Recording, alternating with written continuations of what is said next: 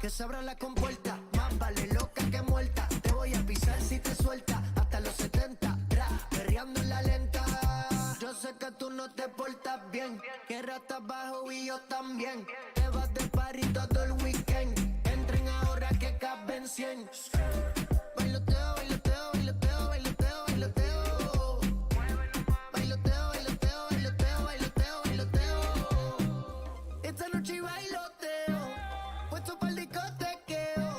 Si salimos quiero romo, sí que esto se puso feo. Te sueltes pa' que me baile, no te preocupes de los detalles. Yo haré que todas las notas te tallen. La gente sabe que somos de la calle. Pa' que te sueltes, pa' que me baile, no te preocupes de los detalles. Yo haré que todas las notas te tallen. La gente sabe que somos de la calle.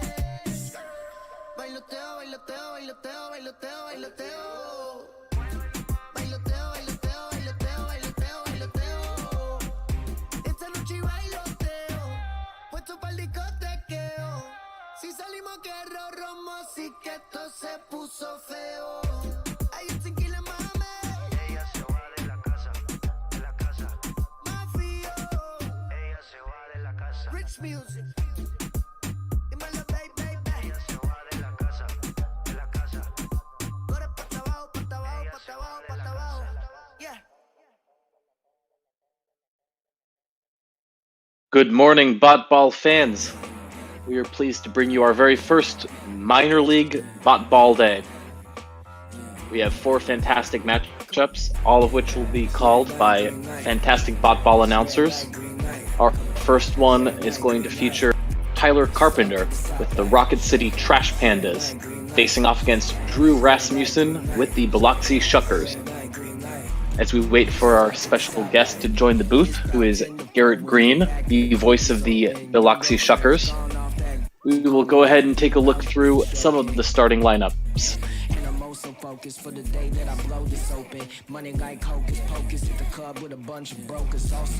Making the start for the Rocket City Trash Pandas, we have Zane Gerwitz playing third base. Batting second in center field, Bo Wei.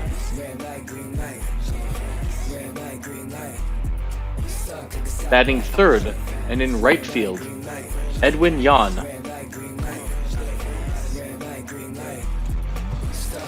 Batting fourth at second base, Ryan Burke.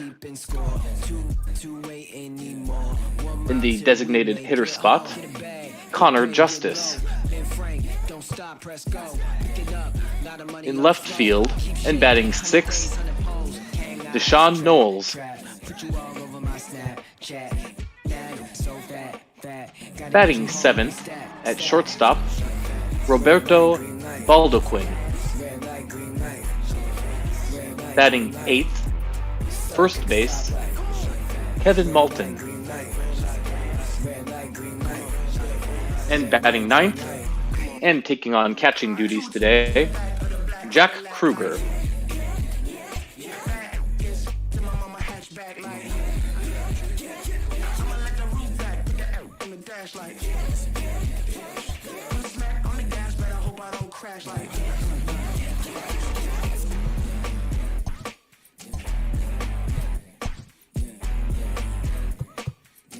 On the mound today will be Tyler Carpenter. Tyler Carpenter has 61 innings pitched on the season, 58 strikeouts, and a solid 3.39 ERA and a 1.23 WHIP.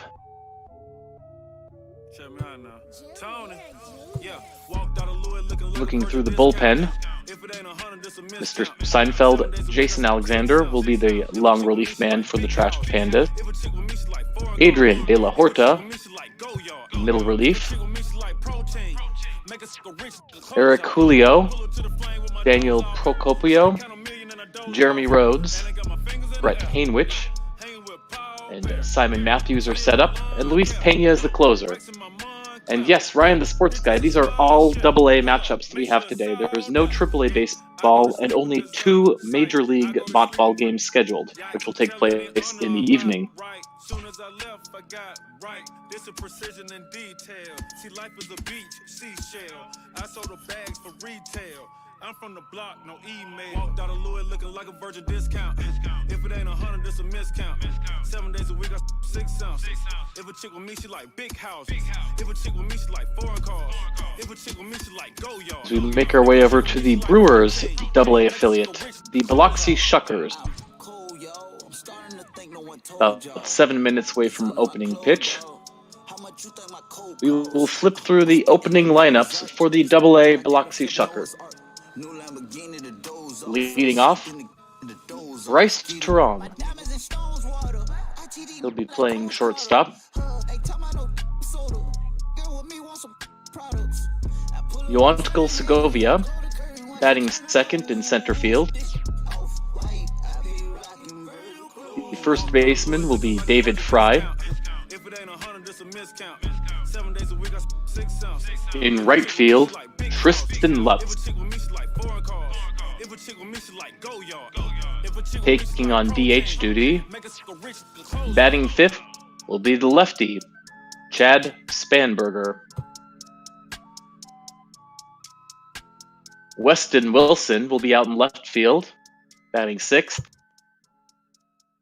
The switch hitter, Blake Allemond, at second base. Manning the hot corner and batting eighth, Patrick Leopard. And taking care of catching duties today will be Carlos Leal.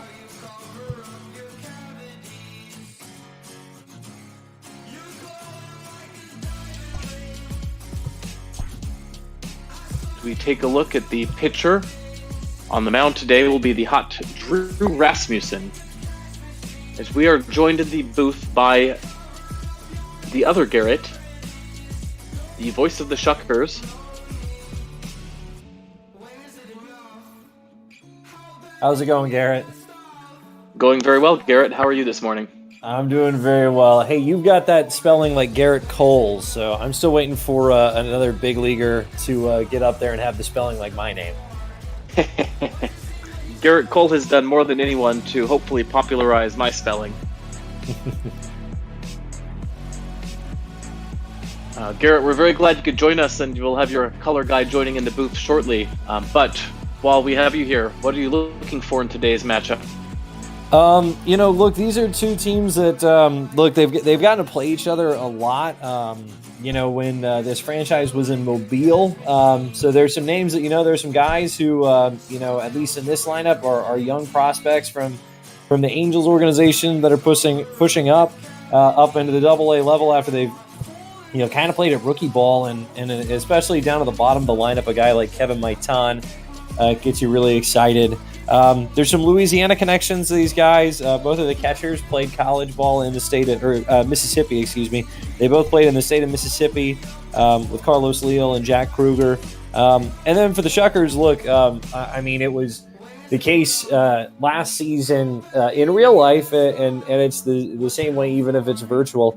Anytime that Drew Rasmussen takes the mound, it is exciting. He is one of the more talked about guys in the Brewers organization. He's a guy who they think in 2020, when baseball gets up and rolling, if he's able to show that he's got what it takes, they might just go ahead and throw him up to the big leagues. He's a guy who, with his fastball, they think that plays at the highest level, and so that's another thing to look for. And we'll see how closely they've replicated that on the show, but it'll certainly be entertaining to watch what he's got going on today.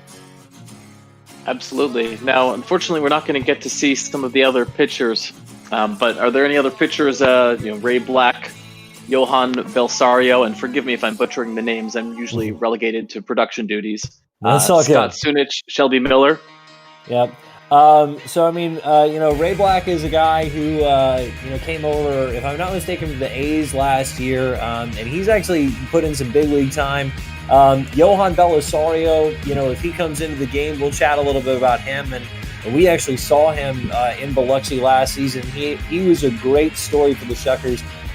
As for, Scott Sunich, he's another guy who, a Washington kid that came up and joined us for the postseason, actually. Didn't pitch at all in Biloxi in 2019, but got a little bit of him. And then Shelby Miller, obviously, look, at one time, one of the best aces in all of baseball. And, he was with the Brewers in camp this year on a minor league contract, so that's why he's ended up here.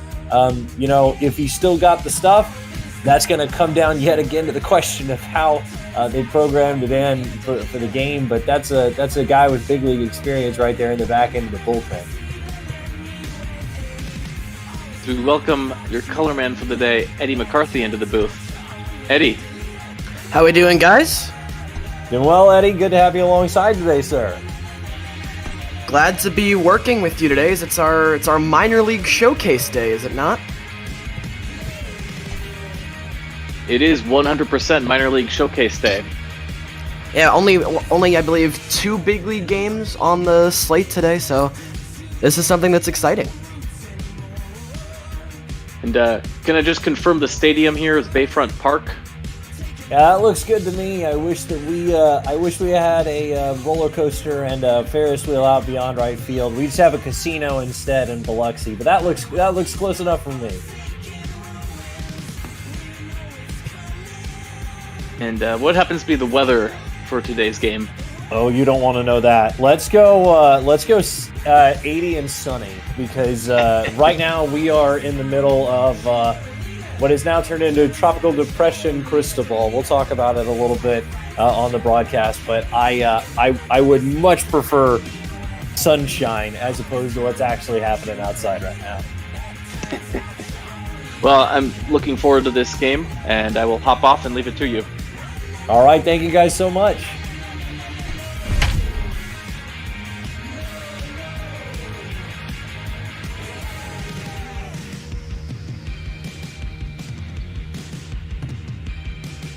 Well, Eddie, it's good to have you alongside today, sir. I'm looking forward to working with you as we've got Shuckers and Trash Pandas. This is, quite a game that happens because of the way that these two franchises are tied together at the hip. We will talk about it. Obviously, we're glad that in this simulation today there is ideal conditions, clear skies. We're getting ready to go in this matchup because, again, we are in the middle of having Tropical Storm Cristobal that's turned into Tropical Depression Cristobal roll through the Biloxi area. So we will take this instead. On the mound today, the right-hander Drew Rasmussen. You see his numbers there, 3-4. 11 starts with a 3.34 ERA this year. The walks are a little high. The strikeouts, though, that's what you're looking for. He's a guy who mixes in a fastball, a changeup, a slider, and occasionally during the 2019 season, we saw him fidget a little bit with a curveball, and when he threw it with a lot of success. So Zane Gerwitz, the third baseman, will lead it off for us here for Rocket City. We are underway. There's that slider high and away for Rasmussen. It's 1 ball and no strikes. But Eddie, thanks for being along today. I'm looking forward to this one. Of course, it's glad to be here, and as you mentioned, we certainly got a break with the weather today. Beautiful day out in Biloxi. Right now it's got us as a little chilly for 49 degrees, 6 miles an hour blowing in, though that's to be expected. But yeah, trust me, we won't see 49 degrees here in Biloxi for a little while. 2-0 pitch fastball, that's low. 3 balls and no strikes to the third baseman, Zane Gerwitz. I think here, if you're the Trash Pandas, just trying to get some early base runners is so crucial. They were shut out yesterday off of what was a masterful performance by John Belisario. And so I think early base runner is going to be key here for the Pandas kind of finding their offensive rhythm again. Big 3-1 pitch here. And that's fouled away. Tough to touch. 4-seamer at 94 miles an hour there from Rasmussen. So the count is run full now to Gerwitz. And you're right, just trying to get somebody on and get them moving for this Trash Pandas offense is massive. 3-2, that's low. Ball 4, Gerwitz is on. Yeah, and on the flip side of that, certainly not what Rasmussen wanted to do to start the day. Such a big performance yesterday. Only needed 1 inning out of the bullpen, man. And that was the save that came from Justin Topa. And I got to think that Rasmussen was trying to continue the good work done yesterday, not the start he was looking for right there. And this is inside with a fastball there, so 1 ball and no strikes to Bo Way. Two-way player, Bo Way. He'll play the outfield as he does today, batting from the left side, but he's also a left-handed pitcher. That will take the mound for the Angels AA affiliate here in Rocket City. That paints the inside edge. 93 miles an hour for a strike for Rasmussen.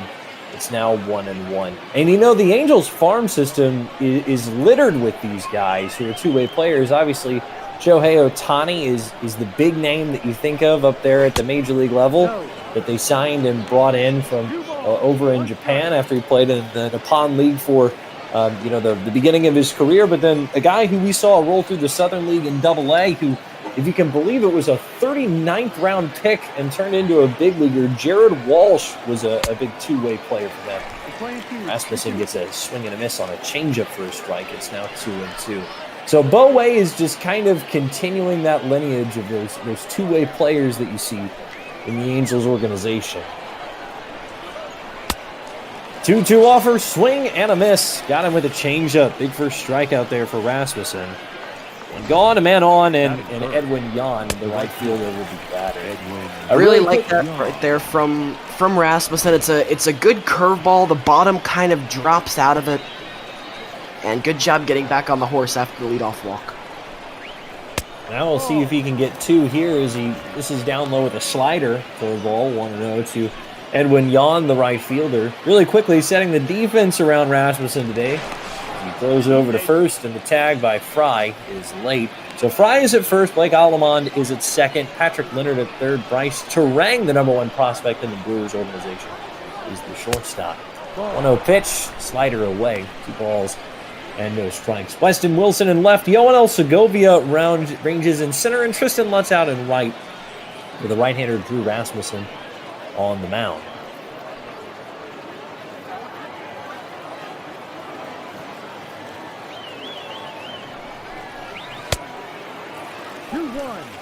Good spot right there from Rasmussen. I like how he's attacking Yan away, as he was behind in the count 2-0, but a good job right there. Pounding him away, trying to get him to roll over one here, and perhaps what he really needs will be a nice double play. Misses inside with a fastball. There goes the 3-1. So we'll see if Yan has the green light or what his spot is that he's looking for. And there's a bouncer left side. Terang to second for 1. Alem on the relay, and there is the twin killing.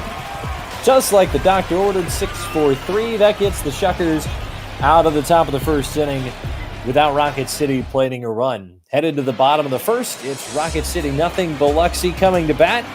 And here's the starter that they're going to face today, the right-hander Tyler Carpenter, making his 12th start of the year, 2-1 with a 3.39 earned run average, 21 walks, 58 strikeouts, and 61 innings worth of work.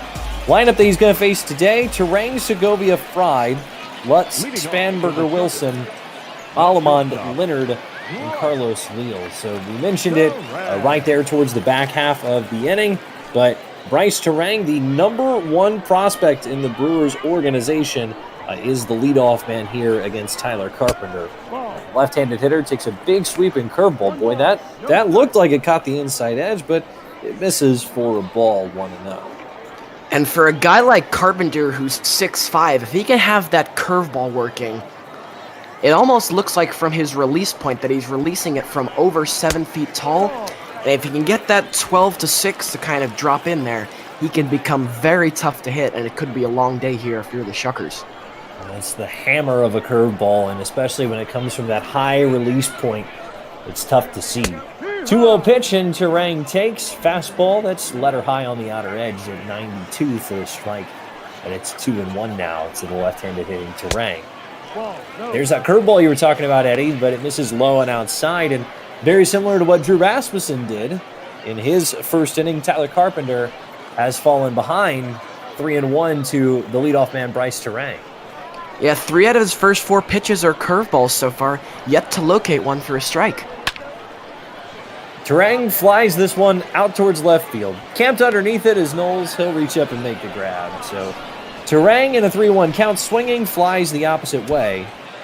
1 gone, and Yoanel Segovia will be the hitter. Defense around Carpenter today. His catcher is Jack Kruger. Kevin Maitan is at first. Ryan Burke at second. Zane Gerwitz at third. And Roberto Baldachin. He's the shortstop. Will get the outfield after the first offering to the center fielder, Yoanel Segovia. The offer to him is a fastball away. 1-0. Deshaun Knowles in left, Boway in center, and Edwin Yan out in right field today for the Trash Pandas. 1-0 offering to Segovia. He takes a good, healthy cut and a pitch down low. Misses on it, and it's 1-1 now.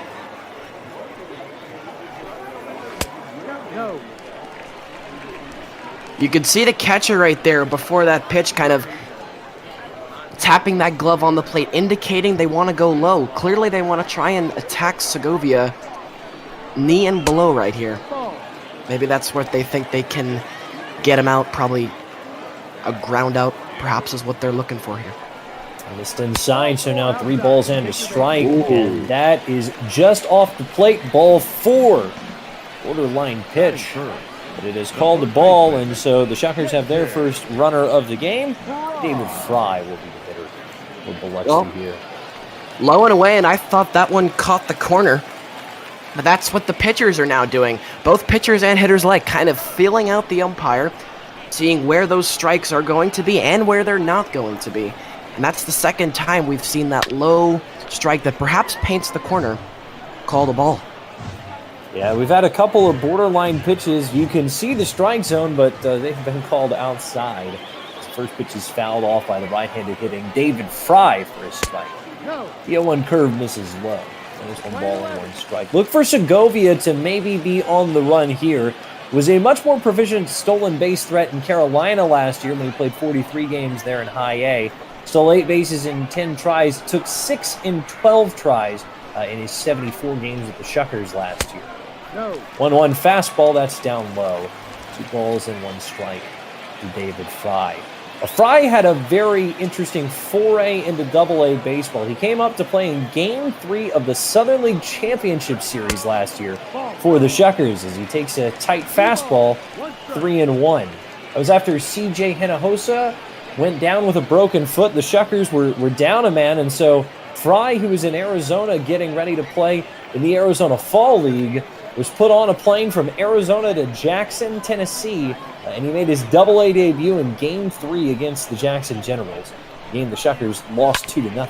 3-1 pitch, he's swinging, and he rolls it foul, third base side, so the count will go to 3 balls and 2 strikes to David Fry. Interesting to see if Segovia decides to be on the move right here. Do you turn him loose and give him the green light? 3-2, check swing, curveball away, and no offering. So Fry holds off on an appetizing curveball. No need to try and steal the base, as you now have 2 men on with 1 gone, and a dangerous cleanup hitter, the right fielder Tristan Lutz, due up for Biloxi here. But Eddie, so far, a couple of really patient at-bats from Segovia and Fry to work the count full. Very patient at-bats, just like you said, but not a good start here for Tyler Carpenter. We've talked about it a couple of times so far, that curveball really the key for him. So far, does not seem to have the ability to locate it. This is down low for a first pitch ball to Tristan Lutz, former competitive balance round pick by the Milwaukee Brewers in 2017 out of Martin High School in Arlington, Texas. The 1-0 pitch takes a healthy cut and comes up empty for a strike. 373 on the year for Lutz. That's why he's penciled into the 4 spot today for the Shuckers. That is what the Brewers are expecting out of this guy, a top 5 prospect in the organization. Pitch misses low and outside, 2-1. I'm personally a big fan of Tristan Lutz. I had the opportunity to meet him in 2017 when he came up and played with the Helena Brewers, now the Funk rookie level Helena Brewers. I was there as their play-by-play voice. But Tristan is actually from my hometown. We both grew up in Arlington. 2-1 pitch, and he takes a healthy swing down towards the left field corner. Drifting underneath it as he ranges into foul territory is the left fielder Knowles. And so Lutz flies out for the second out in the inning. Yeah, I'm just noticing right now as you took a look at Deshaun Knowles running that down, a lot of room in foul territory, especially in the outfield here. Which is not something you often see. Usually, the wall that separates the fans from the field is only about 6-10 feet shy of the foul line. Not the case here, though, as Knowles had to go a decent way into foul territory to track that one down. Good and bad all the way around for that one. You're running for days and you don't know when you're going to get to that wall. You obviously have the warning track out there. You get a shot back at the first base grandstand. Shadows creeping across it here. You're playing at Bayfront Park this afternoon. It's difficult to run those down when you have a lot of space to run. Ball hit the opposite way, out into left field. Knowles scoops it up, and that'll hold the runner at third. First hit of the ball game for the Shuckers is an opposite field single by Chad Spanberger. That loads the bases up for last year's April Player of the Month in the Southern League, Weston Wilson, who's out in left field today. Yeah, and going back to that last hit, which was our first of the ball game, actually. Fastball with a little bit too much plate there was delivered by Carpenter, but it's a good job again by Deshaun Knowles. Sometimes left fielders play a little bit too deep, especially when a left-hander is up, but Knowles playing shallow and able to field that one so that he does not have to try and make a play at the plate, and wisely held up there at third was the runner, Segovia. Weston Wilson takes a pitch there. It brings the count even at a ball and a strike. Yeah, Segovia's got good speed, so that's important to make an accurate throw, hit your cutoff man, and prevent the first run of the game from scoring. Wilson shoots this one foul right side, and so the count goes to a ball and 2 strikes. And I have to be honest here, Eddie, I think that this is the first time today that Tyler Carpenter has been in front of the hitter. We'll see how he attacks him with a 1-2 pitch. And Wilson spoils a high curve. I don't like that at all. If you're gonna throw a curveball on a 1-2 count, we'll see if he goes back to it here. If you trust your catcher, put something in the dirt. Try and get him to chase. This should not be a strike.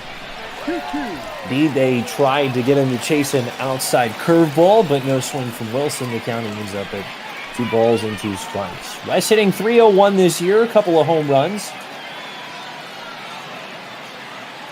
Big 2-2 pitch with the bases full, and another curveball away that Wilson holds off on. 3 balls, 2 strikes, bases full, nowhere to put Weston Wilson. Wilson should be sitting on the fastball here. Sit fastball, adjust to the off-speed.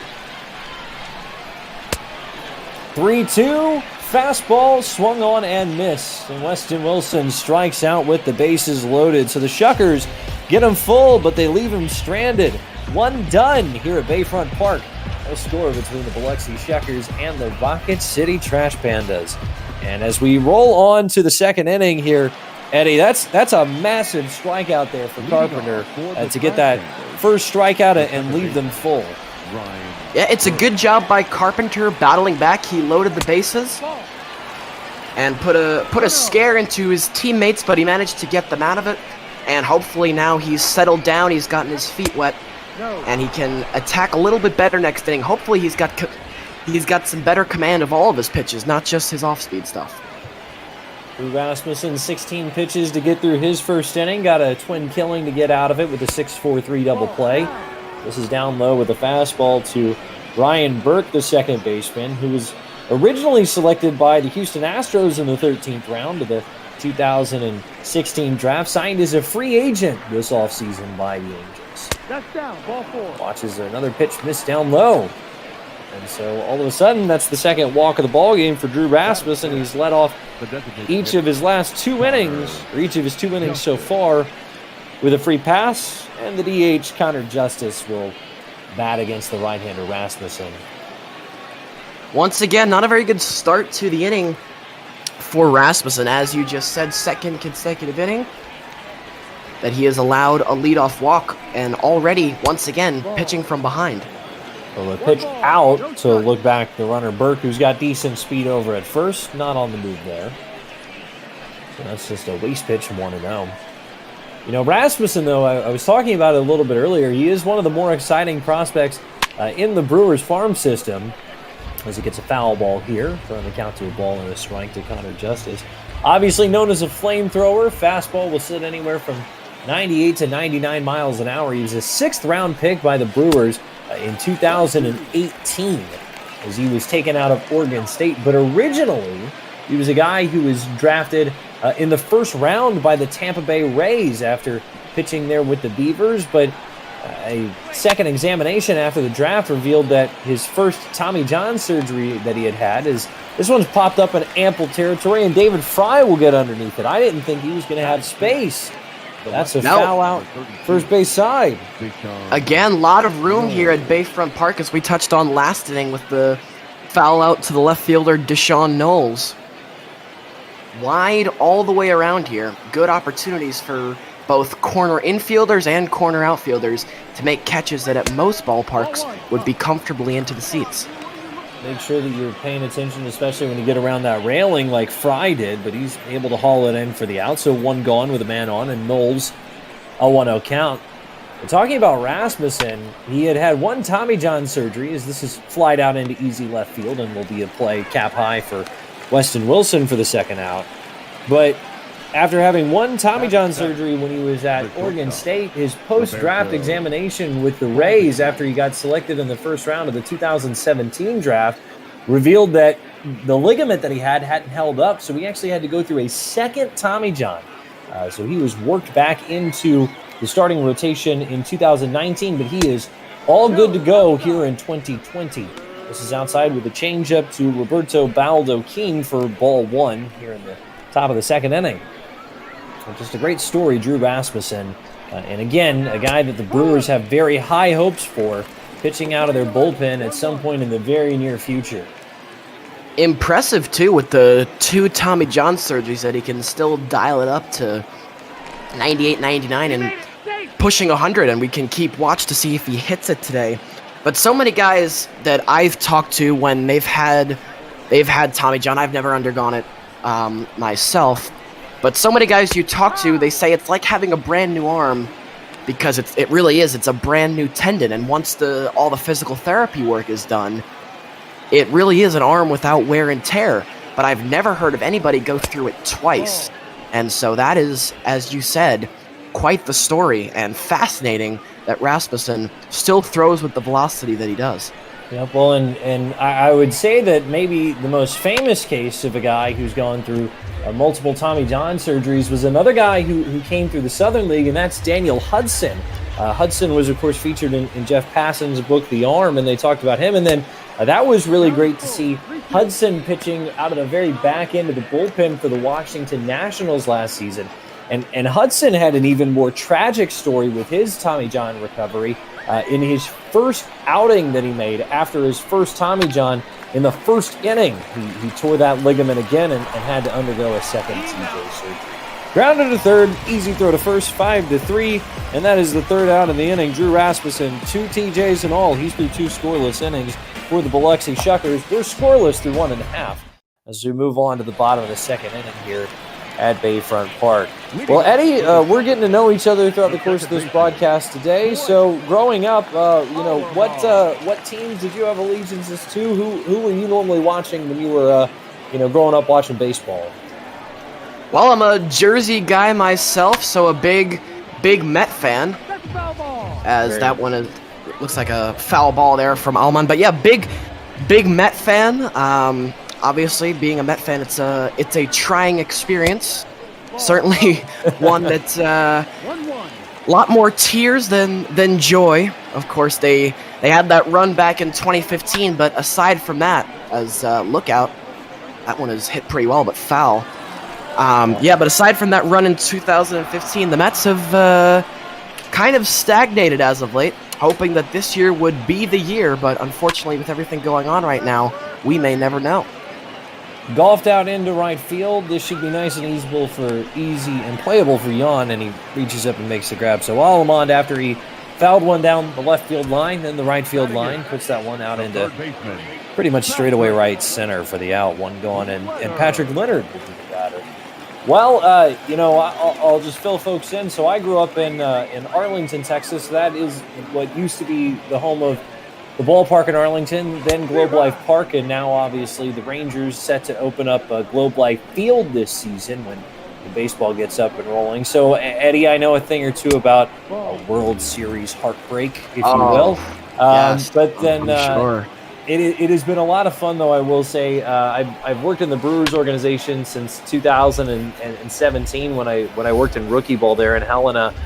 So I'll tell you what, someone who is relatively new to the Milwaukee Brewers, I picked a couple of really good years to be along for the ride between 2017 when they obviously came down to, I believe it was the second to last game of the season when they were officially eliminated from the playoffs. They obviously made that run to Game 7 of the NLCS in 2018. As Leonard flies this one out into right field. Jan is busy in this inning. He's made both outs. 2 gone, and Carlos Leal, the catcher, will bat with 2 gone here in second. But then last season even, 2019 with the great run that the Brewers made, and obviously they were cut short in that wild card game, that thriller against the Washington Nationals, who would go on and win the World Series. But it was really exciting to see, some guys who had been in Biloxi the previous year, a guy like Keston Hiura, who won the National League Rookie of the Year for the month of July. This pitch misses low to Leal. But a guy in Keston Hiura who had spent, from June 1st all the way through the end of 2018 in Biloxi, and then a guy who came alive in the month of May and June and shot his way up to the big leagues, and Trent Grisham, who was starting out in right field for Milwaukee by the time that the season ultimately came to a close there for the Brewers. So it's been exciting to be a part of the Brewers train and see what they have turned into over the last couple of years, and see guys here at AA who have gone on and made a difference. Roller up the middle, that's easy for Baldo Keene. He will throw out Leal by a step and a half, and it's a 1-2-3 inning. Tyler Carpenter recovers very easily there in the second. 2 in the books here at Bayfront Park. It might be cold, but it's better weather than the rain that we've got here in Biloxi right now. As Kevin Maitan leads it off here in the third inning. Yeah, but continuing our conversation from the previous inning, it really is, the Brewers got a very well-oiled machine down there in their farm system. Obviously, Craig Counsell doing a great job with the big league club. Huge part of their success over the past couple years. That is, I'm sure you can bear witness to. The farm system has served as an excellent bottom feeder, and lots of young prospects have come up and helped the Brewers in the last couple of years. And more are hoping to do so this year. That is, of course, if we have a season. That is the hope, certainly, and you're looking at guys like 2018 Southern League MVP Corey Ray, who's a fifth overall pick by the Brewers out of Louisville a couple of years ago. He was added to the 40-man roster over the offseason. You've got a guy like Angel Perdomo, who's a left-handed reliever who spent about a month and a half in Biloxi before he was promoted to AAA. A guy who they signed from the Blue Jays as a free agent, but it could be an impact left-handed arm out of the bullpen. And then obviously the Southern League Pitcher of the Year last year, Trey Shupak, who is on the 40-man roster. I don't know what the plan is going to be for him for Milwaukee this season, but he certainly, you would figure, would factor in. Rasmussen, after giving up a single to Maitan, is behind 3-0 to Jack Kruger here in the third inning.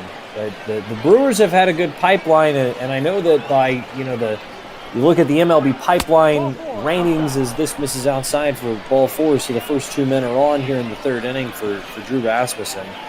But if you take a look at the MLB pipeline ratings and the Baseball America rankings, I know that right now they've got the Brewers towards the bottom for the farm system, and I understand that a lot of that comes from the fact that they don't have those, top 50 prospects overall in their farm system. But I am telling you, as someone who has seen it on a day-in, day-out basis, there are some really good guys who are going to be quality big leaguers that are going to help out the Brewers, and they are not as, I don't think the cupboard is as bare at the minor league ranks as a lot of people believe it is for Milwaukee. This is inside it, and Rasmussen now, he's trying to find the strike zone. Yeah, Rasmussen, after being so good those first 2 innings, losing his command, not locating. Although he gets some help from the umpire right there, which is not something we've been able to say so far. Inside corner fastball there, big strike to go into a 2-1 count now. Maitan on second with good speed. Kruger not as much. There's a whiff and a miss on an inside pitch.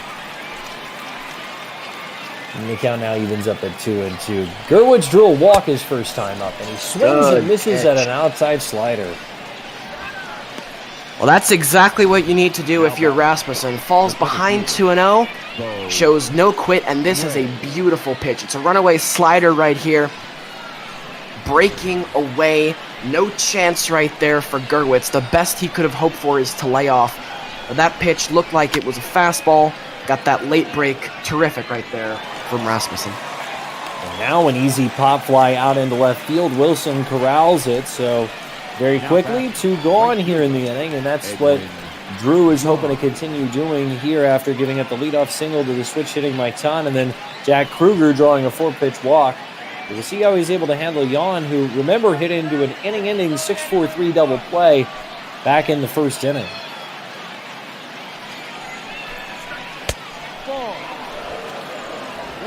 Yeah, it's now the second time through the order here for these Rocket City players. They've seen Rasmussen once. They've seen what he likes to do. And now the chess game continues because it's now Rasmussen who has to decide, did the tactics that I used to try and pitch to these hitters the first time work, or do I have to switch them up? As it's an ongoing cat-and-mouse game between pitcher and hitter. The two-seamer grabs the outside edge there, 2-1 to Edwin Jan. And that's high and tight, 3-1. Ryan Burke putting together a very good season. Dangerous hitter waiting on deck. 3-1, inner edge, called a strike. That's the second time that we've seen that inner strike called, and perhaps this is where the umpire's zone expands a little bit. Rasmussen kind of feeling that out here. 3-2, got him to swing at a low fastball. Third K of the game for Rasmussen. That's another big strikeout there. Leaves runners on first and second after a single and a walk. It's still nothing across through 2.5 frames here at Bayfront Park between the Shuckers and the Rocket City Trash Pandas. And we'll see, now you move into the second time through the lineup. The Shuckers are about to do that here as Bryce Terang leads it off. He was a fly ball victim his last time up. Flied out into left. He takes that big curveball from Carpenter, who, look, after laboring through the first and loading the bases up, made pretty quick work of the bottom third of the order in the home half of the second inning. He certainly did, and as you see right there, the command is better. The off-speed stuff is working. Located that curveball beautifully. And now, like you said, Carpenter, who was struggling, seems to have perhaps found a little bit of a groove right here. And we'll see if he can continue that. Well, Carpenter, another guy who has undergone Tommy John surgery, cost him his entire 2018 season. Rang a bouncer over to short, fielded by his counterpart, Valdo Keene. It goes to get him by 2 strides for the out. 63 on the putout, 1 gone, and no one else ability to the batter. Yeah, not surprising, Tyler Carpenter, as you seem to see with these guys. Guy you wonder when Tommy John in 2018 came back to Mobile, which used to be the Angels AA affiliate in this league before moving up to Rocket City this year. This is bounced up the middle, should be an easy play for Burke, falling away. 2 gone. And quickly, if I may, I love what Carpenter's doing right here because, the fastball does not get up very high, tops out on the low 90s, but he's been doing a really good job of pitching to contact.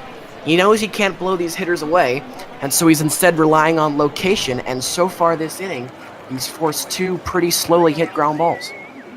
Yeah, 4 flyouts in the game so far, 3 groundouts, but all 3 of them have been to the last 3 batters successively that he's faced. So see if he continues to do that here against the likes of David Fry, first baseman for Biloxi, who drew a walk back in the first inning. Checkers loaded up the bases with 2 outs, but Weston Wilson struck out for the last out in the frame. This one flied out into left, deep drive at the wall, and gone! David Fry, his 8th home run of the year. 396 feet. The Shuckers are on the board. They lead it 1-0 here in the bottom of the third. Well, I mentioned just a moment ago how Carpenter had been doing a really nice job, at least up to this point, locating his pitches, keeping these Shuckers hitters off balance. But right there, you see Fry sitting on the curveball. He gets a pitch on the inner half. It misses. The catcher wants that one in. The catcher, Kruger, wants that pitch in. Creeps out over the inner half of the plate. Fry keeps the hands inside the ball and deposits that into the left field seats. And Garrett, we got a 1-0 ball game. And that's how the Shuckers have liked to do it over the last couple of years. They've been a proficient home run hitting team, even in the Southern League where the ball doesn't really fly out of the ballpark. Although, well, going back to 2018, Biloxi hit 145 home runs in 140 games. Now, Eddie, I never claim to be particularly great at math. Normally my statistics are printed out for me. But that's a little more than a home run a game for Biloxi. So that was their clip a couple of years ago, and it seems like David Fry has carried on that tradition here into 2020. Yeah, Fry doing a good job, as you mentioned, just right after he hit the home run, his 8th home run of the year. Average not as high as you'd like. Came into the day hitting .213, but Fry certainly got some power. Well, and that just seems to be, what the theme is these days. Obviously, strikeouts are, kind of at an all-time high in baseball, but with those upward launch angles, the guys are always trying to send the ball out into left field and get out in front of it.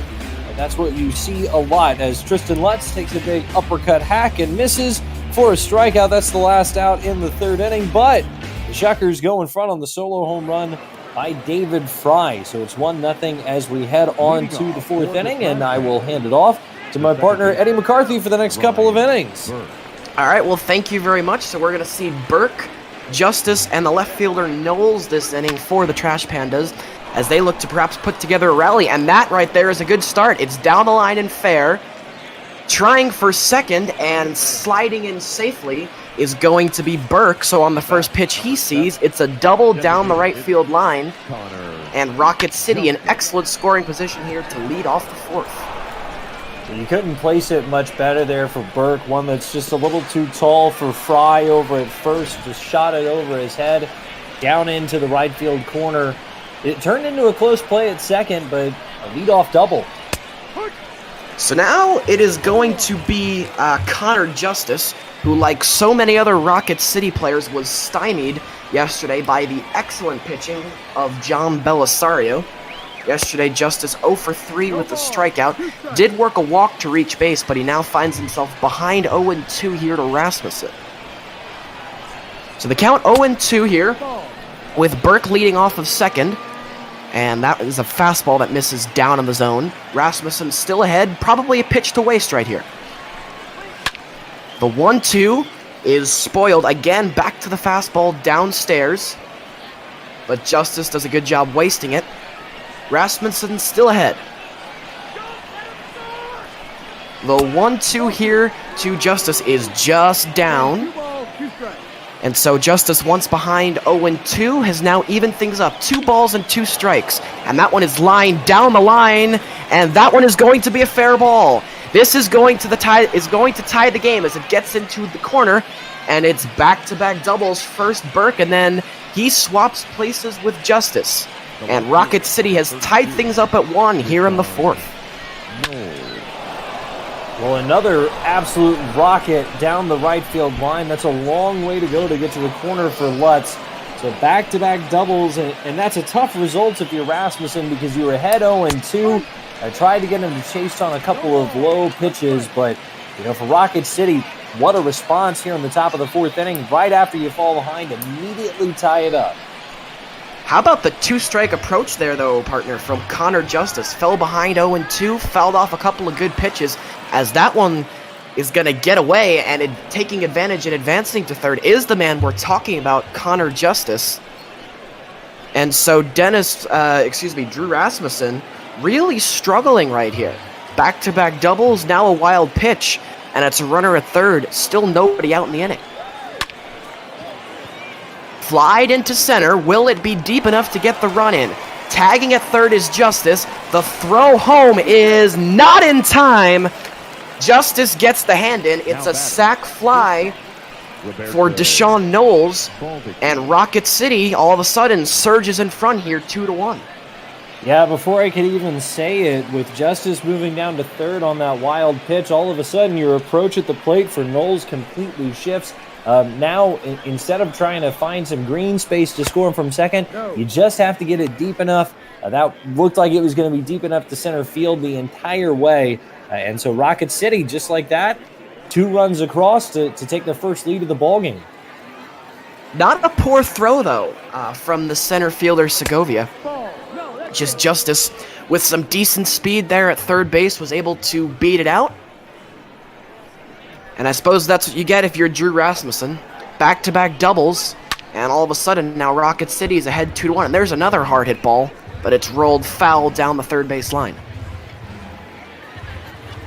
So the count 2-1 right here to Roberto Baldoquin. And he swings through that one. Good spot there from Rasmussen. And now 2 balls and 2 strikes.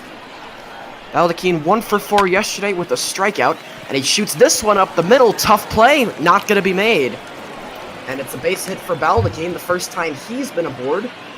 And it's a base runner here for Rocket City with 1 out. Well, and that's going to draw a meeting on the mound. And, it's interesting because when you go back to that at-bat for Connor Justice, Rasmussen, he got ahead on him 0-2, and then he tried his fastball at the bottom of the zone. He was trying to pinpoint it to get the out there. This time around for Baldoquin, when he got to 2 strikes, he went with a breaking pitch, and it was shot up the middle for a base knock.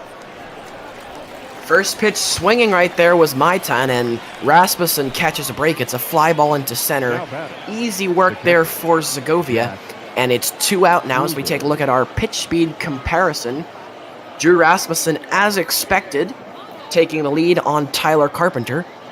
Rasmussen, was that a little surprising to you, Garrett? Usually Rasmussen in the higher 90s, only hitting 95 today. Well, I'll say this, some of it can be, the show and the way that they program these guys in, but the other real life expectation of it is, for Drew last year when he was pitching for the Shuckers, he was pitching either 3 innings or 50 pitches, whichever came first, for most of his outings. Now when you're stretching out as a starter, sometimes you have to dial it back just a little bit on your fastball so that way you can reach back and throw 80, 90, 100 pitches in an outing as opposed to only, 45 to 50. Yeah, certainly compensating for the length that he is supposed to deliver is expected, as he just misses right there on the fastball again. Going back to that fastball a lot here with 2 strikes. That's been his pitch so far in this inning. That time outside, as he tried the changeup and it missed away. And now an 0-2 count once again, worked back to 2 balls and 2 strikes. That's going to be fouled down the right side, and we will do the 2-2 again. And you see right there for Rasmussen, he tried that changeup away, couldn't get a swing, and then he kind of missed his spot with the previous pitch. And now they're right on top of it to foul it off. So that's why I think with 2 strikes, he's been sticking with that fastball, is because he's obviously got better placement of it today. The 2-2 is just outside once again. And so the 9-hitter Kruger, who is not exactly known for his offensive production, has done a terrific job here as he's worked the count to full. And so at first base, Baldoquin will be in motion. The 3-2 on the way from Rasmussen is grounded right side, and that's going to get through into right field. Holding up at second base will be Baldoquin, and we can debate all we want about whether that should have been come up with by the first baseman Fry, but now it's first and second with the top of the order coming up. Well, and Rasmussen has got to feel like the unluckiest man in the world right now. He's gotten beat the opposite way 3 times for all 3 hits, or 3 out of the 4 hits in this inning. Both doubles going the other way, and then obviously that single by Kruger. Like you said, whether Fry maybe should have picked that over at first, up for debate, but now all you can do is just deal with the runners that you have on base. And now a little bit of panic here from the Shuckers, as we're not even through the 4th inning yet, but we saw Miguel Sanchez already getting up and getting loose in that bullpen. So not taking many chances here with Drew Rasmussen, obviously hoping he can work through it. But he has been in trouble. He's given up 2 runs so far in this inning, now trying to limit the damage to only 2. But again, finding himself continually behind hitters, And again, behind here, 2-1 to Gerwitz. It is Kruger at first and Baldachin at second with 2 outs on the count, 2-1. Got Gerwitz to chase there on the high fastball, and now 2 balls and 2 strikes. Big pitch right here for Rasmussen. And it's popped up. Left side into the outfield, going out to get it, the shortstop Terang. He will make the catch and put it away, but not before Rocket City. They strike for 2 runs, and they jump out into the lead. It's 2-1 here as we head into the bottom of the 4th.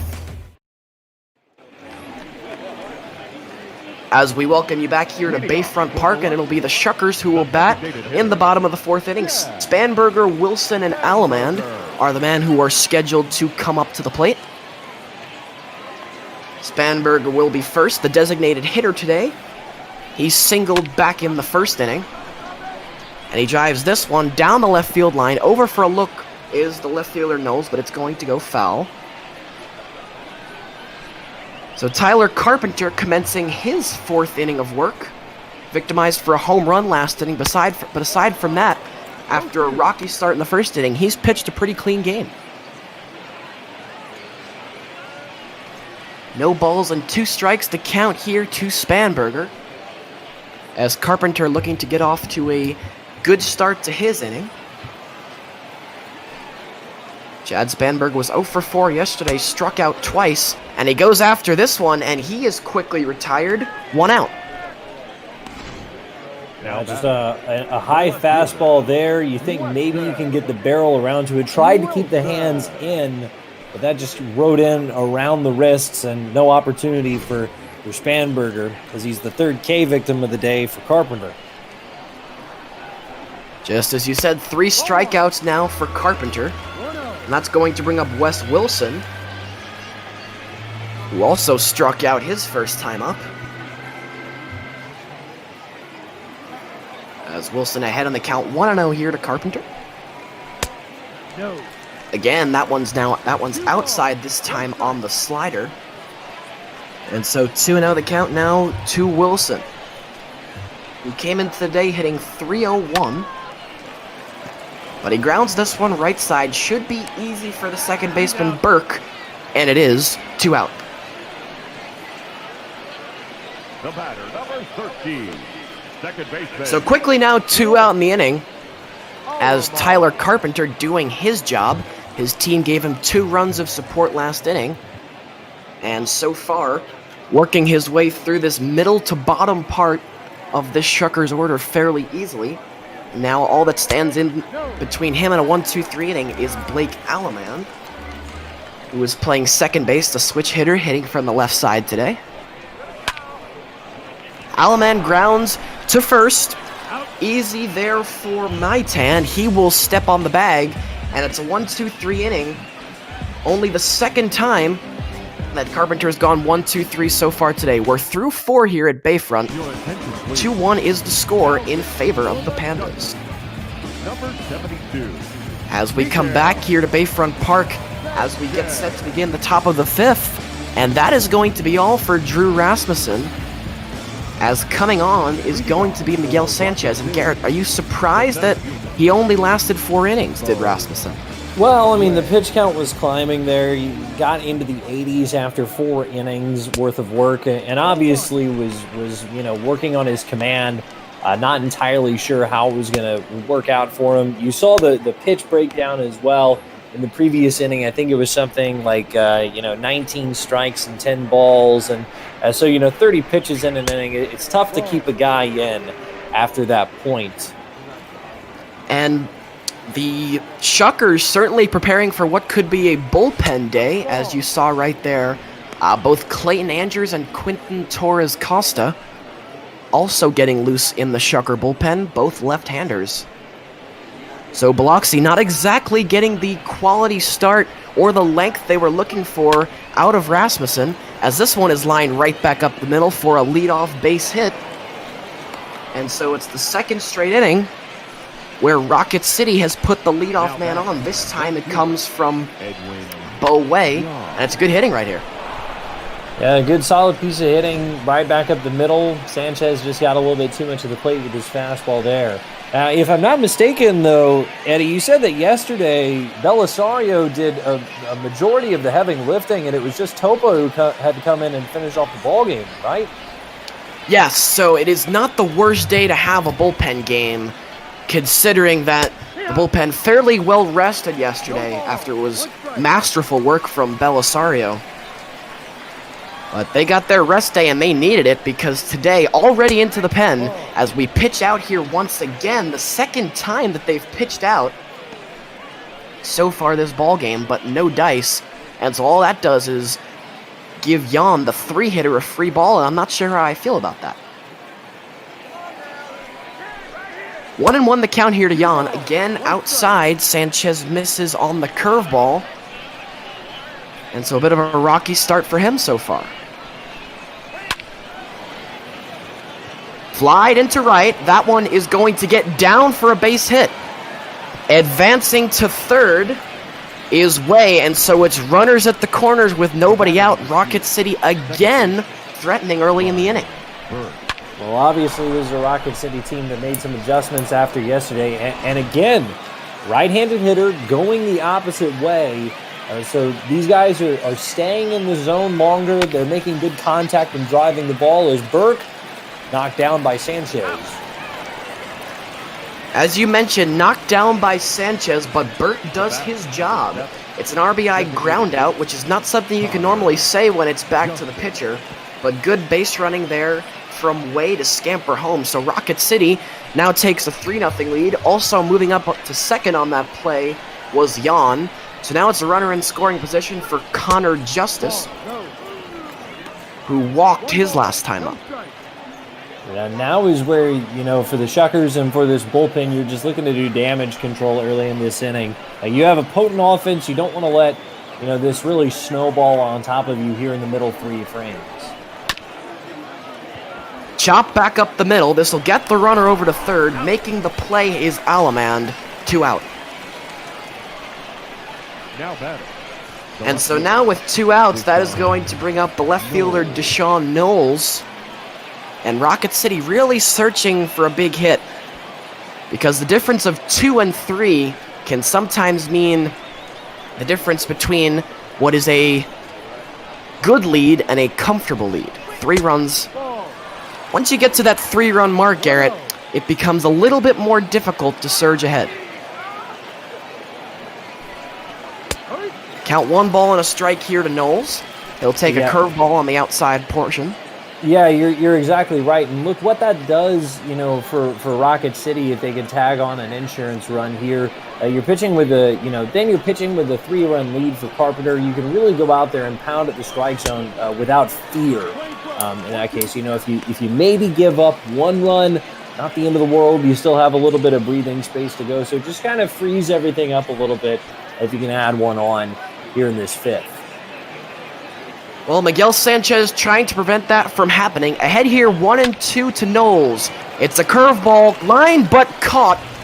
Huge play right there by the third baseman, Leonard. And so the Shuckers limit the damage. Only 1 run comes across, but Rocket City still now up by 2. The third baseman, Patrick. As we welcome you back here to Bayfront Park after what was the shortest inning between commercial ever, as the Trash Pandas bullpen now gets up only right-handers in the bullpen. Not a single lefty for the Trash Pandas, which is an interesting move. So these Shuckers hitters will only be seeing righties as they're off to a good start this inning. That's lined right back up the middle for a base hit. And so Leonard, the same man who made that big catch to end last inning, gets this one off to a good start. Well, and it's cliche, but sometimes good defense can turn into good offense. Fastball down at the bottom part of the zone, just turns around on it. Did that so many times in 2019 for the Shuckers, where he hit .301 in 97 games with Biloxi, so the good swing is still there for him. And now the question becomes, with Rasmussen for the Shuckers already out of the game, how long do the Pandas want to ride their starter Carpenter, as he had a rough first inning and seemed to bounce back, but now it's a leadoff hit. here in the top of the fifth, or the bottom of the fifth, excuse me. Well, this is a situation where you look at his pitch count, 66 pitches here in the bottom of the fifth inning, and you also question how stressful those pitches have been. A lot of stress on the first, but really second, third, and fourth, aside from the home run that he gave up, it's been pretty easy work for him. Gets a big strikeout right there, but it doesn't get any easier as now the top of the order is going to come up for the third time. And I think you're absolutely right. We're definitely looking at a quality rather than quantity issue, as I don't think the pitch count is going to be the reason that he gets taken out. It's going to be a question of when has he had enough? When have the Shuckers seen too much of him? This one is flared into the left, in the left center gap, and that one's going to get down. It's going to be extra bases for Turang. Coming around third, they're going to wave in Leonard. And Turang is going to pull into third base with a triple. And so Biloxi has cut the lead to 1. Well, and that's what happens when you get one of those 8-9 guys on, flip it around to the top of the order, and Bryce Turang, great spot for the ball there, but you can see he flies around the bases and beat that throw easily. So now all of a sudden you were talking about, that maybe extra run with the guy on third there in the fifth inning for Rocket City. Now the Shuckers have an opportunity with the tying run just 90 feet away. Not often that you see someone stretch a hit into a triple, especially when it's hit in the left center gap. And that ball also didn't look like it was hit that hard from Turang. Looked like he got it off the shaft a little bit. But that thing just kept carrying and carrying. And now, Segovia will be the batter, and he is already up 2-0. And so time may be running out right here for Carpenter. But he's going to try and deliver as he looks to limp the damage here. It is the very speedy Turang on third. Most likely he'll score on anything reasonably into the outfield. This one is lined into right. It is going to be caught. Coming home is Turang. The throw to the plate, and he is out! I said Turang would probably be able to score on anything reasonably hit into the outfield, but the line drive and the strike from Jan keeps the Pandas up by 1. We go to the 6th. Rocket City up 3-2.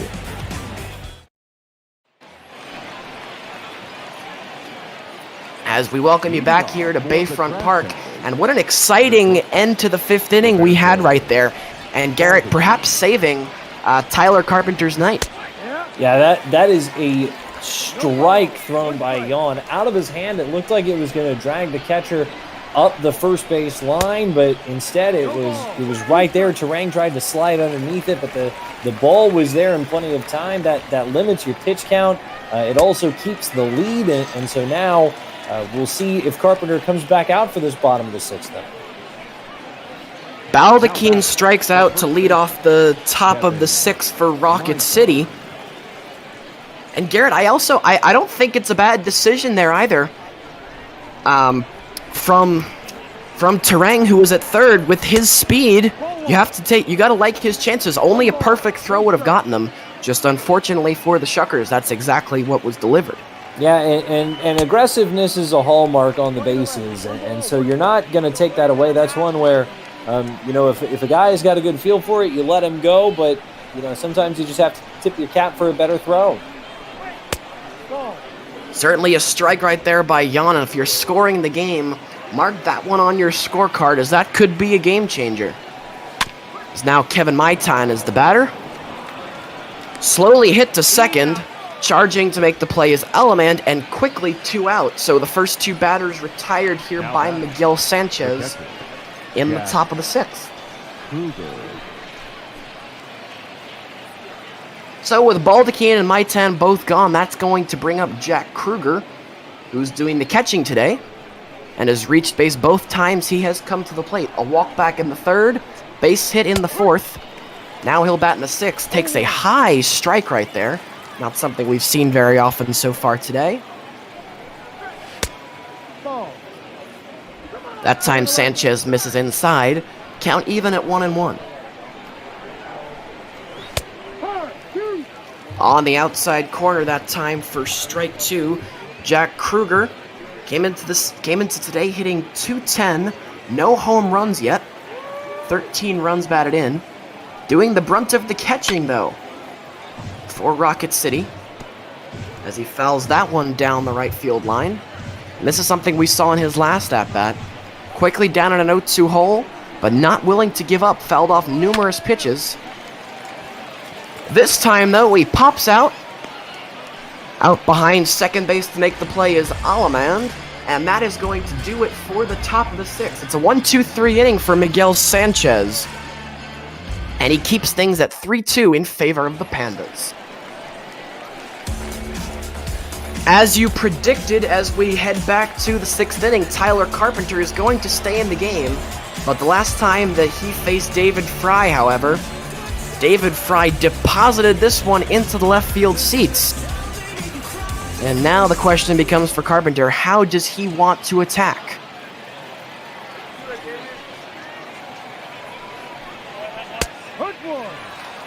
Fry takes a strike on the upper corner inside. It'll be Fry, Lutz, and Spanberger, the heart of this Shuckers order right here.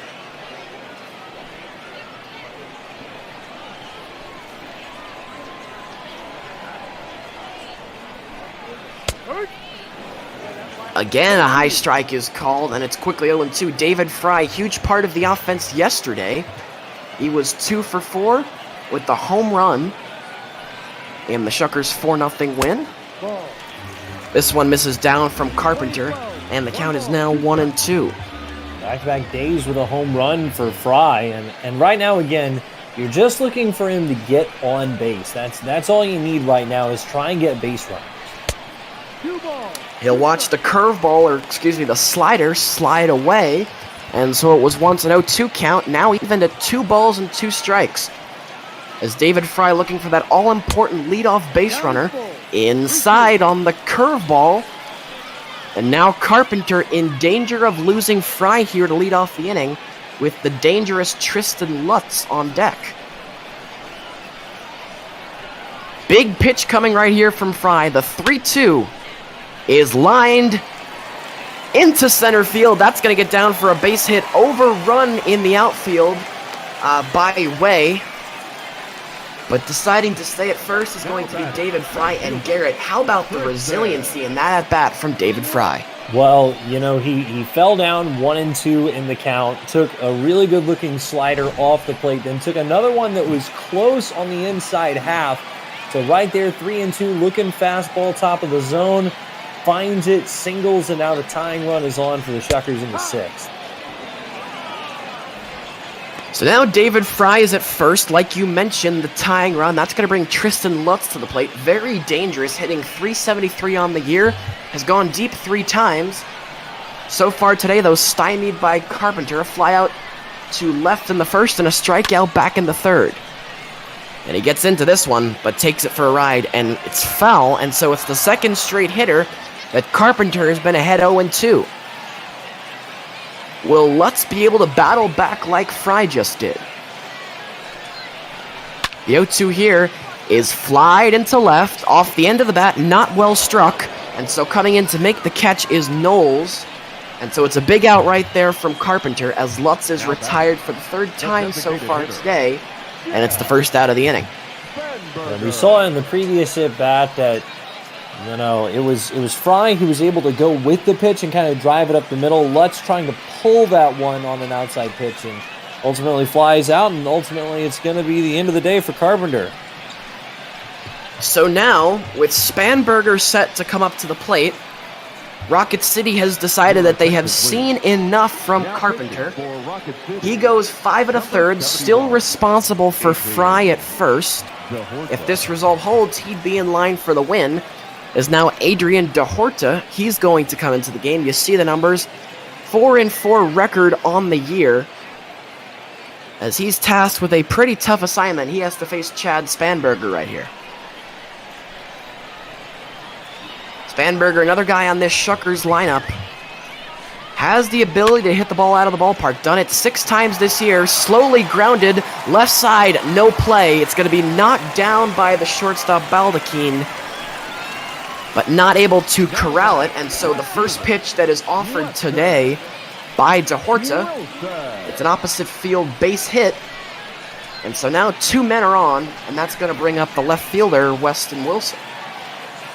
It's a really good piece of hitting, and the knockdown probably saves an extra 90 feet for Fry, but if they're able to play that one properly, you're looking at maybe turning 2 and getting out of this frame, but instead the Shuckers with the prime scoring opportunity now. Yeah, the best way to turn 2 would have been if the third baseman Gerwitz would have been able to field that one, as this is a fair ball down the line, and this is going to tie the game.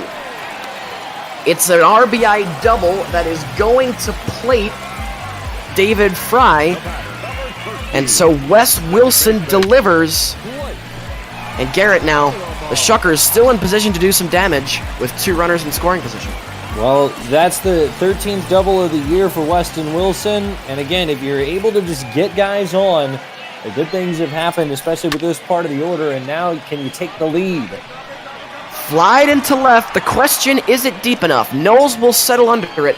Tagging at third is Spanberger. The throw home, up the line, not in time. And Biloxi has taken the lead here in the 6th. The third baseman, Patrick. Well, they ran on Yon. They went ahead and tested out Knowles. Decent speed over at third for Spanberger. He scores on the sacrifice, and the Shuckers storm back with 2 in this frame. So it's a sacrifice fly there for Blake Alleman, which is good enough for his 8th RBI of the season. 1 ball, no. And now it'll be Patrick Leonard, who singled his last time up, with Wes Wilson bouncing around on second. Leonard lines into center. That's a base hit. This is going to bring Wilson to the plate, and so the Shuckers score their 3rd run of the inning, and they are now up by 2. Now batting, catcher, Carlos Leon. Patrick Leonard delivers. And Garrett, what a day for him so far. He's now 2 for 3. Well, and Leonard was a guy who hit cleanup for the Shuckers in 2019. I don't know who filled out the lineup card today to put him down in the 8th spot, but this is about what you expect out of him, not only coming away with a couple of hits, but more importantly, coming away with a timely RBI to give the Shuckers some breathing.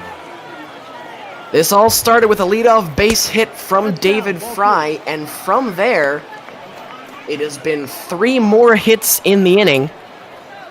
And it's brought across 3 runs so far for Biloxi, who began this bottoms of the 6th trailing 3-2, and now they've hopped in front 5-3, with Carlos Leal, the catcher, at the plate looking to do some more damage. Although he'll help out DeHorta right there, swings through the fastball, which would have been ball 3. And so the count 2 balls and a strike. Carlos Leal 1 for 4 yesterday, hitting .227 on the year. Only 1 home run. They would love number 2 right here as he gets into it. It may have the distance, but it's going to go foul. And so DeHorta now has evened things up. 2 balls and 2 strikes. Again, it is Leonard at first. Unlikely he'll be in motion right here. As the 2-2 here to Leal is tapped right side.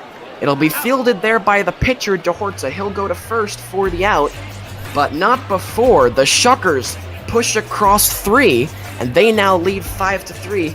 And as we head into the top of the 7th, I'm going to turn things back over to Garrett, and he's going to take you the rest of the way. So Garrett, take it away once again. All right, thank you very much, Eddie. Well, this is a good guy to turn it over to here in this 7th inning. Clayton Andrews, the left-hander, comes in. Andrews sneaking his way into the top 30 prospects for the Milwaukee Brewers this offseason. If he looks a little bit shorter on the mound, your eyes don't deceive you. Andrews, a guy who comes in at just 5'7" on the mound, and the first pitch is shot the opposite way and fair down into the right field corner by Zane Gerwitz. Lutz chases it down, but it's a leadoff double for Zane Gerwitz, 2nd time that he's been on, first hit that he's gotten in the ball game. And what, Eddie, about the 3rd time that we've seen a ball hit just like that by Rocket City in this game? Ay, these doubles down the right field line from right-handed hitters. You mentioned it multiple times so far. There's nothing wrong with it. It's very good hitting. Just odd to see, but it's exactly what the doctor ordered for Rocket City. Gerwitz, much-needed leadoff base runner and in scoring position nonetheless, with the heart of this order assigned to now bring him in. And so now it'll be Bo Way who is up to bat. Way, his last time up, singled and came in and scored a run. That was part of a one-run fifth that gave Rocket City, at the time, a little bit of a lead. Hits this one the opposite way. Terang has it in front of the runner. That'll hold Gerwitz at second. And Way grounds out 6-3 for the first out in the inning, as Edwin Yan will now be the batter. Good piece of fielding there from Bryce Terang, the young shortstop who was taken in the first round by the Brewers back in the 2018 draft. Draft is coming up this week, Eddie. Are you excited? Yeah, and I don't know how they do it. I will always have so much respect for these baseball general managers. We analyze a ton the NFL draft and the NBA draft. They only have like 7 or 8 rounds. Baseball draft above 50. And I don't know how you scout that many players. So our hearts go out to the GMs this week, who probably will not be getting too much sleep, I can imagine. Well, and this year, because of COVID-19 and obviously with seasons being cut short, the college season in particular, it's led to twofold. One, the draft is only going to be 5 rounds this year, but now the onus comes on you to make sure that in those 5 rounds you get the guys that you want. But after that, teams now have the option to sign as many free agents. So all of those guys who normally would have been, those 17th, 18th, 24th, 29th rounders who your scouting department digs in and you get those real diamonds in the rough. Now you're competing against other teams to try and sign them as free agents, as the 3-0 is outside. Boy, that looked like it caught the outside edge, but instead it is a 4-pitch walk to Edwin Yan, so he is on for a second time today. Runners on first and second with 1 gone, and Clayton Andrews 6 pitches in and a little bit of a jam, and the cleanup man, Ryan Burke, is coming to hit for Rocket City. But you said it, Eddie, and especially the way the draft normally happens when you're staring at 40 rounds, that is area scouts and your front office putting together all kinds of data. I do not know how they managed to do it. Yeah, and it's certainly it's a different beast that has to be tackled this year, because not the 40-round draft like you just said. Instead, it's the 5 rounds, so it's an enormous amount of stress on the scouting department in the sense that you only have a certain number of picks. You got to draft the right guys, but also now it's kind of a free-for-all signing these other free agents who undoubtedly there are going to be a couple really good players out there who probably fall through the cracks in the draft. On the other piece, as we wait on this 3-0 pitch from Andrews here with runners on first and second, 1 gone. He misses outside, ball 4, so Andrews a double and a pair of walks sandwiched around a ground out. The bases are now loaded here in this 7th inning, and we'll see if Andrews faces off against the DH Connor Justice, who already has an RBI double today. And indeed he will go against the right-handed hitting DH for Rocket City. Big situation here in the ballgame. Garrett, was that 8 in a row? I think that he might have gotten 1 in there for a strike. And man, there it is on the outside edge for a strike for Andy. Only 1 now to Connor Justice. But wrapping up about the draft really quickly, talking about the guys who are minor league free agents, the other thing to consider is that pretty much everybody gets an extra year of eligibility, as this is stroked pretty well out towards the left field gap. Chasing underneath it, though, and making the catch is Wilson. His throw is to the cutoff man. Tagging up to score from third is Gerwitz, and so Rocket City within a run on the sac fly by Justice, the second run driven in of the night. I don't like that at all right there from Wes Wilson. Way too casual going over to his left as an outfielder. You want to try and get behind that ball, and so you could hopefully try and make a good throw to the plate. Do you get him? Maybe not. But a little too casual right there for my liking. I would have liked to see Wilson give a little bit more of an effort there to try and get in front of that and get behind it, so maybe he could make a throw to the plate. Well, I think that the most important thing there is that you have to hit the cutoff man, because now Yan stays at second, so you're going to need a well-placed hit to drive him in, as opposed to him standing at third if the throw doesn't hit the cutoff man. But a pitching change for the Shuckers, and into the ballgame is the left-handed hurler out of Hawaii. It's Quentin Torres Costa, who is a Southern League midseason all-star for the Shuckers in 2018. Uh-oh. This ball's driven deep, out to left field and off the wall. That's going to drive in the tying run. Holding up at third is Burke, but Knowles with a double off the left field wall, and we are square at 5 here in the 7th. You said they would need a well-placed hit to score. That's about as well-placed as you can do it. As it's great hitting right there by Knowles. He gets that pitch on the inner half, gets the arms extended. And I don't know why the left fielder playing so shallow that comfortably beats him over his head, and we're tied up here. Seesaw we go. Shuckers took a 1-0 lead in the 3rd. Rocket City scored 2 in the 4th and 1 in the top of the 5th to go up 3-1. Biloxi rattled off 4 unanswered with 1 in the 5th and 3 in the 6th, but now the Trash Pandas with 2 here in the 7th. As the pitch misses downstairs and the count evens up at a ball and a strike to Roberto Baldachin. Baldachin 1 for 3 today, singled in the 4th, struck out his last time up in the 6th, and grounded out to 3rd. And he came to bat in the 2nd. Go-ahead run at 3rd for him, and the 1-1. That one is hit out into shallow center field, and down for a base knock. In to score is Burke. Justice is following him, and 2-run score on the 2 RBI single by Baldachin. And it's a 4 spot here in this inning for Rocket City as they go up 7-5. Just like you said, it is a seesaw affair. As last inning, it was the Shuckers who went up by 2. This inning, it's the Pandas. Good job once again by Baldachin, as he does what he can with that pitch. Not something you can hit out of the ballpark, but definitely something you can take right back up the middle, which is what he does. And Rocket City now, they've regained their 2-run lead. Now it's 7-5 and the 1-0 on the way to Kevin Maitan, and he takes a fastball, bottom part of the zone for a strike, 1-1. Well, Torres Costa missed the back end of 2018 and pretty much all of 2019, as he also was a victim of Tommy John surgery, reconstructive UCL surgery on his left elbow.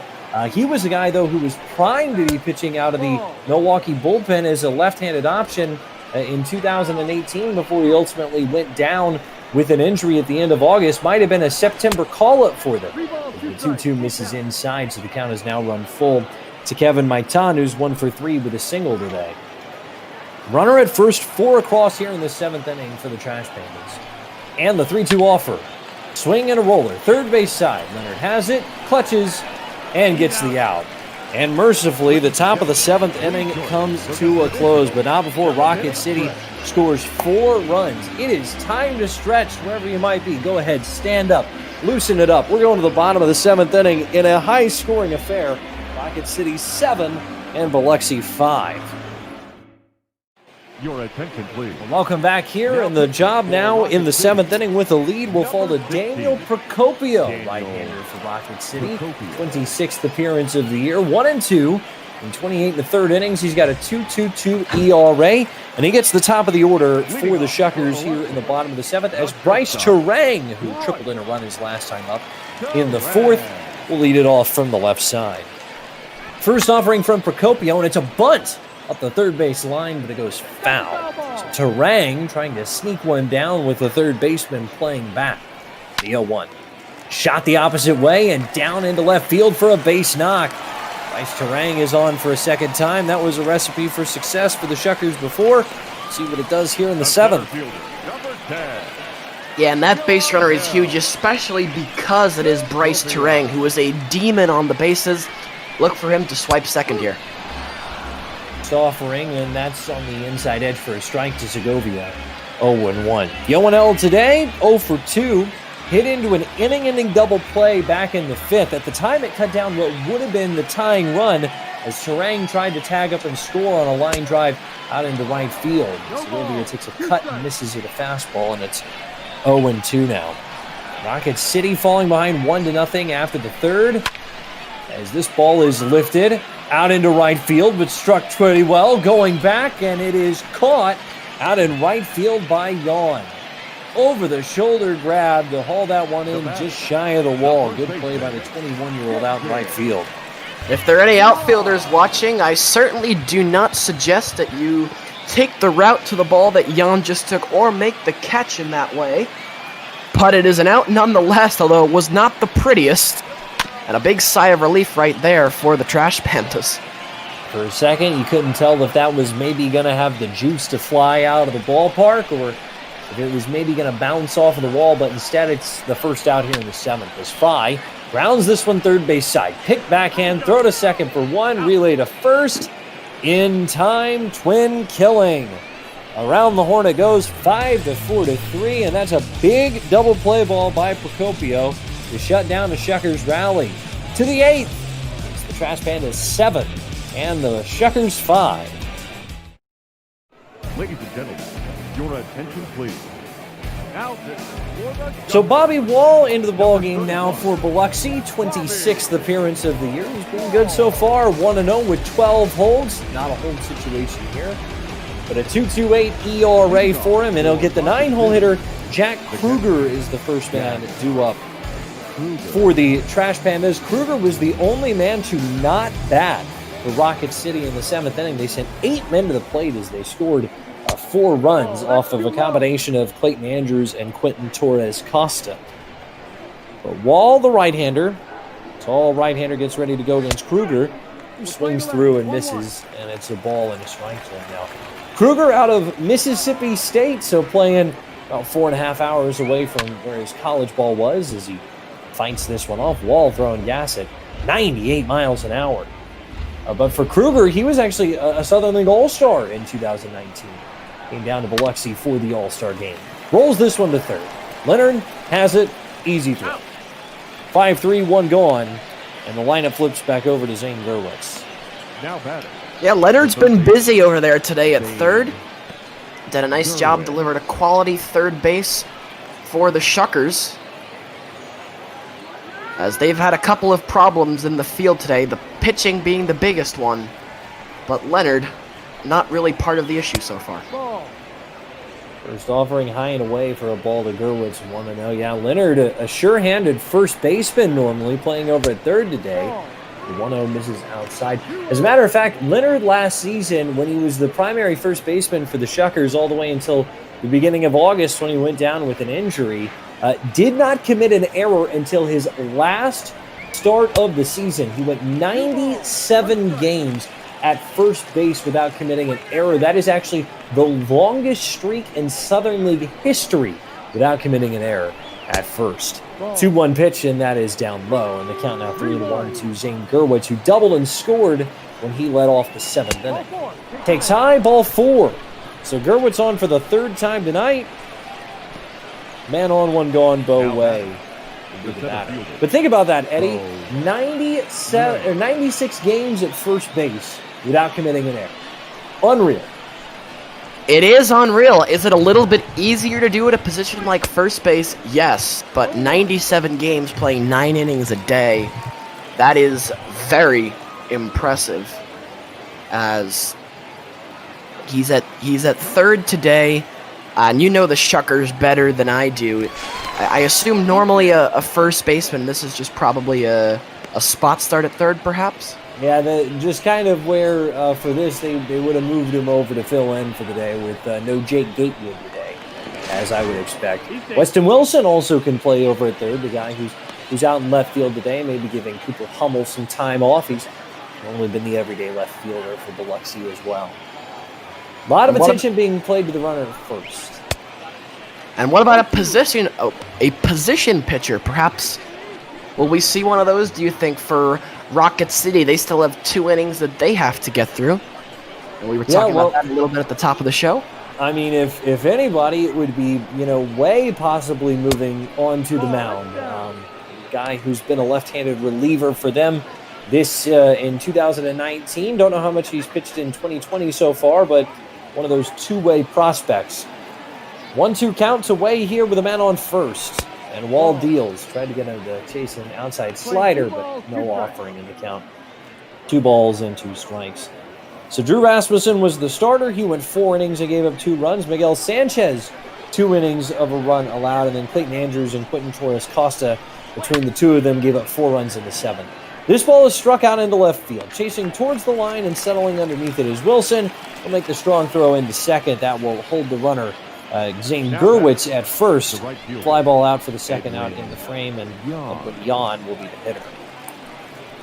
But going back to our point just a second ago about the position players here for the for the Rocket City Trash Pandas, who are both position players and pitchers. Very interesting approach by the Angels. Most organizations will make guys decide, and they'll either convert pitchers into fielders, but more commonly they will convert shortstops with big arms into pitchers. Interesting that they let them go through the minor leagues playing both. Shot out into right field, and that is hauled in out and right by Tristan Lutz. That brings the frame to a close. We'll head to the bottom of the 8th, and we can carry on that thought.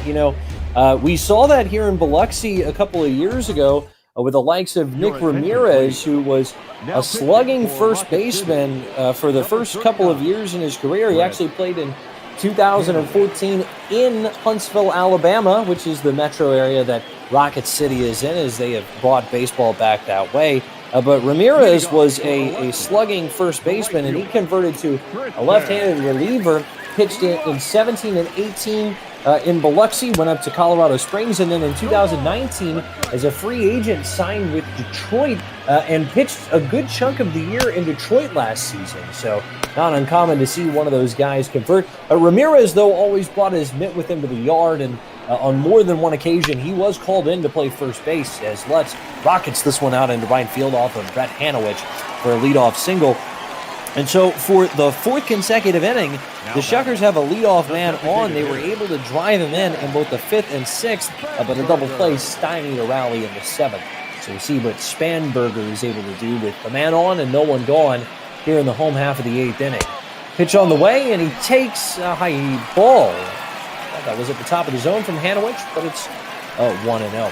One more example, though, for you, Eddie, is actually one of the relievers that we saw earlier tonight in Clayton Andrews. He is actually a two-way player in the Milwaukee Brewers organization, and they let him play both ways. As this pitch is over for a strike, it's 1-1. Andrews, obviously a left-handed reliever. We saw him do that, and that's where the Brewers want him focusing, but he's actually a very good center fielder and handles the bat very well. On more than one occasion in 2019, he started out in center for the Shuckers, and you think a guy who's 5'7", how good is he in center field? When he was at Cabrillo College as a JC guy, he was actually a Gold Glove winner, as this one is popped up behind home plate. Might be playable there for Kruger, throws the mask, settles underneath it, and an unproductive first out for Spanberger, who fouls out behind home plate. So one gone, and the Shuckers only have 5 outs left to deal with, trailing by 2 here in the bottom of the 8th. But to take things to the big league level as well, obviously Shohei Ohtani, we talked about him a little bit earlier as one of the best examples of a two-way guy and playing two ways in the big leagues. But how about Kenley Jansen, the closer for the Dodgers? Played in the World Baseball Classic back in 2009 as a catcher for the Netherlands, and actually converted, I believe it was in Double-A. Could have been in High A, but I think it was in Double-A. The Dodgers sat him down. He had a cannon for an arm, and they told him, "We'd like to try and convert you to a pitcher," because he just didn't hit well enough to be a major league hitter in their opinion. And I don't know, but I think the move worked out pretty well. Well, and the other guy to keep an eye on right now, who's a prospect as well, is Brendan McKay and what the Rays are going to do with him. Guy who's a two-way player at Louisville, as this is flied. A lot of foul territory, diving attempt out in foul territory, but it's beyond the reach of Maitan, who I thought was going to get there, but Wilson gets new life. Shuckers down by a pair, Wilson in an 0-2 hole. Hanowich deals, and he wastes a curveball down low, not far enough away from Kruger to allow the runner to advance. But, we saw Brendan McKay come through Double-A with Montgomery last year before ultimately making it to the big leagues. He's a power-handed, left-handed pitcher, but will they have him bat? Bouncer up the middle, this could be trouble. Glove flip to second for one, on to first. It's the third double play that the Shuckers have hit into today, and it ends the threat in the 8th inning. We go on to the worst 9th. enemy. Shuckers down by a pair. Each team with 10 hits. The Rocket City in front 7-5. And boy, Eddie, as we head that way, tough result for the Shuckers in each of the last 2 innings. They get the leadoff man on with a single, but they hit into a twin killing in both of them to stymie an opportunity for a rally. Yeah, unfortunate right there for the Shuckers, as they've certainly had plenty of offense this game. Right before we cut to break, we showed you 10 hits for each team, but Rocket City just a little bit more opportunistic in this one. Line drive out into left field, hauled in by Wilson. Gone as Burke is retired for just the second time today. He had walked twice and also doubled and came in and scored a run in the 4th, but he's the first out, and Connor Justice is the batter against Bobby Wall. Biloxi taking a 1-0 lead in the 3rd inning of this ballgame on a solo home run by David Fry. We see both Daniel Brown and John Olzak getting loose in the bullpen for the Shuckers. Rocket City, 2 runs in the 4th, 1 in the 5th to go in front 3-1. With the Shuckers 1 in the 5th and 3 in the home half of the 6th to go in front at the time 5-3. As Justice can't check his swing there, the count goes to 1-1. But a 4-run top of the 7th inning. The difference in this one for Rocket City is they lead 7-5. 1-1 curve is away. The count and on if 2 balls and 1 strike. Go ahead. If you're Bobby Wall right here, what you really have to be thinking is, my sole purpose is to keep this a 2-run game and try and give my offense as good a chance as possible to win this one in the 9th. Imperative here that he keeps it at 2. 3 becomes much more difficult. Ball out in deep center field, but playable for Segovia. Underneath it, 2 gone. Big out there on a fly ball out into deep center field. And Knowles will be the hitter. And you look ahead to the 9th inning, the bottom of the 9th inning for the Shuckers. It'll be the bottom third of the order, Alamon, Leonard, and Leal. You would imagine Alamon and Leonard are going to hit, but I would not be surprised to see a pinch hitter for the catcher, Leal, there in the 9 spot, and see if you can flip it over to Bryce Terang, who's got a couple of knocks today for the Shuckers. Big rip and a miss by Knowles. Yeah, Leal hitting a lowly .227 on the year coming into today, and certainly not getting himself out of the dumps anytime soon. 0 for 3 so far with the strikeout. He has looked lost up there. Which misses low and outside, 2 balls and 1 strike. Bobby Wall trying to push the Shuckers to the bottom of the 9th inning, trailing by just a pair. Always hesitant, though, I am, as far as pinch hitting for your catcher, because if the catcher gets hurt, then that is not good. Liner to second, hauled in, and Wall operates a 1-2-3 9th inning. So we go to the bottom of the 9th. Alamon, Leonard, Leal, the 3-2 up for the Shuckers as they try and make up this 2-run deficit, and they will go up against Luis Pena, who's been pretty good this year, 0-2 record, but 15 saves and 17 opportunities. A 207 against for righties and a 178 against lefties, and a sub-1.5 earned run average. All good news around as Pena will try and close this one out for Rocket City. Alamon, the switch hitter, leads it off from the left side and golfs this one foul for a strike to lead it off. When it comes to the closers, you can't really pay too much attention to the record. It's more about how many saves do they have and how many opportunities. And Pena is certainly doing well this year, 15 for 17, which is pretty good. And as you said, a sub-1.5 ERA makes this a very tough task for the Shuckers. A tall order here in the 9th. Well, the umpire taking the better of that foul ball as he drops down to all fours. He's back up and fine, though. 0-2 count here for Pena against Alamon. Here's his pitch. Swing and just catches a piece of that curve. Good job to stay alive by the switch hitter. Yep, Alamon can't make it all back in one swing. He just has to be thinking, we need base runners. My job is to be a base runner. 0-2 around his elbow. The ball and 2 strikes. Alamon with a sac fly his last time up. That was in the 6th, part of a 3-run 6th that put the Shuckers in front at the time.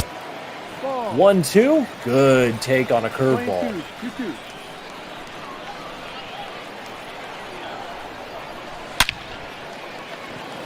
Roped right to the second baseman. Easy enough for Burke. 1 gone in the 9th. Well, we talked about it before. The Shuckers have hit into multiple double plays this game, and although they have 10 hits, they have certainly hit some hard-hit balls that have been either caught or just in the right spot. Hitting into some bad luck today, although you wouldn't know it if you just took a glance at the box score. They do have 5 runs put across. So now Patrick Leonard takes the first offering. Fastball four-seamer at 92 miles an hour for a strike. It's 0-1. Leonard, a couple of singles in each of his last 2 at-bats. RBI single in the 6th, and a single and a run scored in the 5th. Fouls this one off left side, and it's 0-2 to Patrick Leonard. Leal on... Oh, go ahead, Eddie. Have to think that they'd be pinch hitting for Leal right here, which is, I think, what something similar to what you were about to say, because I caught Leal, and I apologize for cutting you off. But like we said last inning, Leal having a rough day and a rough season. So would imagine they would pinch hit for him right here. Bouncer up the middle, and that's out of the range of Burke, and it's a 3-hit day for Patrick Leonard. He is on, and the tying run is going to come to the plate. And this is just what you expect out of this guy at this point. 3 hits in 3 consecutive at-bats for Patrick Leonard, and surprising, they're going to stay with Leal, who does not run well, and a ground out here from another twin killer, which would be the end of the line for the Shuckers today.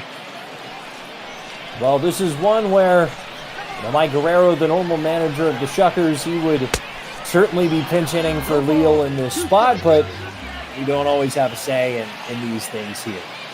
0-2 now with 1 gone, and the pitch. Check swing. It's a good hold on a low changeup.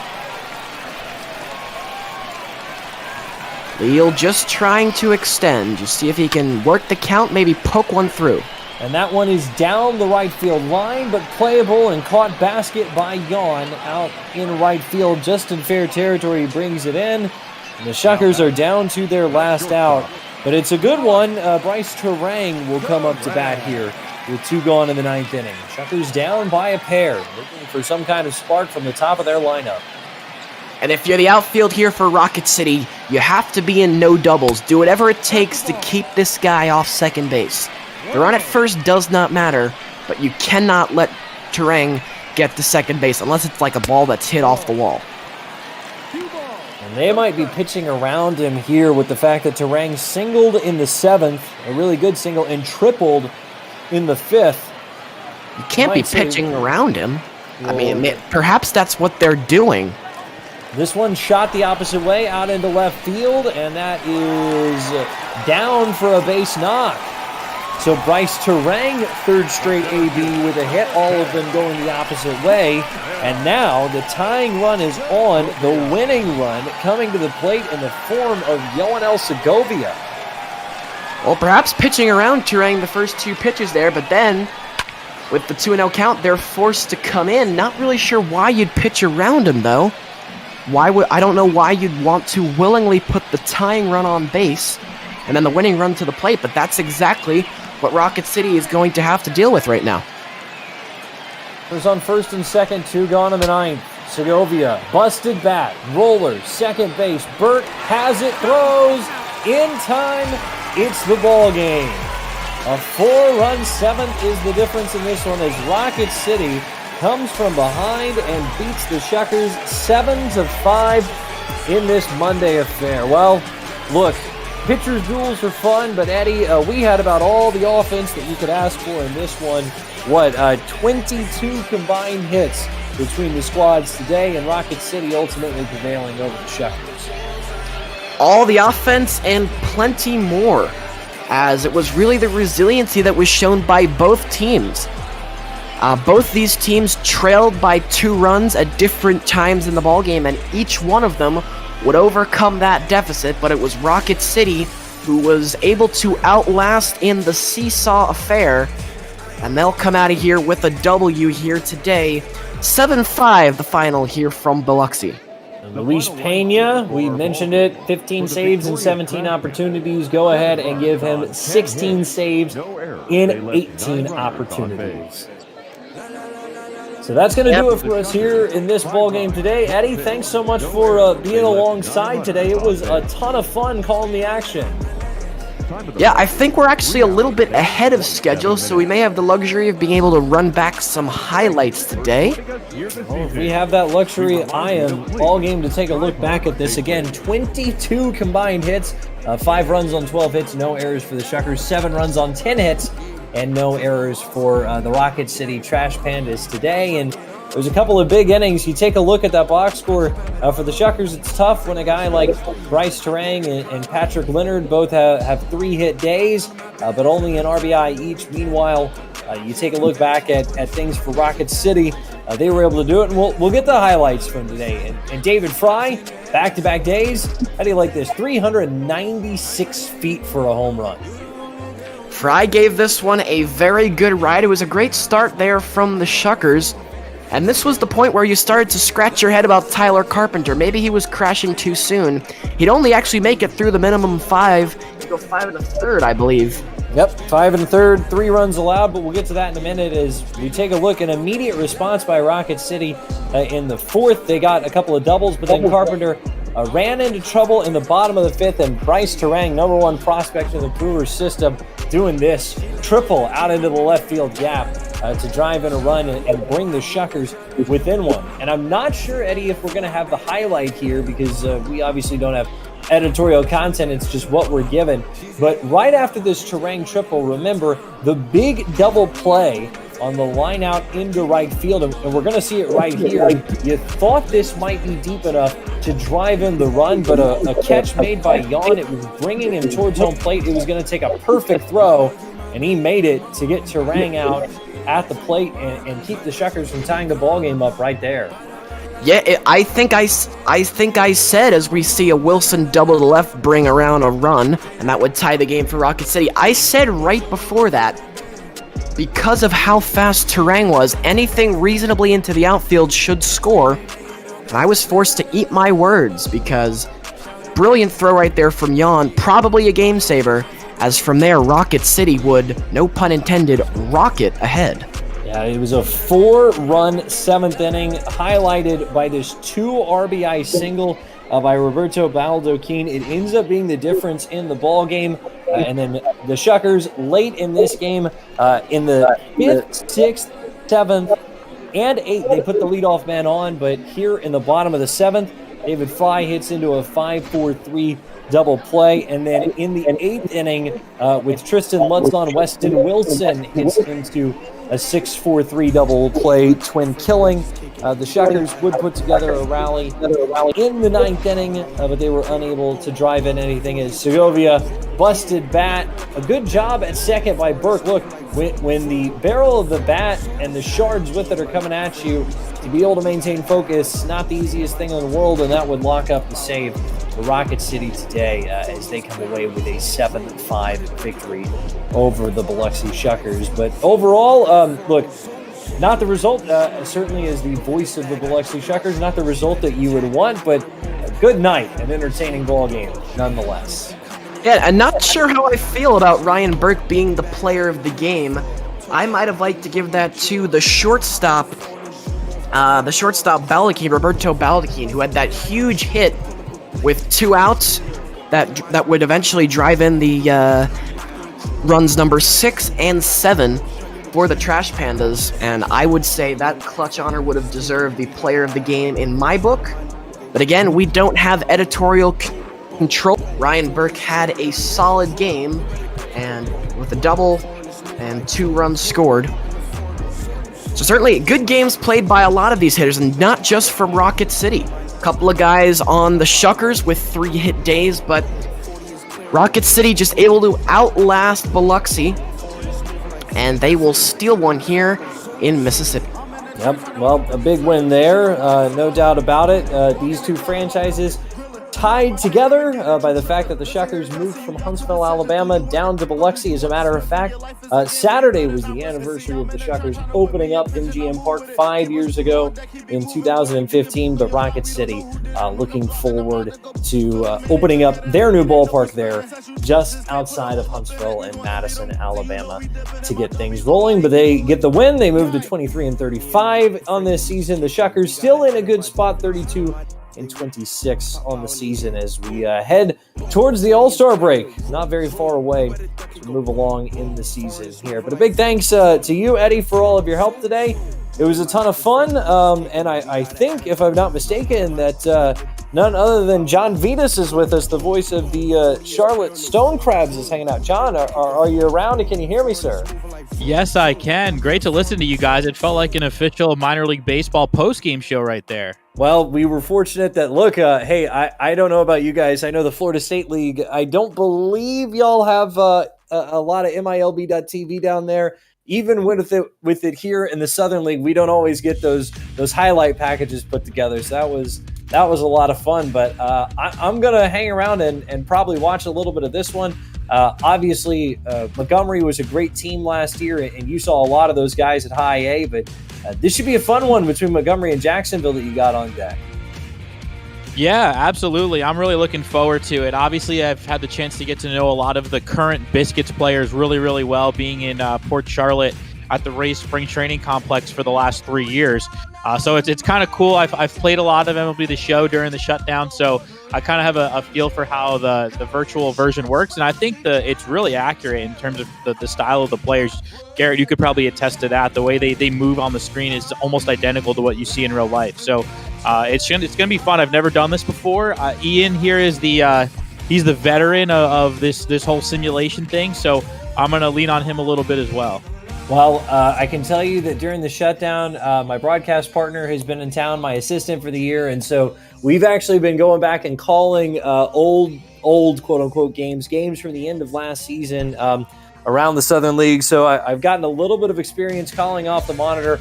I am confident that you are going to do a great job. John, have a great call. You guys have a lot of fun. To the guys here, thanks for having me. I hope that I can drop back by again, but I'm going to turn it over. That is it for Shuckers and Trash Pandas. Jumbo Shrimp and Biscuits. Oh, it's some of the most fun names in the Southern League are coming up. It sure is. Thanks, Garrett. Thanks, Eddie. Great job on the call as we continue with our minor league day here on MLB BotBall. I'm John Vitas. 3 years with the Charlotte Stone Crabs, the High A affiliate of the Tampa Bay Rays. So all of my players the last 3 years have now moved on to the AA, AAA, and even the major league level within the Rays organization. A few have been traded as well, so maybe with some other teams. But Ian, are you with us? I'm with us. How are you doing? I'm good. We've got about a minute or so before we get going. Looks like the game's being fired up right now. Before we try and get in a groove here, any advice? You've been doing this all season long. Just roll with it.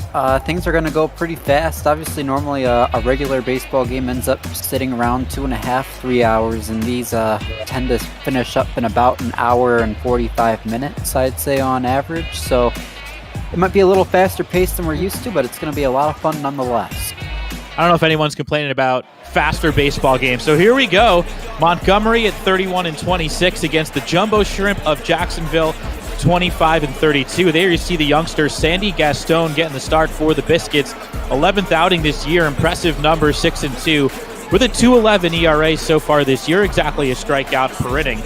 And just 18 years old, comes from Cuba, one of the young prospects in the Rays organization. Here is a defensive alignment. Looks like Nathan Lucas is in left as Connor Scott leads it off for the Jumbo Shrimp, first-round pick out of Plant High School in Tampa. Gaston is ready here in the top of the first. Winds and deals, and the first pitch is a fastball right on the outside edge for a called strike one. It'll be Scott, Justin Twine, and Gerard Encarnacion here in the top of the first. And then Riley Mahan, Christian Lopes, and Victor Mesa 4 through 6 for the Miami Marlins AA affiliate. The 0-1 is a bunt attempt down the third base line. That is going to kick foul as Gaston touches it up for strike two. Winds home the 0-2. Breaking ball ripped foul towards the Montgomery dugout. Eddie Alvarez will bat 7th. He's the shortstop for Jacksonville. Corey Bird batting 8th, and Santiago Chavez in the 9-hole. The 0-2 is a high fastball flown out to left center. I think that's Lucas out there, makes the catch for out number 1. Batting second, the third baseman. So now Justin Twine with 1 out and the base is clear. Twine. Jumbo Shrimp trying to catch the Biscuits in the Southern League standings. 7 games under 500 coming into today. Gaston's had a marvelous start to the year, and his fastball is in for a called strike 1. You see Twine, the second rounder, a ways back, well before Scott, who batted before him. Open stand for Twine. Gaston's 0-1 is lifted out towards right field. Brujan going out, and the second baseman reels it in for out number 2. Batting third, the first baseman, Gerard. As you get a look at the replay, 2 up, 2 down so far for Gaston.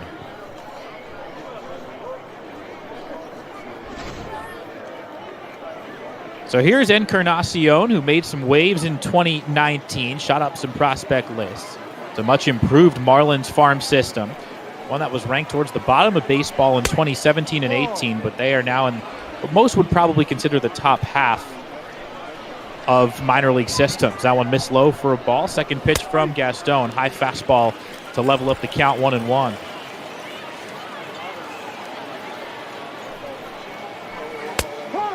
And able to hit the inside corner with a front door breaking ball there, 1-2. The kick and the pitch is ripped deep down the left field line, but foul. Encarnacion a little out in front. Looks like Gaston likes that tight, hard slider to complement the fastball. There it is again. And it's 2-2. Pitch home, and that's a beauty. Perfectly placed slider to strike out Encarnacion and end the top of the first. So no score. Biscuits coming to bat next. Yeah, John, and I think you're starting to see what I mean by fast pace. Hey, I'm not against it. This is beautiful. Definitely keeps the game a lot more energized. So Josh Roeder gets the start for the Jumbo Shrimp, 6 foot 175, 27 years old, a late round pick by the New York Yankees, 21st round in 2015 by way of Nebraska. Nathan Lucas leads it off, 321 the batting average this year. It's quite a bit of AAA experience in real life. Roeder's first pitch home is ripped towards left field. That's going to drop in for a base hit. So 1 pitch and 1 man on for Montgomery. And they immediately get a base runner. Yeah, you love to see it attacking early. Takes that the opposite way, just bursts with the pitch, and that's going to put the pressure on the pitcher. Roeder is this inning gets underway fast and furious.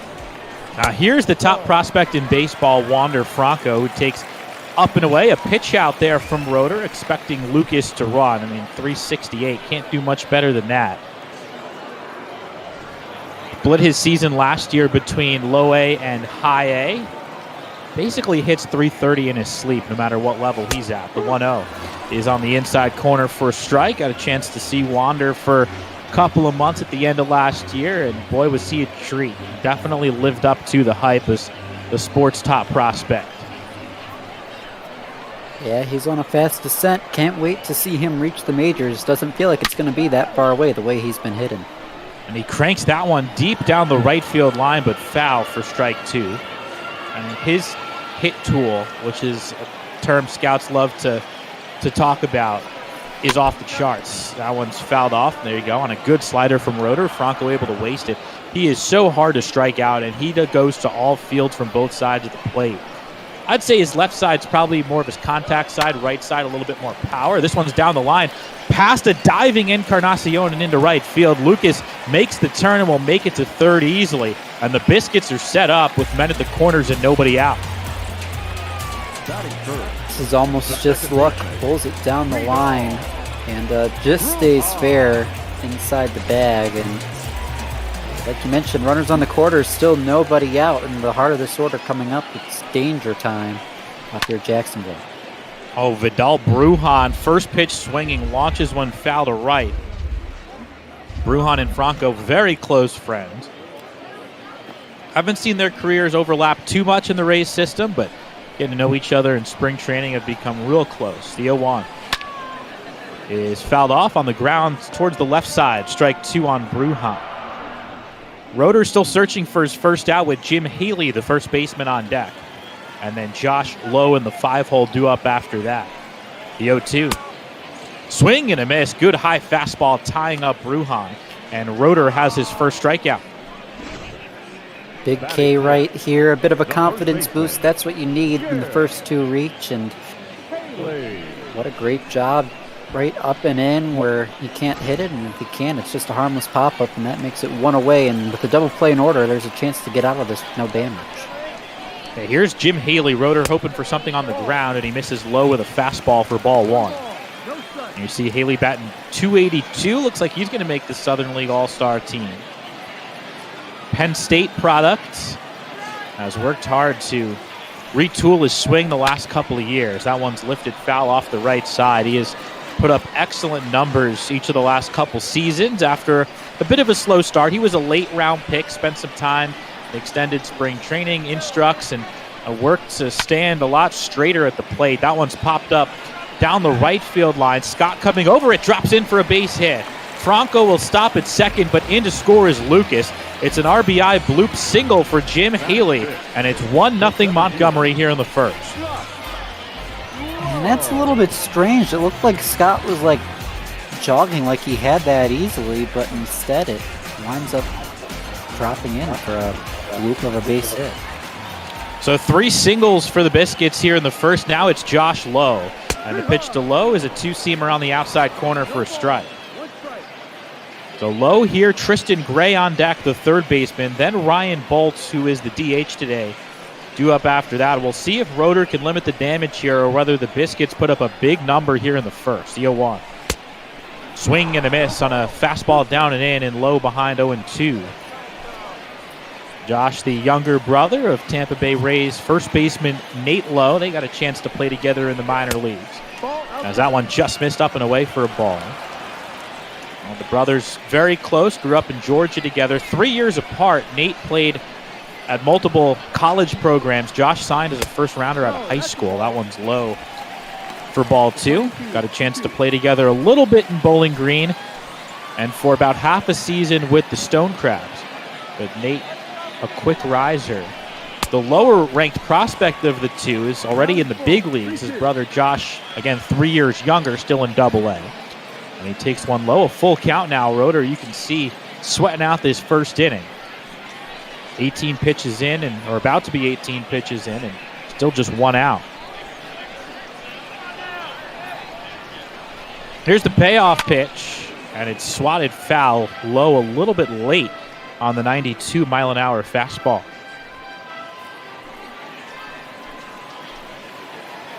See Franco taking his lead at second, Haley at first, another payoff. And this one's ripped down the left field line. Will it stay fair? No. Oh, he wants that one back. That was right down the middle. Would have likely driven in 2. Here is a third 3-2 pitch. And it's in there for strike 3. Lowe expecting something else. Got another fastball. And it's the second strikeout of the inning for Roeder. The third baseman. Yeah, I mean, there's not much to analyze here. That was right over the middle of the plate. Lowe just kind of froze on it. Like you mentioned, probably expected something else. Wasn't expecting 2 straight down there. He goes down to make it 2 away, and Roeder's got a great chance to work out of this and maybe save his pitch count a little bit. So it's left to Tristan Gray here with 2 outs and 2 on. Gray, a versatile infielder, playing third base today. Has played every spot on the infield in his time with the Rays. Originally drafted by the Pittsburgh Pirates out of Rice University. The 0-1. Swing and a miss on a curveball for strike 2. What was part of the trade that brought Corey Dickerson from Tampa to Pittsburgh. In fact, Gray was the only player the Rays got back in that deal. And he pops this one up down the right field line. Long run for Lopes, the second baseman, but he will get there to make the catch and retire the side. Biscuits will settle for 1 as they score on the Jim Haley RBI single. We'll head to the second.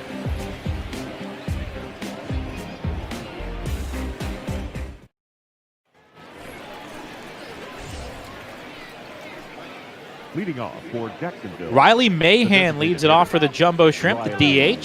You see slumping over his last 8. Sandy Gaston back to work for Montgomery, now working with a lead.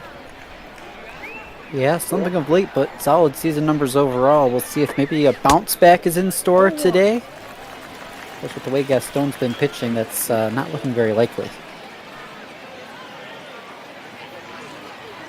So gets Mahan swinging for strike one. It'll be Lopes and Mesa, a couple of right-hand hitters to follow as Mahan takes one on the inside corner. Gaston spotting up with that two-seamer awfully well. The 0-2 pitch is up and in for a ball. Gaston was a pretty high-profile sign late in the international signing period a couple years ago. Rays had saved up some international bonus pool money. The 1-2 is outside for a ball, and realized with just a few $100,000 they could land this really talented arm who has been clocked up to 100 miles an hour. That one's down and away. Not many 17-year-olds throwing 100, but Gaston fell into that category. And of course now on a pro pitching schedule, he's much more closer to 95 than 100, but still plenty of velocity for such a young arm. Here's the payoff pitch to Mahan, and he cranks one down the right field line, looking up towards the pole, and that one is gone. Riley Mahan with a solo homer down the line in right, registering at an even 400 feet, his 5th of the year, and the Jumbo Shrimp draw even 1-1.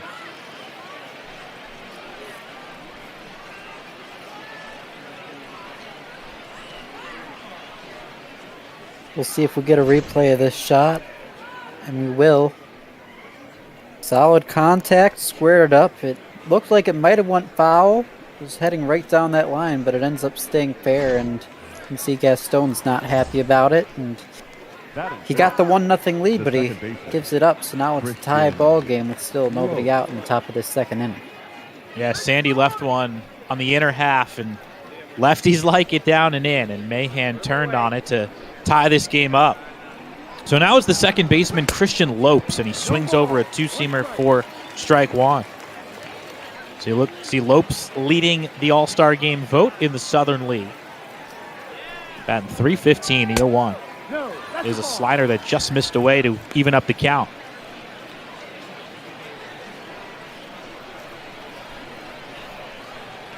Gaston winds and deals, and it's inside for ball 2. I think maybe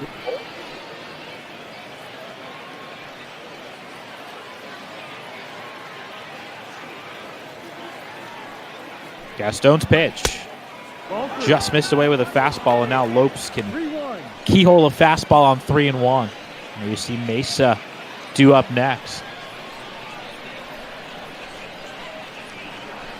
The pitch is in for a called strike on the inside edge to bring the count full. bold to go with the changeup on 3-1, but if you have confidence in it, why not?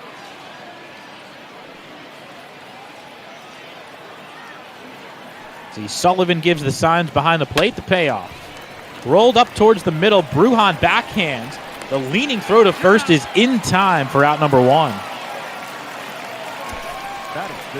Play up the middle by the second baseman, kind of going away from first base, but still puts the throw over. And now we'll get to see Victor Mesa, one of the funnest names to say in minor leagues. Sure is. Double first name, Victor. Takes on the outside edge for a strike in this all-Cuban matchup. Mesa, a high-profile signee last year by the Marlins. That one is inside, 1-1. Was awfully disappointing, though, in the Florida State League last year, 2019. Not just because of the numbers, which can be justified by the fact that he didn't play anywhere in 2018 because he was defecting from Cuba to the U.S., but the tools didn't really jump out the way scouts thought they would. That one's low for ball 2. Pretty rangy center fielder, but didn't show a whole lot at the plate last season, and batting .214 at the AA level this year. Takes one on the outside edge for strike 2. I believe he fell out of the top 100 prospect list. That one's ripped towards left field, a base hit over a leaping Franco, and Lucas is there to play it in. It's a 1-out single for Mesa. Well, John, you've just been exposed to the broadcaster jinx here on MIL BotBall. You say he's struggling, not showing the hit tool, and there we see the base hit. There you go. It's real in any realm of broadcasting, including this, as Eddie Alvarez comes to the plate. 1 on, 1 out, tie game in the second. That one's rolled towards the hole, a perfect hit and run. To third goes Mesa, and Jacksonville has men at the corners with 1 out. Just works perfection. The shortstop's running over to cover second. That opens up a huge hole and obviously pokes it through. Might have been a bit of a play ball if the hit and run wasn't in order with where that was hit, but instead we got runners on the corners. And a great bat control there from Alvarez, who saw the shortstop vacating. First pitch in for a strike to Corey Bird. See this 6, 7, 8 portion of the Jacksonville order, all batting around 220, but Mesa and Alvarez both coming through with solid singles to left. The 0-1 is lifted out towards medium right center. Low towards the gap, makes the catch, runner tags, and will score.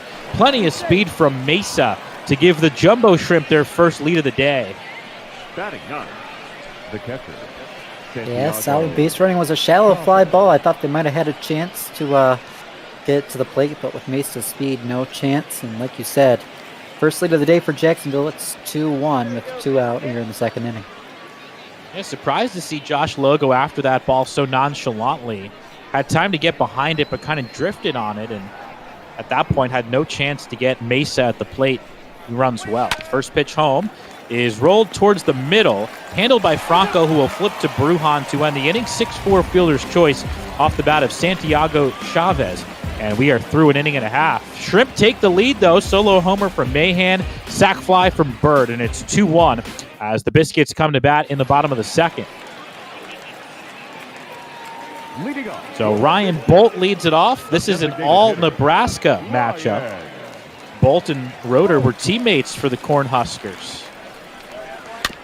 First pitch home is grounded towards third, charging hard, and making the throw is Twine in time to get the runner 1 away.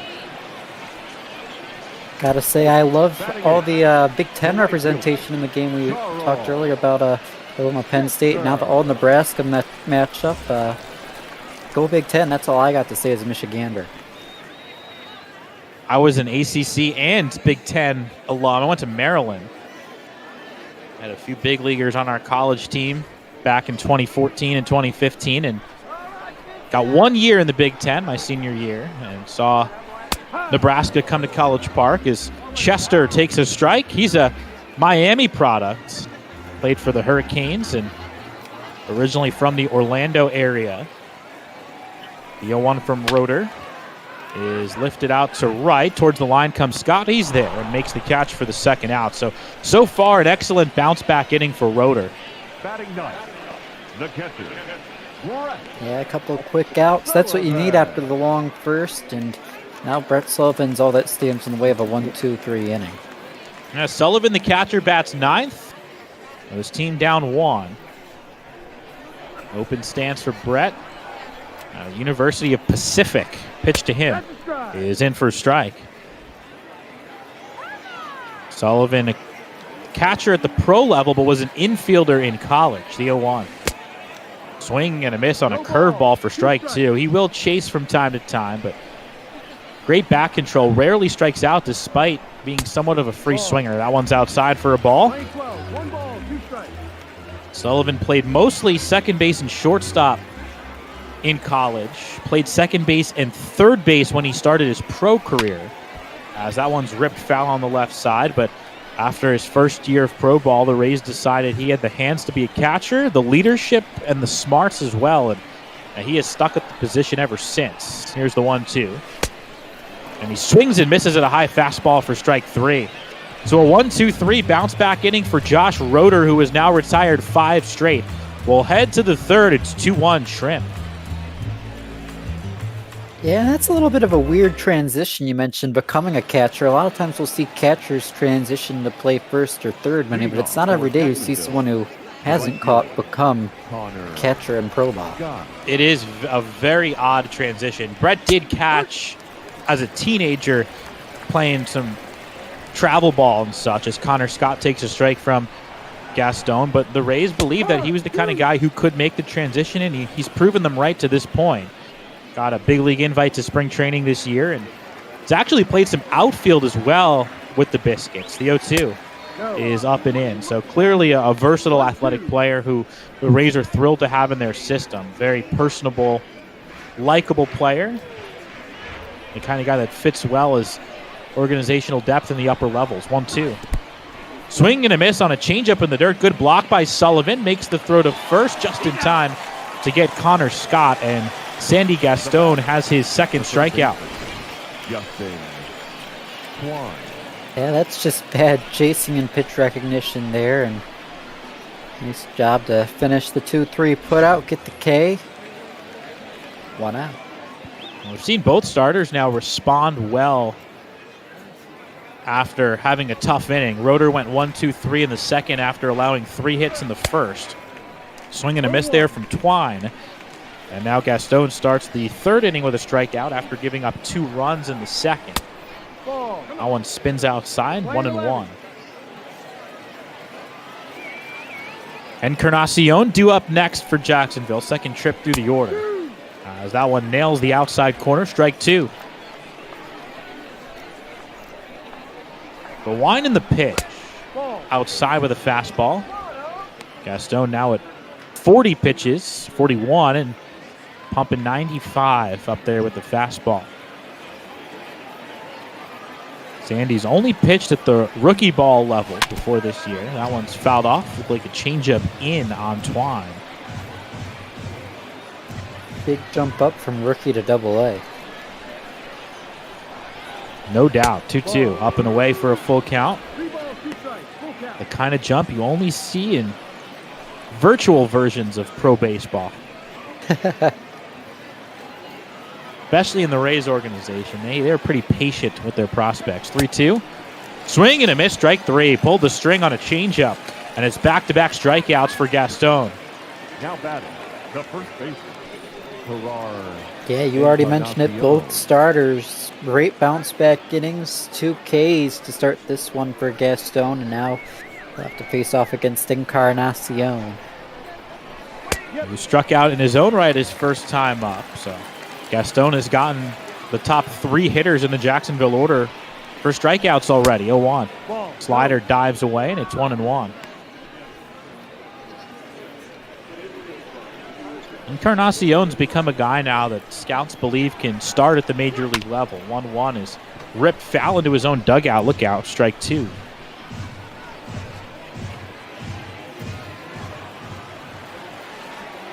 Pretty top-heavy Marlins system. There are some frontline types of talents. This one's lifted out to right center. Long run back for Chester. Still going. At the wall, he makes the catch. Ooh. Carl Chester tracks it down on the warning track and crashes into the fence to secure out number 3 for Gaston and the Biscuits. Middle of the third, top of the order coming up for Montgomery after this. Boy, this does move quick. You are right, Ian, as Lucas leads off the bottom of the third. First pitch from Roeder is low for ball 1.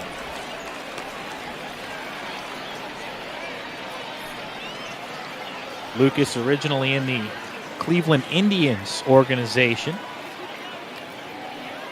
1-0. Swing and a miss, high fastball as Roeder challenges him and wins.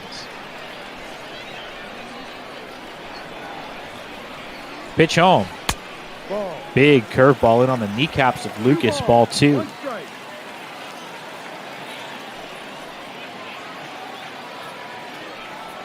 The 2-1. High fastball, and Lucas shoots one foul off the left side, 2-2. Nathan started that Biscuits rally in the first with a single to left field. Takes outside there to draw the count full with the top prospect in the sport looming on deck.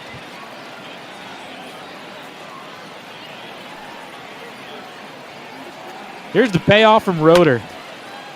Pulled on the ground right side. Second baseman Lopes flashing over. Will flip on to first for the out. So Lucas put away, and it'll bring up Wander Franco. Nice job to work out of the full count pitch. Last thing you want to do is see this guy on base with, like you mentioned, the top prospect in the sport already with a single today coming up at the dish. He also singled to left his first time. And he takes low in the dirt for ball 1. Franco never chases.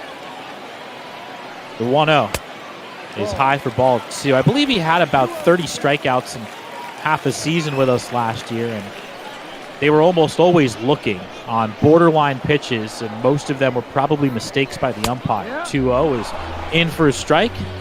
I can recall maybe 2 or 3 times where he maybe chased a high fastball, borderline pitch, letter high. That one's fouled off, strike 2. That's the only place I've ever seen him vulnerable, because he loves velocity. He'll drop the bat head on 100 with ease. But if it is elevated letter high, that might be the only hole I've ever seen him swing. That one's fouled off. There you go. 92 at the letters wasn't enough to get him swing and miss. But Wander's a future star in the league without a doubt. 2-2. Swing and a miss. Tied him up with a fastball in. And it's strikeout number 4 for Josh Roeder. Not every day you can say you K'd the top guy in all of prospect land, but Mr. Roeder can say that today. Tied him up inside, like you mentioned. His 4th K of the day, and that's going to make it 2 outs for... I'm not going to even try to say that name because I'll be an embarrassment if I do. Vidal Brujan rolls it over to second. Lopes flips, and that's the inning. A 1-2-3 third for Roeder against a pretty impressive trio, and the Shrimp remain on top 2-1 after 3.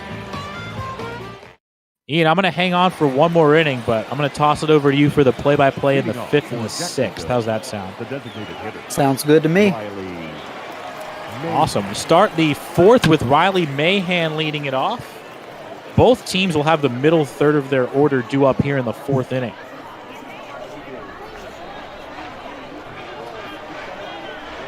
Pitch home is low. Change up.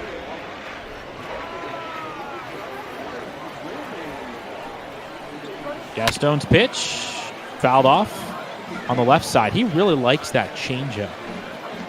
It almost looks like a two-seamer because it's coming in at 85 miles an hour, but that's his change, the 1-2.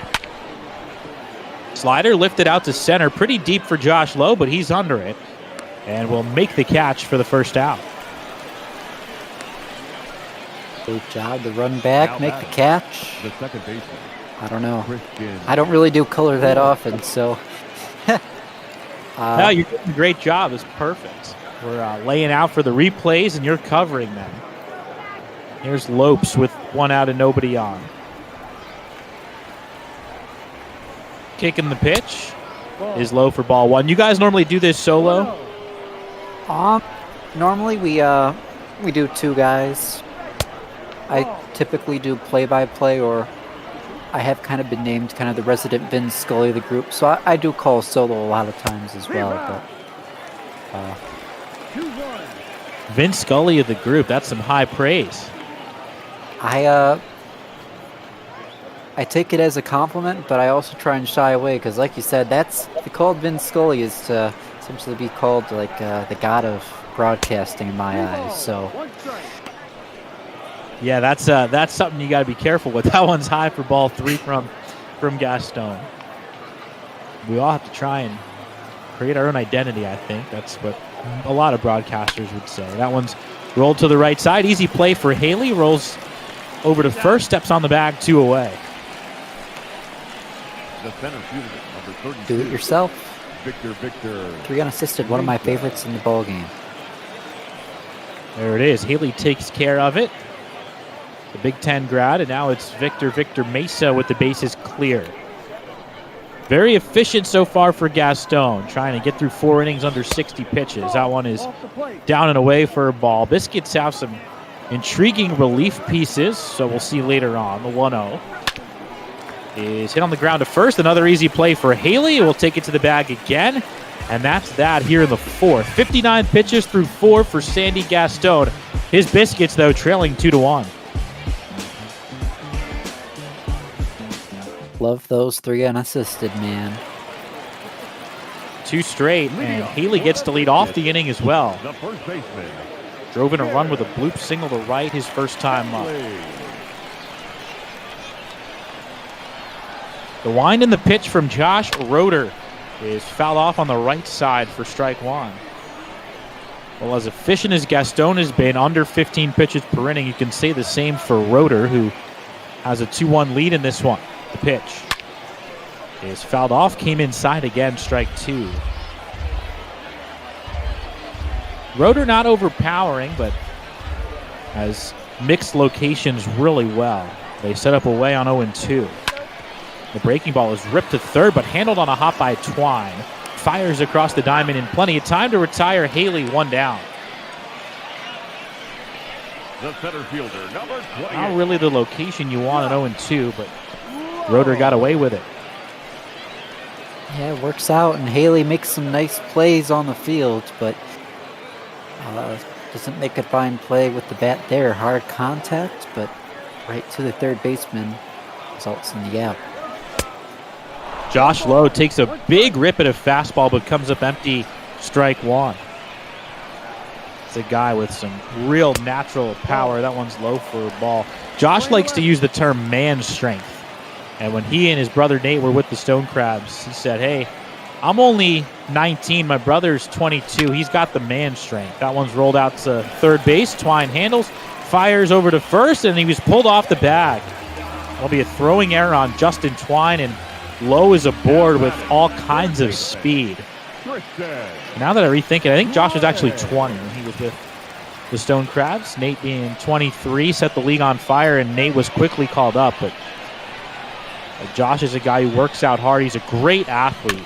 So is Tristan Gray, who nubs one up the third base line. That's going to stay fair. Roeder's throw to first is not in time. It's a swinging bunt single for Tristan Gray, and the Biscuits have 2 men aboard here in the fourth. That's what you call lucky. Not great contact, but it stays fair, and it's right in that no man's land. Lets you reach for a single. Ryan Bolt takes high for a ball. A lot of luck in this inning for Montgomery. The beneficiaries of a throwing error and then a swinging bunt down the line from Gray. And Bolt has a chance to tie this game up. The 1-0 is outside for ball 2. And when you're getting all this luck, you got to capitalize because you don't know how many opportunities you'll get. 2-0 pitch is inside for ball 3. So trouble time here for Roeder. I know it's still early, but got to wonder if the Jumbo Shrimp manager is thinking about getting the bullpen going. As that one misses outside. One with a changeup on 3-0 and missed. And now the bases will be loaded for Carl Chester.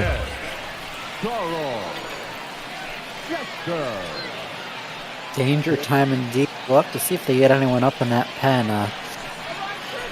Still early, like you mentioned. We're not really seeing too much damage in the run column, and it's just the 4th inning, but you don't want this to get out of hand. Carl rips one to left field. Coming in quickly is Bird. He's not going to get there. It bounces in for a base hit. Everybody up a base. It's an RBI single for Carl Chester, and it's 2-2. You notice everybody kind of had to hold up. They weren't sure if he was going to make the catch or not, but a good job by really all the base runners to read that in advance and not let any sort of a play develop. Yeah, Josh Lowe took off for home right off the bat, so he got a great read. It was a risky read, but a great read as he scores easily. Sullivan skies one out to center field. Might be deep enough. Mesa over. He's behind it. Tristan Gray tags from third with decent speed. Here's the throw to the plate on a bounce. The tag, and he's safe.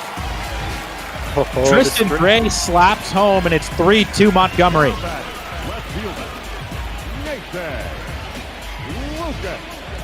That was the arm strength was there for Mesa, but the throw just offline. You got to think if he threw it to the other side of the bag, that would have been an out. But since that made the catcher, who's catching right now? That Chavez. Yeah, he had to kind of go across his body to apply the tag, and that's all it took to give the runner the time to score. Lucas takes outside for ball 1. That was an excellent throw by Mesa. Almost makes you wonder whether Gray made a bad decision there. That one's in for a strike. He did score, so it turns out to be a good decision, but bases loaded, 1 out. You don't want to throw that rally away, because if he gets tagged out at the plate, the inning's over and it's only 2-2. But it does work out. Biscuits have the lead now. Runners at first and second with 2 outs. The pitch to Nathan is down and in, ball 2. So we'll see what Roeder can do here to escape. Both pitchers have been able to limit the damage, avoid big innings in this game. 2-1 is popped up. On the infield, Twine takes charge, and in front of the mound, he makes the catch to end the inning. So Roeder does get through it with only 2 runs of damage, all aided by the error from Twine. Ian will take over the play-by-play for the 5th, with Montgomery now leading 3-2. All right, so here we go. Top of the 5th here. Minor league BotBall, and Eddie Alvarez is going to lead it off. Singled his first time up. Sandy Gaston back out. It's going to be first pitch swinging, popped up, center field. And that'll be handled by Lowe for out number 1. The left fielder, number 33, Corey Bird. That is now 9 consecutive batters retired by Gaston, 1 full trip through the order. He has been out of the windup in every single inning except the second.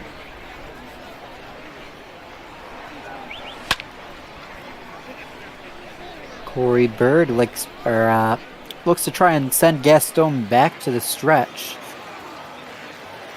He'll foul one off. We'll get ready for the 0-1. He'll be inside. Looks like a nice slide piece. 1 ball, 1 strike.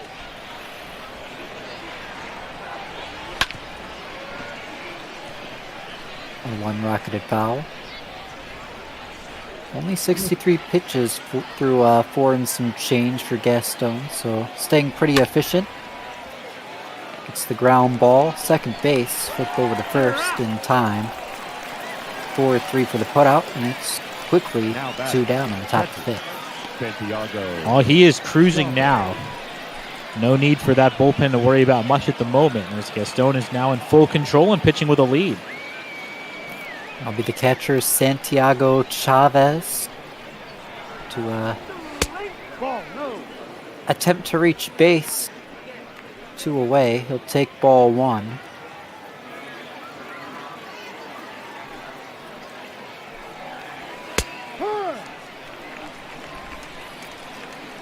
Ace 4-seamer from Gaston catches that upper outside edge. Evens up the counts, and he'll try to go back to it, but that time it'll miss.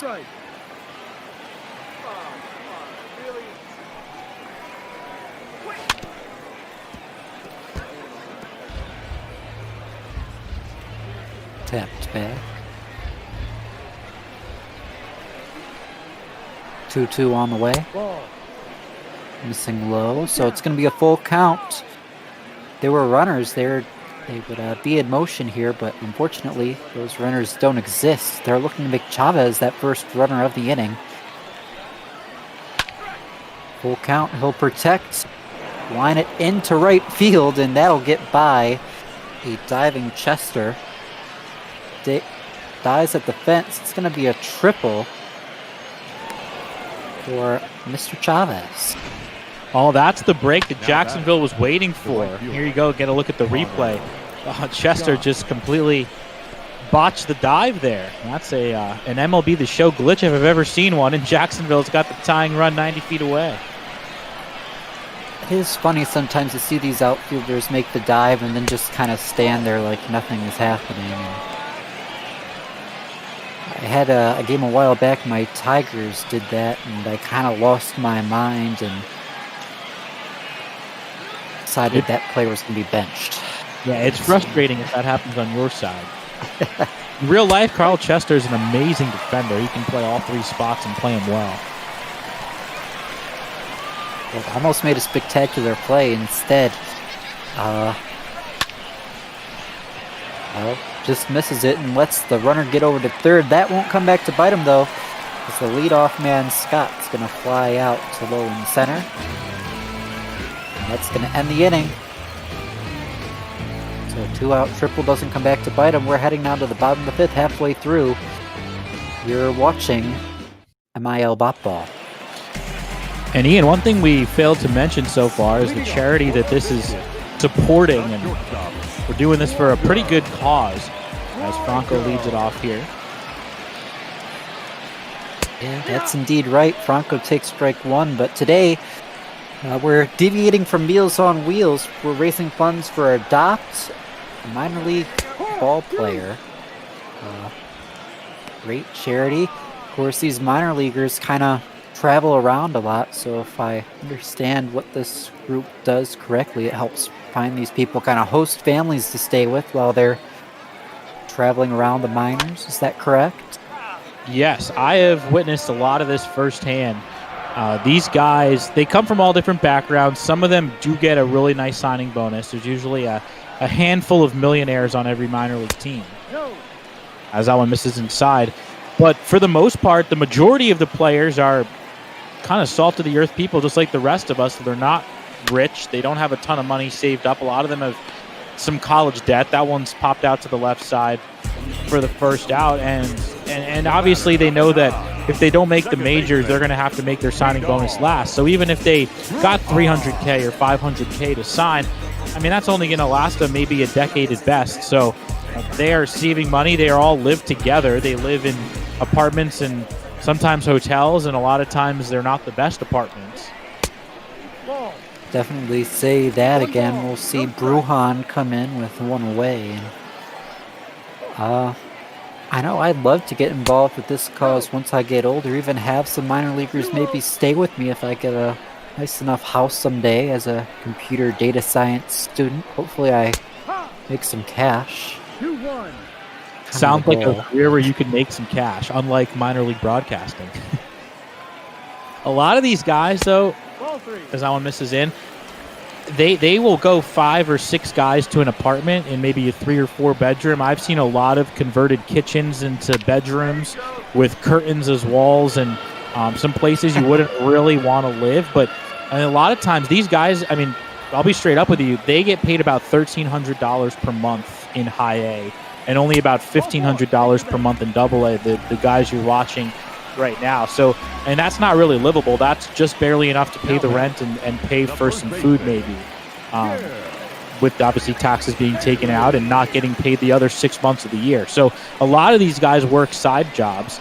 The guy you're watching bat right now, Jim Haley, his signing bonus was something like $10,000. It was real low. So, and I know he comes from a family with 10 kids. So there's only so much support a family like his can give him when there's 9 other kids they have to worry about. So these are very real life situations, and with everything going on in baseball right now, not just at the major league level with all these contractual disputes, but the long-term depth of the game with all these teams in the minor leagues being eliminated next year, a lot of these guys will be out of work, and if they're not out of work, they're still getting paid very low wages. So the Adopt an MILB player cause is a really good one, and there's a lot of very generous families around the country that not only give minor league players a place to live, but a lot of families out there that give college summer ball players a place to live when they travel out of state, and it makes those leagues so much better because that one misses low for ball 4.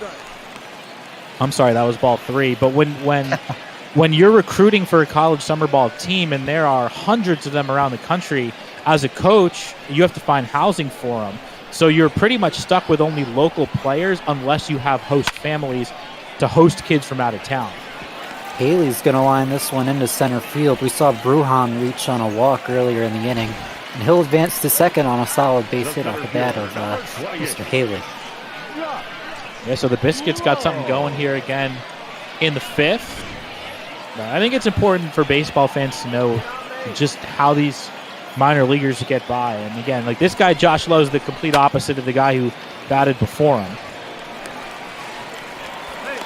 He'll not have the complete opposite outcome. What looked like a double play ball ends up to be a throwing error by the shortstop. That's Alvarez. And it becomes bases loaded, nobody, or one out still rather, and the end of the day for today's starting pitcher. Yeah, that's the second throwing error in as many innings from Jacksonville. The first one cost him a run. Looks like the second one might as well. Bases loaded with one out and Roeder coming out. A job well done for Roeder. He doesn't go nearly as long as he anticipated. By my count, only one earned run over 4 1/3. Vincenzo Aiello. John, I'm curious, you know how to say this name? Because Vincenzo Aiello. Vincenzo Aiello comes in to pitch.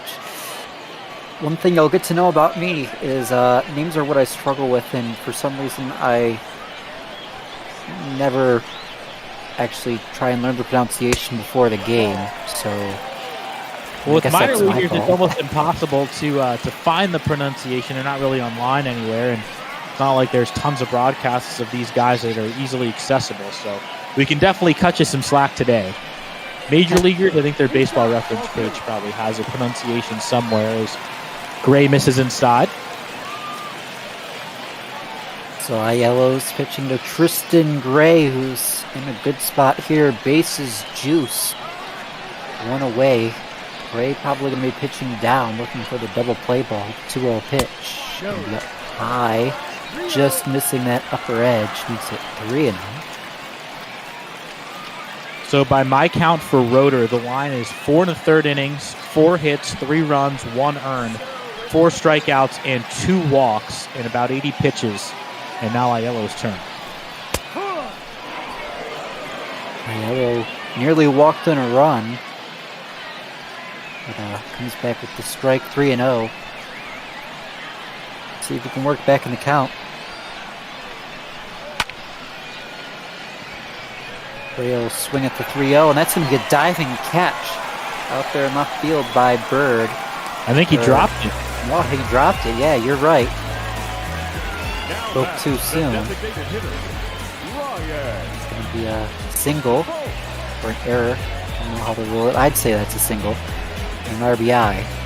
You leave your feet as a defender, that is definitely a single.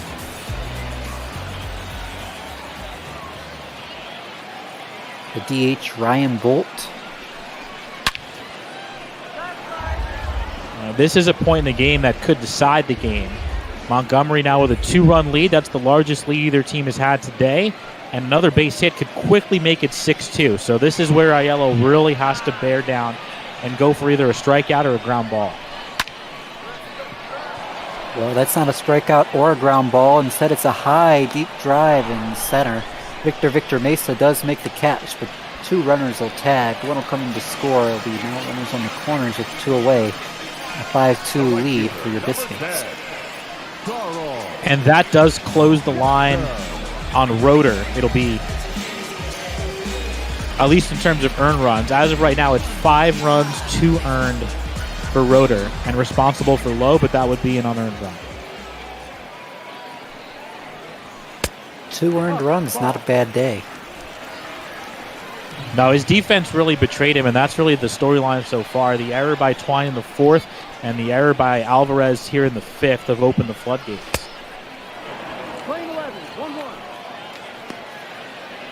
Carl Chester's worked the count to 1-1. 1 for 2 on the day, looking to keep this inning alive, put the game out of reach for the Jumbo Shrimp.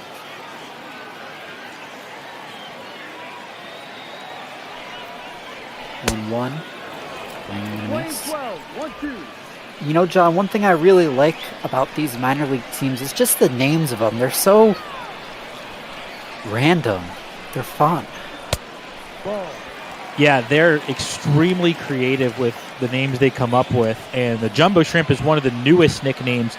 They used to be the Jacksonville Suns for a very long time, and now they've had a few years with the Jumbo Shrimp. But teams like to create buzz and excitement and sell merchandise. This swing not going to sell much merchandise. It'll be a fly out to end the inning, but the lead's extended to 5-2. We're through 5. Minor league BotBall. 6th inning coming right up. It'll be Justin Twine to read it off for the Jumbo Shrimp. Looking to get some runs back, try and make sure they're not in a jumbo deficit.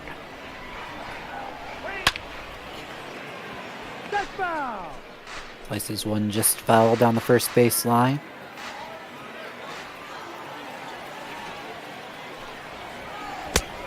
Ball.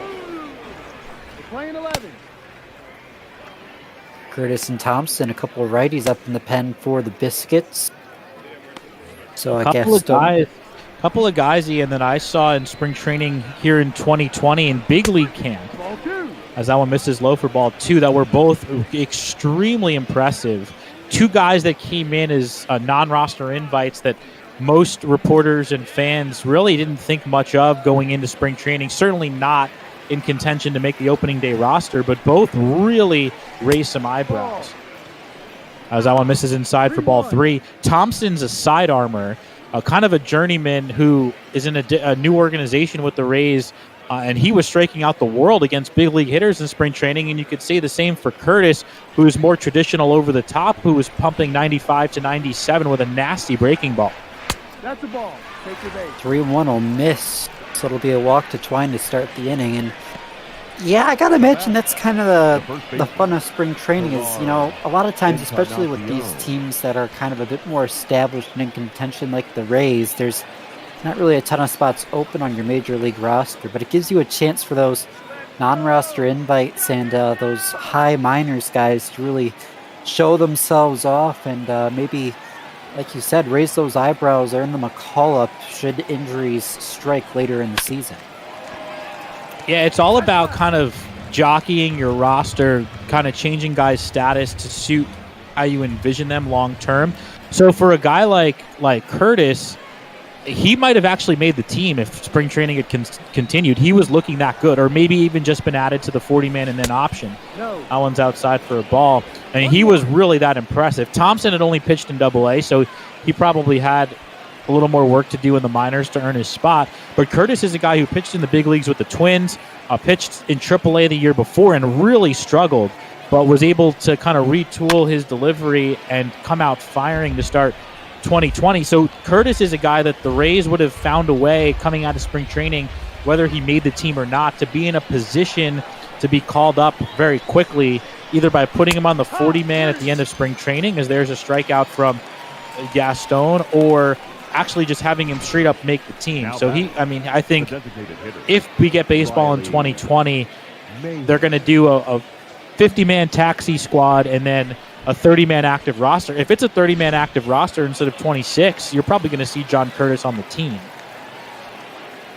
Yeah, like you mentioned, Encarnacion goes down, so Gaston's got one away. And, you know, one thing I really admire about the Rays organization is they're really always on that sort of cutting edge, especially in regards to how they're managing that pitching staff, with obviously using the openers and kind of using more fluid bullpen roles, I guess, and having a lot of guys who go maybe 3-4 innings as opposed to, you know, your typical starter who goes 6 or 7 and then you have a couple guys come out and throw an inning each.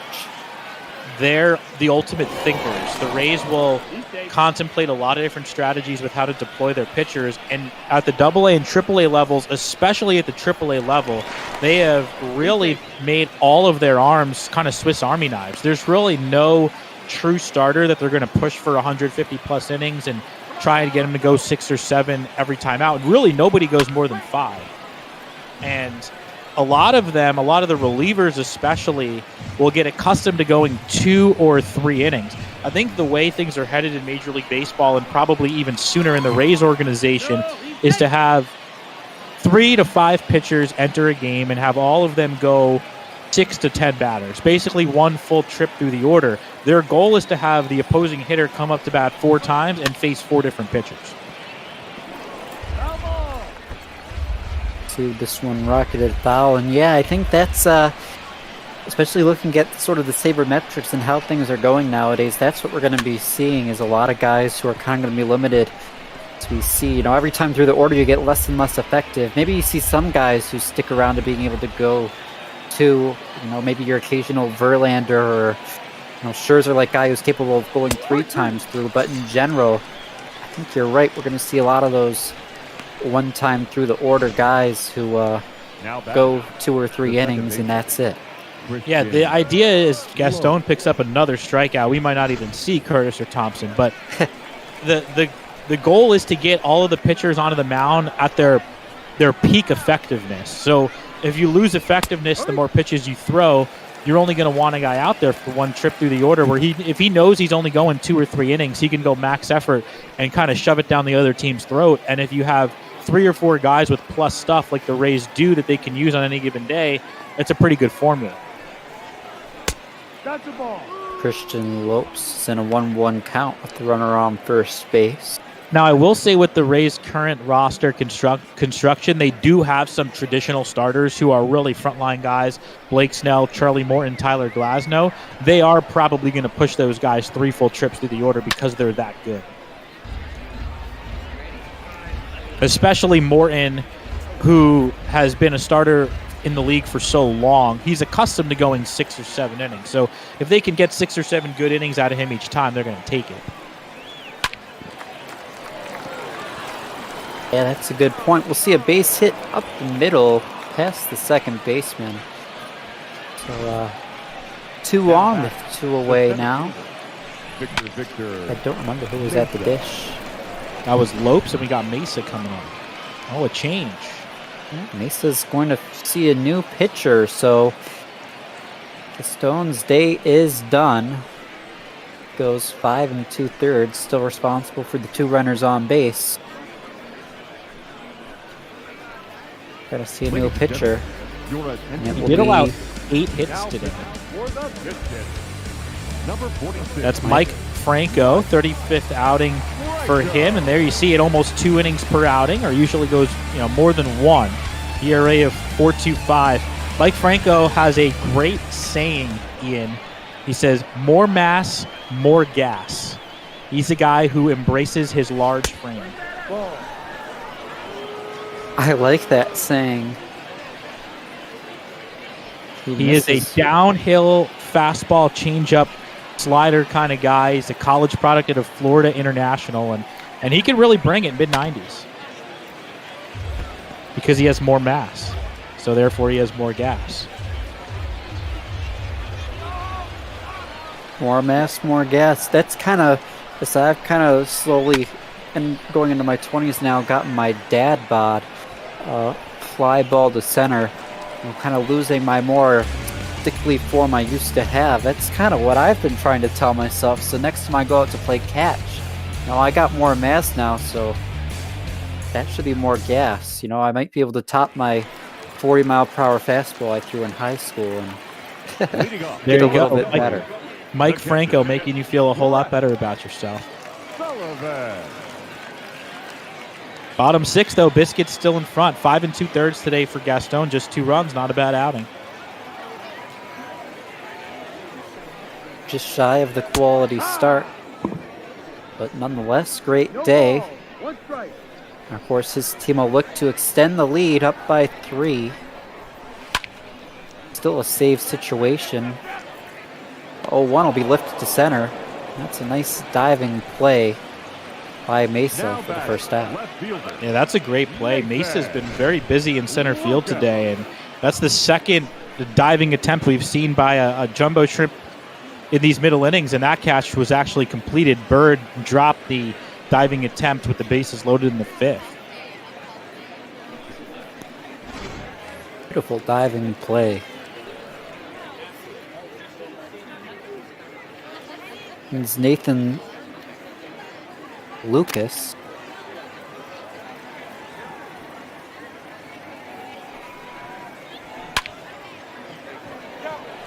Going to have nobody on. And he'll just harmlessly fly out to Bird and left. Second out. The batter, number 1, shortstop, Wander Franco.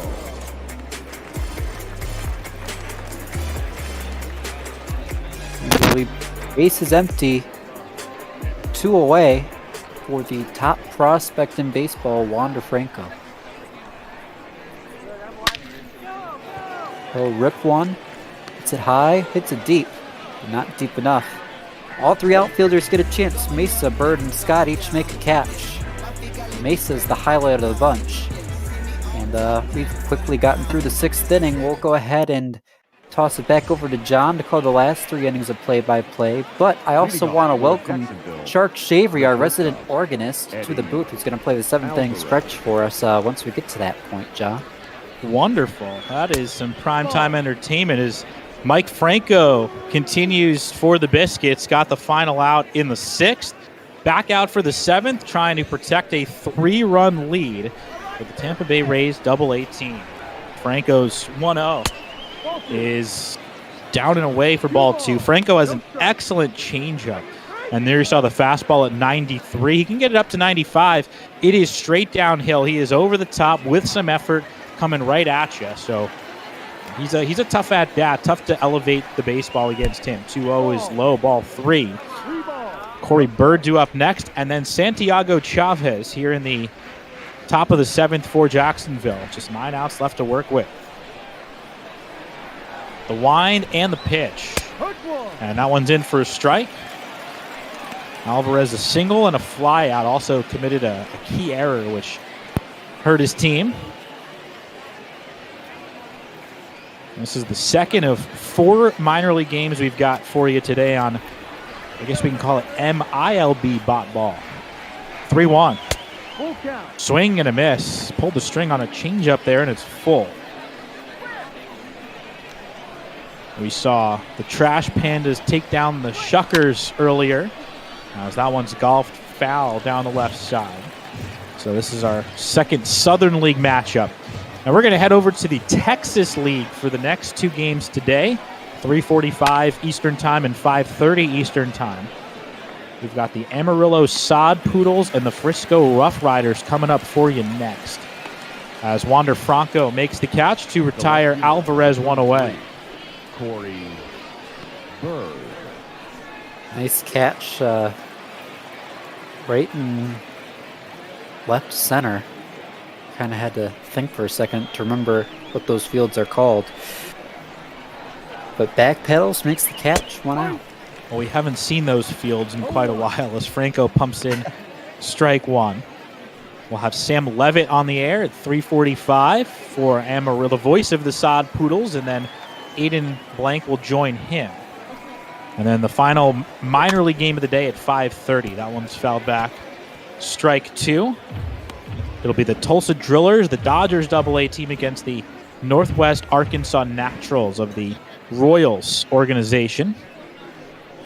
And then a couple of major league games at 9 o'clock and 10:45 Eastern later on tonight. The 0-2 is popped out to left. Lucas comes in, he is under it, and makes the catch for out number 2.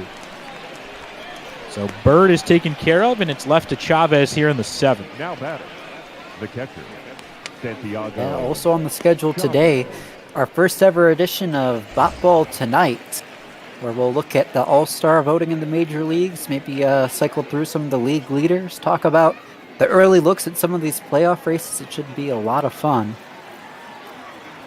That's awesome. Franco's pitch is on the inside corner for a strike. Now, one thing I'll bring up here, and we can talk about it into the next inning if it ends. The 0-1 is a slider in for a strike. The Rays, as pretty much all the teams do, offer English classes to their Latin players. And throughout the season, some teams do more hours than others. The Rays do about 1 class a week for 1 to 2 hours. And, of course, Wander Franco was in that class this past year in Port Charlotte in Florida, where I am. And they had me come in and give, kind of some lessons to the players on kind of ways to speak and conduct themselves around English-speaking media. And Mike Franco, who's pitching right now, was on a AAA rehab with us. That one's fouled off 2-2. And Franco, who's been in AA and AAA now for a few years, really gave some great mentorship to Wander Franco and a couple of the other young players, one of which was Christopher Sanchez, who's now on the big league roster with the Phillies. That one's lined out to right center. That's going to split the gap, and Jacksonville will have a 2-out base runner here as Chavez pulls in at second with his second extra base into the game. The right fielder, Connor Scott. But Wander was quick to ask Mike some questions about what it was like to play at the AAA level, and Mike gave him some really good advice, being about, I think it was about a 10-year age gap between the two. Mike's in his upper 20s. Here's Connor Scott with a man on 2nd and 2 down. That one's low for a ball. But as much as we love these simulations, got to remember these guys are real people too. And it's awesome watching these games because MLB The Show does such a great job making the players look realistic. The facial features are one thing. Those are kind of hit or miss. But the physical builds of these guys and the way they move, the stances are so accurate. If you're watching Mike Franco from a center field camera, this is exactly what it looks like. This one's rolled out to second, routine for Brujan. Fires on the first, and the inning is over. So Franco works around the 2-out double from Chavez, puts up a 0. I think we've got a 7th inning stretch performance coming your way. That we do.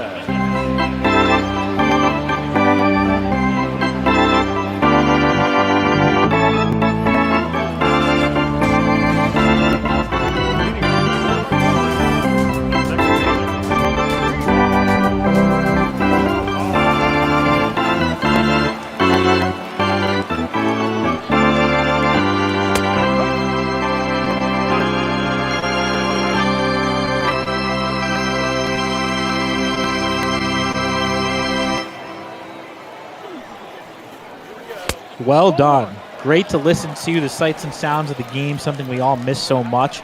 Watching these games on Twitch, I mean, just the buzz of the ballpark kind of calms you down a little bit. This one's ripped towards the right side for strike 2. I know for me, I think the last couple of years I was on the call for something around 170 games each of the last 2 years. So to not be near a stadium for this long in the middle of the summer is weird. This one's ripped down the line and caught by the first baseman Encarnacion. Brujan retired to start the home 7th.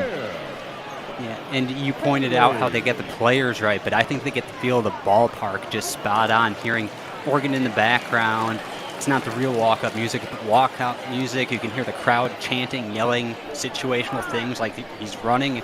I just love what this brings in. Also, just gotta say thanks for joining us here at BotBall. We love having you, and thanks for letting me play. Hope you have a great call. Absolutely. Thanks for helping us out.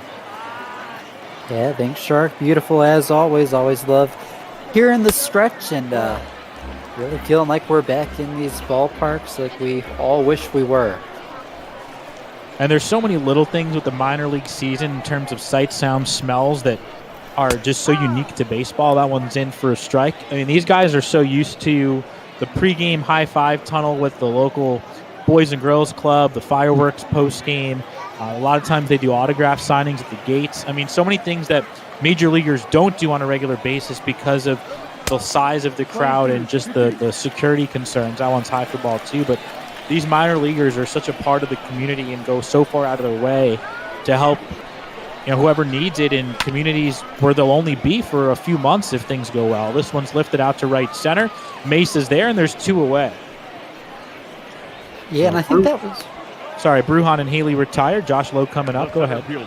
Yeah, I was just going to say, I think that's one of the really cool things about minor league baseball. I mean, I'd only been to major league games before, but I'm now going to Michigan State University. So the Lansing Lugnuts, which are the low-A affiliate of the Toronto Blue Jays, are right in town. And I got a chance to go to one of their games last fall, and it was really a fun experience to go to the stadium and just see a lot of the prospects, quality baseball, and I talked to some of the fans in the stands as well. It was really cool to kind of just mix and mingle with them and kind of get to know and talk to complete strangers. It was really relaxed, and it felt just a lot more like baseball. Calm. It felt like baseball. There wasn't really any wild excitement. I mean, there was wild excitement, but it wasn't like, a major league stadium. It felt kind of a lot more like you were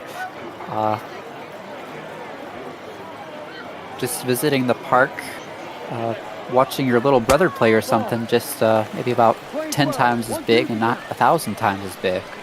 Exactly. It's kind of a hybrid between local youth sports and, major league caliber Big Four sports. That one's low to low. 2-2 with 2 outs and nobody on here in the home seventh. The goal of these minor league teams really is to capture the hearts of their community, because they rely, I mean, the only income they have is from sponsorship dollars from local businesses and the dollars and cents that the fans pay to walk through the gates and buy a dinner. As Lowe swings and misses out a high fastball for strike 3, and it's a 1-2-3 bottom of the 7th for Vincenzo Aiello. We'll head to the 8th, 5-2 Biscuits, trying to get win number 32 this year. Your attention, please. Now So Tyler Zombro into pitch for Montgomery, 16th appearance. ERA in the 7s. We'll try and fix that as he tries to get the Biscuits a win here today. Number that jumped out at me looking at that, his average against righties is up at 444, which is absurdly bad. Yes, yeah, he will get that sorted out with time. Zombro is probably the most cerebral pitcher in the Rays organization. Here's the pitch home, and it's lofted down the right field line. Towards the corner goes Chester, and a razzle-dazzle catch over the shoulder in the right field corner for the first out. Now, Zombro is a fascinating story. I've actually never called one of his games because he skipped our level, went from low A to double A, but a couple of the big league writers did a piece on him in spring training because he was a major league invite, having gone from low A to triple A in the span of less than 2 years. Here's Encarnacion takes high. And Zombro's a bit of a savant. He works at an indoor facility in the offseason. He went to George Mason.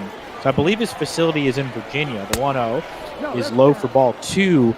And he's one of those guys that will look at all the data, spin rate, all the different numbers on, how to make a pitcher effective.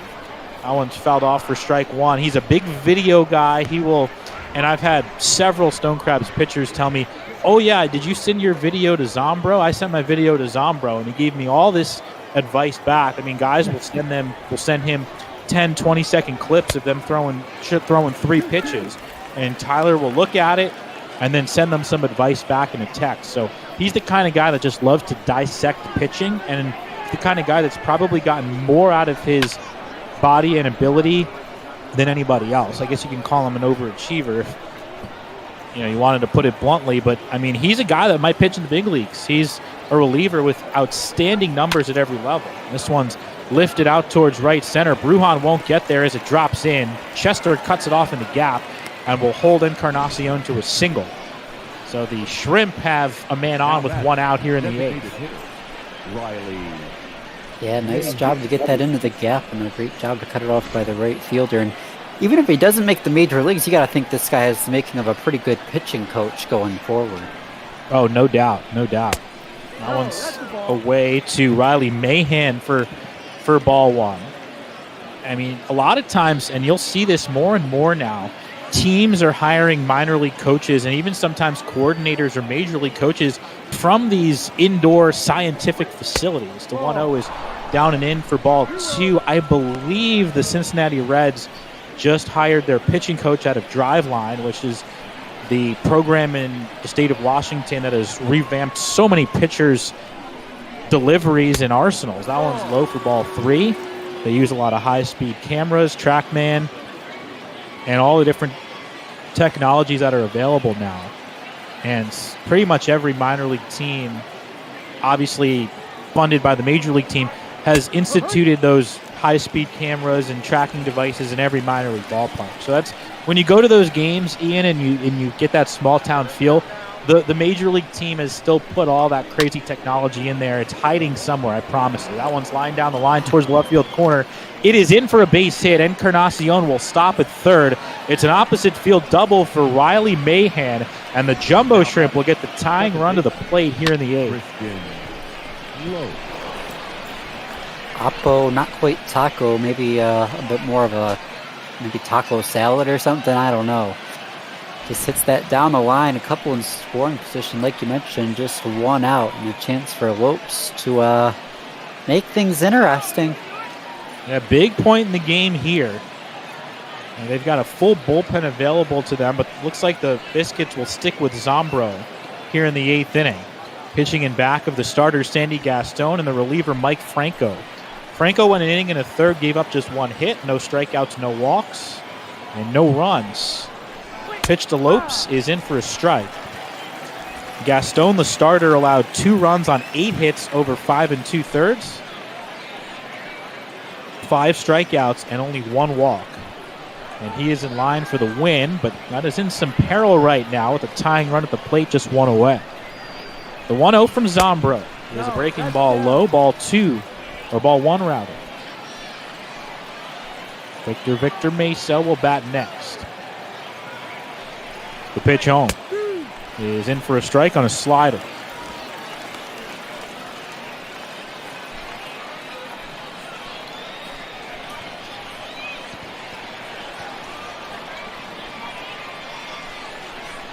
The pitch is inside, tailing fastball not particularly close, and it's 2-2. First base is open, would set up the inning-ending double play, but you also don't want to put the tying run on base. The 2-2. Slider chopped foul as Lopes is able to stay alive. And despite the fact Victor Mesa hasn't had the best season, he's been red hot in this series. Yeah, he's hit the ball hard 3 times today, 1 for 3. The 2-2 is fouled off again, tried to change up that time. And Lopes will see at least 7 pitches in this at-bat with Zombro. The kick and the pitch. Swing and a miss, he got him. Beautiful off-speed pitch from Tyler Zombro. And there's 2 down here in the 8th. The center fielder, number 32. Got the right spin rate, the right release point. At least that's how he'll be thinking about it. It's the swing and a miss from Lopes. Yeah, that's a pitch he had no choice but to execute, and he did. And now it's all left to Victor Mesa. A base hit could make this a 1-run game. Right on right, Zombro's pitch is a slider that spins off the plate away for ball 1. Yeah, Victor 5 for 9 in this series.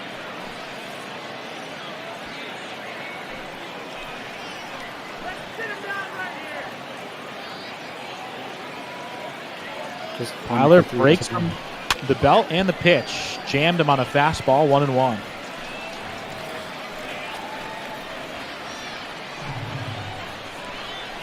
Encarnacion at third. Mahan takes his lead at second. The pitch is high for ball 2. You know, all that talk about Tyler Zombro has something I'd love to share in the bottom half of the inning, but I'm going to keep the focus for now on this time run at the plate. And Mesa swings over a slider, and it's 2-2. Same exact pitch he struck out Lopes with. But now what do you go to? You've burned that pitch against Mesa. Do you try it again? Or he really has enjoyed running the fastball in on the righties, but he's missed off the plate with it. So we'll see what he tries on 2-2. Big choice. Pitch. Slider ripped towards left field. That is down for a base hit and rolling all the way to the wall. Encarnacion scores. Mahan scores. And we've got a 1-run game. It's a 2-run double for Victor Mesa. His 8th 2-bagger of the season, and it's 5-4. Well, slider wasn't the answer. Ripped it into the gap, 2-run double, and like you mentioned, the tying run is just 180 feet away at second and taking a lead, maybe thinking about stealing third. As Eddie Alvarez takes strike 1. So now the tying run is in scoring position. Alvarez can tie the game with a base hit. Definitely surprised Zombro is still in there, having given up 3 hits in this inning. 26 pitches already, too. And this one is ripped foul off the right side, strike 2. I would presume this is his final batter. Not that MLB The Show knows about this, but the Rays use a 30-pitch limit. If a guy is not out of the inning after 30 pitches, they pull him. As this one is cranked deep down the right field line, it is gone. Eddie Alvarez with a go-ahead 2-run homer, and the Jacksonville Jumbo Shrimp take a 6-5 lead. 100 miles an hour off the bat, his 4th of the year. It is a 4 spot here in the 8th for Jacksonville. The lead's not safe until the ball game's over. You were down to your last 4 outs, and Well, a double and a home run bring in 4 runs between the two. Well, that slider was left on a tee, inner half for the lefty Alvarez. The former Olympic speed skater drives in 2 with a homer. And it's a 4 spot against Zombro in the 8th. And now we will see John Curtis, who we talked about earlier. Exactly 2 innings per outing for him, 3.94 the ERA. And now in to mop up the 8th. Had to think Phoenix Sanders, the closer, was warming up as well. There you see Thompson, and now Dalton Motes gets up as well for Montgomery as Curtis misses low for a ball. So this game has been completely flipped upside down here in the top of the 8th. The 1-0 from Curtis is fouled off, strike 2. There you see the 96 mile per hour fastball. For a guy who made the major leagues with the Minnesota Twins, he was released after a miserable season in Rochester last year and was unemployed for the better part of 4 or 5 months in the fall. The 1-1 is down and in for a ball, but started to audition for teams in December and had a number of scouts interested in signing him to a minor league deal.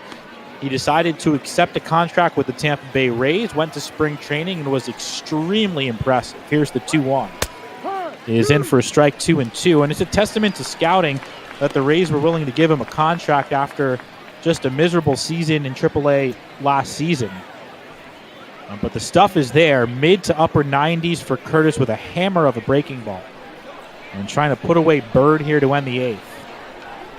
The pitch is a check swing, flare to third, caught in the air by Tristan Gray, and mercifully for Montgomery, the inning comes to an end. 4 runs, 4 hits, including a go-ahead homer from Alvarez. Now it's 6 outs left for the Biscuits as we go to the bottom of the 8th.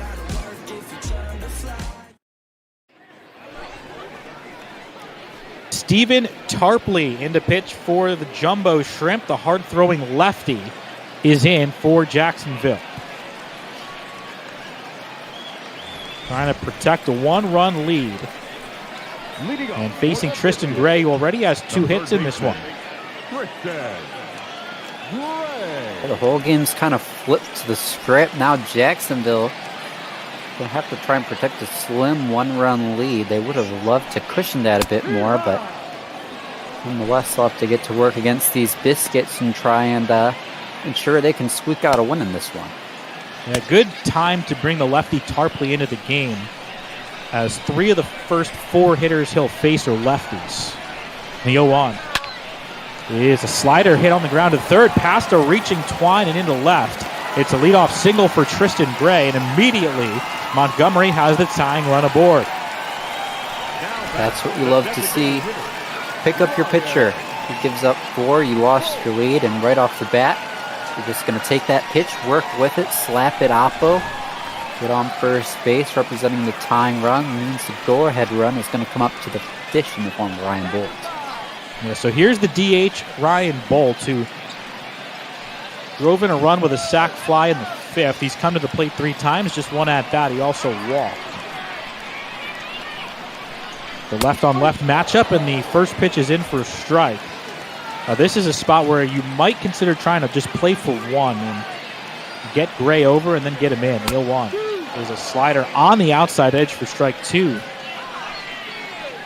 Tarpley traded to the Marlins from the New York Yankees, where he pitched in the major leagues last year. But was let go as part of the 40-man roster crunch and was good enough to make the 40-man with Miami. This one's turned on and pulled down the right field line, but foul. That Yankees team has quite the bullpen in the major leagues, I'll say that. Yeah, and Tarpley somehow was able to crack the last spot on the roster for much of the season in the Yankees pen, but didn't pitch well enough to hold on to his spot and was up and down between Scranton and New York, as that one's high for a ball. But he's got good stuff. Saw him in the Florida State League with the Tampa Yankees. This is a weird swing, flare over the mound, caught on the run by Lopes for the out. So Bolt is all kinds of tied up, was able to make contact, but nothing to show for it, and there's 1 down. That's just a nice job by Lopes. Like you said, that was weird contact. Had to be a quick read, and he had to run fast. But managed to snag it. Might have been even more worth it to let it drop down, because there's a good chance you could have gotten 2 on that if you played it just right. But well, Bolt's a hustler, so I'd have to think he was running that one out. Maybe would have beaten out that potential double play, but instead it's 1 out, 1 on. Carl Chester in an 0-1 count, and he takes a breaking ball low. This is the 1 platoon advantage the Biscuits will have here early in the inning. The pitch from Tarpley. Swing and a miss on a big slider in, strike 2. Sullivan is due up next, the lefty. You got to wonder if the Biscuits pinch hit for him in the 9-hole here in the 8th inning. The 1-2. Outside, couldn't get the slider there, and it's 2-2. Actually, that was a fastball at 94. But everything's got run. Tarpley gets a lot of arm side run on the fastball. That's what makes him tough. The pitch. And that one missed. That was a slider down and away. And now the count is full. Tough decision here for Montgomery on whether to send Tristan Gray, who has slightly above average speed. And Chester makes pretty good contact, as that one just missed low. Chester gets the call, and Montgomery has 2 men aboard. Now batting, catcher. Another look. What do you think, Ian? I think that's the right call. It's a borderline pitch, but I think it just smidged the dish. And also, I want to see your Biscuits win, so maybe I'm a bit biased, but. Hey, we'll take it however we can get it. As Tyler Kolek checks in, the much embattled first-round pick. Big stuff, but has had some injury woes and trying to get his career on track. Will face Brett Sullivan with men at first and second, only 1 out. Biscuits down a run, but the tying and go-ahead runs are on. As Sullivan skies one to left, that's not going to do it. Bird doesn't even have to move. He makes the catch and left, and there's 2 down. So 1 pitch and 1 big out for Tyler Kolek. Going to be left to Nathan Lucas here in the 8th. Not the outcome you wanted if you're the Biscuits. You at least wanted to make him work a little bit, make sure Lucas could see some of those pitches from the on-deck circle, but instead 1 pitch, 1 swing, 1 out. And the pressure's on to try and tie this one up or take a late lead. Well, you see the .319 average from Lucas. He's the guy you want up there in this spot, and if you're Jacksonville, you're not going to walk him because Wander Franco's on deck. So it's Kolek versus Lucas in one of the most important at-bats of the game. And that changeup darts outside, 1-1. Now, Sullivan's a pretty free swinger. Not surprised to see him go after the first pitch. He can do some damage in those spots, but not that time, as Lucas wastes a changeup 1-2. Lucas 1 for 3 today, 1 for 4 today. Singled and scored in the first. Kolek delivers. And he got him. Beautiful breaking ball from Tyler Kolek. And Lucas is struck out to end the inning. So Kolek able to clean up Tarpley's mess. And we'll head to the 9th in a 1-run ball game. Jacksonville 6, Montgomery 5. Big celebration on the mound, and rightfully so, as Ryan Thompson comes into pitch now for the Biscuits, looking to keep this game close. Thompson, the sidewinder, 26th appearance this year.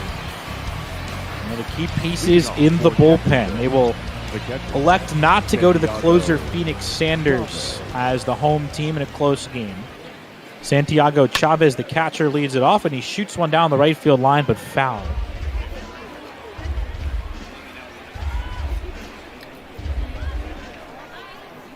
Chavez with a double and a triple in this game. That one's high for a ball. Maybe the first kind of inaccurate depiction by the show. Thompson is a true sidearmer. They've got him more 3/4 here, but a guy who can get anybody out. This one's chopped to the right side. Brujan charging in. Fields flips one away.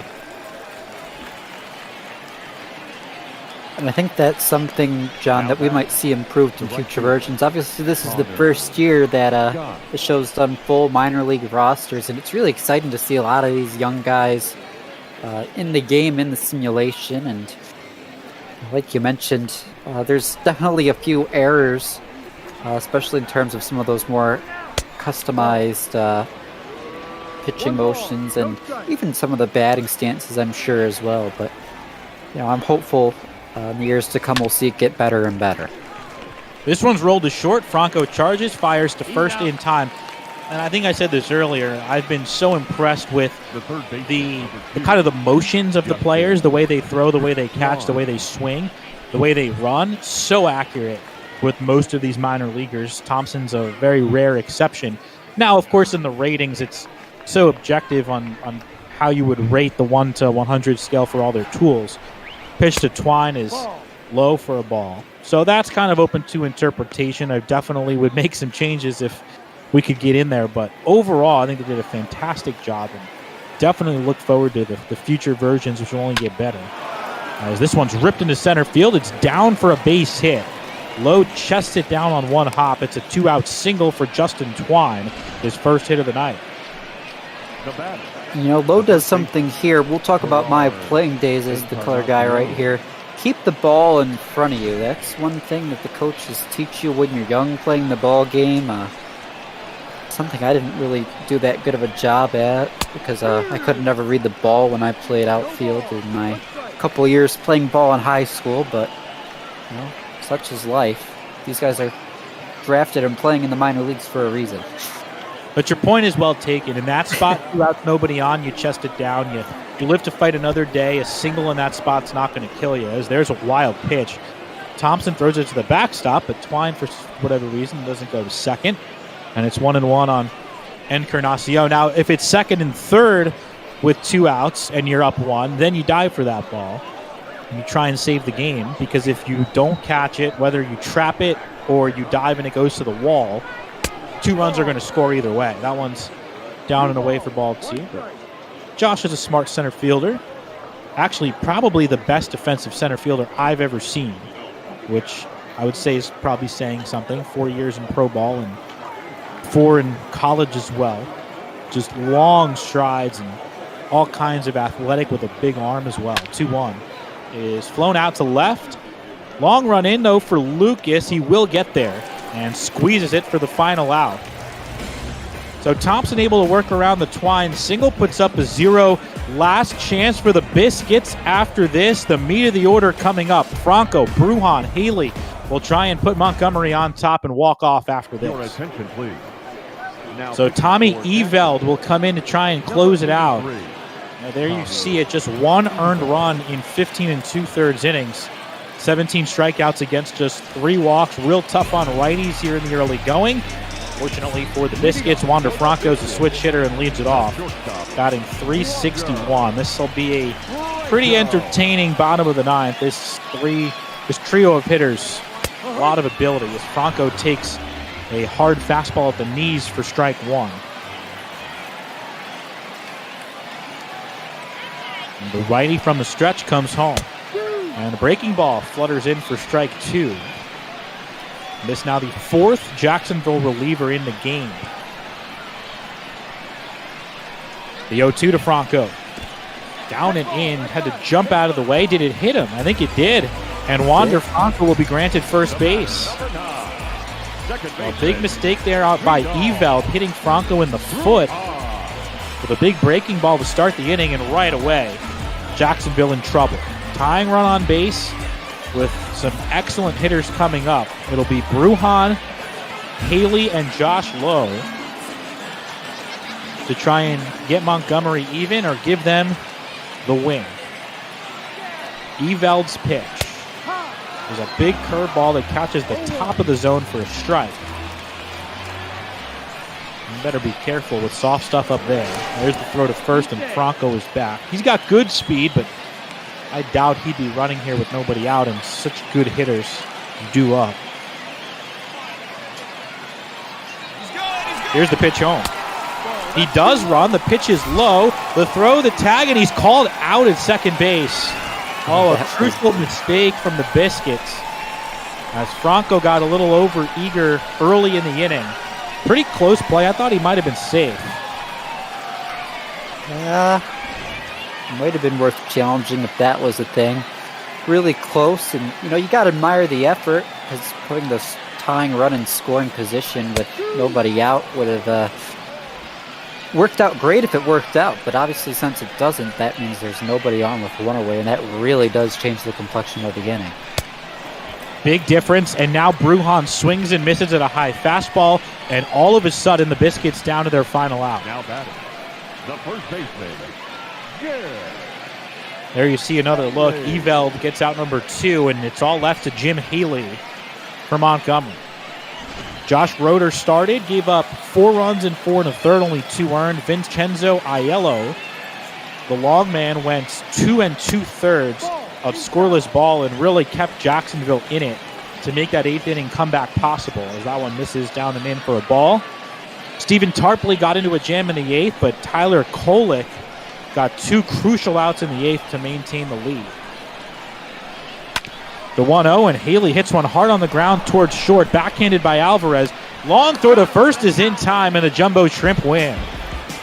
Excellent play from Eddie Alvarez to cap off the victory for Jacksonville. Aiello will get the win as Jacksonville improves to 26-32, and the loss goes to Tyler Zombro, who gave up 4 runs in the 8th as Montgomery falls to 31-27. Once again, we urge you to donate below to adopt an MILB player, all for a good cause. The types of athletes you're seeing in virtual form today always need a place to live during their minor league season, so help them out, support really talented future big leaguers on display here today. Tyler, Ian, your thoughts? Yeah, this was just a lot of fun in general, not only to see these minor league ball players, but also get to learn a bit about them from you, because you've obviously, especially for these Rays guys, seen them a lot in real life and gotten to know them. And I mean, game as a whole, great comeback by Jacksonville, and they left 8 men on base. Yeah, if we're going to talk strategy, which again, of course, these teams are managed by computers, but the decision to leave Tyler Zombro in there after he had already given up 3 hits is what costs Montgomery the game, because Eddie Alvarez cranks a 2-run shot to, win them the game. As we take a look at some of the highlights here, this was the bloop single in the first. Biscuits were able to string together 3 singles to take a 1-0 lead in the first inning against Josh Roeder, who then began to cruise and then ran into trouble again in the 5th. Here is the equalizer, the Riley Mahan home run down the line in right. That tied it at 1 in the 2nd. And then both starters got awfully comfortable. Sandy Gaston was able to put up 3 consecutive zeros against Jacksonville. And then here you see in the 4th, the Biscuits able to tie the game on this Carl Chester single, which scored Josh Lowe. And then Tristan Gray adding to the lead with an RBI single. There you see the diving attempt by Bird, couldn't come up with it. And then Ryan Bolt followed with a sac fly, which gave Montgomery a 5-2 lead, or rather, Brett Sullivan with the sac fly. And Montgomery was feeling good, 5-2 lead. Their starter, Gaston, was cruising. A lot of guys available in the bullpen, and they maintained that 5-2 lead until this in the 8th. Victor Mesa with a 2-run double with 2 outs. I mean, if Zombro gets Mesa there, Montgomery wins easily, but instead, Mesa plates 2 to make it 5-4, and the next batter, Eddie Alvarez, cranking a 2-run shot down the line, and right there you see that, no doubt about it.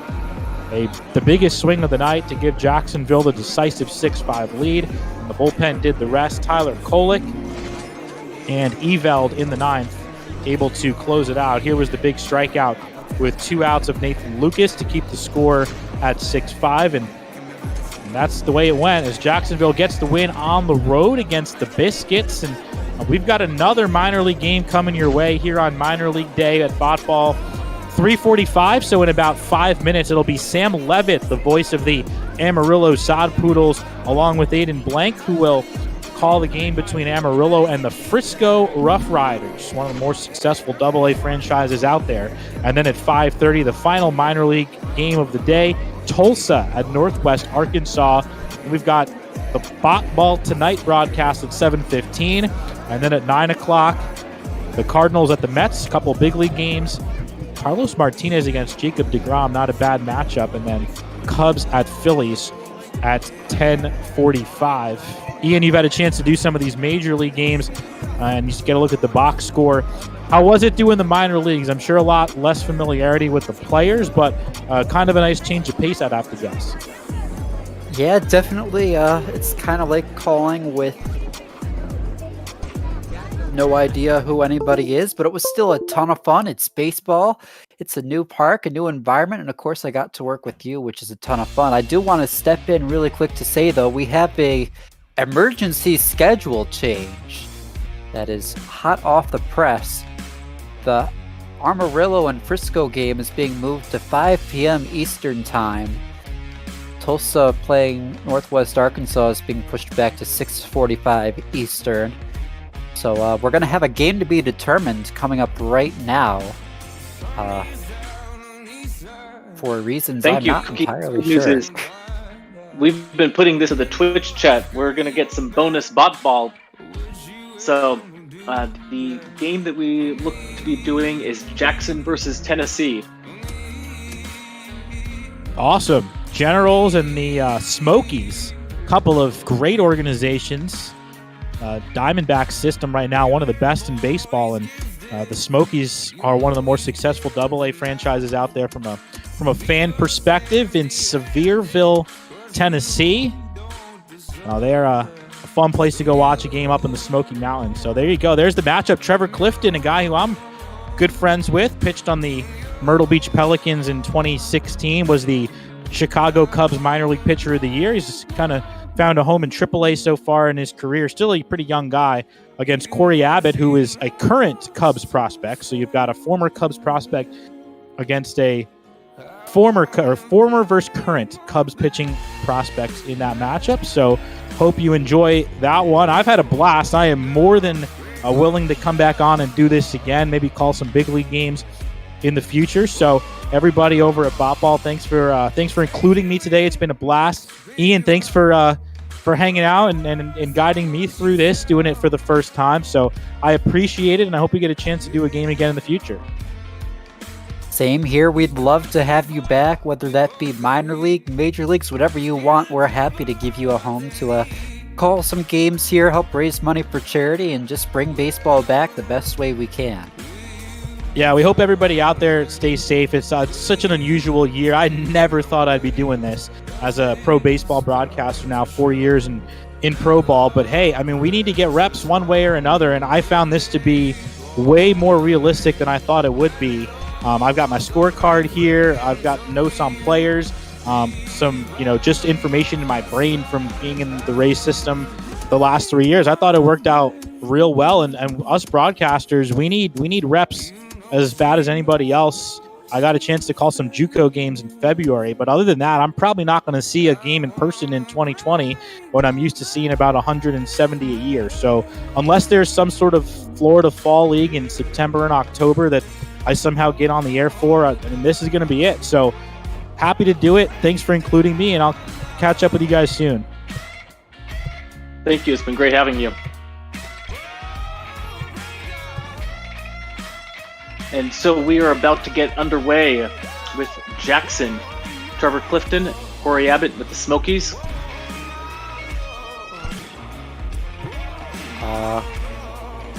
So Garrett, are you going to call this? Do you want me to stick around and call it? What's our plan here?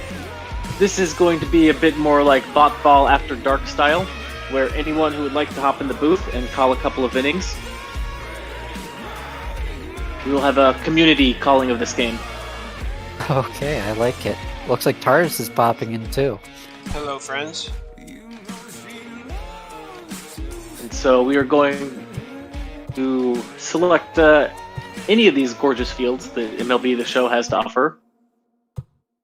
That's a good one. Let's see. Not Ship It. Ship It is bad.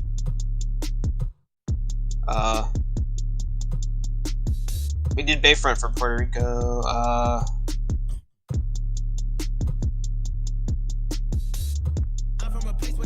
Statesman's nice. Let's go there. It's got the fountains in the outfield. Full Statesman Park. And let's go ahead and have it be a rainy day. There's been a bunch of rain in the minor league games around the system. earlier today, some of the sunnier games that we presented were actually supposed to be rainy, but we decided that we'd prefer to have slightly better weather for BotBall. Probably reasonable. Oh shoot! I did not. No. Crap. Quit out of the game. Fast play. Quit out of the game. Just quit. Close the app. Like, go back to your PlayStation menu and just close it. Will that lose everything? It should auto-save after each game, so... Oh, right. How do we get out here? Just hit options on it. And then close the application, and then we load back in it. I'm glad someone who knows how to... Does it not auto-save? It should auto-save. I guess it doesn't matter too much, since we're not really simming through the AA season.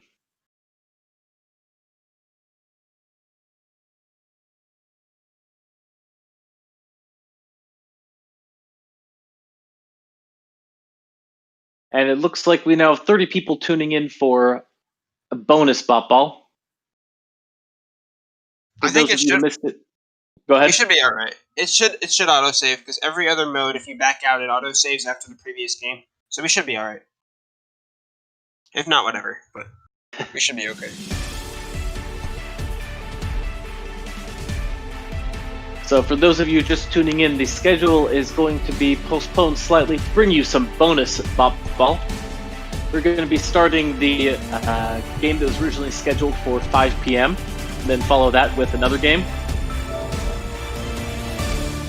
Then we'll do a shorter BotBall tonight before we bring you the remainder of the programming on the current schedule. There we go. We're good. Good save. That's good. Wonderful. Generals versus the Smokies about to get underway here.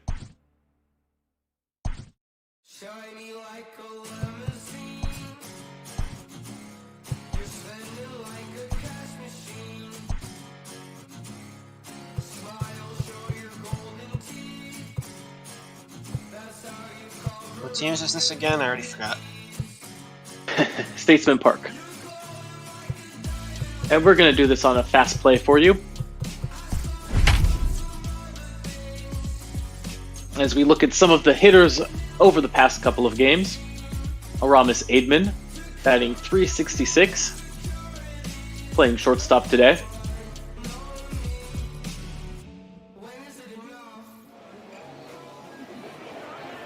And it is rainy day here at Statesman Park, as the Jackson Generals will be facing off against the Tennessee Smokies here in the Southern Baseball League.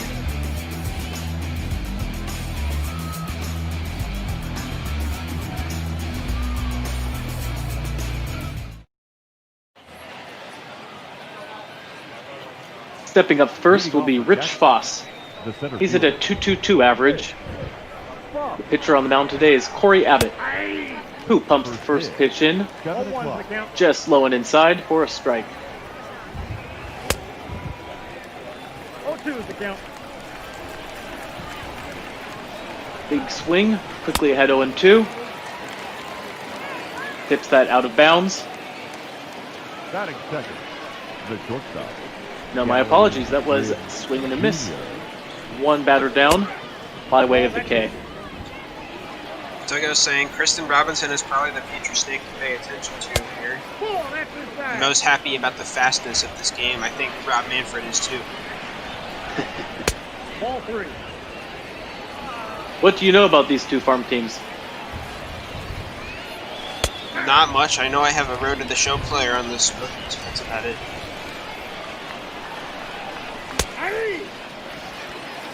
3 balls, 2 strikes.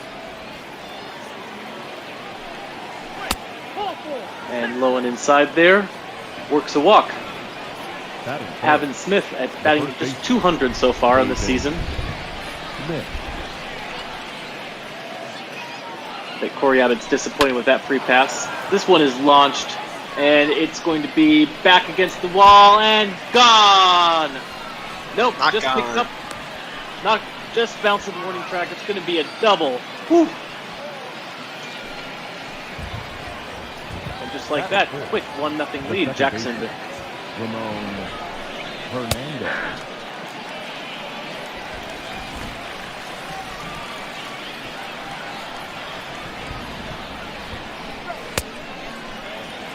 Takes a big rip. Abbott gets ahead 0-2.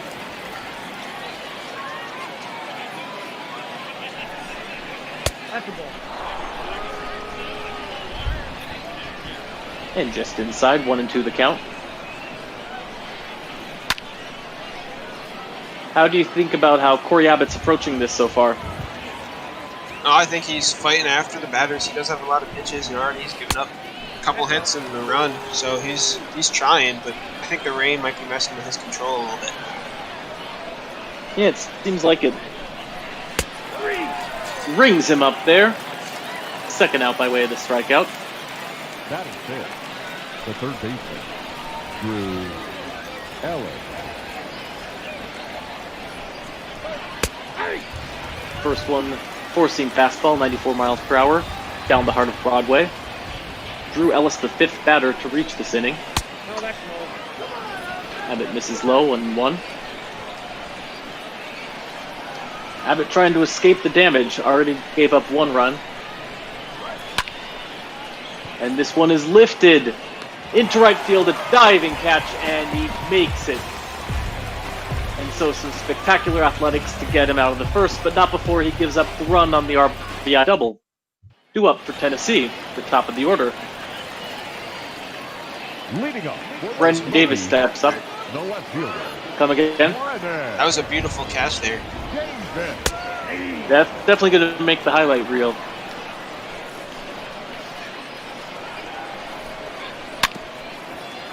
And this one's going to be slowly chopped to the second baseman, who throws over to first and nails him. First out here. Bottom of the first. Trevor Clifton facing off against Christopher Morel.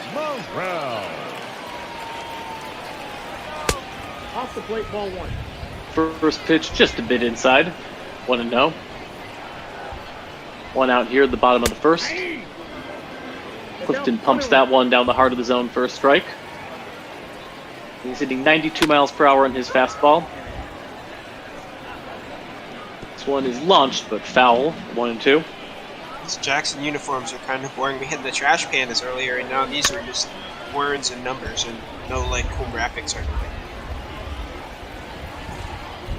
Yeah, they did not give us a uniform selection at the outset. 2-2. I think it's just home and away in the minor leagues, at least in the game. I know they have some cool ones in real life. And this one is launched foul. 2-2. I think my Lehigh Valley Iron Pigs were at the Lehigh Valley John for a game or two. I have the hat from that. That was fun. Nice. Ball 4, take the lead. As Clifton gives up the walk.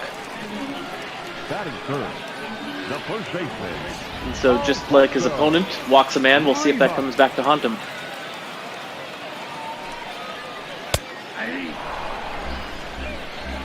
Alfonso Rivas stands in.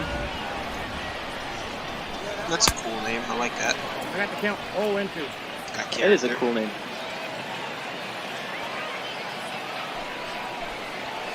Ball.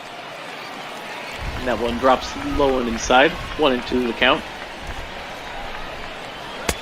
No, inside. Misses. 2-2.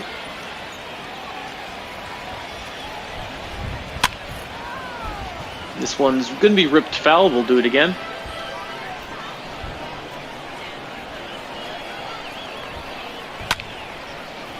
And this one's going to be lifted into center field. Back against the track. Center fielder comes in, takes a couple steps in to make the catch. Runner does not advance. 2 down, bottom of the first. He was giving it his all on that, though he fell over. Indeed. Inside, ball 1. Corbin Joseph looks at the first pitch inside.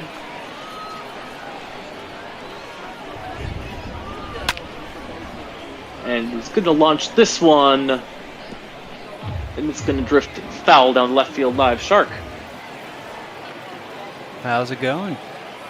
I know it's a fast play. I didn't realize it was the 7th inning already. Oh, no, it's not the 7th inning, but did say there was an open booth. Yes, please. Hey, figured I'd keep you guys company in this rainy day we have here. Indeed, as Tardis is pointing out, seems to maybe have been affecting some of the pitcher's control. This one's going to be lifted into right field. And runners will not be able to advance past third. So 2 outs, but 2 men on here. Do you know much about either of these teams? I know what their farm team's for. Can't say I'm terribly familiar with much AA at all, especially as of late, but just kind of looking forward to seeing 2 organizations I like having their AA teams play each other. Grounder to shortstop is going to end the threat here. We are through 1 inning in the books. Leading off for Jacksonville. Top of the second, Christian Robinson. Christian Robinson. First pitch is fairly deep. Left fielder running back and gone. Oh, splash hit. Let's see the replay on that one. You don't get one, it's this fast play. Oh man. We'll do the replays after the game. Andy Yerzy up against Corey Abbott.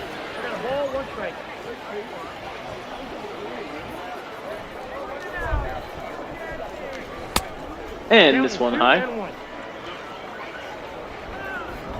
Indeed, the Cubs in Arizona are good in BotBall. And same spot, but just ahead of the warning track. Left fielder getting some work in out there.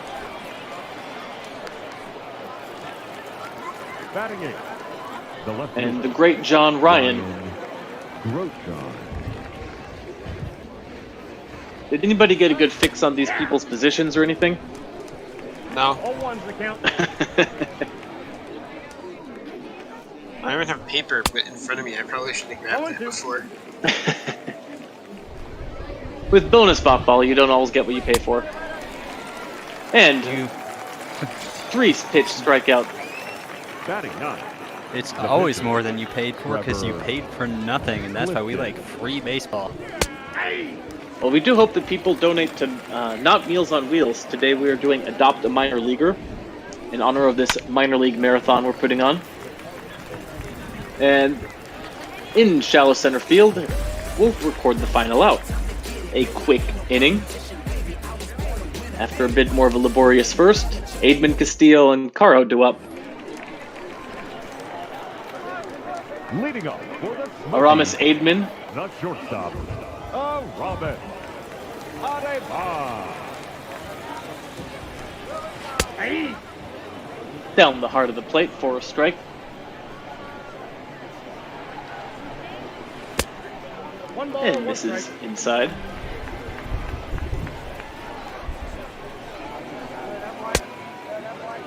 One ball, 2 strikes. Good pitch a bit on that one. Golf to the second baseman. And another quick out. Yeah, slippery conditions did not affect his grasp on that ball. A nice little put out there. You said it. Inside.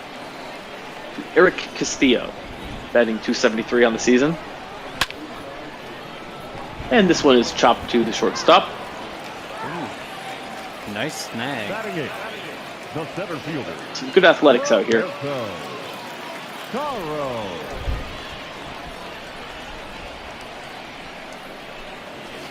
Ball. Count 1-0. This is what the Atlantic League is like now. They have like robot umps and the game clock and stuff. 2 balls, no strike. What do you mean? Because the MLB is using the Atlantic League to test out all their new rules that don't make any sense. I get robot umps, but they have like the pitch clock and they have various other rules that they're testing. And Speaking of doesn't make sense, I don't know why he tried to stretch that into a double, but that'll end the inning. Questionable base running for sure. Leading off for Jackson. So is your issue with it's with the pitch clock and not with robot umpires? I mean, I'm cool with the pitch clock, but I don't like that they make a big deal of it. Like, they don't have to tell us. Nobody will notice anyway.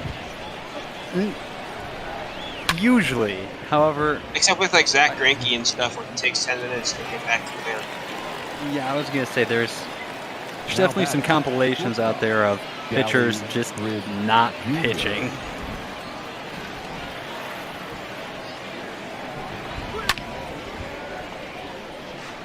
They should get Mark Burley to teach these guys how to get through a game faster if they want to win the game.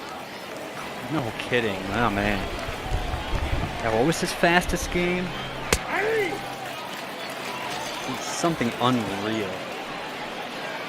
Now batting, the first baseman, Haven. Abbott works a couple of quick outs here. Top of the third. Nope. Ball 1, no strike. 1-1. Yeah, it looks like Burley had a 99-minute complete game, and that Impressive. just sounds fake.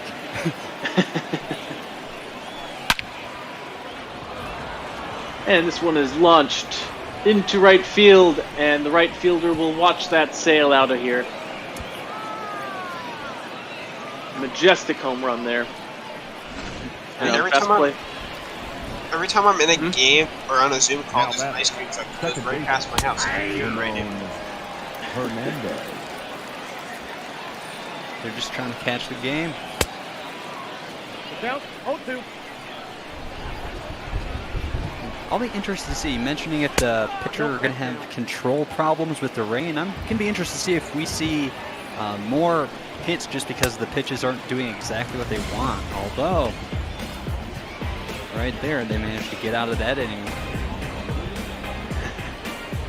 Not before Jackson's able to tack on a run. And so the Snakes farm team up against the Cubs farm team 3-0. Cookie's requesting a snow cone. He gets nothing after what he said about pizza. No, he gets instead of a waffle cone, he gets a pizza cone. That with was slushy marinara.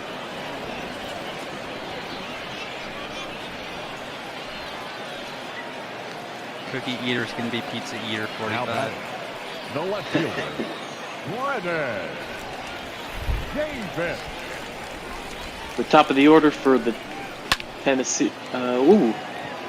Lifted into center field for a quick out. Now batting, third baseman. Every Monday we should have some minor league games. We can do some quick ones like this if we want. I like the idea. It's fun to see the minor leaguers play. Yeah, minor It's like league watching Monday. Minor League Monday. Christopher Morel, 244.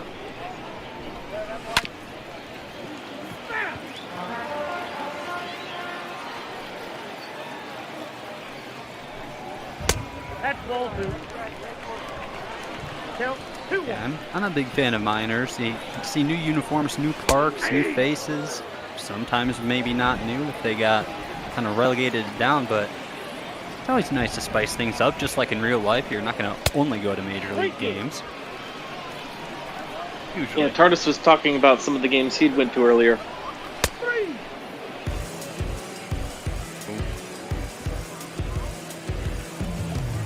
And that is an exceptionally quick half of an inning, bringing us now to the top of the fourth already. Leading off for Jackson. Yeah, Philly's kind of a hot spot for minor league teams because they used to have the Camden River Sharks across the Ben Franklin Bridge in New Jersey.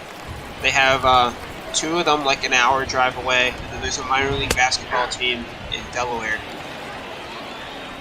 As Sammy Lev points out, the minors, where the stars of tomorrow shine today. Indeed.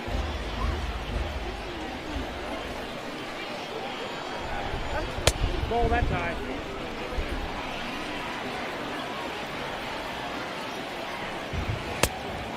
Nope, inside, ball 2. And then Sammy Lev writes L apostrophe, which is French for the, or maybe it's Hebrew, which I think is I think for it was wine. an I, because the enter got hit, because I've literally never used Twitch until right now, so I like the hypothesizing about French, nonetheless. The right fielder. Well, Sammy Lev, we are excited to have calling the very next game after this. And also, Sam, this is like yours. This was my first time using Twitch when I basically started this a couple months ago, and I've really enjoyed it, I have to say. Reddit, not so much. What's that? Reddit, like not so much.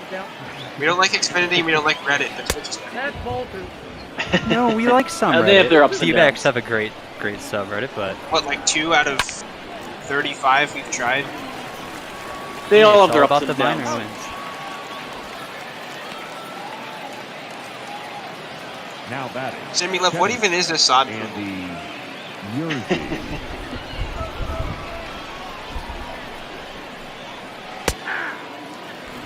And with how quick this game is going, I suppose the real question is, what kind of stretch you want? 1-1. You want it straight? Or do you want something That ridiculous? is interesting. I have that speed one if you want that. Let's put this as a vote to the Twitch chat. I have a 9-second Twitch one. chat. I have the dub stretch, the trap stretch, normal stretch, and then there's Targus' speed stretch, which is blinking it's done. Because I'm not gonna lie, I have the trap stretch loaded up on deck right now. I was making sure it still worked after having to deal with some weird, all my settings getting reset and not recognizing anything. I had backups. Well, for the people who are just, I mean, the music from both of you is fantastic. Stark Shavery, would you tell us a bit about the tradition of the 14th inning stretch? Yes. So, as we all know, we have the 7th inning stretch, and as many know, 14th, 21st, typically people will do the stretch. So, anytime a game is that far out of hand, it's only fitting that the stretch is equally out of hand and stretches your insanity or your sanity instead of your limbs. So, either do an awful dubstep version or an awful trap version, depending on the mood. I've never gotten a 21 though, our longest is 19. Which is a phenomenal game. You can check the archives if you want to catch that one. If you want to catch an on-air, just slow roll breakdown. I think it's pinned in the Discord, but it's in the archive somewhere. I just linked that. Oh. Ooh! Ooh! Look at that shot by Joseph. More dingers. No doubter. Love to see it. Smokey smoking that one. The right fielder, This number is why we 20, just added the rake emoji. Martinez. So an interesting story 1 ball, 1 strike. for... And yeah, Mo, music from YouTube not allowed. That's why I actually That's in. composed or arranged a version of the national anthem and O Canada just the other day, specifically because of those rules. I think you're allowed to have it as long as you're talking over it, but if it's just the music, they don't like that. There's a little bit of gray area. That was the impression I got, but The batter, number hard 11. to tell. Shortstop, Robin. And this one's going to be lifted. Center fielder running up against the wall. Easy stand-up double. So Tennessee threatening to take some back. The catcher, Eric. Already narrowed the gap 3-1 here. Bottom of the 4th.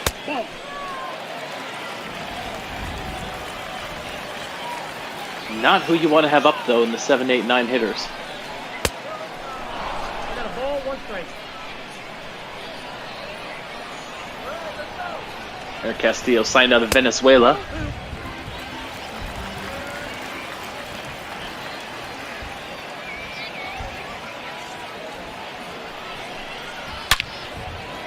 And this one is launched. Going back. We've got ourselves a tie ball game.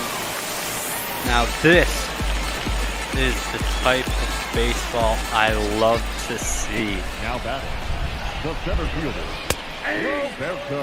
Anyone Who who's knows? new to the We might Twitch, anyone new to the Twitch should type in exclamation point extras, because we're looking at some free baseball in a bonus free baseball game. I got 2-1 the count.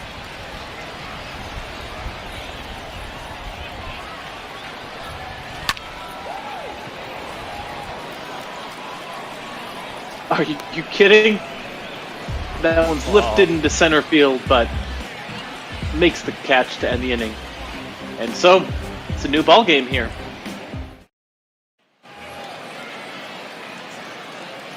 Let's see if these Generals can answer back. I certainly would not be surprised at this point. Whoa, that's down. The great John steps up to the plate.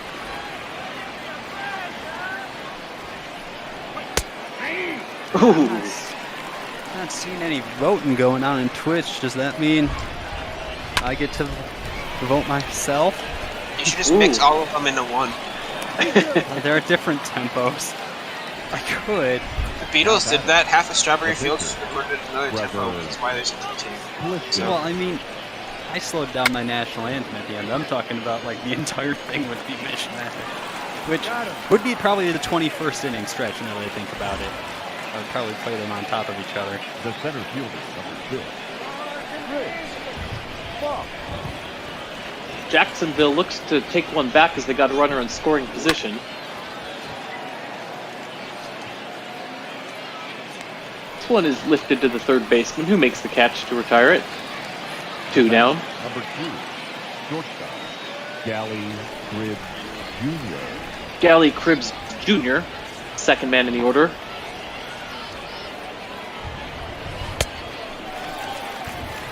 The count. Takes a big swing, but misses on that one. The stream froze on my phone, and I realized I just paused it on accident. So you're telling me it didn't freeze? I thought it did, because I didn't see the pause thing there. Whoops. This computer just freezes it for no apparent reason. I have no idea why. It also skips around in the stream. I have I'm stumped on that. I'll have to figure it out myself, I guess. I had the stream skip a couple times a day. Is that... Whoa! Wait. Okay. Interesting.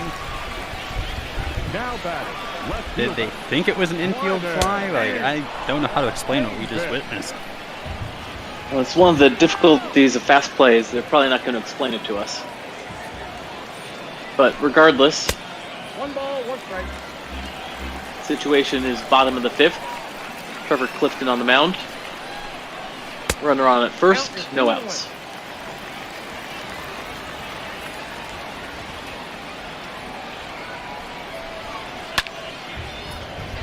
And launches that one foul.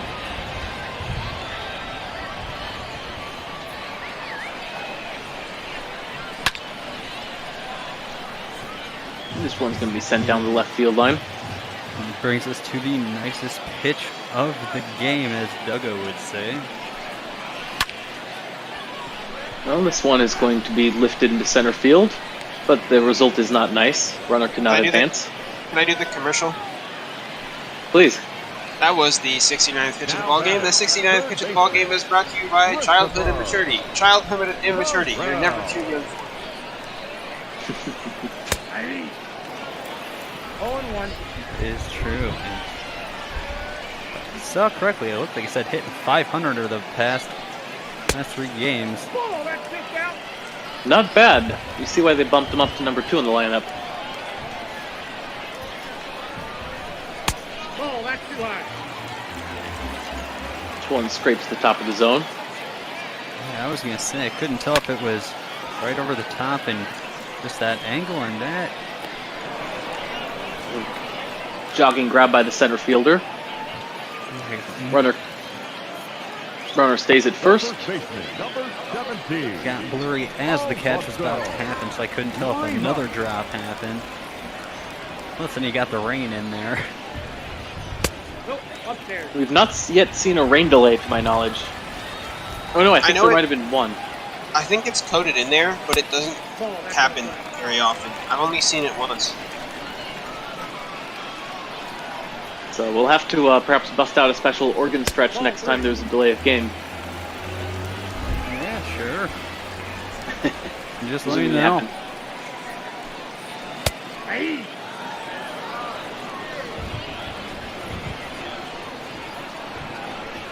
Trevor Clifton falls behind 3-1 on Alfonso Ribas.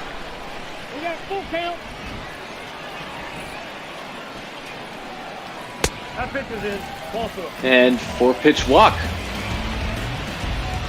Now batting. There's getting some activity in the Generals bullpen. Corbin Joseph coming up 2 for 2 on the night. It's Just who you want with runners. And he's going to get this one into right field. Runner will not be able to score from third. So, but the bases are loaded. 2 outs. Eddie Martinez 0 for 2 on the night, looking to have a big swing. And first pitch lifted into center field, but snagged by the second baseman. Just sneaking out of that one. Dangerous situation, but the game is still tied at 3 here at the end of the 5th. Leading off for Jackson Jackson, Smith, the first base 2 for 2. Haven. We've seen a home run, we've seen a double. No, that's no. Let's see if he had anything else up his sleeves. I'd like to see a triple and then a single. How about a home run? You know what? I guess that will have to do. As I like to say in chat, ding dong, someone get the door.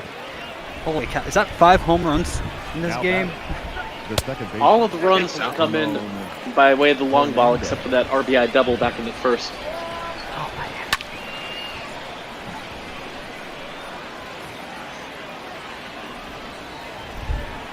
Have you guys played the Tops Bunt mobile game? And if not, I'm I'm kind of addicted. No. It gives you free in-game money, and then you get digital packs, and you try to collect like cool stuff. So I just pulled a Michael Brantley graffiti card.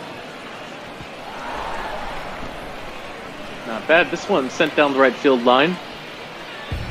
Falls in for a base hit, and that's going to be the end of the day. The third baseman. James Norwood. Ellis. Briefly look at the scouting report there. He's got a fastball that can touch 97. Doing battle against Drew Ellis. And so, as we're at the top 6 and quickly coming in, I'm just going to assume I have free reign over the stretch. Oh, the stretch is yours, please. Ooh, yeah.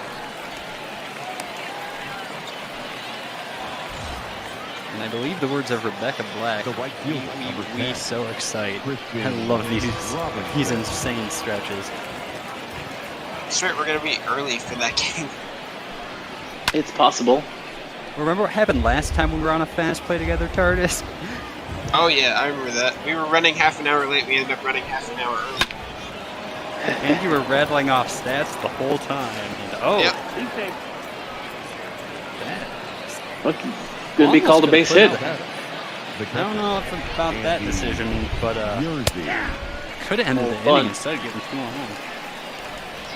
1. Well, Andy Yerzy has the potential to open this game wide open. 0-2 is the count. James Norwood gets ahead 0-2 the count. That's a ball. Misses inside low. 1-2.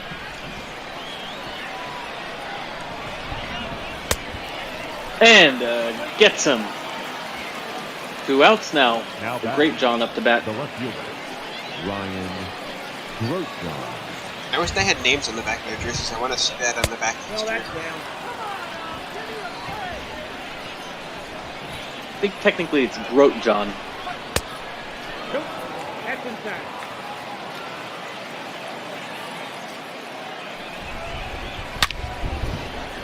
And rips this one, but foul.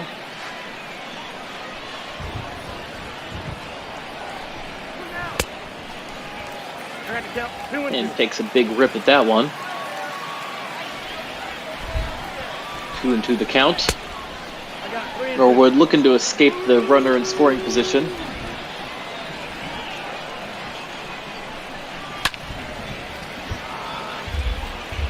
Sends Left that one into foul territory.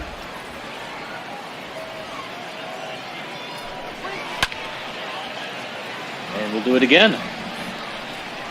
Working a lot of pitches in this at bat. The great John.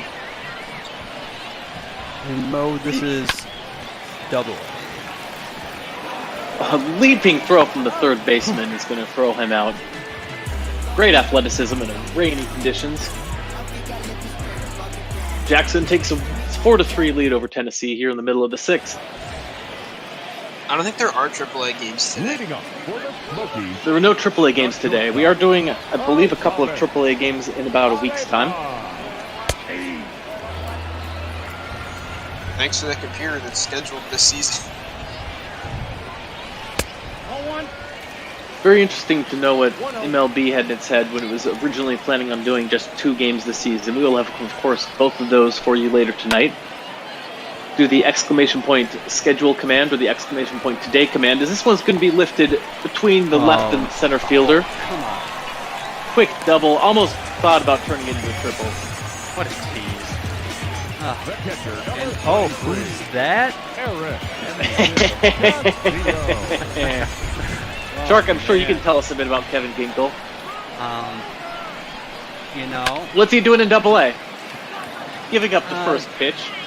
doing Ginkel things, showing why he's here. You know. They already have some action in the bullpen after one pitch. I forgot that he got sent to Double-A. You know what? It's a familiar face. Doing familiar things. Do I have to get Duggo in here? I don't know if he would have too many wise words. Or not wise words. He'd have many wise words, not too many kind words for Ginkel at this point.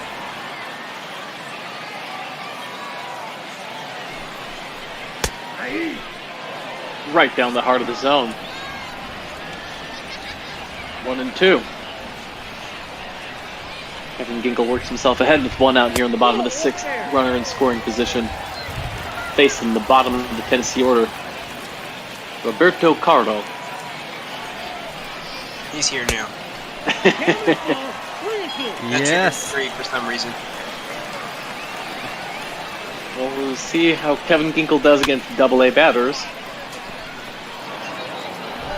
Full count here.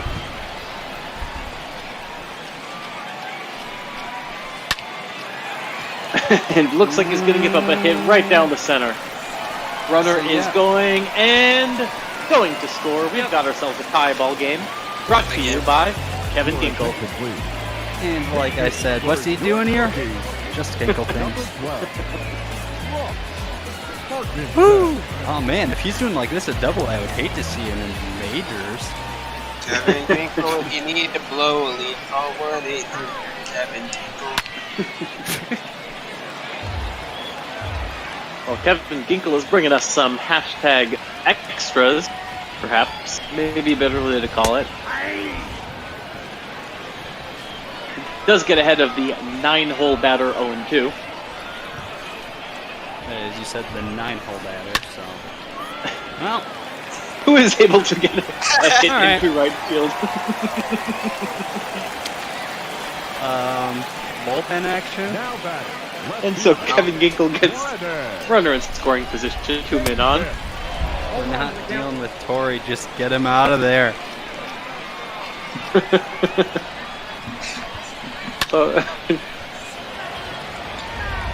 Koski, no, the Frisco game is coming up after this. And home, off against the wall. That will be 2 across. It is a ball game. Now batting, third baseman. To those of you tuning in late, we were deciding to give some bonus baseball. So we are throwing in a bonus game between the franchise team for the Arizona Diamondbacks and the franchise for the Cubs. Now I have a really good reason for the trap stretch. Oh man, this is just out of hand. You might need to rename it the Kevin Ginkel Blues.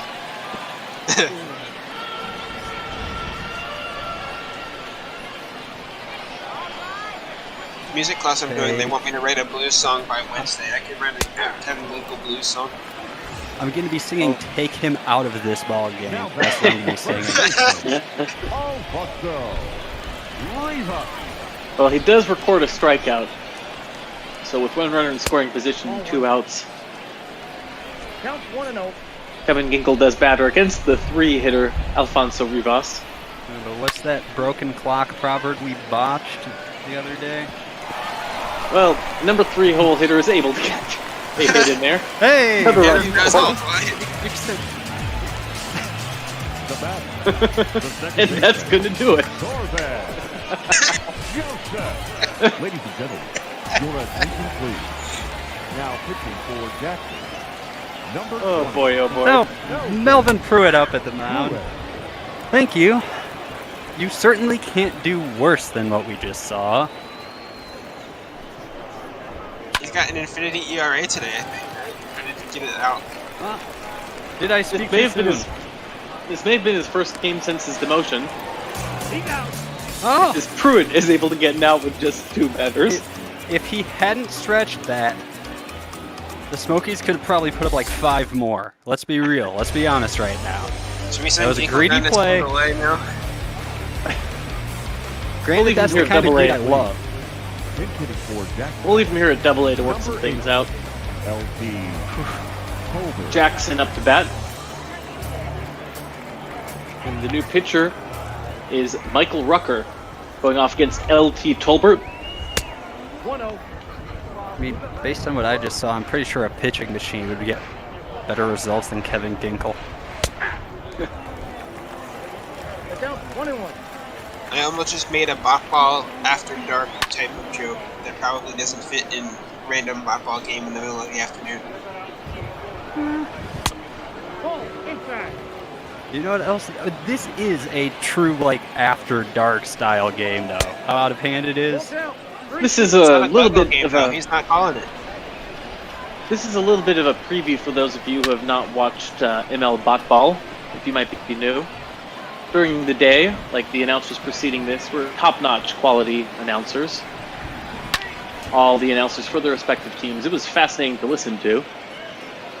This BotBall After Dark is a bit more loose. So those are generally the later slots, 10:45 and onwards. We get a little silly in the booth. I think the adjective is squirrely, that Beardy Buddha likes to say. Or in Sometimes Douglas' case, the 1 it's drunk. a.m. Sometimes the 1 a.m. slot. We are pleased to bring you roughly 14 hours a day of free baseball, and sometimes a little bit more. Oh man, Kevin Ginkel's stonks are down. He might have the lowest stonks at -6. And right there, that play reminds me of the play of the game in that marathon game that Duggo was on. Arguably the worst decision the team could have made, but the best thing for the sanity. Yep, that ball went out. Oh, 2 away, being top 7. I'm getting ready. Mo Red Wing. Mo Red Wing in the chat is excited about the Martinez deGrom matchup later tonight. One of only 2 games scheduled on the MLB's calendar. We're going to pause for this? Let's pause. Sorry ahead of time. Oh, wow. Free baseball. Hey, me. Damn, son, where'd you find this? Damn, son, where'd you find this?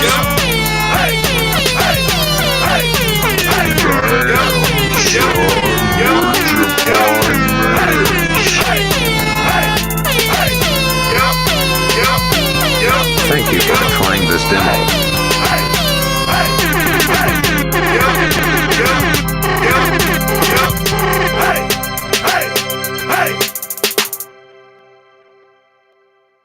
Hey. Was that Bill Hader at the beginning?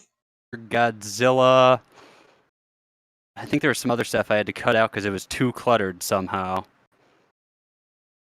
As cluttered as that was, it was worse. So yeah, I think that adequately describes how I'm feeling about just the way this entire game has gone. Hold on, just 1 second. We may not be live. It just looked like my OBS went down to about 0. Would someone take a look at the Twitch stream? See if we are still live. Mine was frozen again. Well, my getting brother that texted me. Brother texted me saying best thing I've ever heard. So at least the stretch got through. Your stretch may have been so good that it broke Twitch. Well, that's high praise. I should really learn the song on banjo. We can do a Sweet Home Alabama version. Right. The two of you wait, as the resident. Live. Right? Are we live? Yeah, I can see it lighting up. Yeah, through the potato quality of my stream, I see my name lighting up. Cool. Okay. It is the stream looks like it's pretty bad right now. Fortunately, we created a hashtag for it. Everybody spam the Xfinity command. Hopefully Brian Roberts sees this. If you're listening, Brian, I know where you live. Everybody down stonks Xfinity, please. I'm impressed that Xfinity is only at -1. Tardis, would you like to talk? Oh, Tardis, would you like to tell some of the new people about the Xfinity command? Oh yeah, so we've had a lot of issues with Xfinity the past few months since we've been doing this, and Garrett will call them and they'll just restart his router and the stream will go down. So pretty much every possible response you can get from their customer service, I have programmed into that command, and if you have any others, I can add more. It's one of my favorites. I've also really been enjoying the downstonks commands. Oh yeah. And I upgraded it with the abbreviation because it was kind of hard to type out if you weren't typing properly. There have been so many stonks traded. We should do some math and see how much it is total. Right. It looks like we are getting the stream back, so I'm going to continue. Yeah, I we're can not actually in any read particular. Yeah, we're not in any particular hurry. We're currently getting 700 kilobytes per second. Oh. Usually we're up above 14, so I will continue to kind of play with this and debug this, try and run some speed tests. But we're on fast play. We're looking good on schedule. So I say we just continue. Better the stream goes down now than later. Yeah, exactly. The next game is the one you want to stick around for. I'm just a janitor. I clean toilet. Next guy's good. Martinez. Ball, that pitch was out.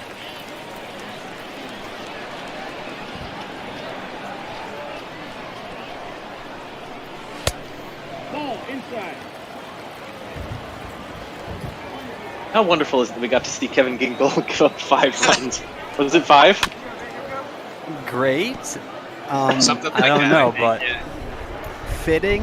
I would say it's very fitting that immediately the first thing is, oh no, Kevin Gingle's here, and then yup.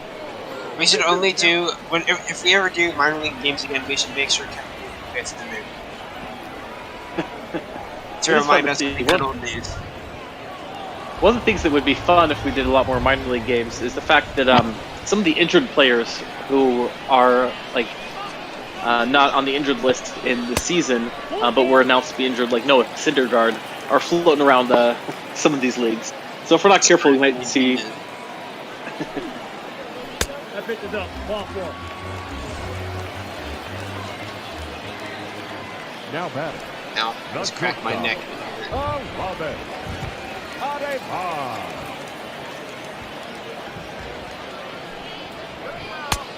Ball 1, no strike. And Tennessee looking to add on to their lead here in the bottom of the 7th. It's an 8-4 ball game, brought to you by Kevin Gingle. 1-800 Kevin Gingle. I got the count 1 and 2. Thanks to the 31 viewers who stuck with us through whatever that was. 2 balls, 2 strikes. We are seeing Restream hit as high as 3 megabits per second. Our stream generally peaks around 1400, which is good enough to give you baseball. Reminder that we're doing all of this for Adopt a Minor Leaguer. The previous announcer talked eloquently about the wonderful parts of that program. As you can see, the link in chat to hit that. The catcher, number 33, Eric Castillo. Can we get an RSS feed so I don't have to change the command every time we change charity? Oh, that's a good idea. We can do that. I almost forgot I did it like 2 in the morning. Yeah, so many great commands. I was trying to explain the stonks command to someone else, and they didn't really get it. Yeah, it's kind of tricky if someone doesn't just know, and big swing and a miss there.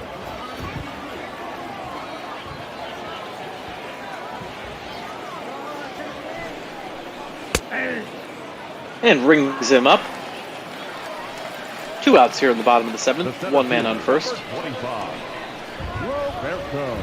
Roberto Caro up to bat. Ryan Atkinson throws his 18th pitch in there. 0-1 the count. Throw back to first does not get him.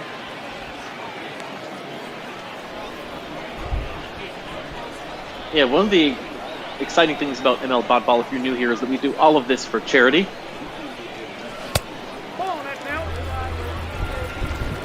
And we're soon moving to a Charity of the Week program, so join us tomorrow to see what charity the broadcasters voted for the first rotating Charity of the Week. 1 ball, 2 strikes, down.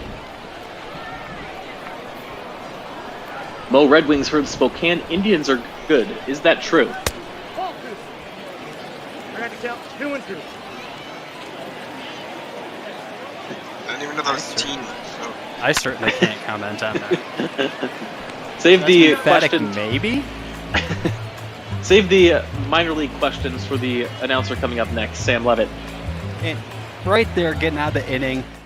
Send that man up to the majors before you let Kevin Ginkel back near a mound in general. That's all I gotta say. See, Kevin Smith 3 for 3 on the day. Let's see if he can get something. And no, not at all. The jinx is real. Now back. It's a single A team, apparently. Hernandez.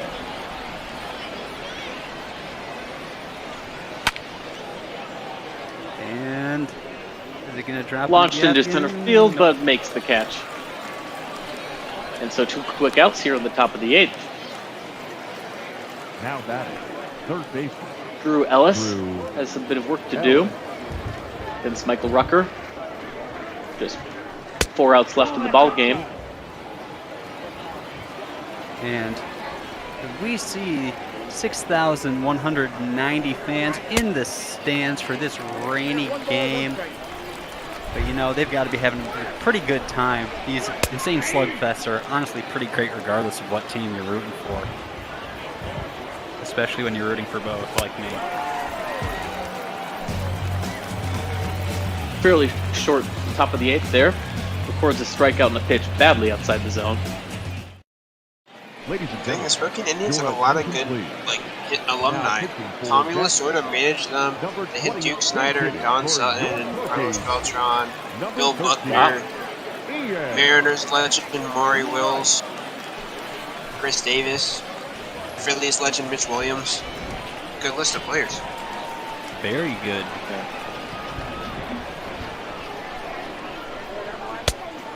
Ian Rice into pitch hit. He's got a 301 average on the season. I just had a thought. I think today was when the big guy was off trivia. Do we have anybody with any crazy trivia before this game ends in about 30 seconds here?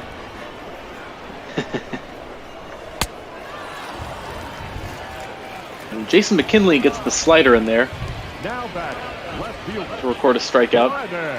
Some fairly good pitching. This could have been a pretty interesting ball game were it not for Kevin Ginkel.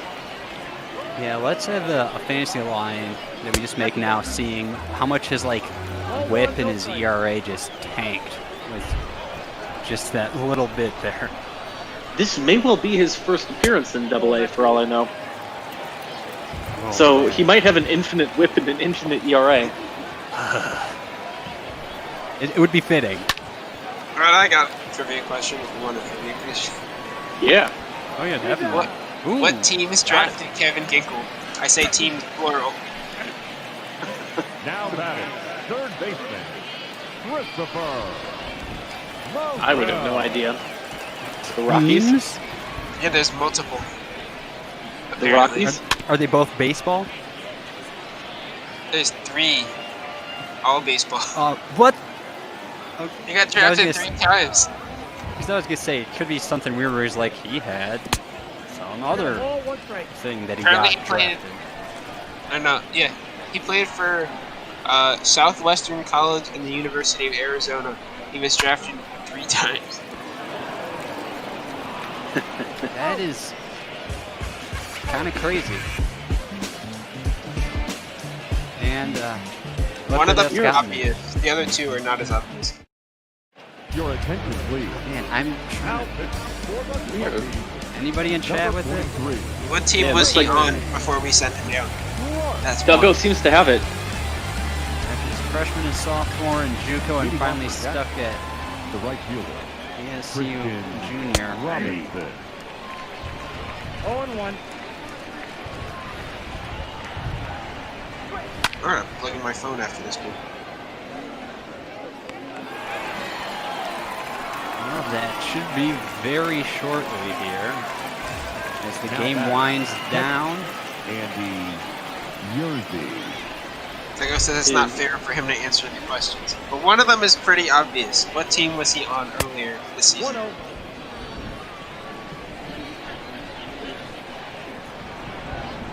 Oh, that's true. I didn't even think about that. It's like, it's not fair. Oh, right.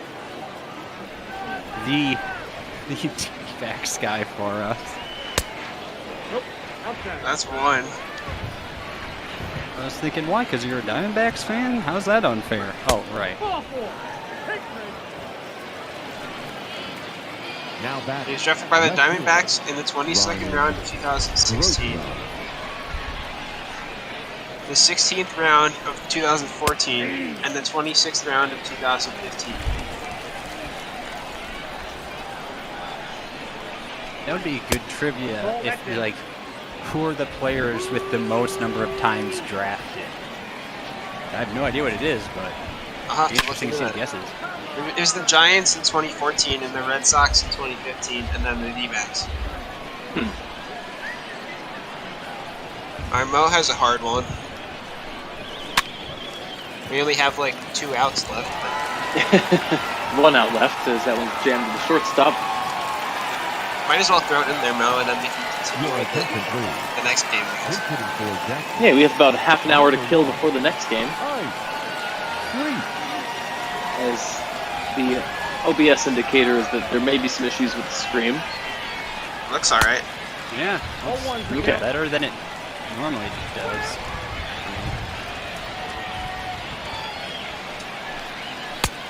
1-1. Time to my game again? My other one? It'll be an hour and 45 minutes after the 2 p.m. game. The count is 1 and 2. Okay, I gotta eat first then. I'll go do that after this. Hungry. Well, this is going to extend the game almost. No. That will retire the game. And Final what a score, game! Tennessee 8, Jackson 4. I believe 4 runs charged to Kevin Ginkel is the difference in the game. Yeah, this it was a game of baseball that was played. A little bit of a home run derby, but you know, like I said, this was absolutely free. So honestly, if you're gonna choose a free game, I think we chose the right one. Yeah. Getting to see Kevin Ginkel, screw up badly is always a treat. I could just watch a blooper reel of him pitching. Corbin Joseph will be the player for the game. 4 for 4 with the home run and 2 RBI. James Norwood will pick up the win, and a well-earned loss for Kevin Ginkel, who went 2/3 of an inning, allowed 4 hits, 4 earned runs. Didn't get 1 strikeout though. Oh man. Time of the ball. Wow. 3 hours and 22 Notable minutes. players: Havin Smith went 3 for 4 with 2 home runs, a double, 3 RBI, 2 runs. Christian Robinson 2 for 4, home run, RBI. Since we're running so far ahead, can you do pitcher analysis on Ginkel? Let's see the I would like highlights to see. first. Most of them off Kevin Ginkel, probably. Let's count them when we get there. First is going to be a double to center, which would score the first run of the game in the top of the first. We see Ellis flying out to right field. Gorgeous, gorgeous play out there. And in the second inning, Jackson would tack on a homer, making it 2-0. I feel like you're about to say tax on another homer, like, a lot. Was a bit of a home run fest as here goes Smith to right field, 376 feet. A solo shot in the top of the third. And you'd think the Generals being up 3-0. You'd think that's a decent spot to be in, but this the bottom of the fourth, moonshot. Joseph would reply, getting Tennessee on the board. Yeah, that 424-foot convincing home run. And this is the home run that would tie the game.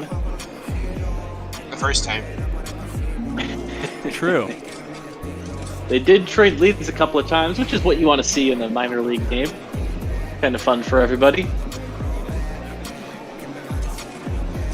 Gorgeous homer to right field, 408 feet on that one.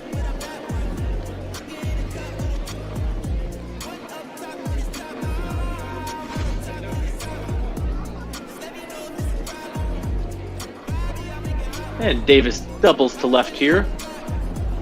Yeah, and I think this was one of those that I thought was for sure going to be gone with the way things were going. One of the few people to not get a home run. And Kevin Ginkel gives up a double to center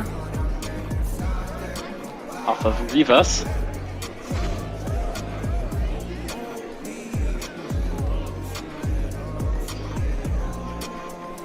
And let's just throw in a fly out, sure. I believe this was because of the running catch, which was notable. Yeah, it was good. He was running straight at it, just got to it, so it is good. But it's just kind of funny when you see like dinger, and then okay, yeah, fly out. Let's finish with that. But yeah, if there's a way to look at the pitching analysis. Oh, they're definitely Ginkel, see that. Yeah, I saw it there. Before We'll we take get a there, look in. Yeah. We've got a trivia question from Oh man. Ginkel. 54 ERA. Oh boy. Is that a BotBall record for like anytime scrolling through stats? Have we witnessed anything this bad? I We know will have to get our Infinity. stats team on that. the Mets pitcher Peterson had he had pitched one inning and gave up like 6 runs, 1 out or something. Well then. I'll have That to is check. hardly I was ideal. on the call for that. I'll have to check that one. Should we look at our where are we trivia heading, question? archives? That's a Please. interesting one. Mo says, which of these Yankees baseball greats set a major league record for having 40 RBIs in World Series play? And it's multiple choice. Lou Gehrig, Yogi Berra, Joe DiMaggio, or Mickey Mantle. It is not Berra. Big fun. Guess that.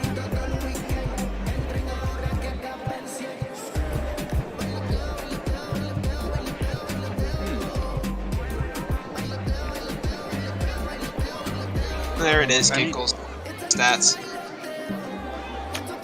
The slider and looked the like changeup. looked like the four-seam, the fastball was his best pitch, only giving up 500 batting average. Slider and the changeup. Yeah, that's really a strong one. That is. Oh, His one strikeout was looking too. that's the crazy part. I feel like they didn't expect it, so it was like some sort of like 4D chess going on. Like, there's no way he can do this. I don't need to swing. Well, that will conclude the ball game. Again, Corbin Joseph receives player of the game with the home run, 4 hits, 2 RBI. Kevin Ginkel, the least valuable player of the game. MVP. Yeah. And thank you once again for sticking with us through the free baseball we just had, as we're going to get back to the regularly scheduled programming now. Indeed we are, and someone just joined in the booth. Indeed, we do have someone. If I could read my screen. Sammy Lev in the booth. We have the big guy himself, Sammy. What's up, guys? Can you hear me? Absolutely. I can hear you all right. Loud and clear. All right, very good. This is my first time ever using Twitch. This is my first time ever using Discord. So here we go. You guys ready for the Saudis and the RoughRiders?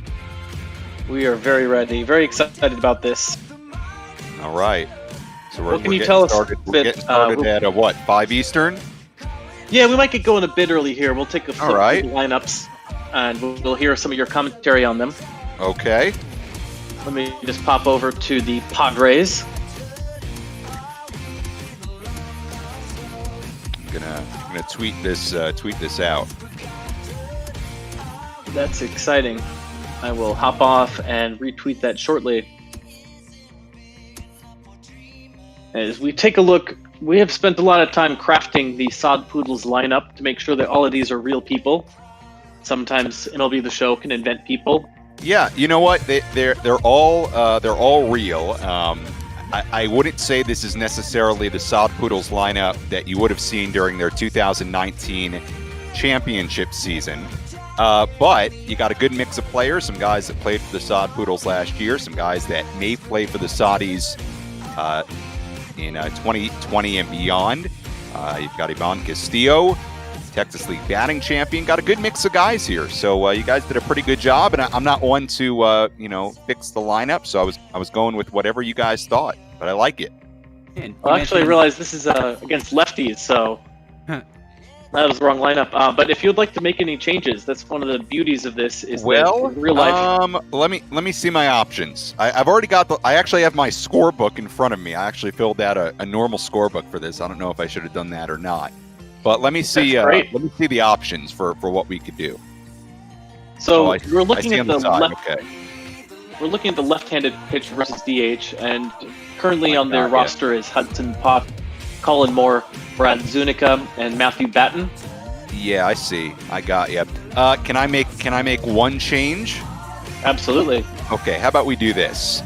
Let's take Hudson Potts and let's play him at third base.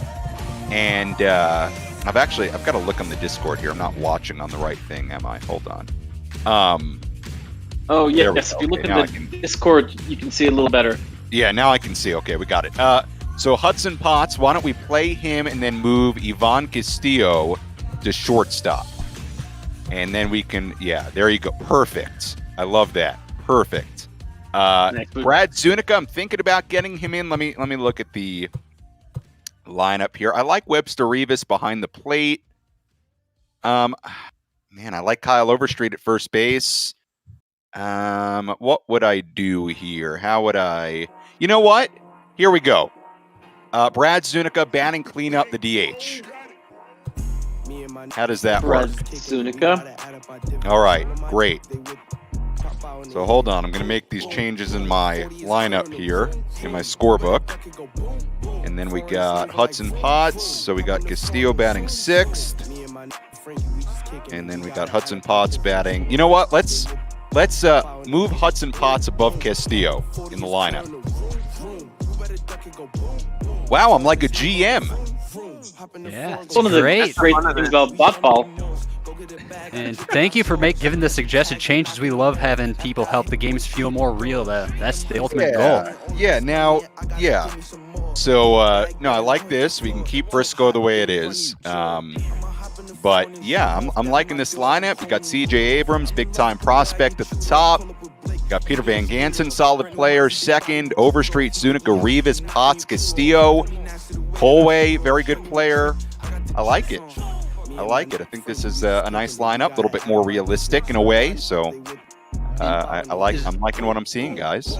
Is there anyone on this lineout you'd say is someone to really look out for come up here in the next few years? Yeah, I would say C.J. Abrams is one of the big-time prospects in the Padres system. They drafted him last year, 6th overall. Very young player, but a very good player. Hudson Potts, also a highly touted guy. In my opinion, Ivan Castillo is one of the more slept-on guys in the system. He was the Texas League batting champion last year. Tremendous player at AA with Amarillo, so I think he's in that mix. And Ryan Weathers, who's the starting pitcher in this game. He's a big-time prospect as well, 20 years old, a first-round pick in 2018. So I think we got some virtual guys to really keep an eye on. Man, that's always exciting when you have multiple people that just all have such good promise in your farm teams. And I gotta say, I am really looking forward to you calling this game. It's always great having people that really know the team's able to help make it that much more realistic. So I myself am gonna step out. I hope everyone has a great rest of their night, and hope you have a great rest of your call. All right, appreciate it. Welcome to tonight's virtual showdown between Amarillo and Frisco. Ryan Weathers on the mound for the Saudis and Wes Benjamin on the mound for the RoughRiders. Sam Levitt with you on MLB BotBall. The proceeds today going to Adopt a Minor Leaguer. You can donate on the page. And we take a look, 33-23, the Saudis. And we are playing at do we get to pick the stadium here? Is that the deal? Yeah, you get to pick the stadium. All they right, don't so have every stadium in the game. What do you guys recommend? You know it better than me. What did Big Fun recommend? He had a recommendation. Let's see. Frisco, he said Center City Field is what he recommended. Center City? All right, let's do Center City. I know Bayfront is what we used for Puerto Rico, and I don't know if we want to... That looks good. I like that.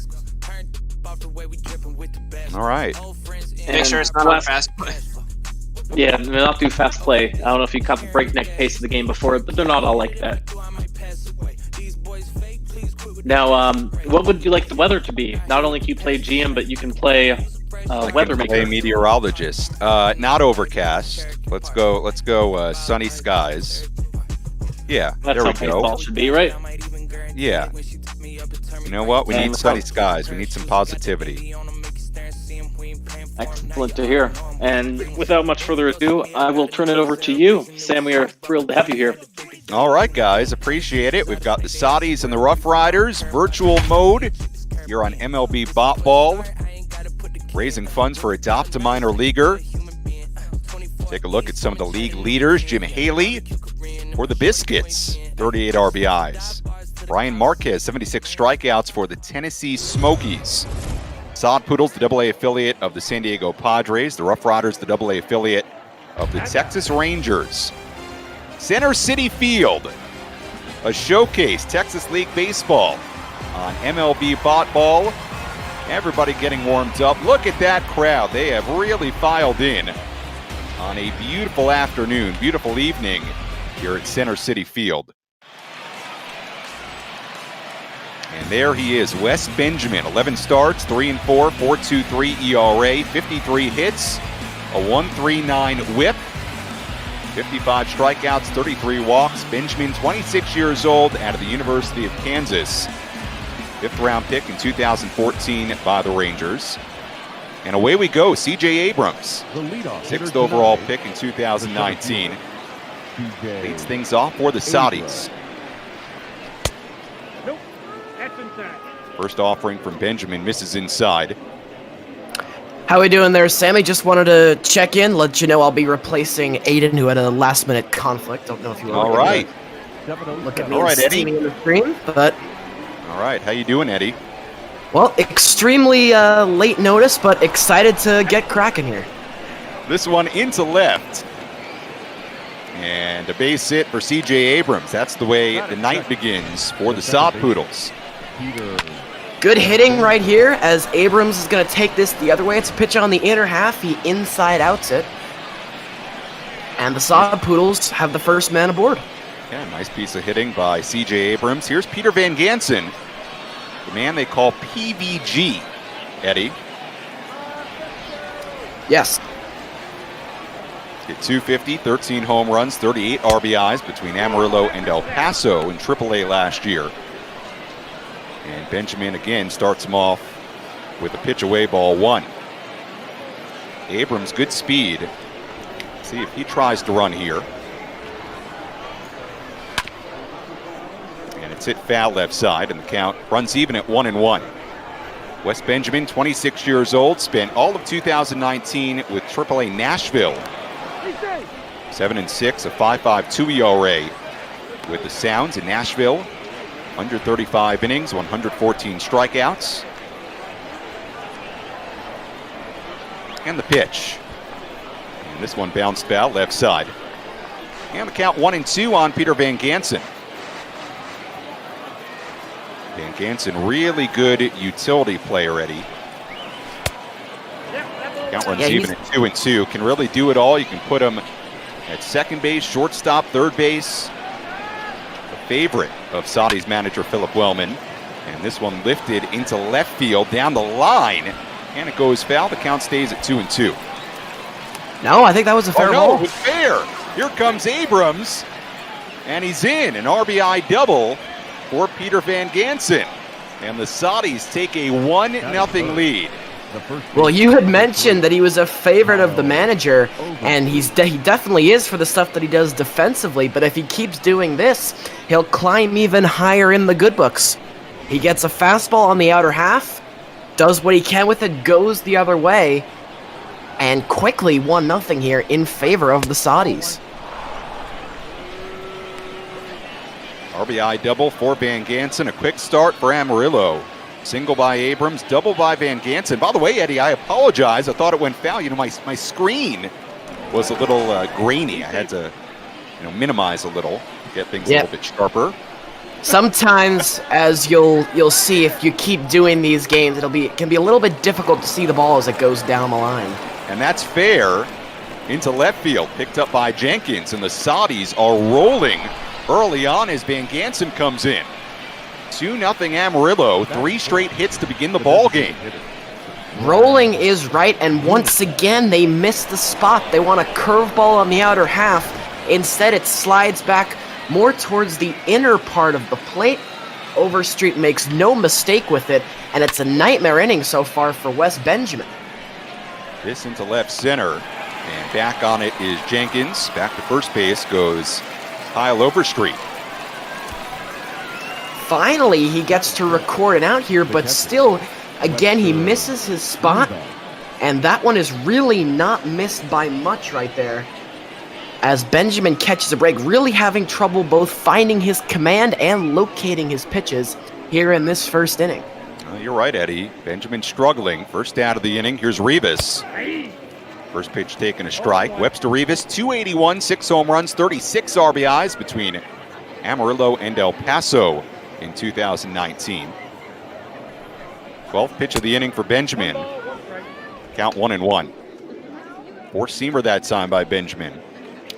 Yeah, this is where your Benjamin, trying to pitch to contact here, could really use a ground ball, both to get out of this inning and to try and save that pitch count. Big cut by Rivas.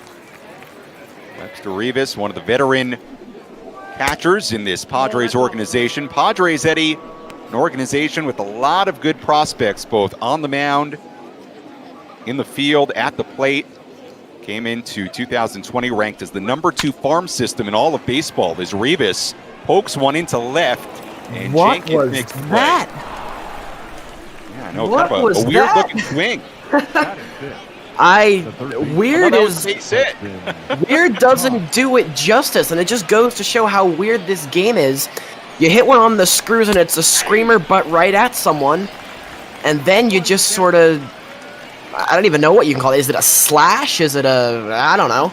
But he puts it in the right spot, and the rough inning continues for Wes Benjamin. Pitch to Hudson Potts in the dirt. So the Sod Poodles already 2 runs in, 4 hits in the inning. And here's Potts, just 21 years old. 1-2. 1-2.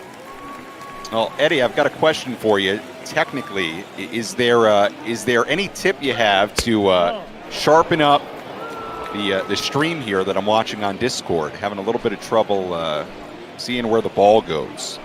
Are you using the downloaded version or the web version? I am using the web version, as this one's grounded back to the mound, and that'll be a double play.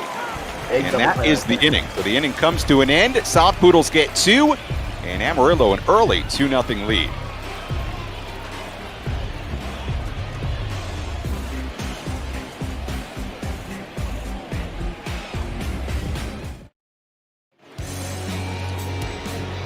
So now Ryan Weathers will get his turn on the mound after the South Poodles give him an early 2-run lead.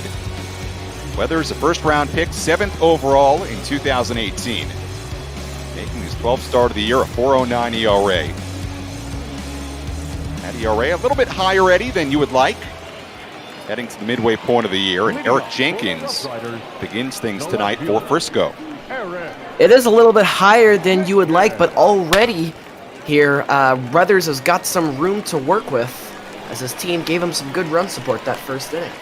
And a base hit for Jenkins to begin the night for the RoughRiders offense.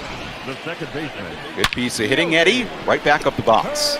Very good start by the RoughRiders, and that's what you really want. Anytime you have a rough first inning, if you're the home team, as soon as you can get back in there and get those bats rolling as quick as possible, and that's exactly what they did. So give credit where credit's due. Eric Jenkins, great start to the night so far for the This is RoughRiders. Yanni Hernandez at the plate. Taking a look at Ivan Castillo, DJ Abrams in center. How about those uniforms for the Saudis? Eddie, what do you think? Those grays, one of my favorites. That red Amarillo across the front, pretty nice. Yeah, they're nice. They're clean. They're crisp. I'm a more traditional baseball fan. I don't love all the bright colors and stuff going on. I gotta say, I'm big fans of the uniforms for both teams. The RoughRiders got the we've got nice more than, crisp white. Yeah, we've got more than 200 people watching on Twitch right now. I'm amazed. This one, no pressure. Side, and that's base hit for Hernandez. So the Saudis offense got off to a good start early, and the RoughRiders responding here in the bottom half of the first inning with 2 consecutive hits to begin the night. Yeah, right now we are about the farthest thing away from a pitcher's duel, as both pitchers struggling to locate early. Once again, this time it's Weathers. He missed his spot to Jenkins, and again right there to Hernandez. And now it's the RoughRiders' turn to threaten. And by the way, I'm seeing in the comments here, and yes, I am looking at the comments. So if you have any questions as we go, let me know. We've got a question: who is the best minor league player? If you mean in the Padres system, they've got a couple of really good ones. Not a couple, a bunch of really good ones. Get to that in a moment as Sam Huff digs in. And a pitch inside, ball 1. Mackenzie Gore, the top pitching prospect in all of baseball. Luis Patino right behind him. Taylor Trammell, who they acquired in the 3-team Trevor Bauer deal at the trade deadline last year, another big-time prospect. And Eddie, like we were saying earlier, the Padres have one of the best farm systems in all of baseball, and they really are considered by a lot of people around the game to be a team and an organization on the rise. They certainly are, and it's really too bad that this season, the start to the season that is, has been delayed, because a lot of that young talent was expected to make their debut, if not on opening day, at some point during the Major League season. But back to Mackenzie Gore, as the resident Padres, perhaps Padres expert here. I remember Mackenzie when he won the National Gatorade Player of the Year when he was in high school. Is he close to being big league ready? You would know that better than I would. And a strikeout for Weathers. He gets Huff on a good breaking ball. Way out in front. First out of the inning for Weathers. And the cleanup man, Leody Taveras, coming up. And Taveras, speaking of top prospects, the number 3 prospect in the Rangers system. Big early spot here for Weathers again. He went to the off-speed pitch, got him to swing right over it. You talk about Mackenzie Gore, Eddie, and he's somebody who likely would have started this season at AA, and in my opinion, is somebody who would have got to the big leagues at some point in 2020. We'll see what the situation is. He still might do that.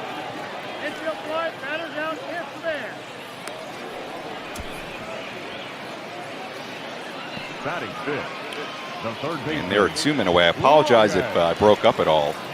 Eddie having a little bit of connectivity issues. You weren't alone there. That time my screen froze up a little bit as well. All right. Good to know I'm not alone. I'm not sure what Tavares did there. It kind of froze up on me, but Weathers starts off Ryan Doro with a pitch out of the zone, ball 1. When it came back, it looked like it was an infield fly roll, and I think it was the first baseman who was saying, "Look what I found." So I think it was a soft pop-up to the first baseman.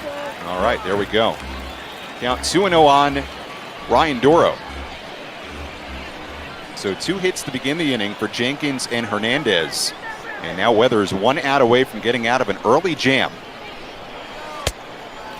2-0, good off-speed pitch. A little bit out of the zone by Weathers. And the count 3-0. Back to the conversation, Eddie, on Mackenzie Gore and some of the top prospects in the San Diego system. Mackenzie Gore, #1 pitching prospect in all of baseball, just had an unbelievable season at High A last year as Doro walks. And now the base is loaded with 2 outs for Ladarius Clark. First walk given up tonight by Ryan Weathers. But he is one of the guys who the Padres plan to be a big part of their rotation for years to come and widely regarded as the #1 pitching prospect in baseball. In fact, Luis Patino is right behind him, also a very highly touted prospect. And both those guys, I thought, had a good chance to start with the Saudis at Double-A to begin 2020. Yeah, really excited for both of those guys to come up and make their mark in the big leagues, as there is clearly no shortage of pitching in the minor leagues right now. So with the old guard perhaps on its way out, some of the Justin Verlanders, I'll let you take this one. Over to second, quick force out, and that is the inning. So Weathers gets into trouble and manages to get out of it. And the Saudis a 2-0 lead after 1 on a beautiful evening. Well, good job there, Eddie, by Ryan Weathers. Got into trouble but found a way to escape. Yeah, 2 leadoff base hits, and then he started to settle down. A strikeout of Huff got Tavares to pop up, then a walk to Doro, but he cleaned things up with Ladarius Clark. But back to what I was saying in that last inning before we were cut off, with the old guard type of pitchers such as Justin Verlander perhaps on their way out, it's good to know there are guys like Mackenzie Gore who are in big league farm systems who are ready to step up and take his place, and I'm sure you are as well. But I for one very excited as what some of these young guys can bring. Here is Ivan Castillo. Castillo, you want to talk about minor leaguers. He's not somebody who you'll find in any top prospect list, Eddie, but he is one heck of a player. Won the Texas League batting title last year with a .313 average, and aside from maybe Edward Olivares, who was a big-time player on the Sod Poodles in 2019, I would put Ivan Castillo right in that MVP conversation. He was that good, one heck of a player. 3-1, and Castillo drives one into center. And a can of corn for Tavares. Or no, that was a base hit. I apologize, Eddie. It's hard I to thought it was no, it's the outfield. I was going right along with you right there. I thought that had fallen, especially the way the center fielder kind of casually approached it. But once again, our eyes deceive us. And that ball in the dirt. Good block by Kowalczyk behind the plate. Yeah, guys, if you have any tips in the Discord for how to sharpen things up, I'd appreciate it. But we're getting it done. That's what we do in minor league baseball, Eddie. We get it done. We figure out a way. You grind it out and you scratch it together. All right, pitch to Colway is outside 2-0. Taylor Colway batted .302. Played for 3 teams last season, Lake Elsinore, Amarillo, and El Paso. That's high A, AA, and AAA in the Padres system. Throw to first and Castillo back in. Got a lot of good comments on the chat. Wow, 332 people watching this right now. I love it. I got to be honest, Eddie, I did not expect this kind of audience. I'm feeling a little nervous now. I haven't seen it either, and sometimes I've usually only had early games anytime before 5:30 or so. and I've seen a couple of the more primetime slots at 7, 9, and 10:45 get some more views, but I don't want to speak for the Discord here, but we may be approaching a record if we have not already passed one. I'll tell you what it is. As Colway swings through the pitch from Benjamin, four-seamer that time from Benjamin. I'll tell you what it is, Eddie. It is the Saudis effect. Saudis Nation. Who wouldn't want to watch a game between the Sod Poodles and the RoughRiders? There we go. 3-2 outside. And the Sod Poodles, after a 2-run first inning, in business again. They've got 2 on, nobody out. And the number 9 batter, Tirso Ornelas, coming up. Hello, Boy Rye from the UK. Whoa, we got an international audience here.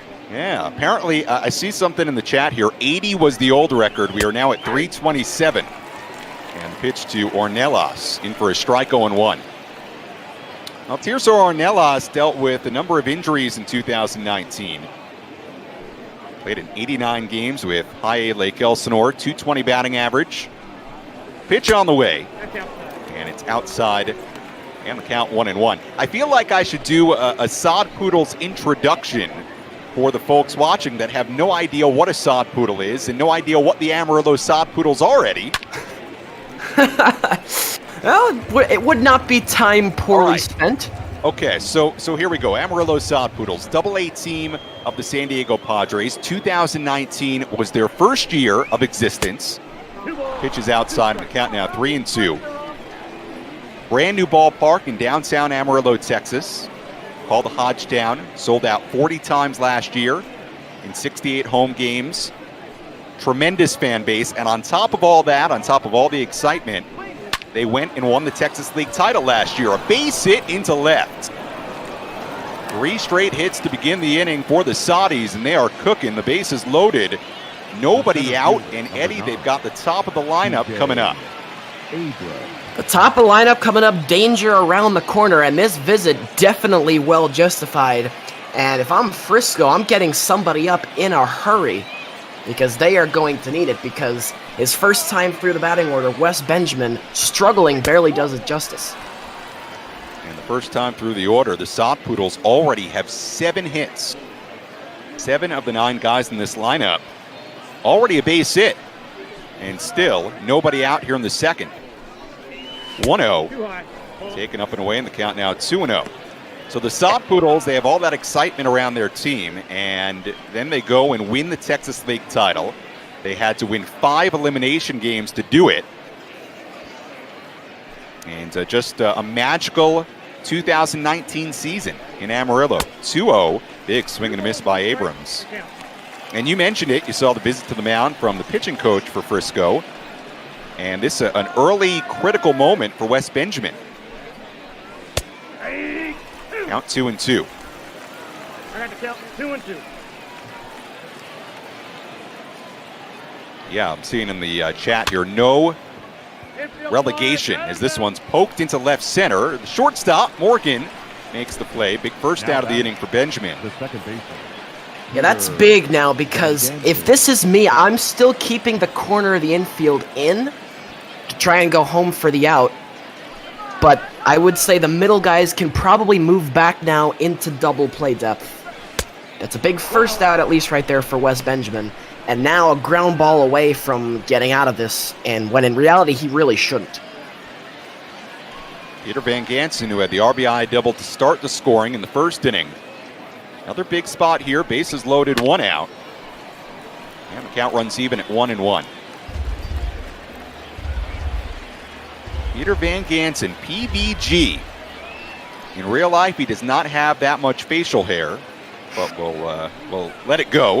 For the virtual version of Peter Van Gansen, 2-1. Well, Benjamin, he was rescued by an inning-ending double play in the first inning. Hudson Potts hit into that, and he could really use another one from PVG right here. 2-1. Good pitch, low in the zone. Benjamin could get out of this inning with a double play ball. And the pitch is low, 3-2. So now he's in serious danger of walking in a run. Kyle Overstreet waiting on deck. Big pitch here. 3-2. And Van Gansen grounds it to first base. The second one turned to first, and they got him. What a double play. Goes 3-6-3. And the inning is over. So 3 straight hits to begin the inning. And somehow, Eddie, Wes Benjamin wiggles his way out of it. Like I said just a moment ago, Benjamin could have really used the double play right there. He got one to end the first inning when he was in trouble, and now again in the second. Ginormous right there from Benjamin, and hopefully he can kind of find himself, because he's been rescued twice by his defense so far. And now Ryan Weathers back to work, grounded to first base, and Weathers, good job covering. And that retires Haswan Vieira. Batting it, the catcher. Well, Weathers allowed 2 hits in that opening inning. Got out of it, no runs across. 1 out, nobody on for Alex Kowalczyk, backup catcher. Sammy, that's the first time today that the first batter who comes to plate in the inning has been retired. Kowalczyk wastes one the other way. Strike 1. Kowalczyk, 53 games with Frisco in 2019. Went to the University of Pittsburgh. 0-1. And he skies one into right. Ornelas cruising under it. And there are 2 gone for Ryan Weathers. Batting 9, the shortstop.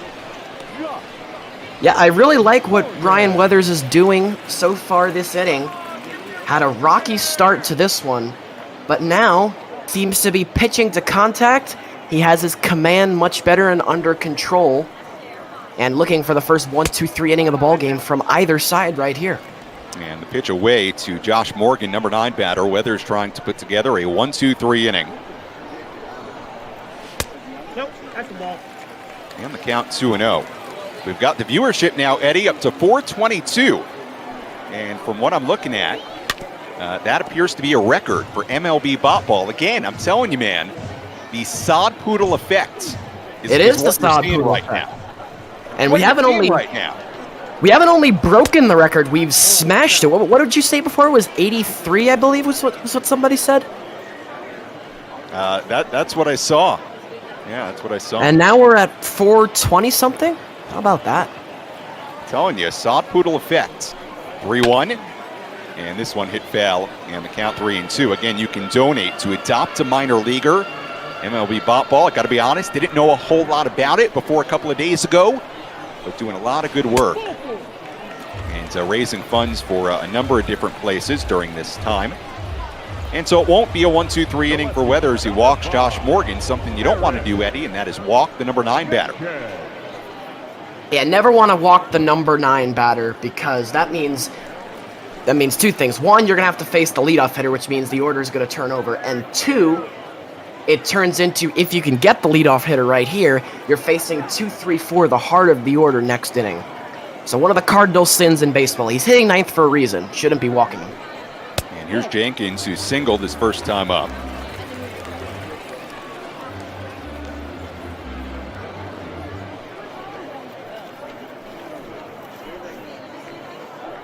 Weathers can't get discouraged here. It's just the 2-out walk. His pitch count is still pretty respectable. You want to be keeping it to around 15 pitches per inning, and he's in line to do that, provided, of course, he can get Jenkins here. 1-0. He is low on the count now, 2-0. Got 424 watching. If you have any questions about minor league baseball, the Amarillo Sod Poodles, you can certainly let me know. I'll put my Twitter in there, too, if you've got any Twitter questions. I'm looking at that. That's what we do with the Sod Poodles, Eddie. We're very interactive with our broadcast, so we're making it as real as possible here. The 2-0 is outside 3-0. So Weathers, after getting the first 2 outs of the inning, he walks Morgan, and now behind on Jenkins, 3-0.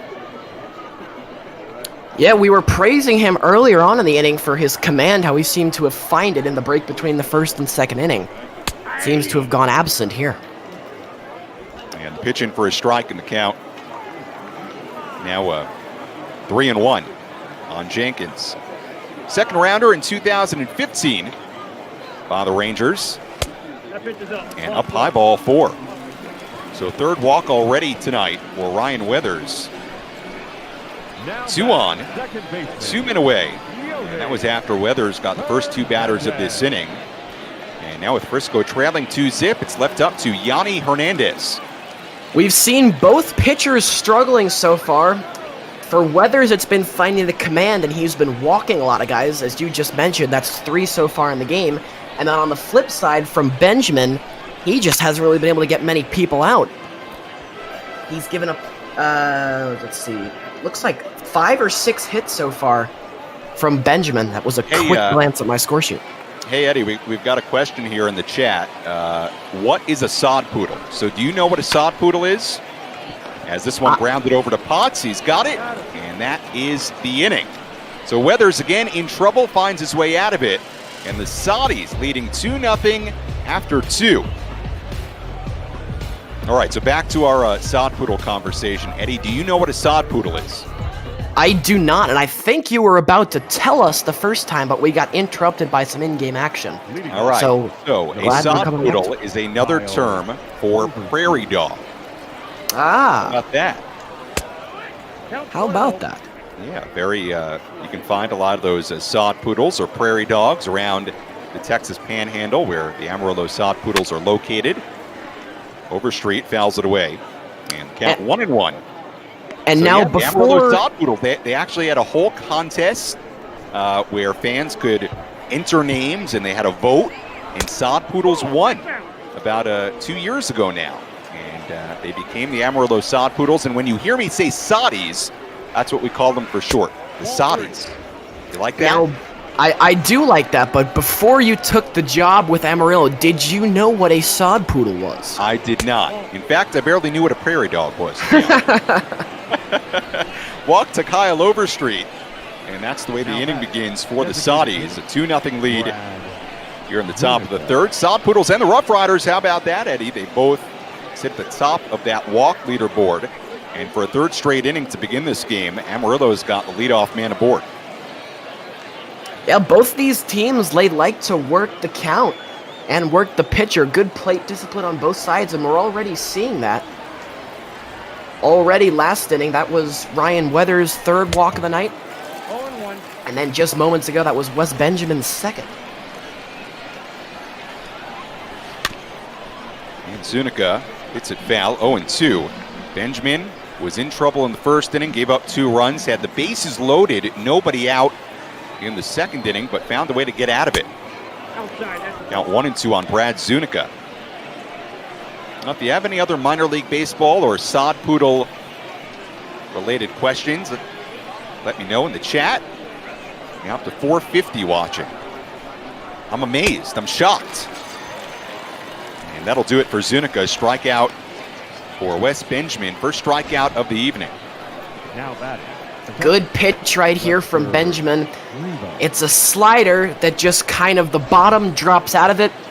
Very tough pitch to lay off there as a hitter, because if it's thrown right, and it was right there, it comes in looking like a fastball. And then about 8 feet away from home plate, the bottom just drops and the thing just dies. So nicely done there by Wes Benjamin. And this is Webster Rivas. Yeah, you're right, Eddie. Benjamin has kind of flirted with disaster here as Rivas sends it the other way. And a good play in right field by Clark. That's a base hit for Rivas. Again, those balls to the outfield, you know, our vantage point here in the booth, Eddie, it's a little tough to see these base hits into the outfield, and a good job going the other way by Rivas. Right along with you. I thought that was definitely another out. So again, for the people who are watching the stream, we apologize that we are incorrect, but again, we must assert from our vantage point in the booth, these look like they are outs. So 2 on, 1 out, and here's Hudson Potts, who hit into a double play his first time. 0-2 on Huddy. That was a hanger. The 0-2, and a swing and a miss. Good pitch, low in the zone on Hudson Potts. Second strikeout for Wes Benjamin. Now back. As we take Eddie one more look. Yeah, he really made quick work of Potts right there, and I said after the second pitch there was a hanging curveball. Potts was going to regret not swinging at that, and he did. Again, nicely done there from Benjamin, and as we see in this inning again, flirting with disaster. Once again, all he needs is one out, and he'll be out of it. Ivan Castillo digs in. First pitch in, or I should say 1-0 and for a strike, and the count 1-1. Benjamin already 63 pitches in. That pitch count a little bit higher than you would normally like. We've got Xavier in the chat. I think Xavier is a big Sod Poodles fan. I know the name. Talking about Fernando Tatis on the Saudis. Actually, Fernando Tatis Jr. rehabbed with the Saudis for a couple of games in 2019. 2-1, and Castillo hits it foul. Count runs even at 2-2. Of course, Fernando Tatis Jr., one of the budding superstars in the game, and he played with AA San Antonio in the Padres system back when San Antonio was their AA team. And Castillo hits one over to second, handled by Hernandez, and that is the inning. So again, Benjamin dealing with traffic on the bases, but finds a way to get out of it. Midway through 3, and the Saudis have a 2-0 lead.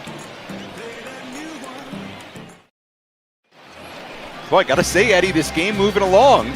What I like about this this MLB BotBall, these virtual games, just moves right along. It's nice beautiful. Well, it's beautiful when you have no commercials and the hitters don't step out of the box to readjust their batting gloves. We don't need commercials. This is Twitch. Come on. First pitch to Sam Huff is inside ball 1. It's Huff, Tavares, and Doro due up in this inning. And now Weathers behind him, 2-0. Huff is the number 2 prospect in the Rangers system. Very good player at a high school.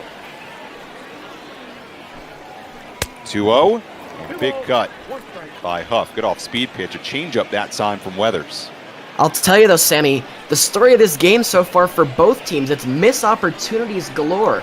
Already 7 men left on base by the Saudis. And this and one the drilled RoughRiders into 5. left center. And Abrams is there to put it away. So, Eddie, I take it you're a big baseball fan, huh? Yep, big baseball fan from New Jersey, and my heart goes out to all my fellow Met fans who are out there. Hey, Eddie, guess what? I'm from New York. Ah! Amarillo, but yeah. Pitch to Tavares is low ball 1. You're from New Jersey. We got an East Coast vibe on today's broadcast. Very nice. Are you from New York City or? I grew up on Long Island, right outside of Queens. Yep. So I've been all over now, and now here in Amarillo, Texas. Long way from the tri-state area. 2-1. You got that right. Yeah. Central Jersey, myself, just about 40-45 minutes outside the city. There you go, 2-1, and that is a base hit into left field. Good piece of hitting by Tavares, his first hit today. And so, another base runner for the RoughRiders. They had 2 on in the first inning, 2 on in the second inning, and now a base runner on here in the third. And Eddie will see if they can finally get something done against Ryan Weathers. Yeah, like I said, I'm not sure if you heard me. My mic may have cut out, but both teams, with their opportunities so far, 7 men left on for the Saudis through 3. And the RoughRiders, they've left 5 and only 2 turns at bat. 0-1 to Ryan Doro. Yeah, Sod Poodles already 8 hits through 3 innings. And like we said, Frisco already a ton of traffic on the bases. Weathers, pitch number 42 coming up. And the count runs even at 1-1. Into the 2-seamer that time. There is Philip Wellman, the Sod Poodles manager. And as our reigning Sod Poodle expert, how did the show guys do as far as making him look a little bit like his actual self? It leaves a little something to be desired. But something good or something bad? Well, Philip Wellman is, I think, a little bit older than that virtual manager, but has been around baseball a long time. And count now 1-2 on Doro. Philip Wellman, great baseball man. Did a tremendous job with the Sod Poodles in 2019. Was slated to be their manager in 2020. Been around baseball a long, long time. Just trying to figure out if our friend Phil would be happy, even despite the image being perhaps not entirely accurate.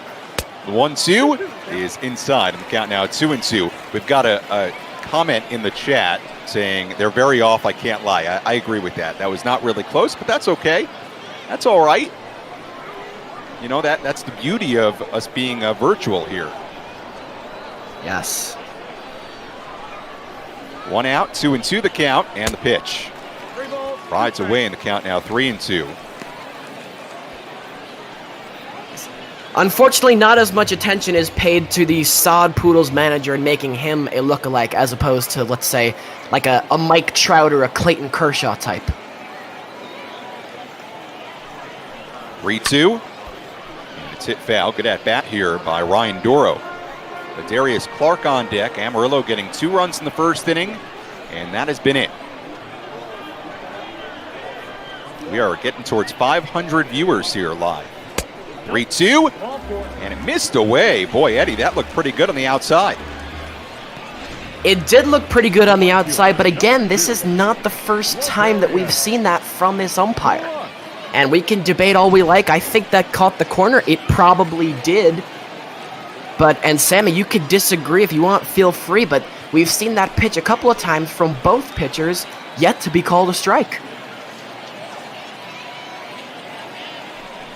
Sammy, you there? 2 on, 1 out, and the pitch to Ladarius Clark. And for a strike, 0-1. Hope you're just joining us, and we are getting towards 500 live viewers. Thank you very much, Corey McKay, 22. Yeah, swing and a miss in the count 0-2. We're getting towards 500 live viewers, so I guess we should kind of reset here. You are watching MLB. Is it MLB BotBall, Eddie, or ML BotBall? It's ML. I learned that the hard way as well. I was corrected in the Twitch chat myself. Over to second, and there are 2 men away as Tavares moves up to third, and Doro up to second base. So 2 in scoring position, 2 men away, and Haswan Vieira, Cuban native, is coming up. Amarillo getting 2 in the first inning. You are watching ML BotBall. He's I don't even, Eddie, to be honest, I don't even know how you guys started doing this, but I'm enjoying it, and it seems like a lot of folks are enjoying it too. It's been a great opportunity, so I was made aware about it. I'll let you take this one. More on that later. That is into right center, back towards the wall, and Ornelas is there to track it down. Vieira gave it a ride, but Center City Field just big enough to hold it in. We're through 3. The Saudis leading 2-0. And Eddie, yeah, let's hear the story about how this all came to be. This is pretty cool. I was made aware of the whole program we've got going on here on our Discord a couple of weeks ago. But there are a handful of these guys who've been doing it from ground zero and opening day. And I may be piecing together some of the story here, but what happened, I believe, was that once it was announced that there would be no actual baseball season, they decided to improvise, and our friends and they created this Discord here that we call ML BotBall, and it's been doing so well as of late. And every week we see a bunch of new guys in the chat, and it's awesome to see, and it's awesome to watch it grow. Yeah, this is a very internet type thing, and I'm pretty much an internet guy. You know, I'm on social media, all that good stuff. But to be honest, I had never used Discord or anything like that, so I'm enjoying this. This is pretty cool. You know, 1 away, and here is Ornelas, the number 9 batter. How about your minor league cast? I think you were saying a little earlier. Are you guys pretty interactive when you're doing the Sod Poodle games? Yeah. Actual Sod Poodle? We are. The count 1-1 on Ornelas. Yeah, we are. So we do a radio broadcast for the Sod Poodles. We do an MILB TV broadcast. We do all kinds of stuff. And we get big-time listenership, viewership, very, very popular. 1-1. And a big cut by Ornelas right over the off-speed pitch from Benjamin. Benjamin now 72 pitches in. Yes, by the way, according to TARDIS16, we are now at 504. There we go. So, shattering records. Every viewer is a new record. And 1-2 is swinging been a there for a while. And that is the third strikeout for West Benjamin. 2 gone. Center fielder, number 9. Nice fluid motion, Eddie, from Benjamin. Yeah, he has certainly picked himself up. And again, he's gotten the first 2 outs of the inning. But the issue for Benjamin has been closing things out. He's yet to retire the minimum. And Abrams drives one into right. That's a base hit, rolling all the way to the fence. And C.J. Abrams in at second with a 2-out double. That's a good decision by Abrams right there, I think, as you get a look at what West Benjamin has done so far tonight. Abrams probably had the speed to attempt a triple right there. But again, a guy who moves as fast as he does, no reason to make an out at third. Instead, in scoring position, now relying on PVG to try and bring him in. So here is, I love it, Eddie. You're getting in the flow. PVG. Peter Van Gansen at the plate. Sod Poodles trying to build on a 2-0 lead. Good pitch. Good off-speed pitch. Good curveball at 81 from Benjamin. You have to give Benjamin credit so far this evening, Eddie. He's been in and out of trouble all evening, and he's still just given up 2 runs. Yeah, he has bent multiple times, but has not broken, at least as of yet. 2-1 outside of the count. Oh, no. You know what? I get mixed up with this score bug. It's very quick, Eddie. Yes, very quick. It's like before the umpire even calls a ball or a strike, it's registered. It's taken me a little bit to get used to as well, and I still miss it every now and then. And that one low, 3-1. You know what? They're talking about bringing the automatic strike zone to baseball, maybe sooner rather than later, so maybe we're getting a look into the future here. You feel? Yeah, I'm not sure how I feel about that because, the umpires have been kind of it's been a feature of baseball for so long. There's always another human behind the plate. Not sure how it would feel if you turned on the TV one day and it was just, the batter and the catcher with nobody behind him. So definitely would take some getting used to. Payoff pitch, and Van Gansen lifts it into left. Easy play for Jenkins. And again, West Benjamin out of trouble. And he keeps it a 2-0 Sod Poodle lead. Now I see we've got a number of folks in the chat. We're up to 517 enjoying this action, and I love it. You know what? It's cool. On a beautiful night, virtually, and might be a beautiful night wherever you are. It's a beautiful evening here in Amarillo, Texas. Eddie, what's the weather like in New Jersey? Give me the report.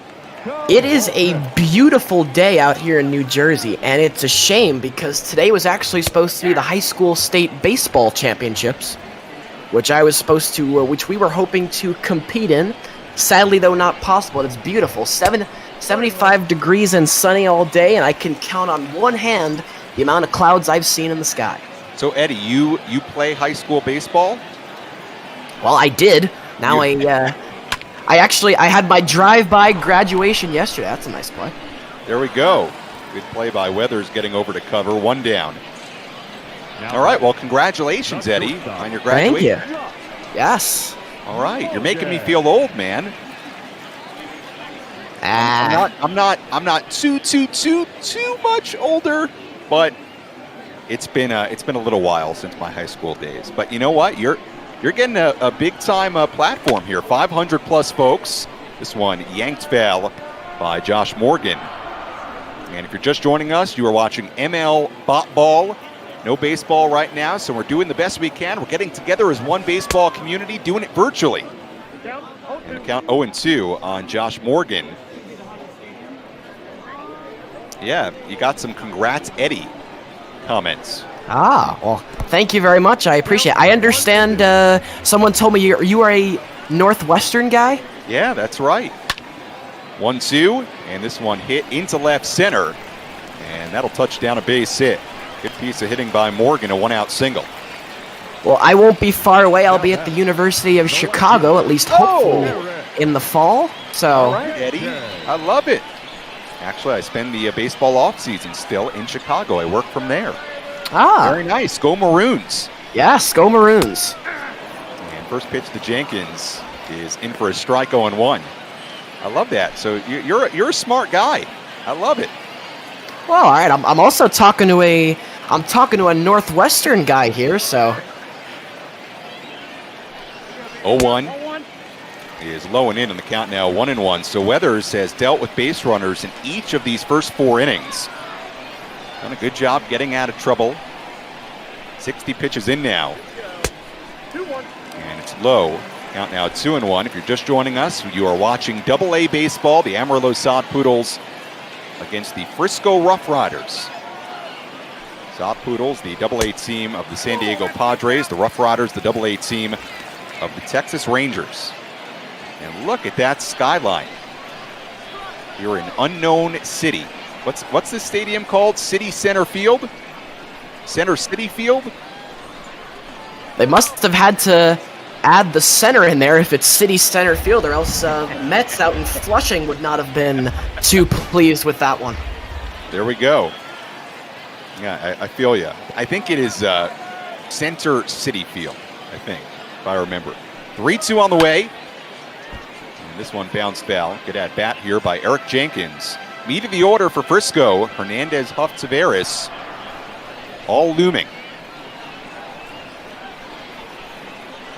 Weathers out of the stretch. And here it comes.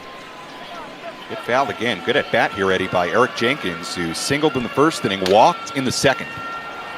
Very good at bat, and as our viewers continue to climb, you mentioned often games were sold out for the Sod Poodles last year. I'm curious, were the TV ratings as avid? Yes, they were. We had big-time radio ratings and TV ratings, had tons of fans. There was a lot of excitement around this team and the stadium. Beautiful new ballpark. Seats about 6,000, 7,000. 3-2, lined up the middle, and that's a base hit. So a great at-bat by Jenkins, his second hit of the night. And the RoughRiders in business, 2 on, 1 out. Terrific at-bat right there from Jenkins. He's going to get a pitch on the middle to outer half of the plate. He gets his arms extended, allows the barrel of the bat to do the work. And how about Eric Jenkins on base all 3 times tonight? 2 singles and a walk. That was back in the second inning. Hernandez steps in. 1-0. Hernandez, a single in the first inning, a ground out in the second. But yeah, a lot of excitement around this team last year when they arrived in Amarillo City, a region that had not had affiliated baseball in nearly 40 years. Count runs even at 1-1, and it was an honor to be a part of as we take a look at Blake Rogers. Graduated from the University of Oklahoma, warming up in the Amarillo bullpen. A lot of excitement, really was a magical, special season in a lot of ways. 1-1. Count now 2-1 on Hernandez.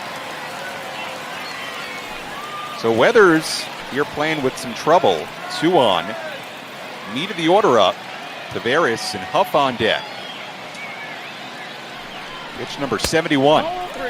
Oh, he's getting low, squeezed. 3-1. Ryan Weathers is getting squeezed right now by the home plate umpire, and you can see the telltale signs. Anytime a pitcher kind of takes off their cap and starts kind of stalking around the mound a little bit, they are frustrated with the umpire. And I think Weathers may have a gripe. That last pitch looked pretty good to me. Big pitch, 3-1. And Hernandez sends one into right field. Well hit, but Ornelas comes in, makes the play. Big out for Weathers. Yeah, it is question, Eddie, has there ever been an ML BotBall? Has there ever been an ML BotBall ejection?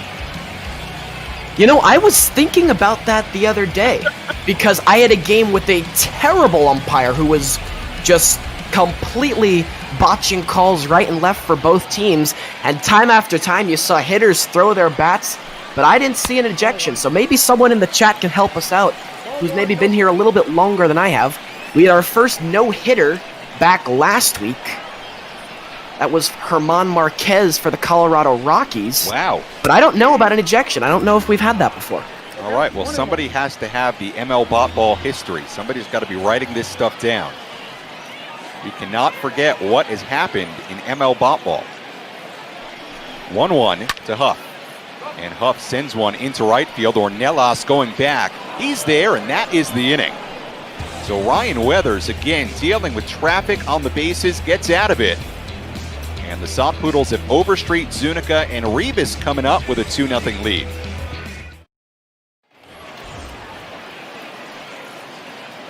Boy, Eddie, how about Ryan Weathers? He's given up already 5 hits in this game, but finding a way to get through this outing. Yeah, both these guys are flirting with disasters, I believe the phrase you used a few innings ago. Flirting with disaster every inning. But ever since the Sod Poodles burned Benjamin for 2 runs back in the first, both pitchers have, and rather remarkably so, pitched a clean game. Yeah, Benjamin has done well. Benjamin has given up 8 hits, but he's found a way to keep Frisco in this ball game. 0-2 to Overstreet. Is upstairs in the count now 1-2. Yohander Mendez double barrel action in the RoughRiders bullpen. Mendez, the lefty. Edgar Arredondo, the righty, warming up. 1-2. And the pitch on the way. Overstreet skies it on the infield. First baseman Huff is there, 1 down. You saw there with that bullpen shot from the RoughRiders and how it's the 2 bullpens with the mounds kind of side by side. Brings me back to, I got a chance to go watch the Met at spring training down in Port St. Lucie and walk around their practice complex a little bit. And when I was there, they had 2 pitchers who were throwing side by side, and one guy missed the pitch so badly it slipped out of his hand, it actually hit the catcher who was catching the other pitcher who was right next to him. That's one heck of a story. 0-1 to Zuniga. The count now 0-2. I mean, fortunately, I think it was a curveball, but... The 0-2, Zuniga goes the other way. Jenkins over. I think it dropped. There to make, oh no, base hit for Zuniga. It was a 50-50 right there. I thought it dropped. We weren't too sure, but it's good hitting though by Zuniga. And by the way, Eddie, we were talking about Philip Wellman, the Sod Poodles manager, and if the virtual Philip Wellman looked like him, and I said emphatically no. That Brad Zuniga, that looks like Brad Zuniga. Huh. And this, you know what? This kind of looks like Webster Rebus. So our graphics team at MLB The Show isn't doing too bad.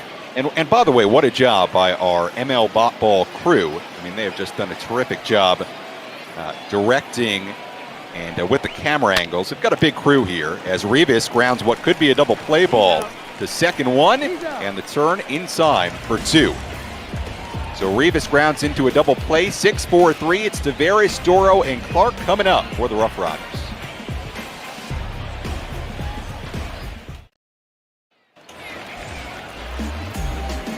We go to the 5th inning. Amarillo 2, Frisco nothing. It is Tavares, Doro, and Clark for the RoughRiders. We are now above 550 live viewers, 33,000 total viewers.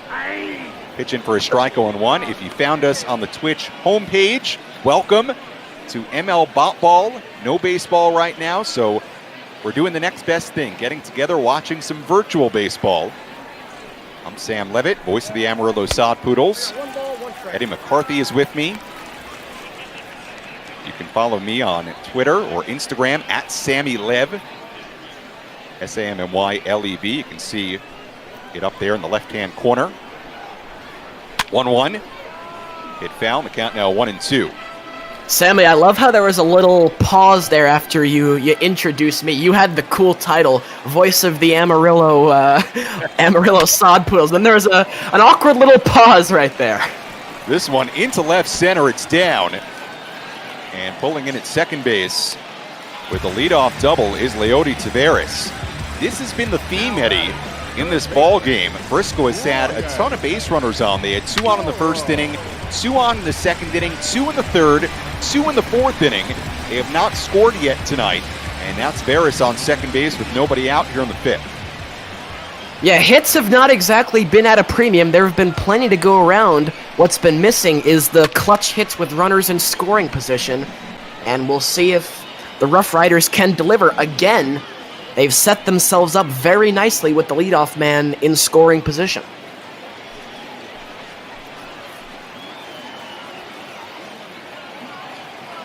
2 walks already tonight for Doro. And Doro hits it foul, 0-2. So Ryan Weathers, who, as we've talked about already tonight, has done a really good job getting in and out of trouble. Again now in trouble, runner on second, nobody out. The 0-2 One ball. in the dirt, and the count now 1-2. That was pitch number 82 by Weathers. Yeah, if you trust your catcher here, I think I might try and bounce another one. See if you can get him to chase. 1-2, and it's ripped foul. That had a little bit too much plate for my liking. Way too much for a 1-2. Still a pitch to waste here if he Weathers. This absolutely does not have to be a strike. Inside, and the count now 2-2.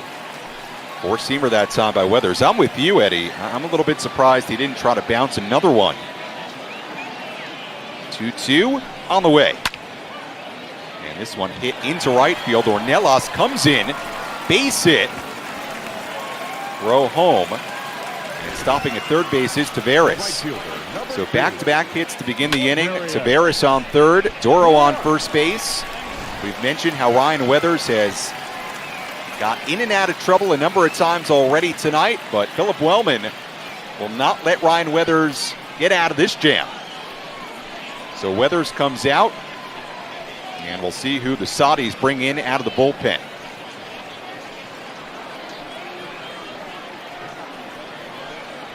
Yeah, I think Ryan Weathers may have overstayed his welcome in this ball game. We've talked about it multiple times how he has been in trouble every inning, and now I think that the Saudis decided that we better get him out of there before he really causes us some damage. And let's see if a new guy can have a little bit of luck, although very tough spot coming in now for Blake Rogers. So Blake Rogers, who went to the University of Oklahoma, comes in big-time jam, 2 on, nobody out. And Ladarius Clark at the plate, 0 for 2, couple of groundouts tonight.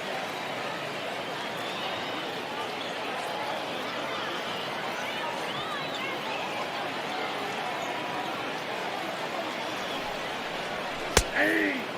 1-1. Rogers with Amarillo last season, 40 appearances out of the bullpen, a 5.60 ERA. Also spent some time at High Lake Elsinore, 1-1. Hit into right field, Ornelas comes in. Makes the catch on the run. Sinking liner on Ornelas. And nice play, Eddie, for Ornelas to come in, make the play. Well, 2 things on that one. First off, it's a great play by Ornelas because the liner right at the right fielder from a right-hander is the hardest pitch for an outfielder to try and read. And second off, though, really bad luck, though, for Ladarius Clark. Ball is really scorched, hit right on the screws, but just unfortunately in a bad spot. And Frisco unable to make anything of it as it's too shallow for Taveras to consider tagging from third. Here's Vieira. The pitch, good off-speed pitch by Rogers. Actually a 2-seamer that time, 1-1. Blake Rogers, who actually began his college career, Eddie, as a catcher and got converted into a pitcher, grew up in the Dallas area. Swing and a miss, 1-2. It's kind of the opposite of Kenley Jansen, who I brought up earlier today. Jansen started as a catcher in the Dodgers organization and was then transitioned into a closer, and we've seen how well that's worked out. 1-2 on the way, and a ground ball foul. Do it again at 1-2 on Vieira. This is where, if you're the RoughRiders, somebody has to step up. Too many chances now. And can Hassan Vieira be the guy? And Vieira again fouls it away. You're right. They've had base runners on in each of the first 5 innings tonight. But the RoughRiders still a big old goose egg on the scoreboard. Double play ball could get Rogers out of the inning. And an off-speed pitch rides low and in. Slider that time, 2-2. Interesting to see what Rogers decides to do right here. Hesitant to run a 3-2, but don't necessarily have to come to him. In there! Big strikeout for Blake Rogers. And there are 2 down. Outstanding from Rogers, and this takes guts right here. It's a great pitch, and Rogers not dealt a great hand coming in, actually dealt a terrible hand. Runners at the corners, nobody out, and now 1 out away from getting through this whole thing unscathed, which would be a tremendous accomplishment. So the inning started, Tavares a double, Doro a single, Clark flew out, Vieira struck out, and now Rogers in the Saudis bullpen 1 out away from getting out of another jam.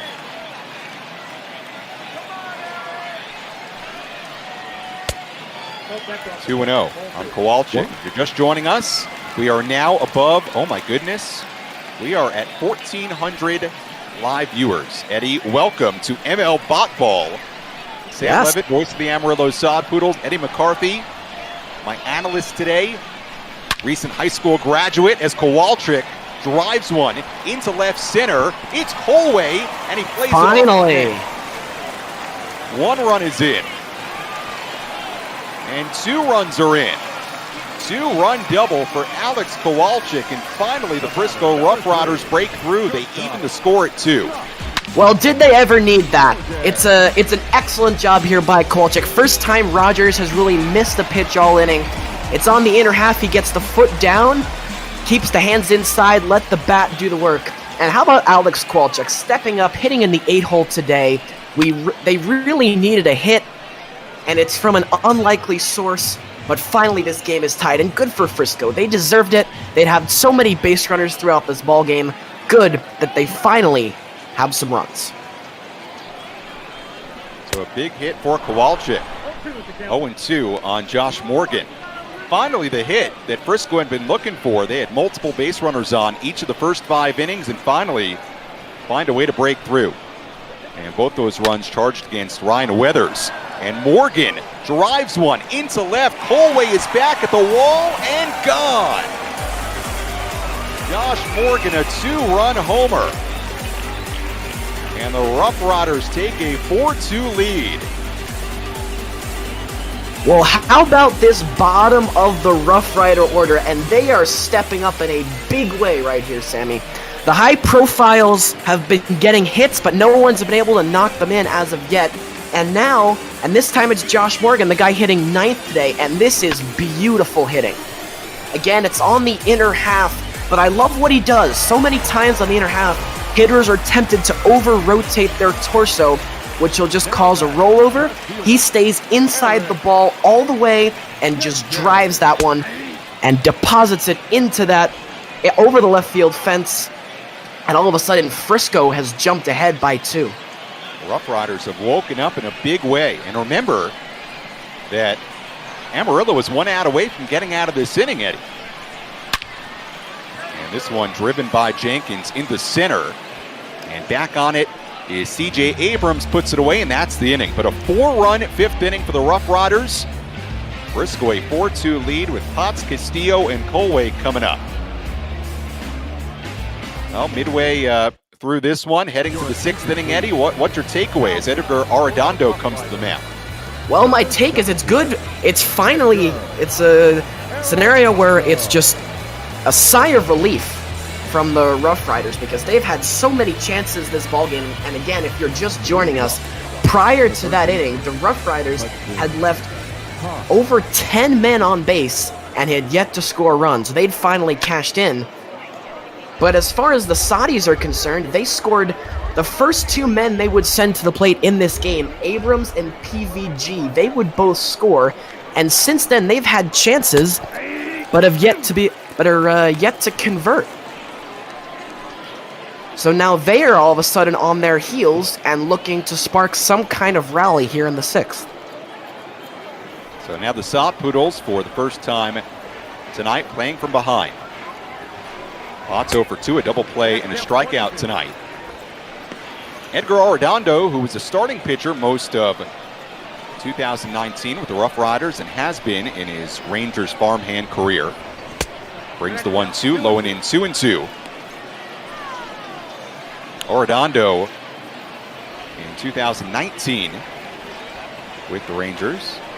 If my webpage ever wants to load, 3-2 on Potts.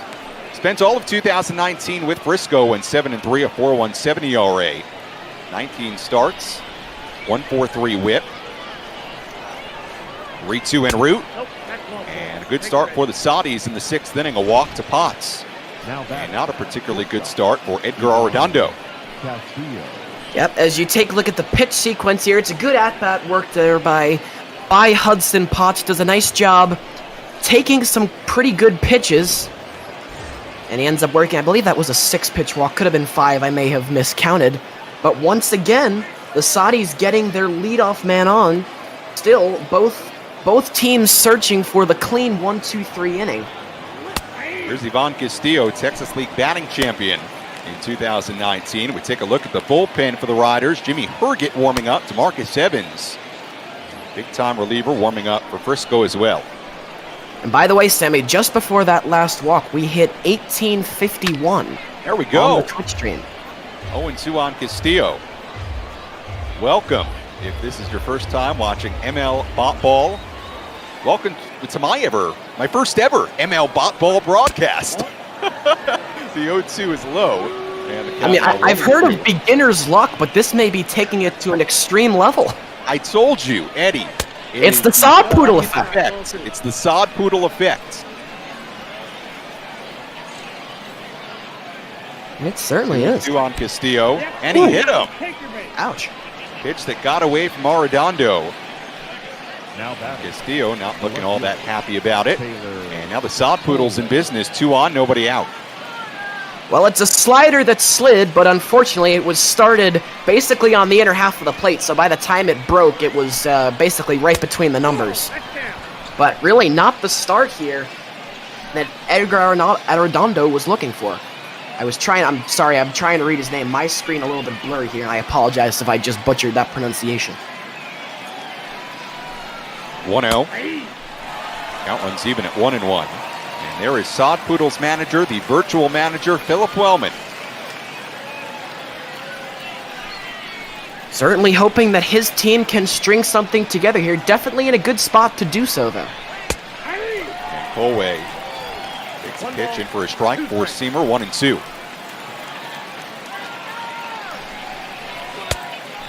2-2, and if you're joining us, you might see the donate below icon in the upper left-hand corner of the screen. You can donate to adopt a minor leaguer. ML BotBall has done a great job raising funds for a number of different organizations during these virtual games. 2-2 is up high, 3-2. So Arredondo playing with fire here. Already 2 on, nobody out. 1 ball away from walking the bases loaded. This is a big pitch right here. You really don't want to put all of them on with nobody out. And a swing and a miss by Colway. Pulled the string. Change up at 81. And a big strikeout for Arredondo. Well, that's a giant out right there. And you mentioned it. He pulled the string on the changeup. And when he has it working so difficult to detect, he throws it from the same arm slot as the fastball. And usually by the time you started your swing, it's too late to realize that, oh, this is 10 miles an hour slower, and I have no chance of connecting. And that's what the changeup is designed to do. As the count goes 0-2 on Ornelas. Looked like a fastball out of the hand, and then, as the pitch says, it changes up. And then kind of tumbles in the zone. 2 on, 1 out. Number 9 batter, Ornelas. Good spot. Miss, but good spot. And again, you don't necessarily have to come to him right here. This can be bounced. This can be up again. Really shouldn't be a strike. Oh, no. Oh, wow. On a 1-2 pitch, Ornelas gets hit. Second batter that Arredondo has hit this inning. Looks like maybe an off-speed pitch that got away from Arredondo, and now the base is loaded. Oh, and yeah. Ornelas in some pain. Again, an off-speed pitch that he didn't snap off. And you see what he's trying to do. It looks like he's trying to go down and in on the slider. But sometimes that can happen. You lose the grip. And unfortunately, worst possible outcome right there for Arredondo. So a huge spot here for C.J. Abrams. Bases loaded, 1 out. Amarillo down by 2. And the count 0-2. So not a single hit in this inning, Eddie. Potts walked, Castillo got hit by a pitch, and Ornelas got hit by a pitch. 1-2. Notice they go inside again. I might, just because he's now hit 2 batters this inning with that slider, you can throw the slider, but I'm hesitant to come in here. See what he comes with. Ooh. Breaking ball inside. Slider that time. What do you think Arredondo comes with here? Well, it's back-to-back sliders. I like the changeup, I have to say, right here. It worked against Coley, and I think it could work here.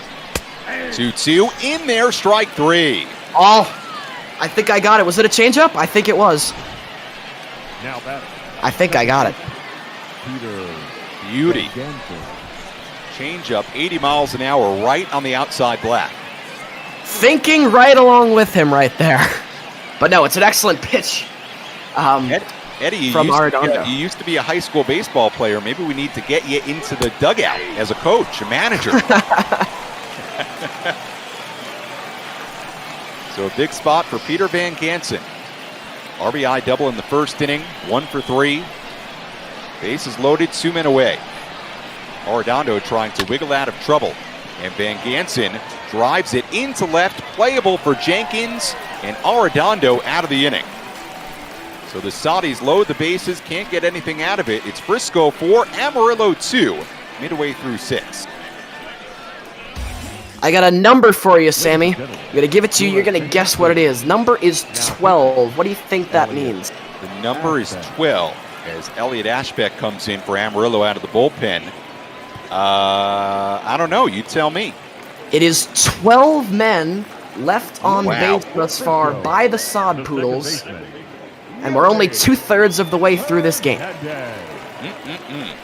Can't be doing that.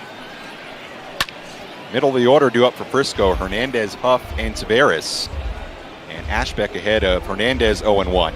Now, Eddie, are you keeping a scorebook during all this? Yes. Yes, I have been. I have been keeping track. So you got that together pretty quickly because you weren't calling this game originally with me.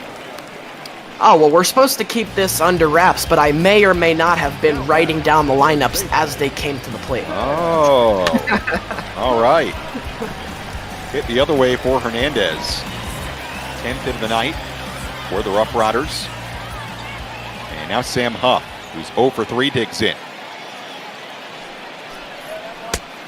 Well, this has been an interesting ball game. Amarillo got 2 runs in the first inning. Like you alluded to, they've had a ton of base runners on throughout the game. Frisco got all their runs in the 5th inning. Go-ahead 2-run homer by Josh Morgan in the bottom half of the 5th gave the RoughRiders a 4-2 lead. Yep, if you like offense, this is certainly the game for you. Our 4-2 score may not necessarily reflect that, but we have had plenty of offense in this one. The issue has been timely hits with runners in scoring position. We have not had much of that. David Bednar, Javi Guerra warming up in the Amarillo bullpen. 2 guys who got sent from Amarillo to the big leagues last year in 2019. And what gives, Eddie? Now they're back at Double-A. I don't know. Maybe it's the show. Perhaps they didn't get a fair shake. Yeah, I don't know who is making these decisions, but I'm going to have a word with them. Swing and a miss on the count now, 2-2.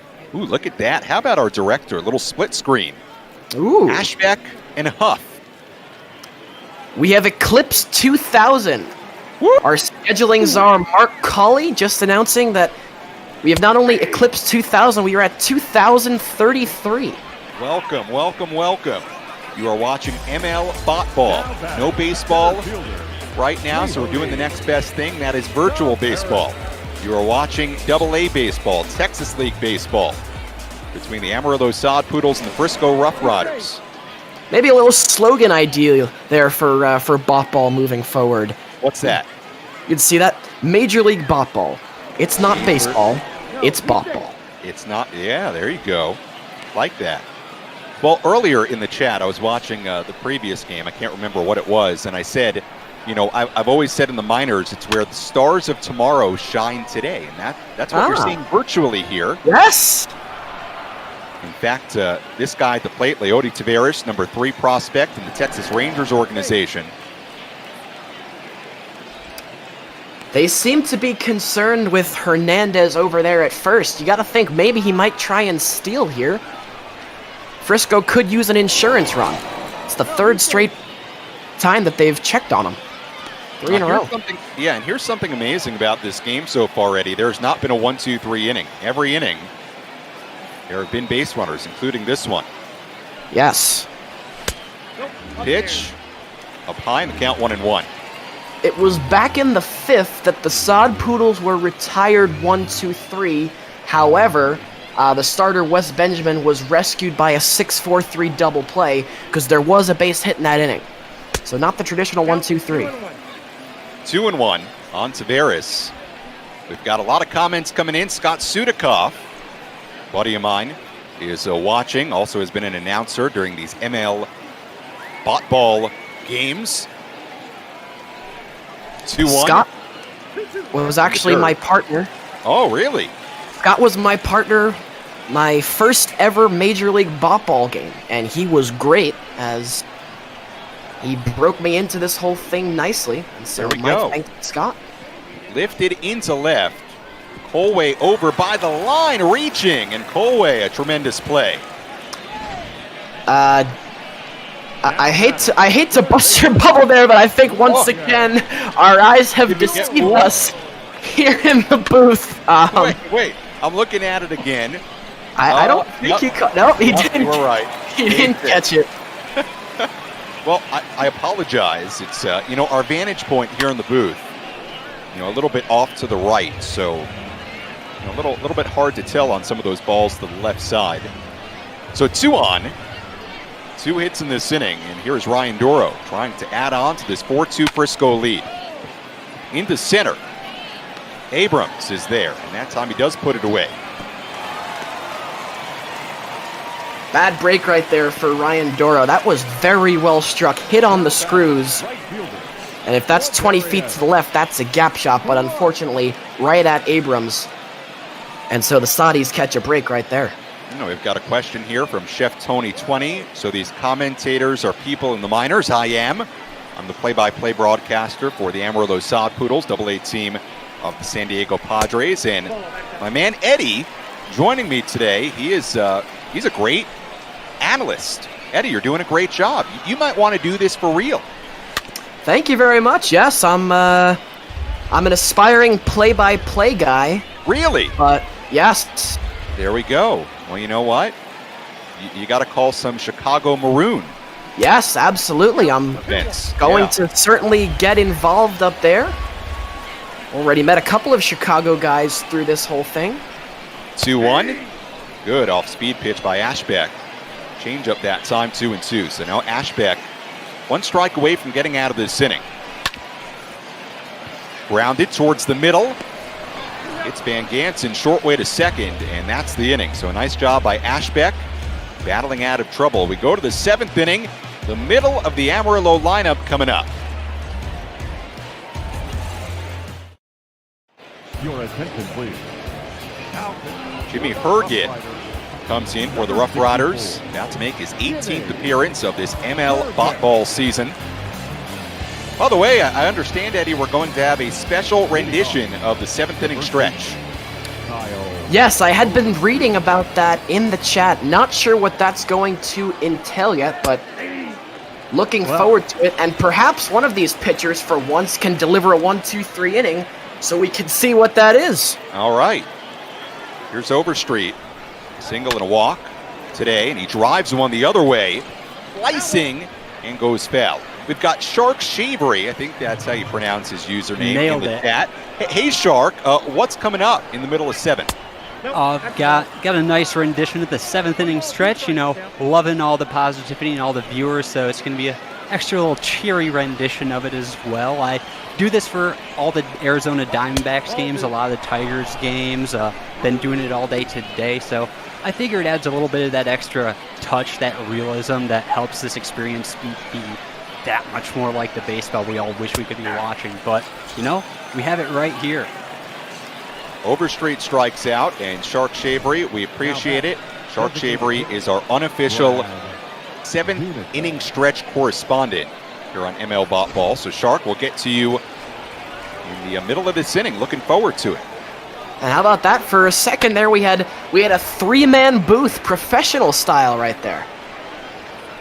You love to see it. There we go. Three-man booth.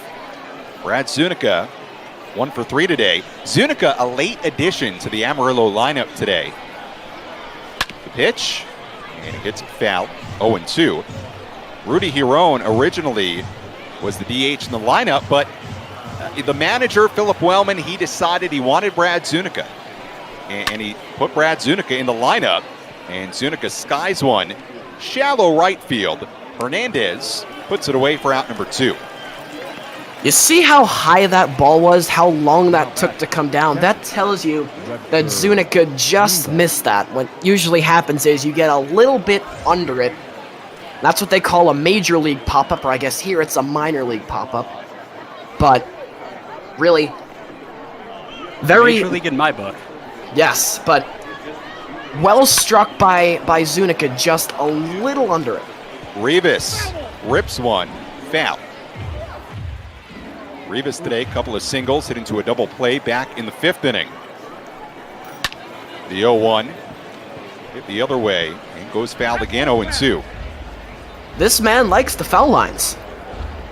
I want to give a special shout out to somebody in the chat. You ready? And Let's hear it. Hit fair. Oh, what a play. Nice play by Sam Huff, and that's the inning. Finally, Eddie, a 1-2-3 inning. How about one of these that? pitchers. And I believe that will bring us to the stretch. Yeah, Sharp Avery. Here we go. Get up, Fred, wherever you are, anywhere in the world. Fred goes long, Fred goes red.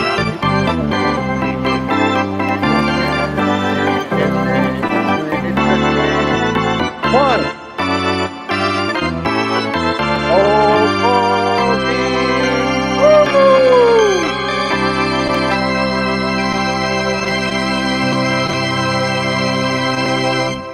All right. Nicely done. Highlight of the game right there. Thank you so much for having me on for this. I really do appreciate it. And thank you to all the viewers. We love having you here. Just got to take this time to give that reminder again. This is all for a great cause. Nobody here is getting paid. If you give bits, if you subscribe, if you donate with down below, every last bit is going to go to charity. So this is for a great cause. If you can give anything, we appreciate it. If you can't, we understand. We hope you stick around. We hope you're having a great time. And speaking of that, I hope you boys have a great rest of your call. You're just doing amazing so far. I am loving this game. You've got a good one. Frisco 4, Amarillo 2. Bottom half of the 7th inning, David Bednar comes in out of the Amarillo bullpen. If you're just joining us on ML BotBall, Sam Levitt, voice of the Amarillo Sod Poodles with you. Eddie McCarthy from across the country joining me. And the count runs even at 1-1 on Vieira. It's Vieira, Kowalczyk, and Morgan due up. Amarillo getting 2 early runs in the 1st inning. Frisco getting all 4 of their runs in the bottom half of the 5th inning to take this 4-2 lead. Eddie, did you enjoy my singing during the 7th inning stretch? I did enjoy your singing. It would cut in for all the big parts. I heard the 1, 2, 3 in there, and it's a great rendition. That's the first time I've been part of a 7th inning stretch in my BotBall tenure, and I must say I enjoyed it thoroughly. Bednar with the 1-2. Rides away 2-2. This guy in the mound, Eddie, David Bednar, a tremendous story. 35th round pick out of a small D1 school, Lafayette. Hit foul again by Vieira, and we'll do it again at 2-2. Bednar came into 2019 with Amarillo at AA, a relative unknown, but had a tremendous, dominant season and got awarded with a call-up to the Padres late in 2019 as he strikes out Haswan Vieira. So Bednar, for my money, was really one of the classic minor league baseball stories, a guy who is not particularly well-known or highly touted, works his tail off, pitches really well, and gets rewarded with a call-up to the big leagues. Yeah, you mentioned Lafayette, where Bednar went to school. Lafayette, of course, part of the Patriot League, which if anybody is from the tri-state area like myself, most people are, at least some people are aware of the Patriot League, group of small Division I schools, not exactly your SEC or ACC high profiles, but still Division I. It's pretty good competition out there. He was absolutely terrific for Amarillo in 2019, dominant in the Texas League. And like I was saying earlier, so he does all that, he gets up to the big leagues, and now he's back at AA in our virtual game. What's with that, Eddie? Well, I've been asking myself the same question. My Mets this year were rated with the 6th best odds to win the World Series in real life, and right now they're only 2 games back of the Pirates. They're 2 games in front of the Pirates for the worst record in baseball. Kowalczyk, a 1-out double. And what a night it's been for Alex Kowalczyk, his 2nd double. You'll remember, Eddie, he had the 2-run double back in the 5th inning to tie this game at 2, and he's on second with 1 away. Yeah, the bottom of this order really coming through for the RoughRiders, especially in the later stages of this game. Alex Kowalczyk, the 2-run double, like you just alluded to, and now, guy with maybe even an even bigger hit, Josh Morgan, who had the 2-run homer back in the 5th, and that is why Frisco is up 4-2 as of this moment. RoughRiders looking for insurance. And here's Morgan, who had the 2-run homer to give Frisco the 4-2 lead. How about the bottom of the lineup, Eddie, today? Kowalczyk, the 2-run double. He's the number 8 batter. Morgan, the number 9 batter. 2 hits, including the 2-run homer to give Frisco the lead. Yeah, like I just said, these guys really coming through for Frisco today and the RoughRiders. Top of the lineup has been there delivering hits, but the clutch hitting with runners in scoring position has been missing. With the exception of these 2 guys, Sammy, they've been terrific. I'm curious, Eddie, you're in New Jersey, you're a big Mets fan. I grew up a big Mets fan too, big Mike Piazza guy. I'm sure you're a big David Wright guy. Yeah. Knowing your age. 1-1 in the dirt.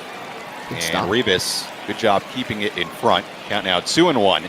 I'm curious, do you ever get out to any minor league games? Have you been to a minor league baseball game before? I have the Atlantic League about only 20 minutes away from me. A team called the Somerset Patriots. There we go. As even had a little bit of experience calling some games for them on the radio. A couple of times they needed a stand-in, and I stepped up. Very grateful for them. Very grateful to them. Rather, they really gave me my start and got me into broadcasting. There we go. Love to hear it, Eddie, and I'm looking forward to these broadcasts at the University of Chicago. Pitch to Jenkins, yanks it into right field, touches down all the way to the fence. In to score is Kowalczyk. RBI double for Eric Jenkins. And the RoughRiders do get some more. It's now 5-2. Well, that's huge right there from Jenkins. It's a pitch that's down in the zone. He does a great job, goes down to get it. Left-handers usually a little bit better at that pitch, sort of where they have to go golfing. Jenkins demonstrates that perfectly right there, curves it down the line, and it's a big insurance run for Frisco. Over to short, and that's the inning. So the RoughRiders do get 1 run on a couple of hits. Eric Jenkins, as we take one more look, great piece of hitting. The RBI double, Frisco a 5-2 lead. By the way, Eddie, I want to give a shout out to somebody in the chat. That is Jeff Eisenband. Jeff is a friend of mine from my Northwestern days. He is also, in my opinion, the leading expert on the NBA 2K League, which is, I understand, very big here on Twitch. So a shout out to Jeff. Hello. Jeff, hope you're doing well. Yes, we certainly wish Jeff the best, and give a credit to everybody, and not just the guys here at BotBall, who have really stepped up and given us our virtual entertainment during everything that's going on in the world right now. Aside from baseball, you got hockey, basketball, all of which are supposed to be in session and at the most exciting times of their seasons nonetheless. And while we're not exactly treated to that, we still get a substitute in these virtual leagues, which have stepped in nicely to do the job. Yeah, and Jeff says, I'm the leading expert on Sam Levitt's college mistakes. Yes, good way to put it. Over to short, Morgan's got it, and there's 1 down. in the 8th inning. Kind of a weird night so far, Eddie, offensively for Amarillo's offense. They got 2 runs in the 1st inning, had a load of base runners on in the 2nd, 3rd, 4th, 5th, 6th inning, and still just those 2 early runs on the board. Yeah, the clutch hitting has really been missing here from Amarillo. And it showed. They were off to such a good start, and we thought Wes Benjamin might be chased off the mound in the 1st inning. But ever since then, the Amarillo bats have cooled, and it's been the RoughRider bats that have stepped up. RoughRiders getting 4 in the 5th inning, 1 in the 7th inning. The 0-2, and Castillo grounds it foul. Do it again at 0-2. Sam Levitt alongside Eddie McCarthy with you. If you're just joining us, we are streaming ML BotBall. No baseball right now, so we're doing the next best thing, and that is coming together on the internet and watching some virtual baseball. You're watching the Amarillo Sod Poodles at the Frisco RoughRiders. 2-2 on Castillo. Amarillo, the AA team for the San Diego Padres. Frisco, the AA team for the Texas Rangers. This is a good at-bat right here that Castillo is putting together. Understand, you can't make it all back in one swing. You have to piecemeal it together. You need base runners. Castillo's done a good job getting it to 3-2. Now let's see if he can deliver and be a base runner here. 3-2, and Castillo to the right side. Good job covering by Lemoyne. And there are 2 down in the 8th inning. Well, it's a good at-bat by Castillo, but it's a better pitch right here from Lemoyne, and I love what he does. You can see right there, his first instinct, as soon as he realizes that ball is hit over the right side, get over to first base. That's what you're taught from the first time you ever pitch on a field. You're taught if the ball is hit to the right side, immediately cheat over to first. Lemoyne does there. No way to get that out unless he cheats over, and it's a good job all around. Nice play at first. Better cover. 0-1, and Colway whacks it the other way, foul 0-2. We've got another minor league game coming up on BotBall after this one. Tulsa at Northwest Arkansas. The Drillers at the Naturals. So more Texas League action coming up. So stay tuned after this one is over. We've got more minor league baseball, 2 major league games coming up a little bit later tonight. The 0-2 to Colway. Low and away in the count now, 1-2. Change up at 84 from Lemoyne. 1-2 on the way. 2-2. We are now up above 2,800 live viewers. Welcome, baseball fans worldwide, as Colway strikes out, and that's the inning. A 1-2-3 inning for Lemoyne, and the RoughRiders rolling. Middle of 8, Frisco leading 5-2. Never thought we'd see that back-to-back 1-2-3 innings there by the RoughRiders pitching staff. Actually, the first 2 of this game. Tall right-hander Darius Valdez comes on for the Sod Poodles here in the bottom half of the 8th inning. Valdez, a guy, Eddie, who can get it up to 100 miles an hour and higher. Absolute flamethrower. Yeah, this guy is certainly one who can dial it up. And as a hitter, you hate to see guys like this, especially if their control is a little bit shaky. Not exactly a feeling of security when A, the guy is throwing 100, but B, you don't exactly know where that pitch is going. I certainly faced a few like that in my day. Darius Valdez. Tall, lanky right-hander facing Huff, Tavares, and Doro, 3-4-5. And the RoughRiders lineup. Slider that time by Valdez, misses. Valdez, a fastball-slider combination primarily. Started throwing a changeup late in 2019. That became a big pitch for him.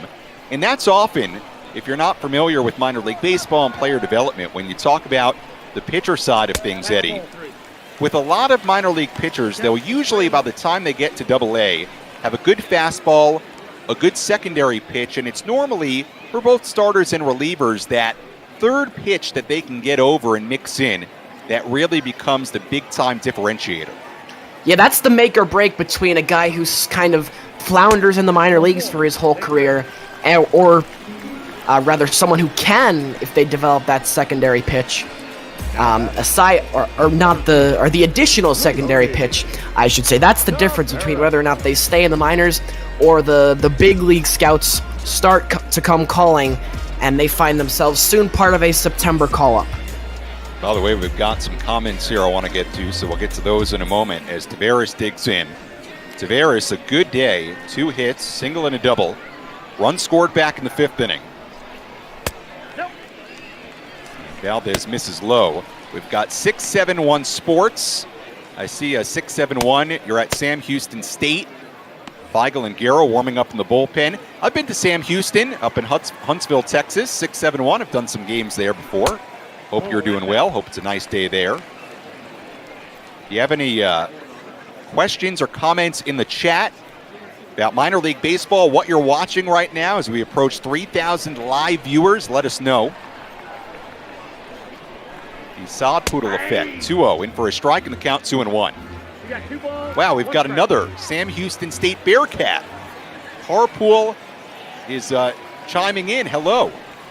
2-1. Lifted foul. Third base side, and the count now 2-2. Bobby Light, this is a good question for you, Eddie, because honestly, Eddie, here's the thing. I'm calling this game. I have never had a video game console in my life. Really? Swing and a miss. Valdez gets Tavares, and there's one down. Yeah, growing up, you know, New York kid growing up, parents never liked video games, never wanted me to play. It was a quote-unquote waste of time, so I never had it. So this question is for you. That's why I say this. He's asking what minor leagues are included in the show. Well, unfortunately, I am not the best person to ask this because the lone game console I have is an Xbox. And my fellow Xbox users and Xbox only out there will know that, sadly, MLB The Show is not made for the Xbox, only on PlayStation. See, I didn't even realize that you could have different games that are not on every type of console. Yes, and I've rather fallen out of touch with video games as of late. All right. Well, here we are, you and I, sitting on Twitch talking about how we don't know anything about video games. How about that? 2-1 is up and in, 3-1. Got some other good comments here. Yes, Scott, I'm excited for Loyola Soccer. Yes. Hello, everyone. As we are up above 3,000 live viewers, welcome to ML BotBall. Over to second, and played by Van Gansen. A hot shot by Duro, but Eddie Van Gansen positioned perfectly. It is so tough for these Frisco hitters because you have a guy like Darius Valdez on the mound. He can get it up to 97, 98. As you said, he pushes 100. What's even worse is he appears to be 6'6", 6'7". I don't have the exact height measurements on him, but what that means is his release point is going to be from above 7 feet, bordering on 8. So it's almost like the ball is coming from a mountain. And when it's that high up and coming that fast, so difficult for a hitter to pick up. I love it, Eddie. You're doing your research, as this one's yanked foul by Ladarius Clark. Valdez, a very tall guy, 6'8", really a menacing presence out there. Lengthy arms, the 0-2, pop foul. By the way, Amarillo will have Ornelas, Abrams, and Van Gansen, 9-1-2. Coming up in the top of the 9th inning, and Eddie will see who the RoughRiders decide to go to for the save situation, potentially in the 9th. Yeah, it should be interesting. I'm curious to see who they decide to go to. Of course, as we alluded to in the previous innings, back-to-back 1-2-3 innings worked by the RoughRider pitching staff, so they'll look to continue that trend. 2-2 on Clark. How about the job, by the way, for Frisco on the mound? They gave up those 2 early runs, like we said, dealt with trouble in the middle innings. Ton of base runners on, but have figured out a way to build a 3-run lead. Out to Colway in left field, puts it away, and that's the inning. We go to the 9th. Amarillo trying to come back, trailing 5-2. It's Ornelas, Abrams, and Van Gansen coming up. All right, in the chat, let's hear it. Do you think the Sod Poodles have it in them to come back in this ball game? You're on ML BotBall, around 3,000 viewers as Arturo Reyes comes in. 27th appearance for Reyes. And Ornelas, who has been on twice tonight, a single and hit by a pitch, tries to get things started for Amarillo. South Poodles, by the way, Eddie, were a comeback team in 2019. Some big-time comebacks in the Texas League postseason. Count now 2-0 on Ornelas. In fact, Eddie, Amarillo faced 5 elimination games in their run to the Texas League Championship in 2019 and won it all. Well, resiliency is such an important thing to have for a ball club, any kind of ball club, whether you're a high school team, a major league team, a minor league team, and anywhere in between, because baseball is the ultimate grind. You're going to face adversity. What matters is how you deal with it, and as you mentioned, the Sod Poodles dealt with it pretty well last year as they came out on top. 2-2 on the way. Low, and the count 3-2. And the last thing that Reyes wants to do with a 3-run lead here in the 9th inning is walk the leadoff man, Ornelas. Payoff pitch. In there, strike 3. He throws him on the outside corner. The splitter by Reyes. And Ornelas not happy whatsoever. It's probably a strike on the corner, and it's a tough pitch. I understand why Ornelas does not swing at that. Even if he does, there's really not a whole lot he could have done with it. With that one, if you're a hitter, your fate is in the hands of the umpire, and unfortunately for Ornelas, did not go his way that time. Top of the lineup, C.J. Abrams. A couple of hits today, a single, a double. Scored the first run of this game.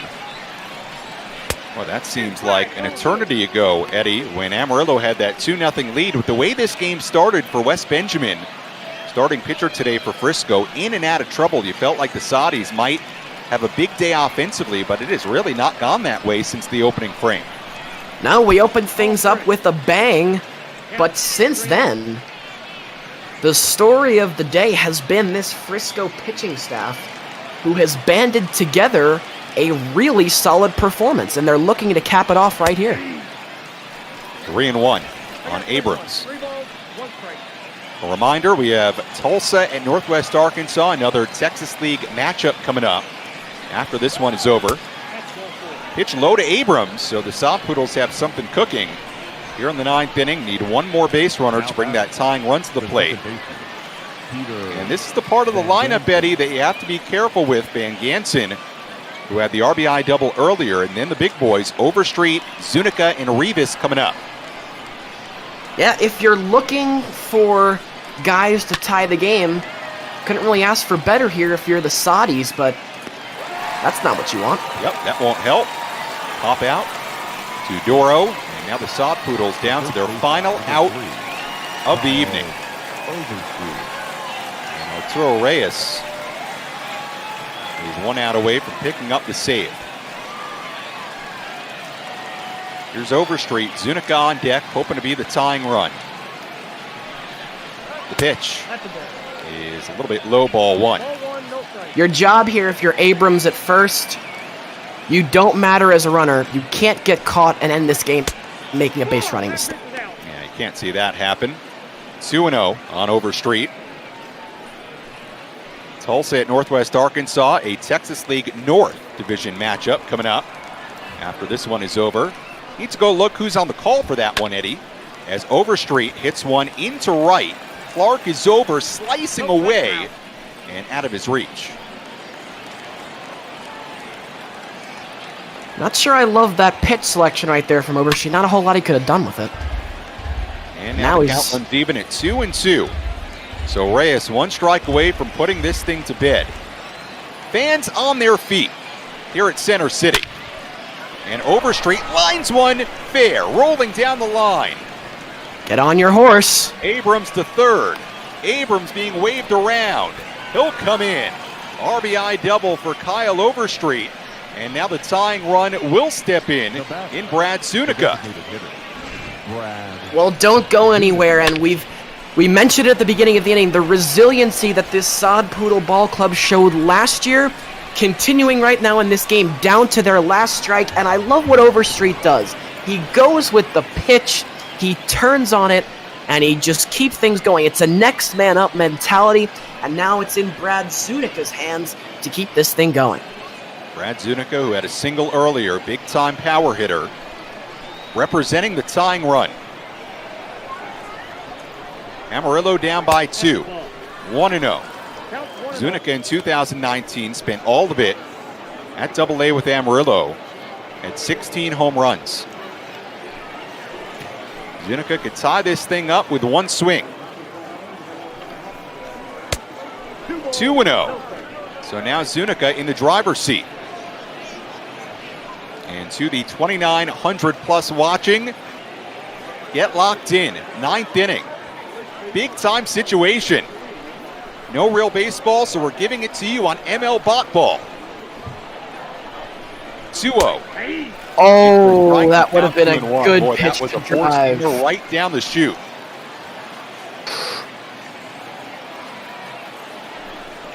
Pitch, and Zunica hits it into left field. Can of corn for Jenkins, and that'll do it. The Frisco RoughRiders win it 5-3. They come from behind with a 4-run 5th inning, and the RoughRiders beat the Sod Poodles here on MILB BotBall. What a win for the Frisco RoughRiders, Eddie. Tremendous pitching, tremendous relief work. Wes Benjamin, who gave up 2 early runs, gets out of trouble. Bullpen did the rest, and a very impressive win for the RoughRiders and a disappointed Sod Poodles ball club. Yeah, you have to tip your hat here to the RoughRiders. It was not easy from the start. They instantly found themselves behind, but they battled and they kept chipping away, and at times it looked like it was really not going their way, especially when they had left all those men on base. But it was thanks to guys like our player of the game, Alex Kowalczyk, who broke through, that the RoughRiders got the result they were hoping for. And we take a look at some of the highlights here at Center City Field. Van Gansen, the early double, that made it 1-0 Amarillo. And this is where Amarillo really looked like they would take off offensively in this game. Kyle Overstreet, RBI single made it 2-0. But somewhat remarkably, Eddie, those would be the only 2 runs the Saudis would score in this one. Yes, and then we said it at the beginning of this inning, the bottom of the 5th. To this point, the RoughRiders had left 12 men on base until finally Alex Kowalczyk delivered. That was a huge double, and then it was followed up by this shot by Josh Morgan, and that would be enough. This was the biggest swing of the game. Morgan, the 2-run go-ahead home run into the bullpen. Almost hit somebody in that bullpen. Yeah, I was going to say the same thing. This was a big situation. Amarillo threatening in the 7th inning. Webster Rivas grounding out. Yeah, that was our web gem of the day right there. Yeah, I have to give a lot of credit to this Frisco bullpen, who kept Amarillo at 2 runs throughout this game after the 1st inning. Jenkins had the RBI double to make it 5-2, gave Frisco some breathing room. And Kyle Overstreet, RBI double in the 9th inning. Amarillo would bring the tying run to the plate in the bottom of the 9th inning, but Arturo Reyes shuts the door. And here was Zunica flying out to end the game. Yeah, well, give credit to the Saudis. They did make things exciting. All right, Eddie. Well, here's the thing, though. Frisco may have won the virtual simulation, but, my man, you got to be a Saudis fan now, right? Oh, how could you not root for a team that became the Sod Poodles? I mean, come on. I love it. All right, Wes Benjamin gets the win after a rough start. Blake Rogers gets the loss. Arturo Reyes with the save. Take a look at the final box. A very good day offensively for Amarillo. 13 hits.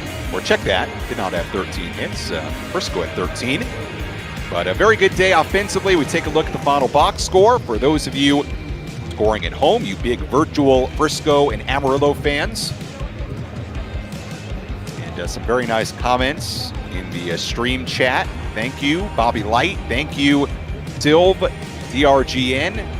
Thank you to everybody for tuning in. This was a lot of fun. I did not know what to expect. I will tell you, I did not think we'd have 3,000 viewers at one time in this, but Eddie, I almost don't want to go. I've had so much fun.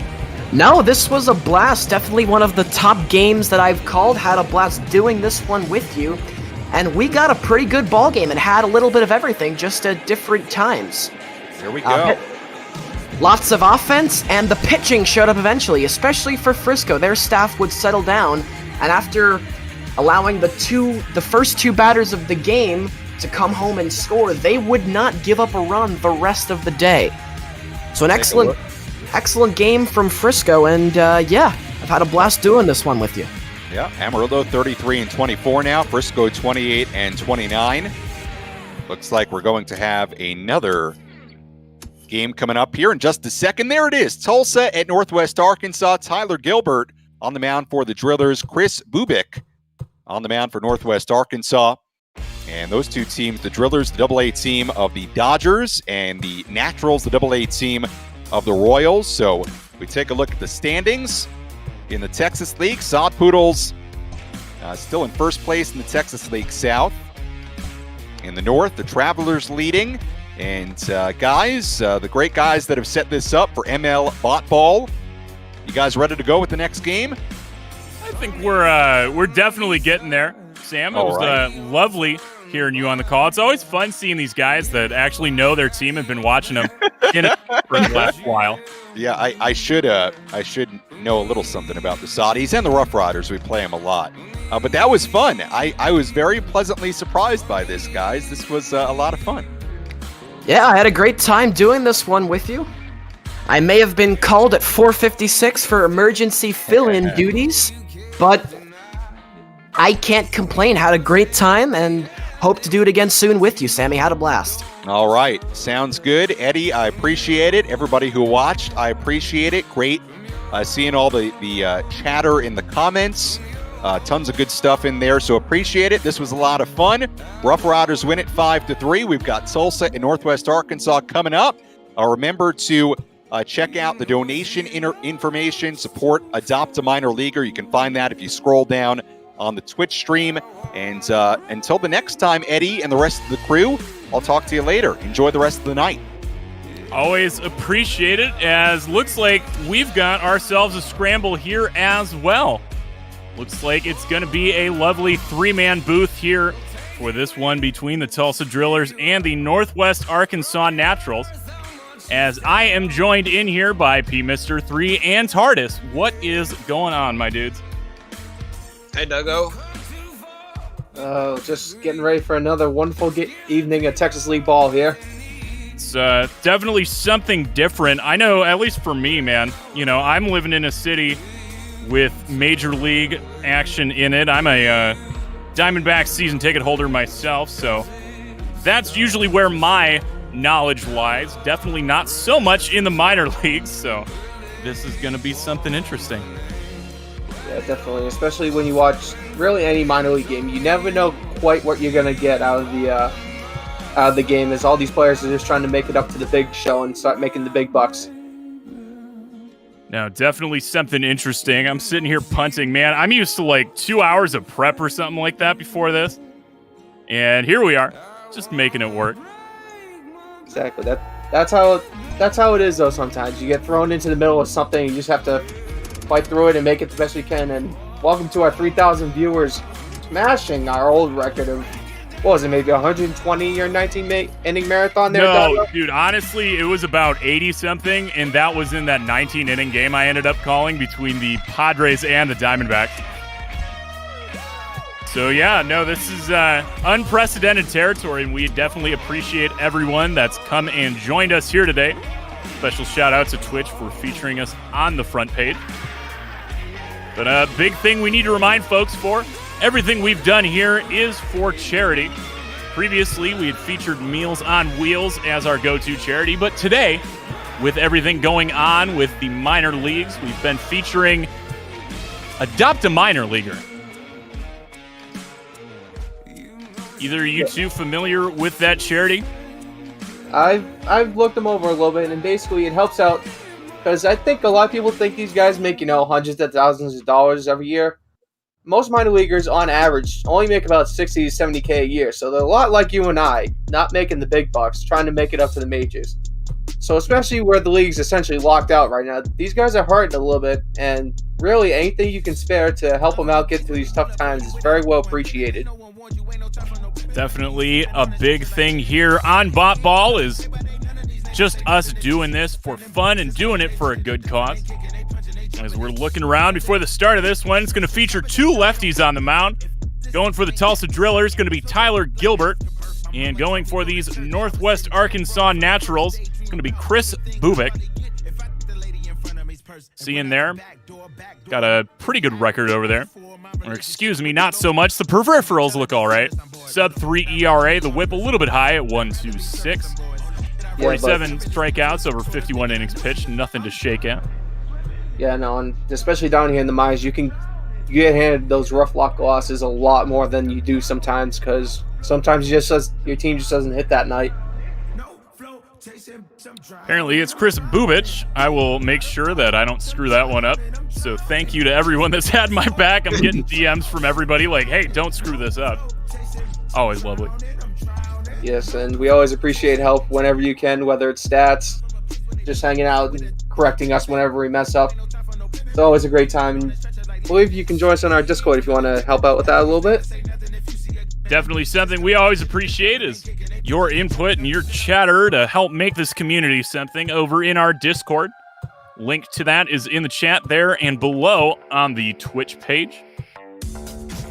So, minor league stadiums, definitely not something prominently featured here in MLB The Show, so we are going to simulate the lovely home of the Naturals with Main Street Field here today. Yeah, it looks like a nice, lovely one in the middle of downtown there. Should be a good ball game. Yeah, it's a fun stadium. You can hit them right out into the street if you hit it hard enough. Almost like Wrigley Field to an extent. Oh, man. See, there we go. Now we can talk about things I know, Wrigley Field. But yeah, no, it's always fun to see the balls come raining down out from the stadium. But as we cruise closer here to the 7 p.m. start time, looks like that's what we're going to get first pitch off here. I'm ready to rock and roll. What about you guys? I guess I'm ready to go. We've never done it. We have 3,026 viewers now, so I'm a little nervous, but let's jump into it, I guess. Yeah, definitely ready to rock and roll here. Hopefully this game provides just as entertaining as our previous matchup. Looking forward to 2 bottom dwellers here in this league coming into play. Both these teams 24 and 32. Tulsa Drillers, the AA affiliate of the Los Angeles Dodgers, and the Northwest Arkansas Naturals, the AA affiliate of the Kansas City Royals. As we said earlier, going to feature 2 big lefties here for these 2 teams, Tyler Gilbert and Chris Bubich. And it's going to be Bubich on the mound first, rocking that 2-4 record, sub-3 ERA. Was part of the All-Star Futures game back in 2019. Supposed to be a pretty big guy coming out for this Royals team. Not sure what the ETA is on him, but exciting to see what he's got here today. The center fielder, number 14.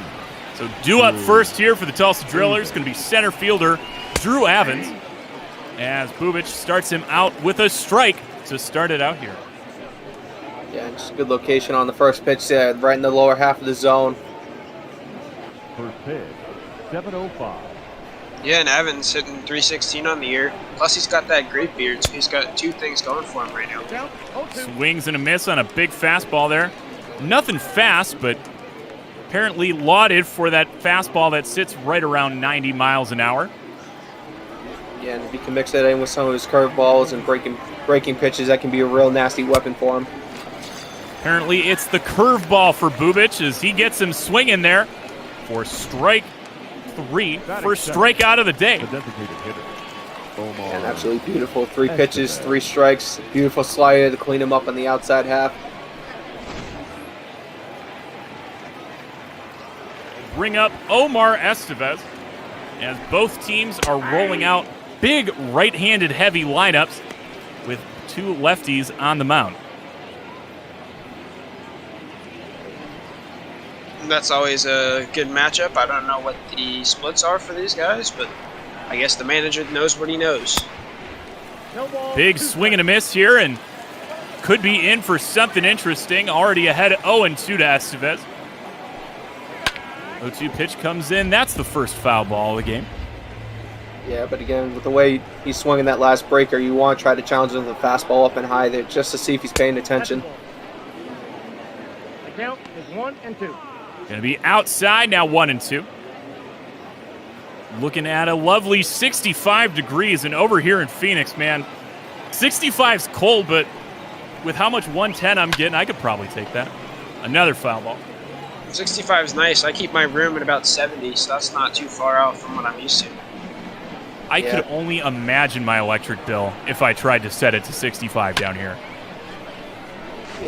Yeah, I can only imagine out there being in the desert. But yeah, 65 is about a perfect baseball day up here in the Northeast. As there's just a little bit of wind moving around to make sure the air's not too stale. Estevez doing a good job of battling, but goes down on that fastball, able to get in the tank and push it up to 92. Back-to-back strikeouts here for Bubic. Yeah, threw that fastball right up in on his hand. Very tough to make good, solid contact with a pitch like that. So back-to-back strikeouts looking good. Brings up third baseman Cody Hess. I guess it's Hess. Big ball in the dirt. Brings it to 1-0 here. Yeah, definitely one of the more power guys. Third in team on home runs and fourth in RBI. So he's liable to put the ball over the fence at any time here. Cody Hosey, I'm being told. I love having my own personal production team behind me, here to correct everything. Brings it to 1-1. Like to see Bubic go for the striking out the side here. A good start to his day if he can do that. As that goes low and ties it up at 2-2 now. Looking for that third strikeout. Not going to get it there. In play, back to the mound. 1-3 goes the third out of the inning. So a 1-2-3 inning here for the Drillers. Toss it over to the Nationals. Going to be Merrill, Witt Jr., and Blanco due up here. Can we just drop 2,000 viewers? What happened? Probably got pulled off the front page. So I had to guess. Yeah, our front page time has ended, but glad to see everyone still sticking around. Hopefully enjoying this wonderful game as we're heading to the bottom of the first. Leading off. So on the mound here for the Drillers, going to be another left-hander, Tyler Gilbert. He has also looked fairly effective in his time here in 2020. Did go undrafted in the Rule 5 draft in December. Traded to the Dodgers in February from Philly Tardis. Yeah, I remember that trade. I forget what the Phillies got out of it, but... Starts off 1-0. Foul ball brings it to 1-1. Merrill, one of just two lefties in the lineup here for the Drillers. For the Nationals, as that one's going to be grounded barehanded. 4-3 goes the first out here in the bottom of the first. Batting second, the shortstop, Bobby Witt Jr.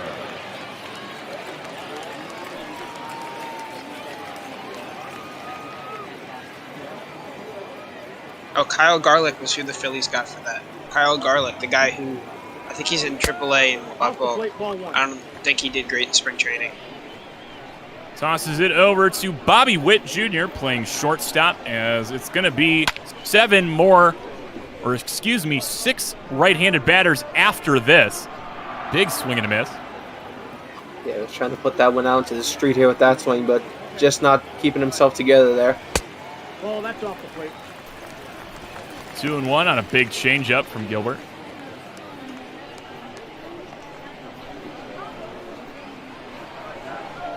No offense so far in this one. Brandon, we're just getting started. Could see our first base runner there. As that one goes high, brings it now to 3-1. Pitch comes in from Gilbert. They'll say it missed, and we will see our first base runner of the day on a base on balls. Batting third, the center fielder. He wasn't missing by much on any of those pitches. Several of them could have easily been called strikes, but just not getting the umpire's favor there, and now he's a man on first.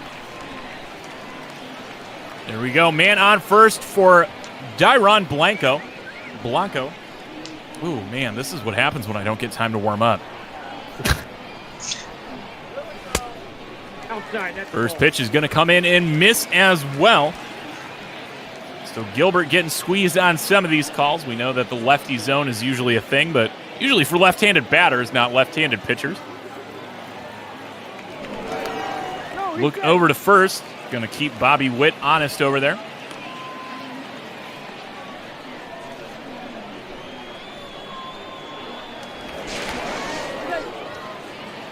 Another look over. Yeah, Really got to keep him there. Yeah, lost speed over at first there, so they're just trying to hold him there, make sure he doesn't try to break for second.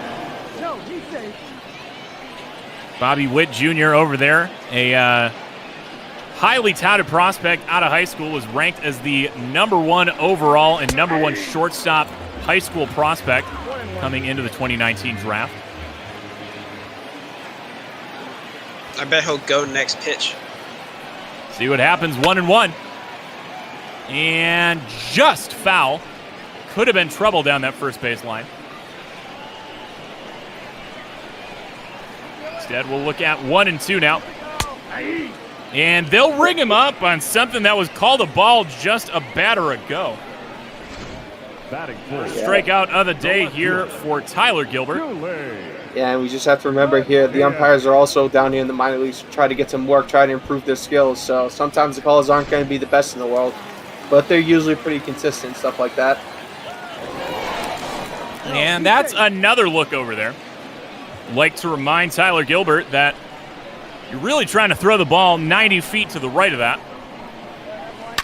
As that one's in the zone, hit hard. Retreating out in left is Matthias. There to make the catch. That is the third out. So we are through one. One man left on base, no hits. Heading now to the top of the second. Leading off for Tulsa, the left fielder. Carlos Rinstone here. You see Angel Hernandez is trying to, or I think MLB is counter-suing him now. Yeah, jeez. Yeah, I heard some rumor about that because he was supposedly eavesdropping on a conversation he wasn't supposed to, relating to his handling of the Red Sox Rays protest towards the end of last year. Jangle Hernandez. I definitely remember that conversation going on, trying to make the worst baseball umpire we could out of Joe West and Angel Hernandez. 1-1 here to start off the inning to left fielder Carlos Rinstone. Thank you, Duct Tape Man, for the 500 bits. All going to charity today. There we go. I always love to see it. Just remind folks that we are doing this for charity. Everything from your donations, your subscription, your bits, whatever it is. Today, it's all going to Adopt a Minor Leaguer. The 3-1 pitch will be hit hard, up by the letters, but it'll be hit foul just a bit early. Ladies and gentlemen, if you have that Twitch Prime subscription, that will also work towards helping out the minor leaguers during these difficult times. And another foul ball, so the change of speed is working to keep him off base here. Payoff pitch to Rinstone. Gonna be popped up behind the plate. Esposito will be there to make the play for the first out here in the second. That is fifth. The right fielder, number 12, Logan Landon. Brings up the right fielder, Logan Landon. Hitting almost 300 on the year. As that one's in the zone there. See, now that information's a little bit more useful, looking at the draft status of some of these guys.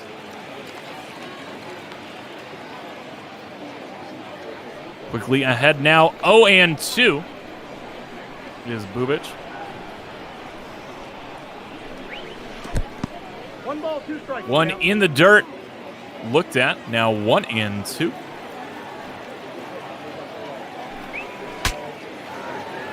That one is a broken bat. And he makes the catch for the second out of the inning. The first baseman. Bubic getting it really done here. Pitcher's getting some defensive action out here today. Justin Yurchak. That's a name right there.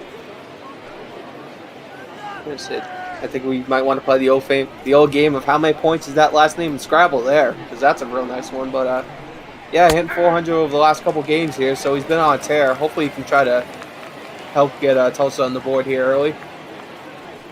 Now I'm just wishing this was AAA games today. Could really get Scrabble out there. Good old Mark Repchinski.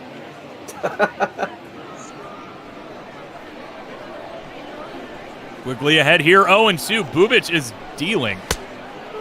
Oh, gets squeezed on that. It'll be 1-2 here.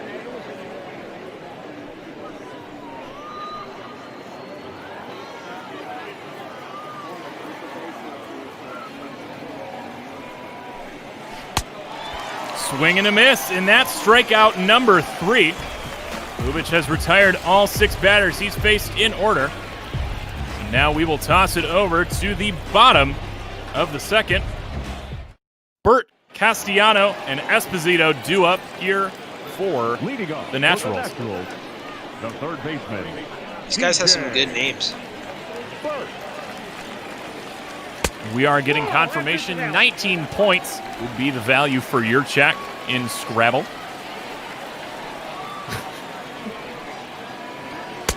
Looking at a 1-0 situation turned into 2-0. Gilbert unable to find the zone.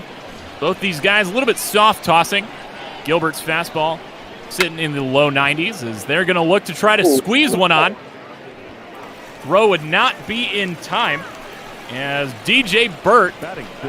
Sounds like, God, that sounds like some Sesame Street stuff, man. Absolutely beautiful bunt there. That might have hit his hand on the way through, but they're not going to check that. Laid it down absolutely beautiful. And right in between the pitcher, and third baseman, none of them could decide who had to get it. So looking at a man on first in the first hit of the ball game, they're going to pitch out, keep him honest, bring it to 2-0. Not sure I agree going with the pitch out, already behind in the count like that. Yeah, it was definitely a unique call there from the catcher. Maybe they were expecting to run based on some signals they had. 2-0 finds the zone. Big change up there.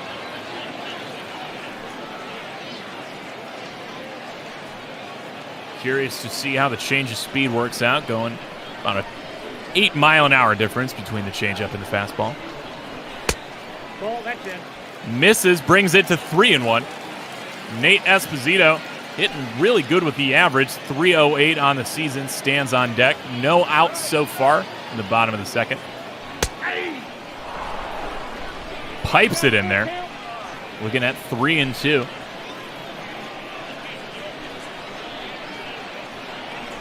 Payoff pitch.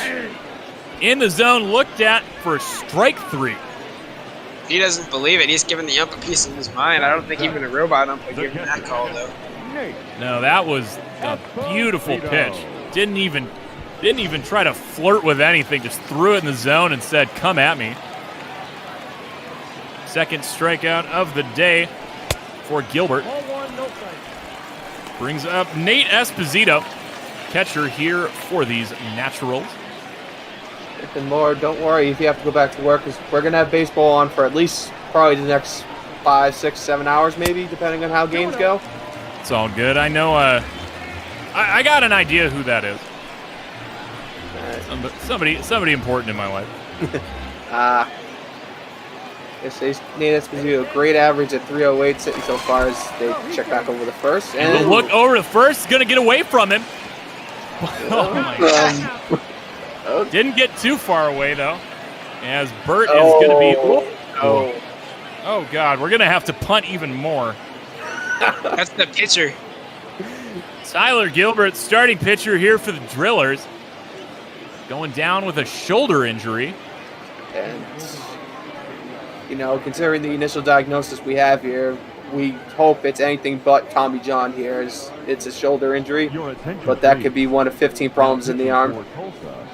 That'll bring up Josh Spores. Man, where do they get these guys? I mean, like, clearly somebody came over from Poland, but, you know, like, man, this is just catching me off guard. He's looked good, though. Equal splits against lefties and righties. But now we'll see what really happens is a lineup that was crafted to do nothing but take down a left-handed pitcher. 7 straight righties is going to have to go up against probably a bullpen full of righties now. I was going to say, can't you, like, maybe they staged that error, quote-unquote, because you could have just, like, fake errored it and then get him at second? I think it's a doable thing. It would be very risky to try that, but I could see someone like a Joe Madden or someone who tries bending the rules of baseball to try that. As that one's fouled down the line. Are you talking like almost like a hidden ball trick, but like a passed ball trick? Yeah, that'd be fun. I want to see somebody try that.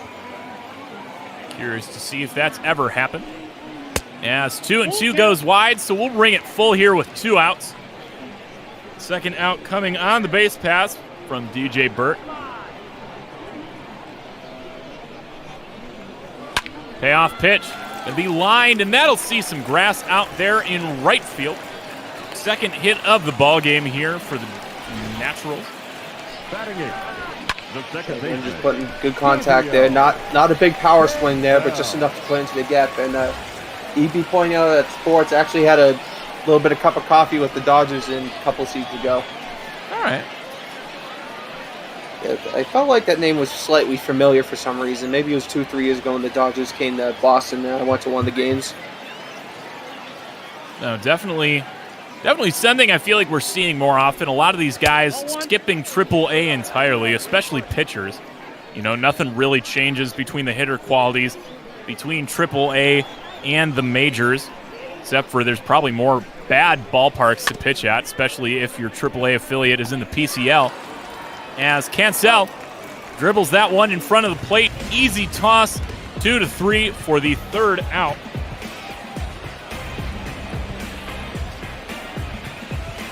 So now we are through 2.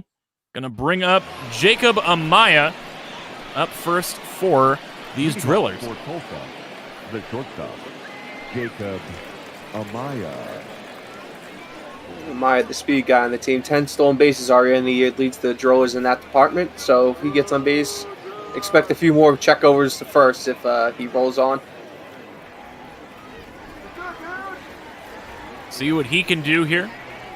Those stolen bases don't matter much if you can't get on base. Looking at a 203 batting average. Fully accepting that batting average is not the end-all be-all in sports anymore. Yeah, he's a 330-something on-base percentage, and I guess Billy Bean would want him on the team. Yes, Billy Bean, one of the first people to adopt the money ball system, where you look purely at stats rather than the intangibles that some scouts claim to have a good eye for. Big foul ball there brings it now to 1-2. I just watched asking about the Sod Poodles scored just one game ago. I was panicking myself, so I don't remember off the top of my head as that's grounded. We'll go 4-3 here for the first put out in the third inning. Sod Poodles went down 5-2 to the Frisco RoughRiders today. So now coming up is going to be Zach McBlurry. Can't read that. McKinstry, I think. Zach McKinstry. That makes a lot more sense. As that's going to be quickly lined over to third. Throw will be just in time to beat him by a step. So a quick second out here in the inning for Bubic. The catcher. Yeah, and a great play by the third baseman there. Getting a backhand stop on and then having the ability to turn and throw at the same time to get the guy at first. Brings up Stevie Berman.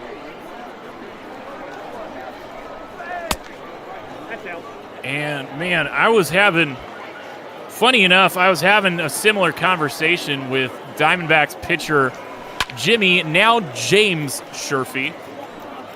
You know, I don't know if anybody's out there named James. I'm sure you've had this existential issue before. There's a certain point in a guy's life when he's got to choose between being Jimmy and being James. When that James needs to come. I'm sure Stevie here probably going to have that similar conversation when he decides to be Steve, Steven, or just stick around being stuck Stevie his whole life. That's like Dick Allen. He was Richie Allen, and he said, "Don't call me Richie," so they called him Dick, and now he goes by Rich. 2-2 now to Stevie. Hitting down the line hard, but foul stay at 2-2. Yeah, quick 2 outs here in the inning. Yeah, definitely nice shot to make pretty good contact there, considering he just kind of threw the bat at the ball there as that ran up on him. As that one is going to be easily playable out in right field for Khalil Lee. Puts the glove on it, and they go down in order yet again here. We will bring up 9-1-2 here for the Naturals. Just do the bottom of the third. Leading off for the Naturals, the right fielder, Khalil Lee. Said brings up Khalil Lee, one of just 2 lefties in this lineup for the Naturals. Sabor now in that emergency role after the injury to Tyler Gilbert.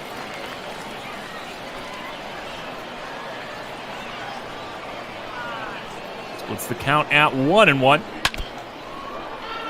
Fouls off, brings it to 1-2.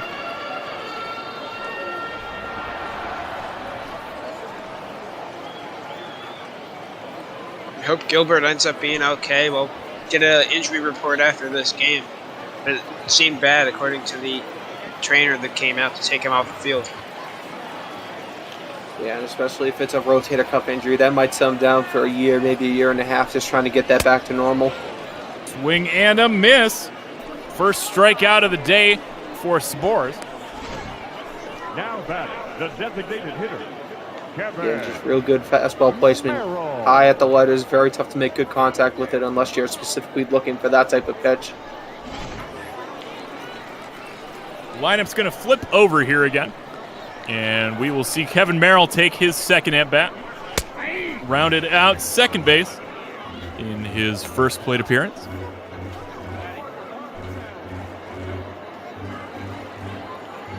Spores attacking early now. It's 0-1.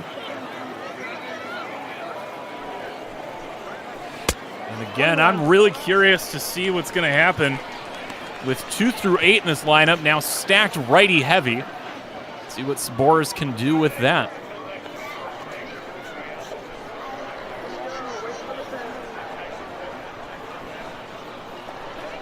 One and one here. Jams him on that, but that'll be in no man's land out in center. Long run for the shortstop. And he is there to put it away. Jacob Amaya out there for the Drillers. 2 away. Bobby Witt Jr.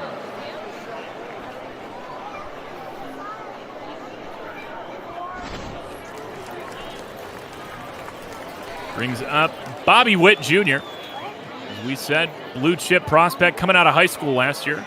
Already ascended to Double-A.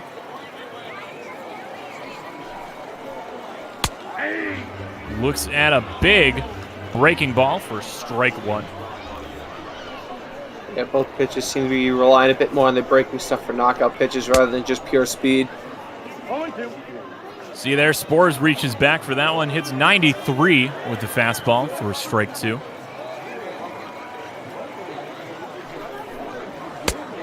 And that's another swing and a miss for the third out here in this inning. And it is just strikeout city here in this one. We are now through 3. Just the 2 hits for the Naturals. Heading down to the top of the 4th.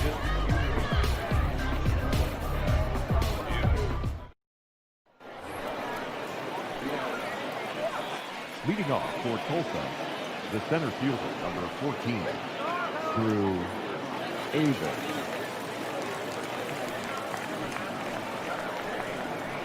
Lineup's going to flip over here for the Drillers. Bringing up Drew Evans again. The first strikeout victim for Bubic here. As that one's hit hard over to first base. Good job of Castellano to get in there. First out. Yeah, you can tell he's a little frustrated there. Made really good contact. I was probably going to the wall for a potential double, but first baseman just paying attention enough to make a stab at it and make the out. Omar Estevez also struck out back in the first, as Bubic has looked in control here through 3 solid innings.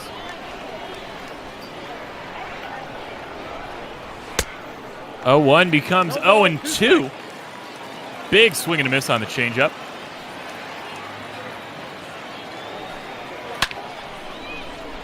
Fouled off.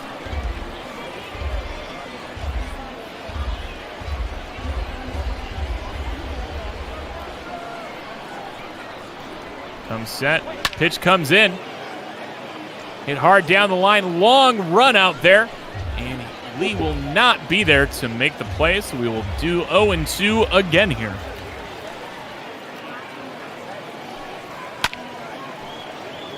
And that's hit down the other line now. Big foul ball. Stay at 0-2.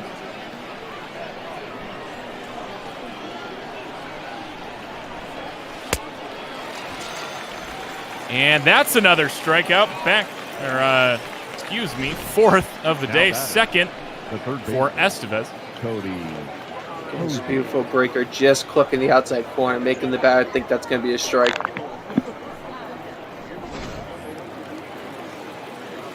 So comes up Cody. Which one was that? Hosey? Yeah. Cody Hosey. Looks at strike one. Now 0-1.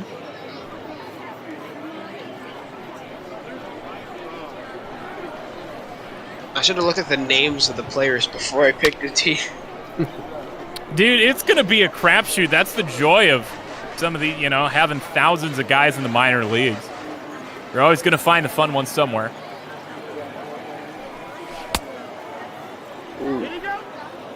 Ooh, they will call a big slider, ball 1. Say he didn't go. One of the best minor league names I ever saw was, I believe his first name was Joey, but then his last name was Cone, spelled C-O-N-E. So there we go. Held up on the first one, not going to get so lucky on the second one. As we will head over to the bottom of the fourth, Blanco, Matias, and DJ Burt do up. But I think that will do it for me, folks. You, P-Mister and TARDIS, I think you guys got this one under control. I got to get myself ready for a little bit of the major league action we got going on later tonight. Yeah, I was going to say, you got the D-backs again tonight, or are you doing someone else tonight? No, tonight, the BotBall After Dark feature, last game of the night, is going to be the Phillies and the Chicago Cubs. That should be a fun one out there, and especially for all our West Coast viewers, that's going to be starting at about 10 o'clock Eastern, 7 West, depending on how the rest of the day goes here. Yeah, after this game, we've got a little bit of BotBall tonight, if the schedule still is as it should be. No, things got a little bit hairy there earlier today. But the next game on the docket is going to be the St. Louis Cardinals visiting the New York Mets. It'll be big fun to Eric and Chris Sachi on the call. But it'll be myself and Mike A wrapping up the night for you guys. So whoever is still listening, anybody who's tuned in, donated, watched, commented, any of the above, we appreciate everything you've done for us, as that one is lifted into left for the first out of the inning. But yeah, folks, it should be a great day, so definitely stay tuned and keep your eyes here on BotBall. It'll be a lovely day for you. So, all right, TARDIS and P-Mister, I think you guys got this. All right, I think we can run it from here, Duggo. Thanks for stopping by, saying hi. Always. Thank you, Duggo. So, first pitch is swung on, fouled back. Gonna update the crawl real quick.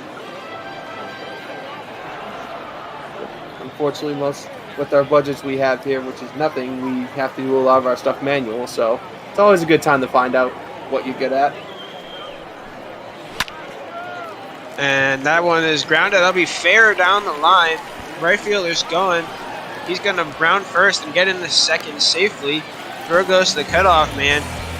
And that'll be a one-out double here for, what did we say his pronunciation was for his name? I forgot. I forget off the top of my head. I'll go take a look at our backlog of pronunciations.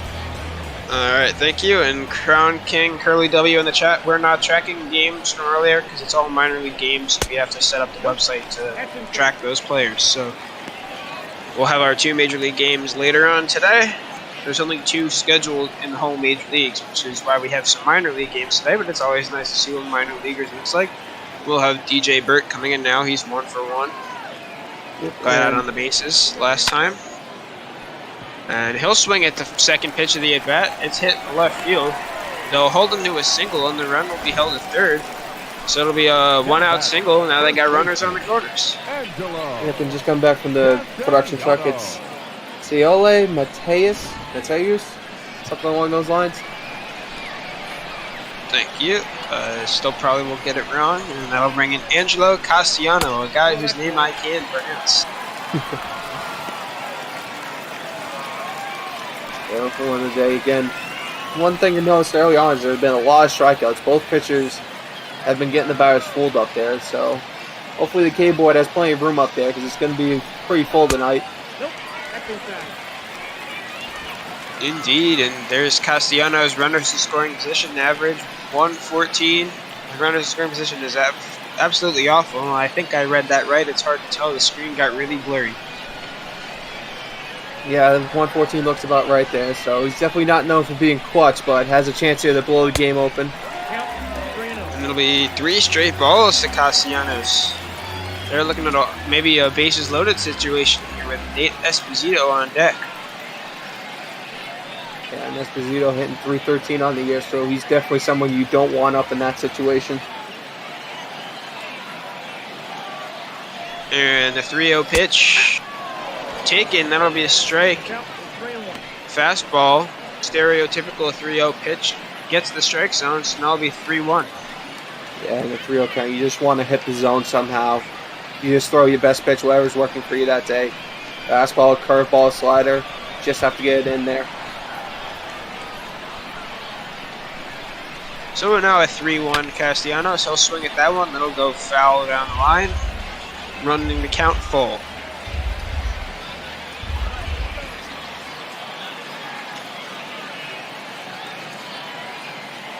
And the full count pitch.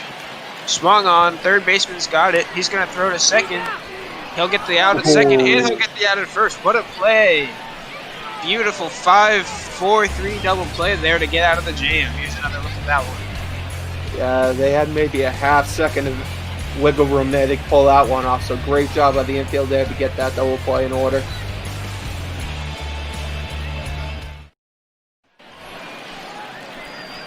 So now it's the 5th inning, and I can't read what the screen says because it's blurry. It looks like Carlos Rincon now, if I'm reading that right. Yep. He's 0 for 1 on the day. Good number 4 hitter. 0-1's the count.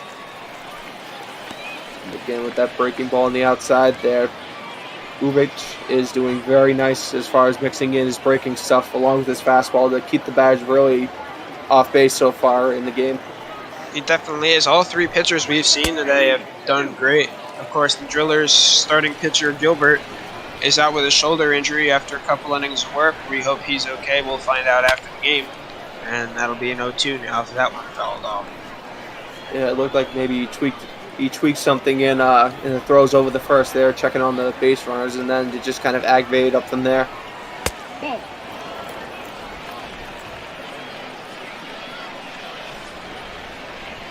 And the 1-2 now to Rincon. Ooh, that one almost hit him in the knee, but he'll swing through it. That'll be the first out of the inning. 6 strikeouts now for Chris Bubic. He's had a great game so far. Yeah, and it's always a good day when you're able to make a batter swing his bat like a golf club there, just trying to make contact, as he had him absolutely fooled there. Great lefty pitcher against a bunch of ready batters. That's not the amount of strikeouts I would be expecting this far in the game. No, definitely not. He's definitely on his A game today, and with a lot of his breaking stuff, breaking outside the zone late, it's definitely making the hitters second guess themselves. If he keeps this up, maybe we'll see him in Kansas City later this season, as that one is fouled off. Almost fair, stayed fair there, very close. Yeah, Landon here hitting almost 430 in his past few games, so he's definitely been on a real hot tear. And that one's hit over, and that'll be the second out of the inning. Bubic keeping his great pitches up. Nice play by the second baseman. Does it say cancel or cancel? Like cancel. Either way, it'll be Justin Yurchak coming up to bat now. He struck out his last time. What did we say, 19 was his Scrabble score? Yes, I believe Cookie looked it up and it was 19 on the score, and that's obviously without any bonuses, multipliers, doubles, all that fun stuff. He should wear 19 instead of 24. I'll talk to their uniform guy about that. Yeah, maybe that'll be a fun thing one day. Everyone just wears the Scrabble value of their last name up as their jersey number for the game. That'd be great. I'd love that. The count is 1 and 2. So another 1-2 to Yurchak is taken. Ball 2. Yeah, slide it down the dirt again. With the way Tulsa's been swinging, the way he's been able to move the eye, might as well throw a couple in the dirt, see if you can get him to go. 3 and 2. And now the count will be full. With 2 outs, if there were runners, they'd be going, but there aren't. He's going to swing through that one, so that'll be a great pitch there. I think that's 7 strikeouts now, and that'll end the inning. Yeah, 7 strikeouts so far, and a lot of them have been on an absolutely beautiful slider that's been working for him so far. Now I've got Nate Esposito due up for the Naturals. He's hitting .313, 17 RBIs on the season. That's a great season, especially in Double-A. He might get a call up to Triple-A sooner or later. Yeah, definitely in line, especially with the way Kansas City's been playing this year, and not exactly in much playoff contention, so they might try to work some of their young guys back into their lineup in the majors.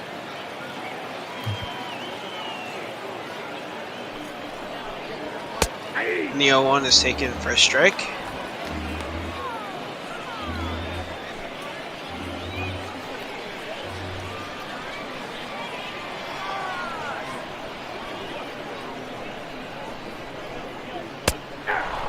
Ooh, gets him looking there. He doesn't believe it.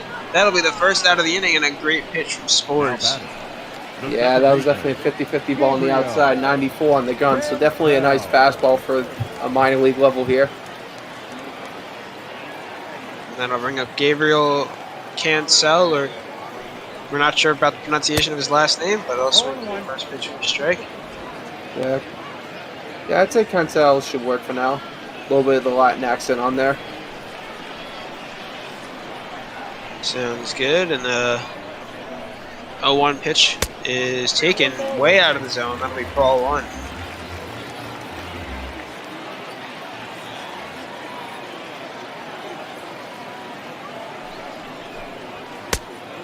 And he'll check his swing at that pitch, but it'll be called a strike. So it'll be 1-2.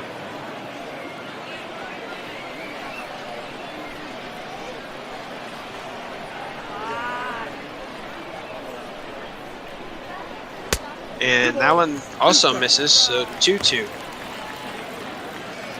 Yeah, and again, with both pitches, they've been having nice jobs being able to just work the corners enough to where the batters have to think about it. So they're just trying to test the limits, and occasionally that ball will slip out and just go way wide.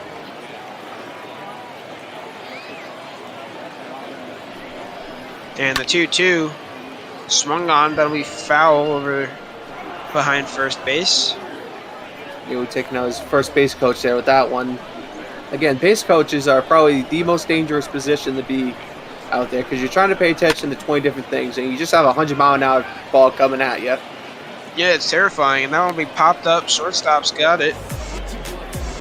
That'll be the second out.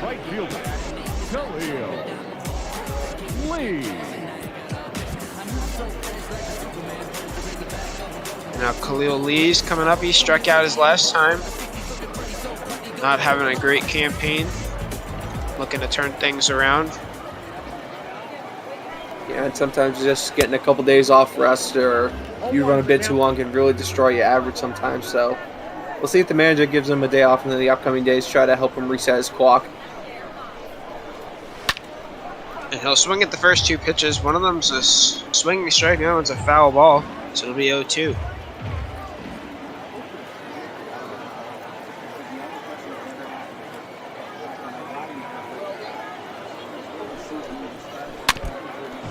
And he'll just hit that one off his ankle and off the catcher's calf, I guess you could say. Yeah, that one played a little bit of ping pong there. I thought he whiffed at that one completely, but umpire saying he just got enough of it for a foul ball. 0-2 again is fouled off.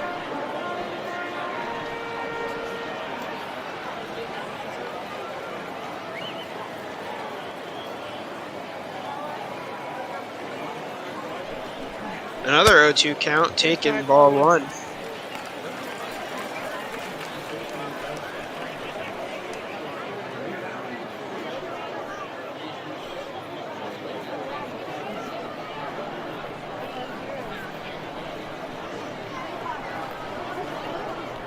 And the 1-2 swung on another foul ball. I'm going to take this time to remind you we're doing all this for charity. If you want to donate to our charity today, Adopt a Minor Leaguer, which gives money to minor leaguers that don't make enough money to survive in one job. So that one's popped up to the third baseman. I'll put the link to donate in the chat. Great cause, and that'll end the inning.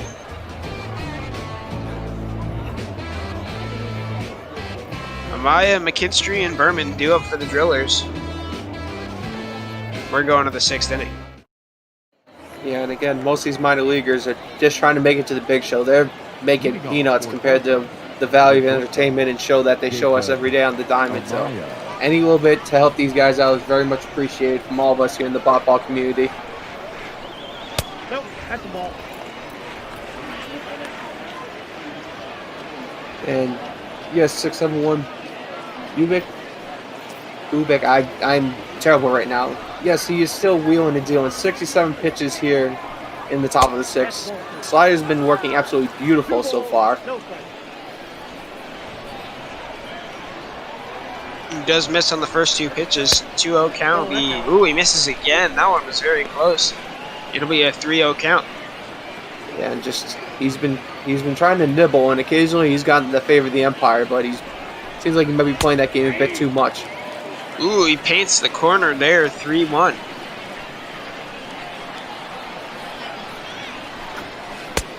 And that one is nowhere close. That'll be a walk.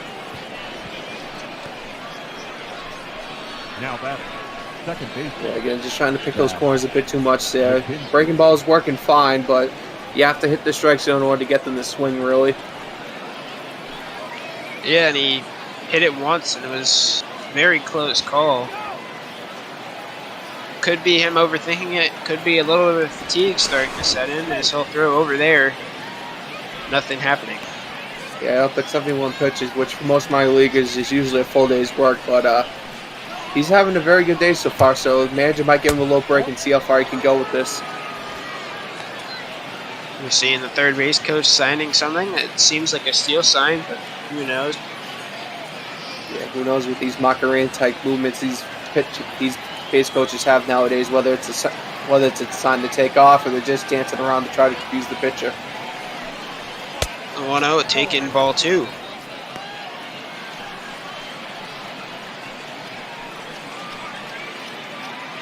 That's ball 5 this inning.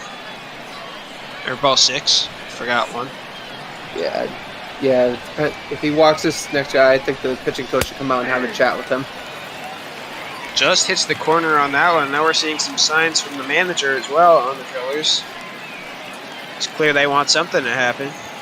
Well, definitely with both teams, hits within a premium, only 2 or 3 so far in the entire game. So I think both managers are going to realize runs are going to be at a premium today. So any chance they get, they have to take it. Now ball 7. He's looking nothing like what he's looked the whole first 5 innings of this one. He's hoping he can figure it out, otherwise he might be out of this one. And he'll miss again.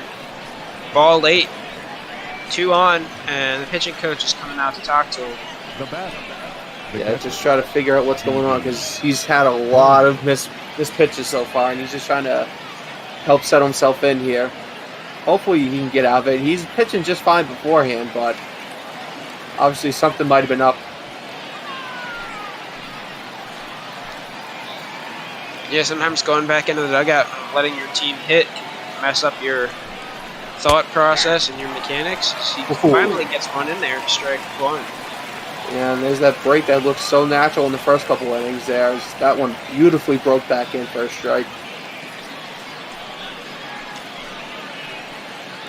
EB in the chat thinks that was the reverse jinx there, those last 2 at-bats. So now the reverse jinx stonks is up to 15 in the chat. Yeah, when did that stonks get so high there? I don't remember that at all. There's been a couple of them, and that's going to be a 6-4-3 double play. So it'll be 2 outs with a man at third. Great play there. Yeah, but coming up here is probably the biggest at-bat of the game so far. Run on third, but there's 2 outs, so if Bubik can get out of this, he'll be very well set up for potentially another inning of work to have for him. Indeed, and we're going to see leadoff man up again. He's 0 for 2. Drew Avens.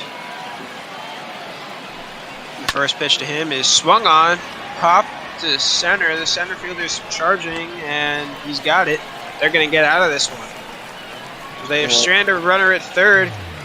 He's very happy with himself, as you can see there. And we're going to the bottom of the 6th. Yeah, he was very relieved to get out of that jam. They were definitely, Tulsa was definitely starting to threaten there, but nothing to come out of it. Your attention, please. Now pitching for Tulsa. And Marcus Stolbach will be coming out to pitch now for Grillers. 31st appearance of the season. 3.65 ERA. Only 16 walks. He's looked very good this season. And he'll have to start off against Kevin Merrill. Yeah, looking very good so far this year, and especially with Gilbert going down in the first and second inning there with that shoulder injury. It's going to be a bullpen day for Tulsa. Guys aren't going to get more than 2 or 3 innings of work here as they just try to get through the rest of the game unscathed and maybe pull out a win here. Yeah, and the Merrill tries to bunt at the first pitch that almost hits him in the face, and it's called a strike, and then he swings at that one, and left fielder Rincon's got it. That'll be the first out. Quick 2 pitches for that at bat. Yeah, and that's exactly what you want if you're a guy out of the bullpen. Try to get as few pitches out as possible to get the most amount of outs.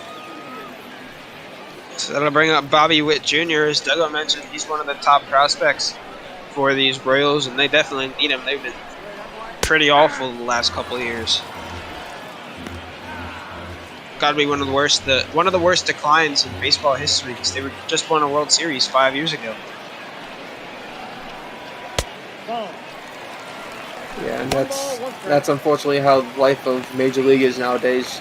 You sell yourself for 2 or 3 years of potential World Series, and then you might collapse back to mediocrity and irrelevancy very quickly.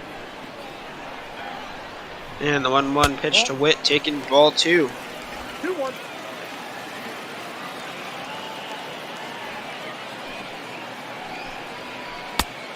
I got 3-1. 3 balls, 1 strike.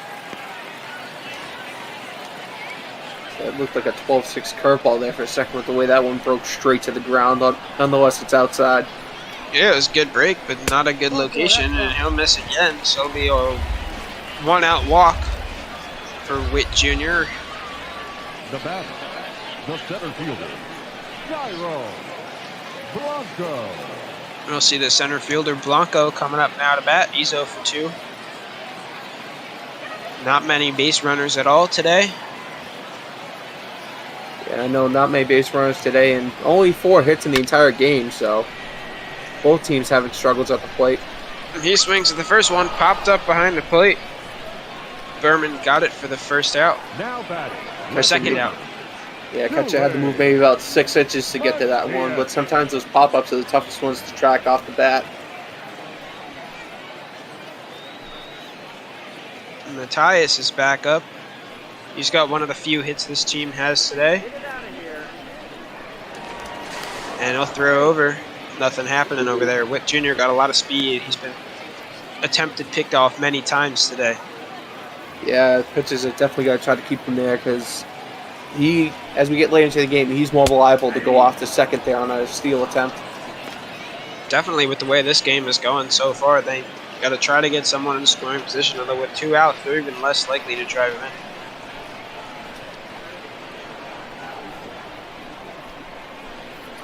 And the 0-1 swung on, strike 2. Nice curveball there. Yeah, curveball dropping like a rock off the table there, nearly down the dirt by the time it gets to the catcher.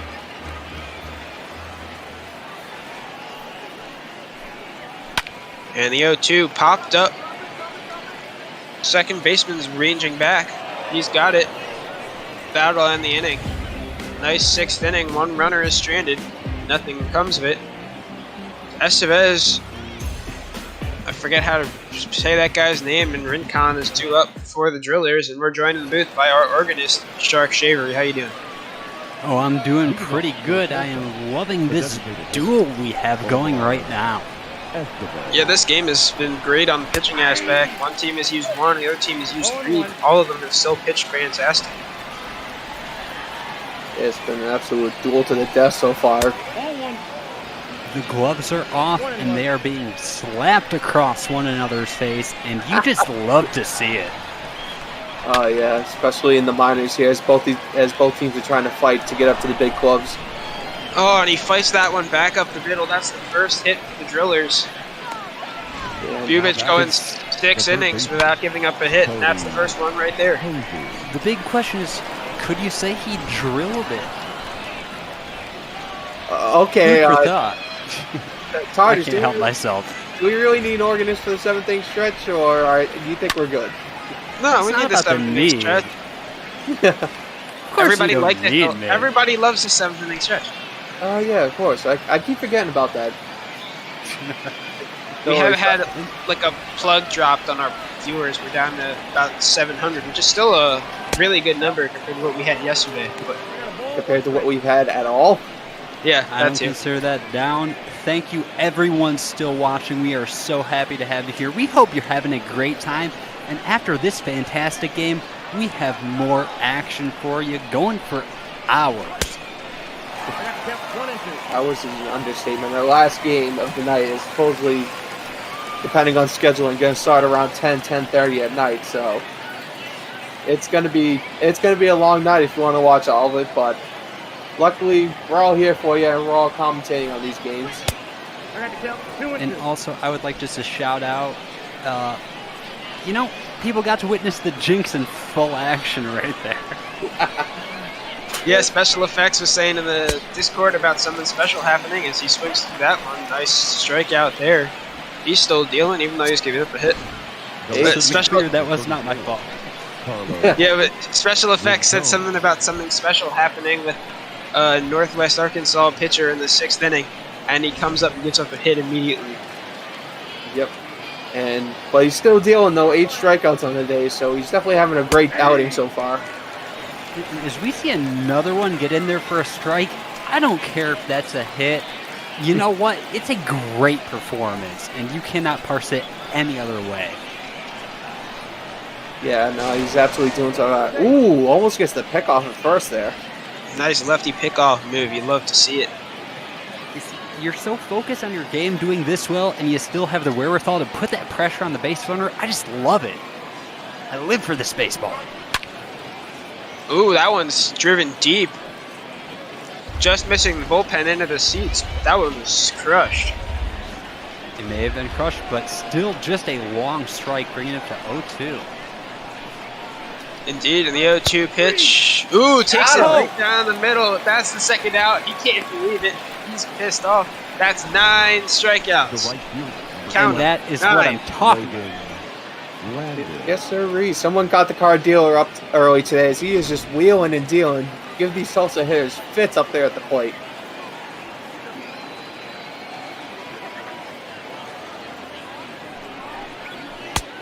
Count 1-0. That one almost hits him in the face. Ball 1.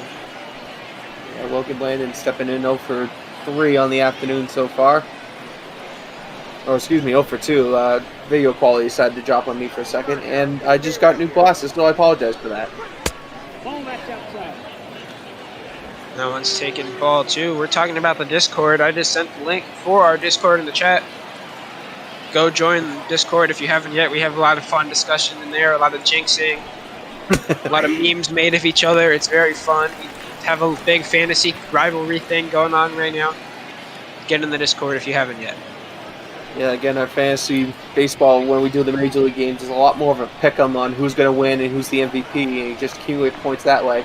You don't have to know the 50 top best players at each position. Oh, and that is popped. Will it drop? Nope. He's over. All right, Stark, take us away. It's time to stretch. Here we go. Big stretch.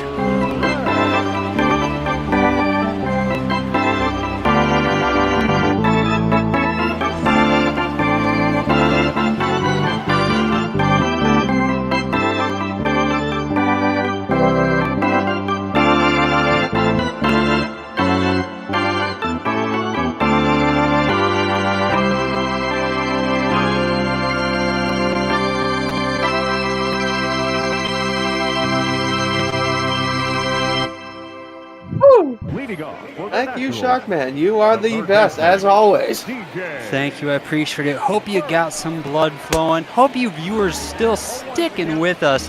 Got some nice tension out of your muscles. Like I said, we got a lot of baseball before us, and we may still have a lot of baseball in this game here. I'm looking forward to it. I'm looking forward to you boys' calls.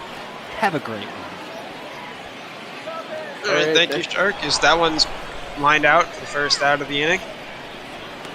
And Jub's showing up a little bit late to the party, but better late than never. Welcome in, buddy. Yeah, we originally had 3K earlier on today when we were featured on the Twitch front page, but now to a nice semi-comfortable 700. Still better than 50. Yeah, still a lot better than what we've been pulling over the past few weeks, so thank you all for joining in on us and helping us watch some minor league baseball and hopefully getting us through these rough times as the major leagues have decided to potentially call the year quits before it even gets going. Yeah, and that one's popped up to the shortstop. That'll be the second out. Now batting, catcher. Nice quick inning so far here. I'm probably jinxing it. Whatever. Yeah, sure enough, Northwest Arkansas is going to put on 6 runs here just to spite you.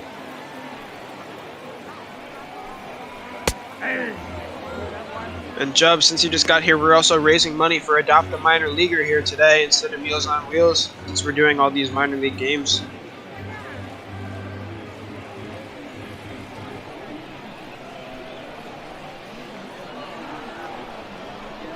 And the 0-1 to Esposito swung on strike 2, and Bot did not trigger the command when I did !donate in the chat.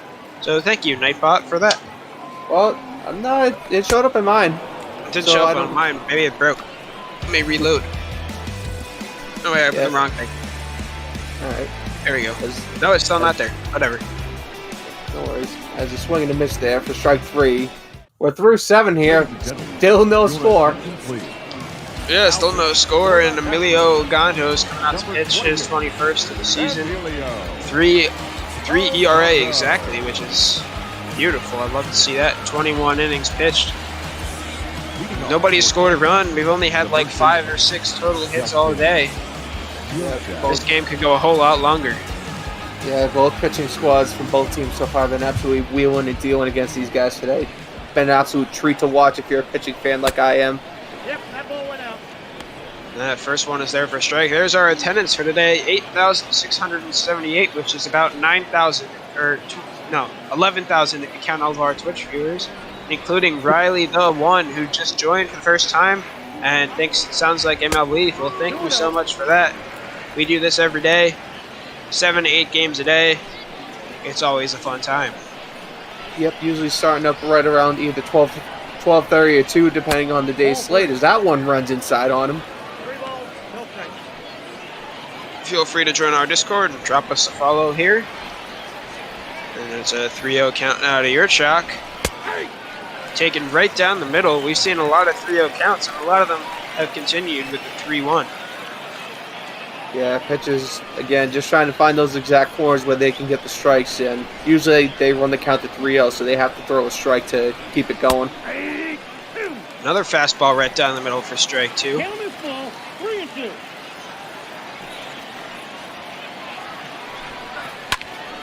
And he'll swing the 3-2. That'll get down for a base hit. I think that's their second today. Yeah, second hit today. Again, now batting. The starting pitcher for Northwest went 7 innings essentially. No runs, only 2 hits, but we're starting to struggle towards the back half of the last inning. So, I just think it might be the right time to bring in the next guy.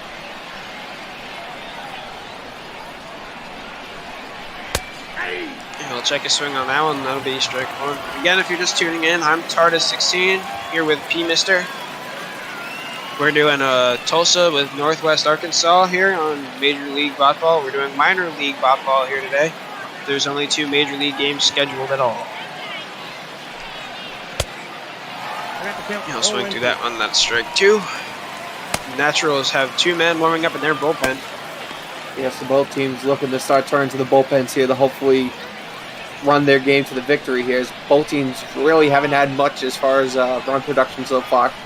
I think the first team to score a run could win this game. That one's fouled back. That could very well be the case here as we're in the top of the 8th here, and still nobody's really had a decent chance. I think there's only been 1 runner on third so far, and that's about as close as we've gotten. Yeah, and it was with 2 outs as well. All pitchers today have done fantastic. The offense really hasn't gotten to do much so far.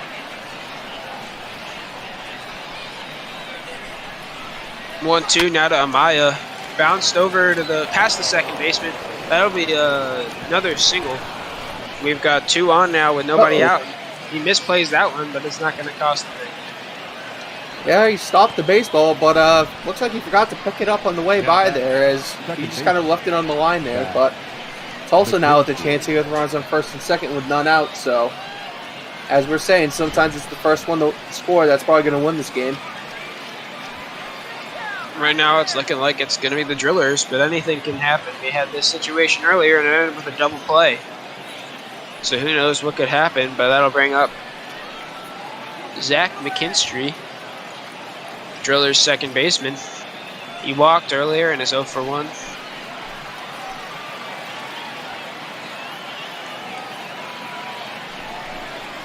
And he'll take the first pitch, which I thought was a ball, but that's called strike 1.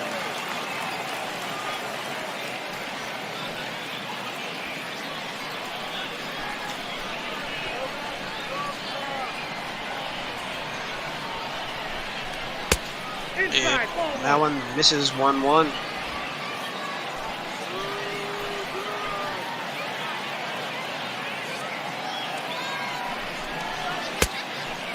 A swing at that one, that'll be a strike.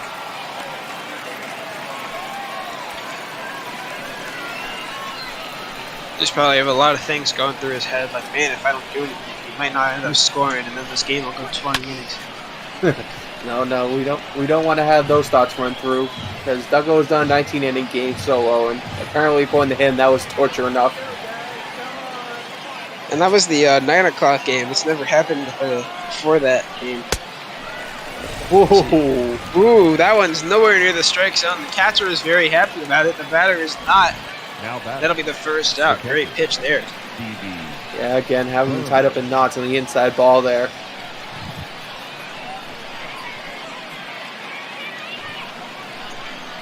We were talking earlier about how you can hit a ball into the street. We haven't even seen a ball reach the outfield.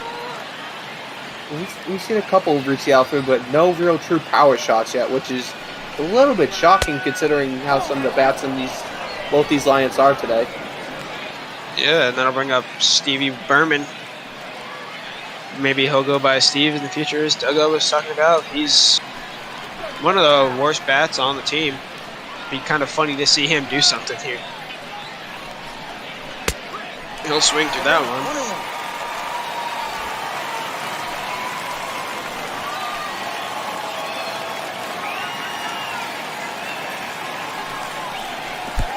And, ooh, that one gets away from the catcher, but he does a nice job blocking there, and nothing will come of it. Good job, just keep that in front of him, especially on a pass ball here. Both runners are probably going to be breaking for their respective bases. Ooh, and he swings at one that's in the dirt. It's flipped over to first. That will advance the runner as it acts as a sacrifice bunt. So now there's runners at second and third with 2 outs. And again, we had a similar situation back in the 6th inning with a runner on third with 2 out. Now it's even more with a runner on second and third with 2 out.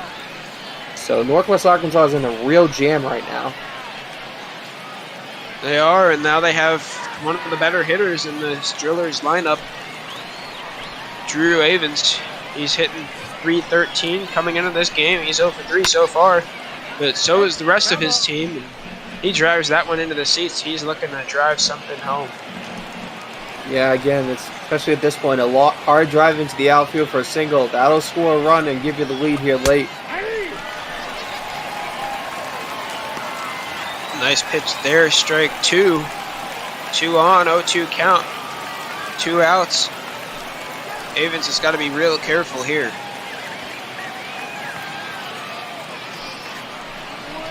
And the 0-2 swung on, strike 3, beautiful pitch. Avens is kicking himself. That'll end the inning. Still no score. We're going to bottom of the 8th. Just like I believe it's Gandor from the Lord of the Rings series saying, "You shall not pass," as he puts him down on the breaker. Number 7. Maybe someone will pass now because Logan Cello is coming out to pitch. He's got a 5.40 ERA in 25 innings. Yeah, both lefties and righties hitting above 340 against him, so this could be the chance Northwest Arkansas is looking for to try to break this game open. Looks like the Drillers don't even trust him. They've got 2 men warming up already. Yeah, this is a huge chess match between both managers here. It's a 0-0 game, so one slip up this late in the game could cost you the entire game.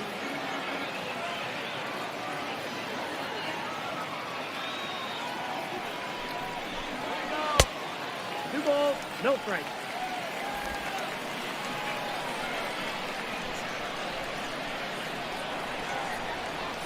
We still don't know who that is. Maybe this game goes 100 innings and nobody wins because everybody dies. Oh, no, please, no. That'd be funny. I kind of want to see that. What happens if this game goes 100 innings? How the game reacts to it. I think after a certain time, it will kick itself and say, we will pick this up at a later date, because that has happened before between the Rochester Red Wings and the Pawtucket Red Sox. That one's crushed deep, but foul. Yeah, after about 30 innings, something in that ballpark. It's about 2 a.m., and the umpire just said, forget it, we'll pick it up another time. And naturally, when they came back to finish the game, it only took them about 50 minutes. I know I've seen people test Madden to see how long they can make games happen there. I don't know if you could do that in MLB The Show, if there's someone has tested the longest possible game here. And Mo is asking in the chat, what are we doing for BotBall tonight? I think we're going through stats and stuff. As 3-2 is swung on, cross deep to left field, it's going back, and it's off the wall. He's going to second. That'll be a no-out double. And that's a good start for the Naturals here in the 8th inning. He was trying to call game right there, like Paul Pierce. But just cracking the wall about 5 feet below the line to get it out of here with a long double and a real chance here for Northwest Arkansas to try to take the lead. Yeah, they've got a great shot. You have seen some runners on with nobody out. Nothing much has happened. So it'll be very interesting to see what happens here. And I think on BotBall tonight, it's going to be stats and highlights from the past couple weeks and probably introducing everyone into this wonderful community that we have, as we have had been absolutely crushing records today as far as total viewership at one time. So we thank you all for joining us, and hopefully you'll stick around for that BotBall tonight. BotBall Tonight's always fun. You get to see a lot of our main community members talking about baseball and what we're going to see from other teams later on. There'll be a 1-1 count to Khalil Lee. That was going to be my thing with Sharks, is that if he could somehow create a little jingle for BotBall Tonight, that would be amazing. But I know that's like he has 10 minutes to figure it out. If he's paying attention, I'm sure he can think about it. Kevin Merrill's on deck here with 3-1. Go ahead run at second. With a game like this, that could end up being the winning run. We'll have to see, and he'll swing through that one because that'll run the count full. Yeah, again, two-seam was just skirting the bottom edge of the zone there. Had to kind of swing at that one in order just to make sure.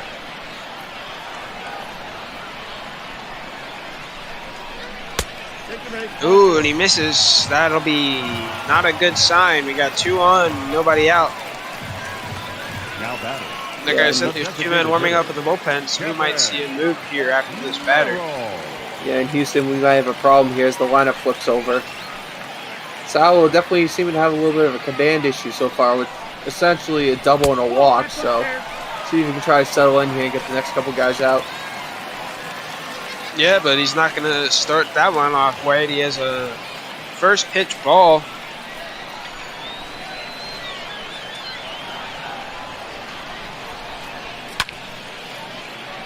That one's right down the middle, swung on foul. That one could have put them on the board.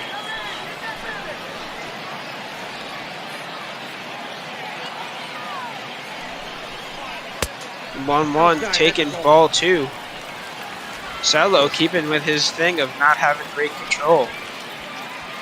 Just in the ML BotBall account, playing around with our Xfinity command there. Don't be doing that, please. We need this stream to work for the rest of the day if possible. 2-1, swung on. First baseman dives. It'll get past him. Bases will be loaded as he's safe at first. It's bases loaded and nobody out. Yeah, now the pressure cooker is going to be rolling here.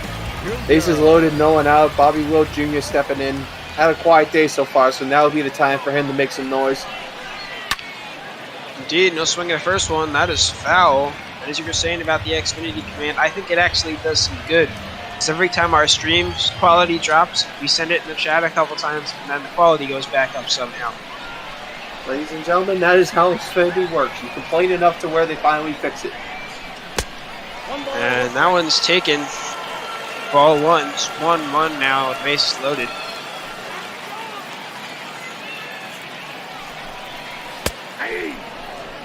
Checks a swing on that one. That's called a strike. It'll be 1-2.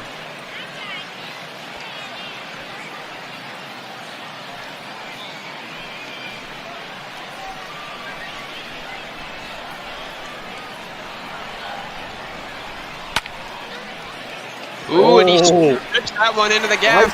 It's going to get down. They're going to hold him to a single somehow, but it'll be a 2-run single, and the Naturals take the first lead of this game. It's 2-0. And again, at the best time to do it, bottom of the 8th here. Really not much chance for Tulsa to come back. Getting great piece of hitting just to pull it, just making it fair down to the corner and being able to score the run for second and third. And that'll do it. For the pitcher, we're going to see Ryan Mosley up now. He's looked significantly better. You got to wonder why they didn't bring him out earlier. 2.65 ERA, 37.1 innings. Why would they go to him? Why wouldn't they go to him earlier? Yeah, maybe the parent organization was seeing the other guys a bit more of a closer role, so trying to give him a pressure situation there, but just not working out for him. And that one swung on deep into the gap. It's gonna be out of here. Naturals score 3 more on a Blanco home run in the left field. They blow this one open. Well, it's 5-0 in the 8th. I guess the old saying is true. When it rains and pours, really no offense on either side, and then all of a sudden, kind of out of nowhere, Arkansas puts a 5 on the board here in the 8th, and basically puts this game to bed, no questions asked. You don't want to jinx it, but as Shark Avery says, ding dong, get the door. That one gone into the street. Now batting, Matthias up now. He's 1 for 3 with a double back in the 4th inning. Except this time, his team's already taken the lead, and he'll crush that one in the center. Center fielder's got it.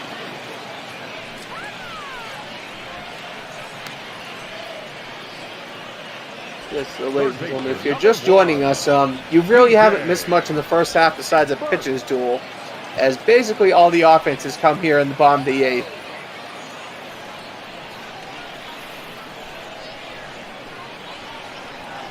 Apparently, we're the #1 MLB The Show stream right now on viewers, so that's cool to see.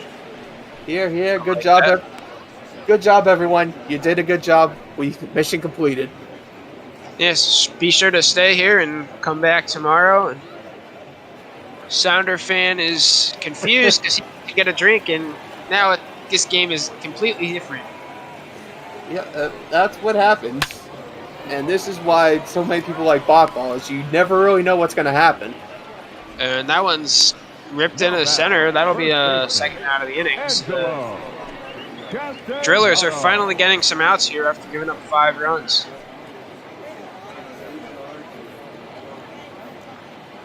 And Duggo once again trying to post something, but making it more in that hyperlink than an actual thing. But the point's there, buddy. No, inside. That one's called ball.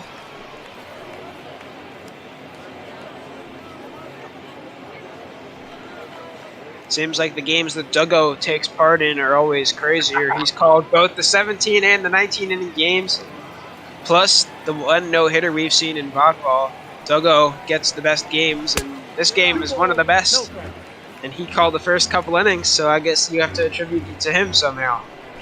Yeah, definitely, and he's going to be on the call later on tonight for the Phillies-Chicago Cubs game, which should be an absolute riot between 2 top teams in the NL.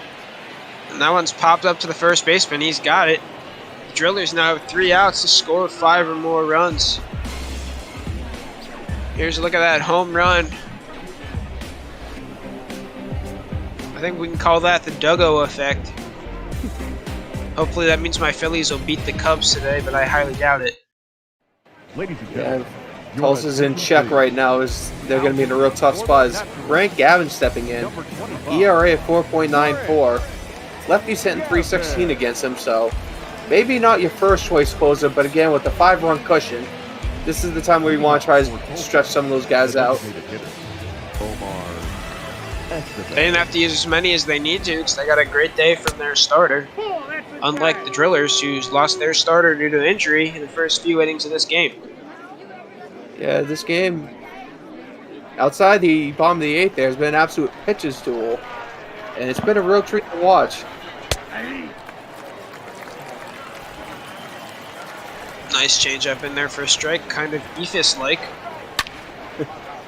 And that one swung on back into center field. Blanco's got it. That's the first out. Now batting. There's Bubich's numbers here. He pitched a fantastic game, having a no-hitter through 6, ended up pitching 7, only giving up 1 hit, allowing 3 total base runners. He's done fantastic. It's a shame he can't get the win. Yeah, 9 Ks on the day, too. Really tough luck that he can't get the win here, but honestly, he should get attributed player of the game with this absolutely stellar performance. And we'll see what happens with player of the game after this one. Of course, it doesn't count a fantasy, unfortunately, but it'll be fun to see who gets that. As that one misses ball, too. Naturals have 2 other guys warming up in their bullpen. Franco Torero and Daniel Tillo, I think is how you say that. My brain is kind of fried. I've called 1.5 games now. So that one's driven deep into the gap. Matthias is going back at the warning track. He's got it. Crashes into the wall. The Drillers will be down to their last out. Yeah, and those guys in the Arkansas bullpen probably just getting a little bit of mandated work there, as this game's pretty much well in hand, so I don't expect him coming in here.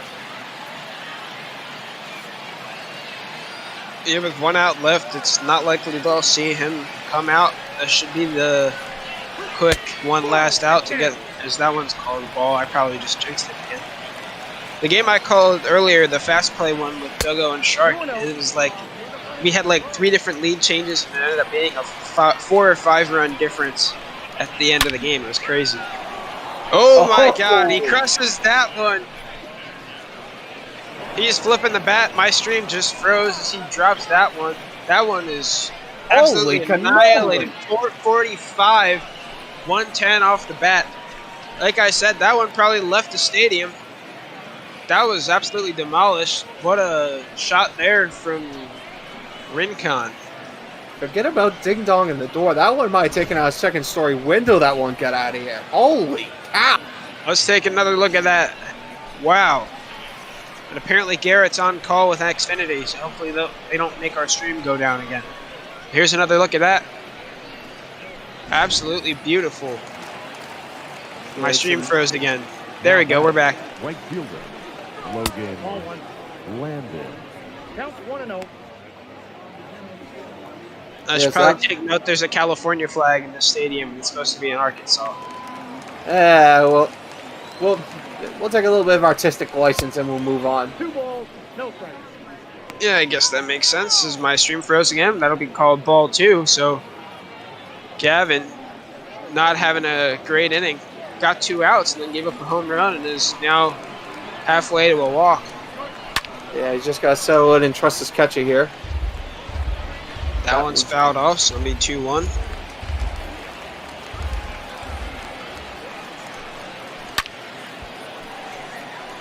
That one again fouled off. 2-2, 2 outs. Shark Shavery, I think, wants the 14th inning. He's freaking out in the chat. He could also doesn't like the long balls, but...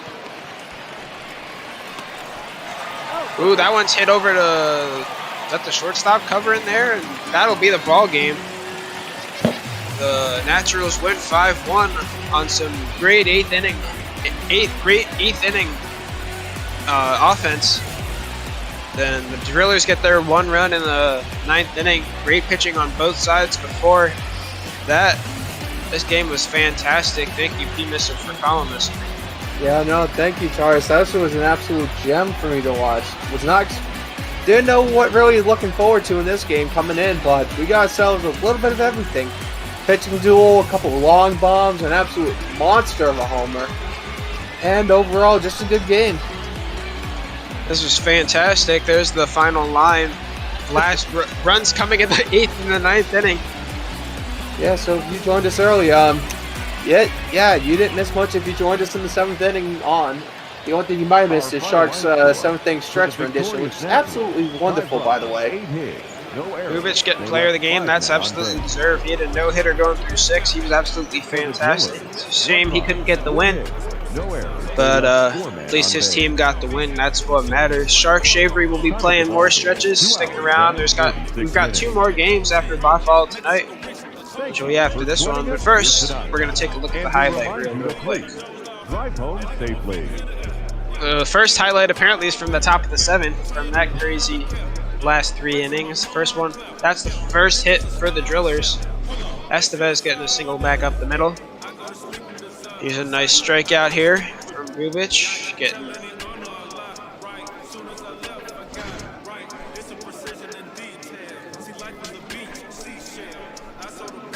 Here's another strikeout. This is mostly pitching.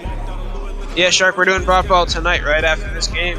And here's that bottom of the 8th inning that was absolutely insane. Witt getting a hit down the line that got 2 RBIs and somehow held him to a single.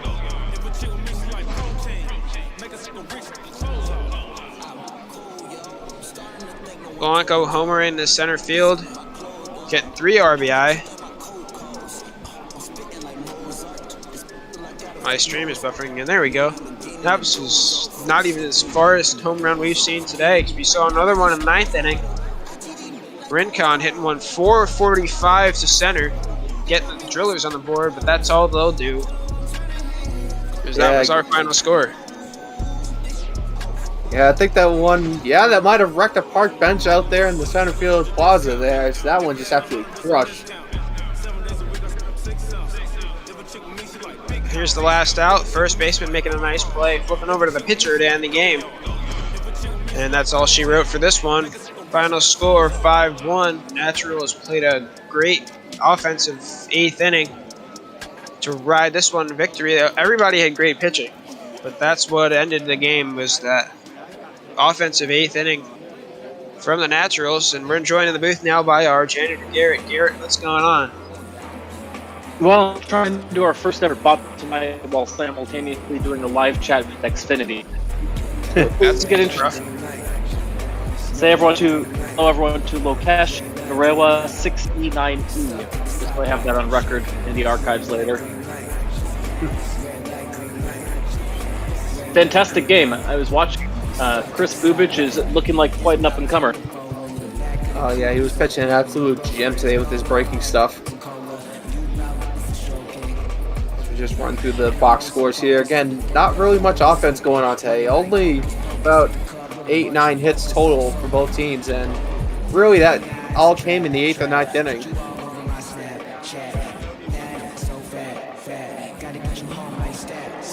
Yeah, this game is absolutely crazy. Mo wants to know what we're going to do with BotBall tonight. He wants to see some highlights from the game. So I don't know what we're going to do with that, but it's a good question. Are the two of you going to stick around for BotBall tonight? I was planning to. I was going to say, I got a little bit of time before I have to take care of something else, so I'm game for a little bit. I'm going to ask you two to lead because I need to simultaneously chat with Xfinity here. Alright, okay. then. So I'm going to cut this game here then for the archive, so future me ended right after I say this sentence. Okay, everybody, welcome to BotBall Tonight. Da-da-da-da-da-da-da. Yes. Shoulder tear for Gilbert, that's what I mean. And he's probably done for the year, at least the next 2-3 months, so he might be a playoff comebacker. If the Drillers even make the playoffs, neither team in this game is doing great beforehand. We should be joined by some of our other broadcasters here in BotBall. I know Shark Shavery's thinking about it. I don't know who else is considering joining us, but we'll find out because I have no idea what we're actually going to do. So, Tars, you have to remember also is that the minor leagues, they do split seasons now. So once it's the All-Star break, it's like a whole new season for them. That's true. And now we're joined by Cookie Eater Ian in Discord. How you doing? I'm doing pretty good. How are you doing, TARDIS? How are you doing, P Mister?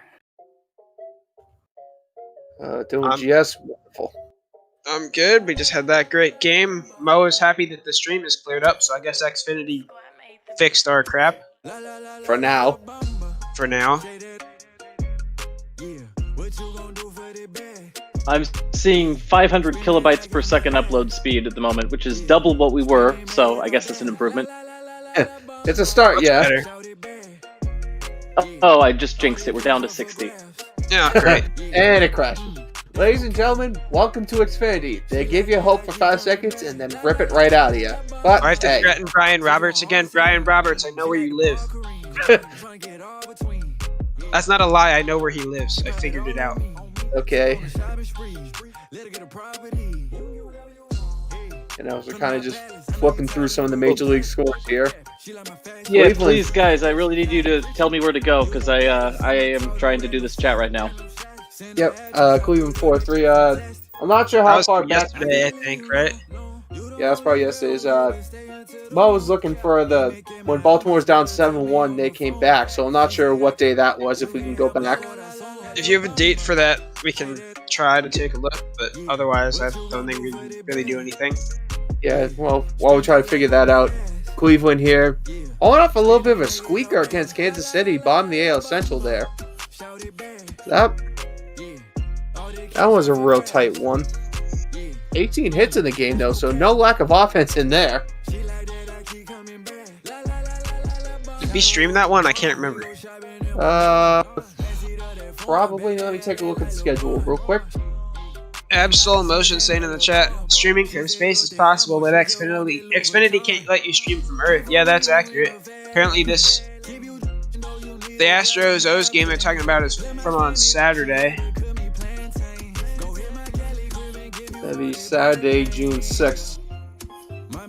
If we're paying attention, but let's take a look here.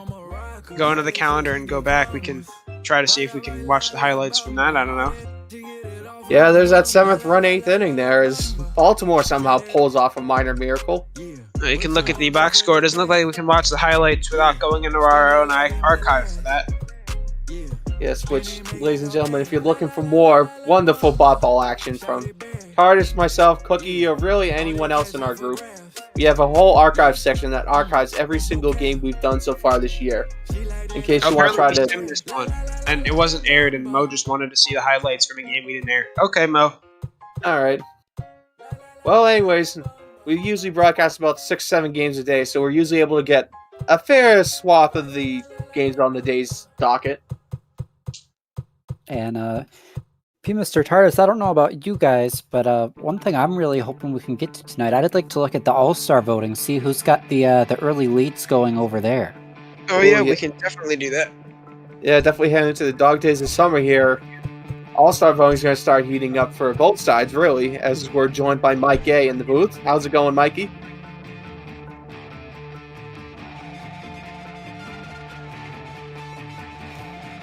Yeah, it looks like Ryan. How's it going, boy? It's going good as Ryan Yarbrough seems to be taking the early lead for starting pitches here. 8-1 on the year. 1.42 ERA. That's ridiculous. Yeah, he's having a heck of a year down there in Tampa. Whip at about 0.8 as well. That is insane. ERA, whip, everything to be at that level 2 months in. Yeah, and I'm wondering if we get a sec later on, check out Sean Doolittle from the Nats, because I think earlier in the week he was no righty had gotten a hit off him yet so far this year. So it'd be really interesting to see if that's still going on or not.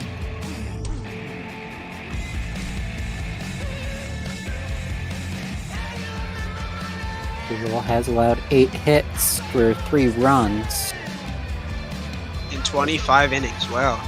I believe all those hits came off lefties. I'm not sure how big the stat page goes, but it would be his average versus righties, I think.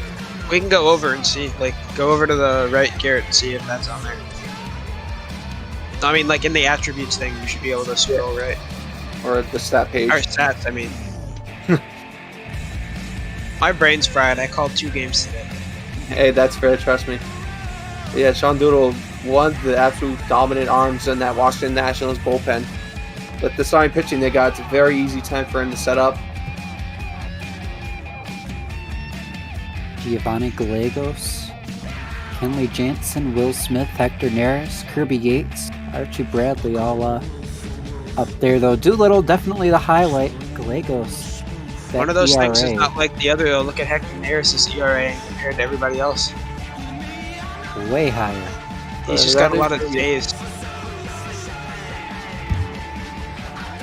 Yeah, sometimes picking up the save is with giving up a run or two is just as important. Jansen, the Dodgers closer, having a nice, if not unremarkable season. ERA sitting under 3. And slammed the door shut for that NL West leading squad as Mark Colley joins us. Yes, hello. How are you guys? Pretty good. Dogo's yelling at Cookie for saying Gallegos wrong. Nothing new.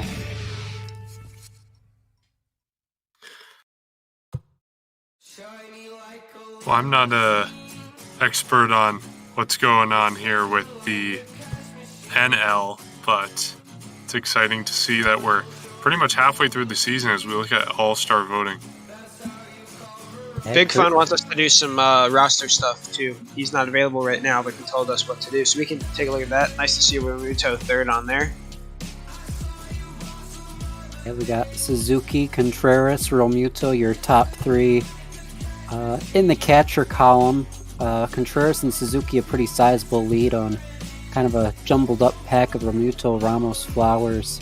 Then even Smith, Posey, and Alfaro kind of could be lumped in. We'll see in the coming weeks if one of those guys can make a push. Not out of the realm of possibility, especially Romuto definitely has the upside. You see on this list here, first baseman Pete Alonso down with 17 home runs. Looks like he's 5th or 6th in voting, which is interesting, just based off his numbers last year, halfway through this season, or at least almost halfway through this season. Looks like he's not on track to have the amount of home runs and hit with the same amount of power that he did last season. Yeah, it's looking like a big part of that might be coming in that average department that's really letting some of these other first basemen kind of show themselves off as kind of the leaders at the position.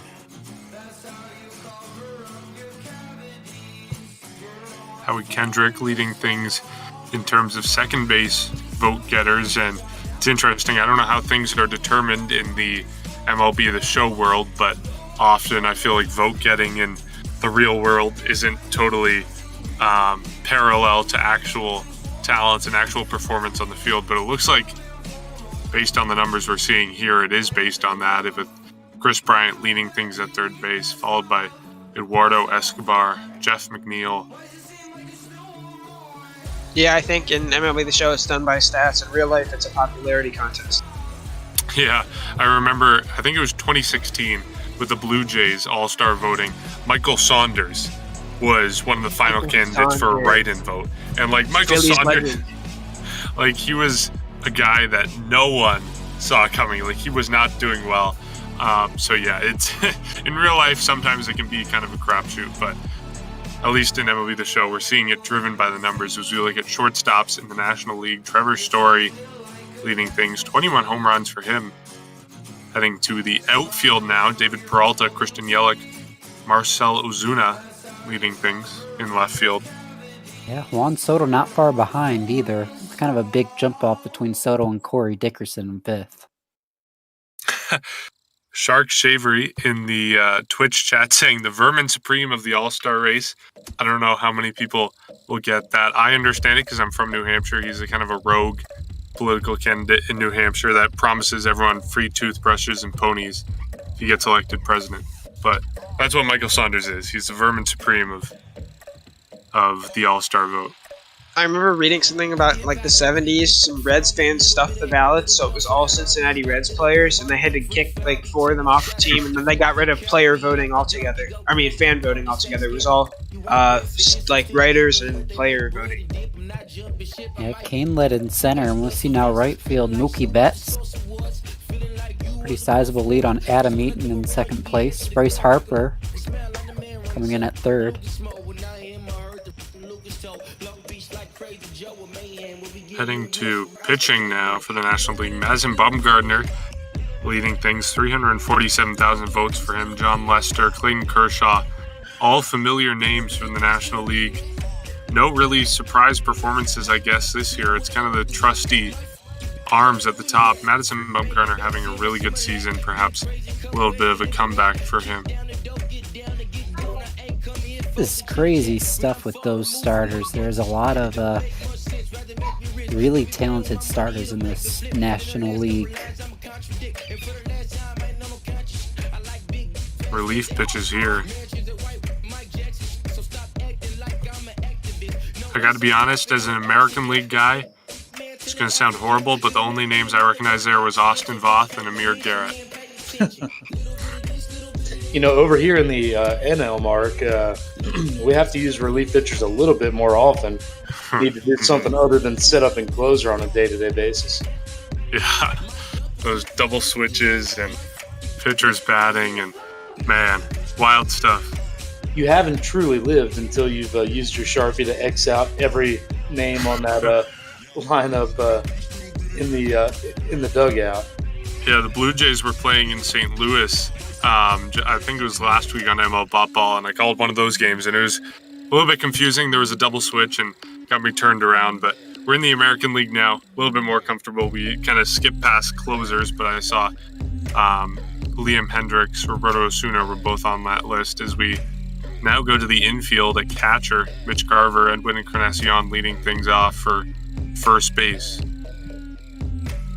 And, as an NL guy, that's always, I can never commit it to memory exactly what happens when you pinch hit for a DH or when a DH has to come in and play the field. I know that there are very set rules on that, but I would be at a total loss to figure out my lineup card if that happened. And we saw at least from my perspective as a Blue Jay fan. First base, Rowdy Tellez was on that list in terms of top 10 vote getters. Looks like on this list of second base, Kevin Biggio is on the list. Surprisingly, he hasn't been that good this season. You'll see a 205 batting average there. Yeah, the 10 home runs, though, probably giving him a bit of a boost. Of course, DJ LeMahieu currently slated as the starter at second. At third, it's Alex Bregman, and he's got a pretty sizable lead over Jose Ramirez and Anthony Rendon.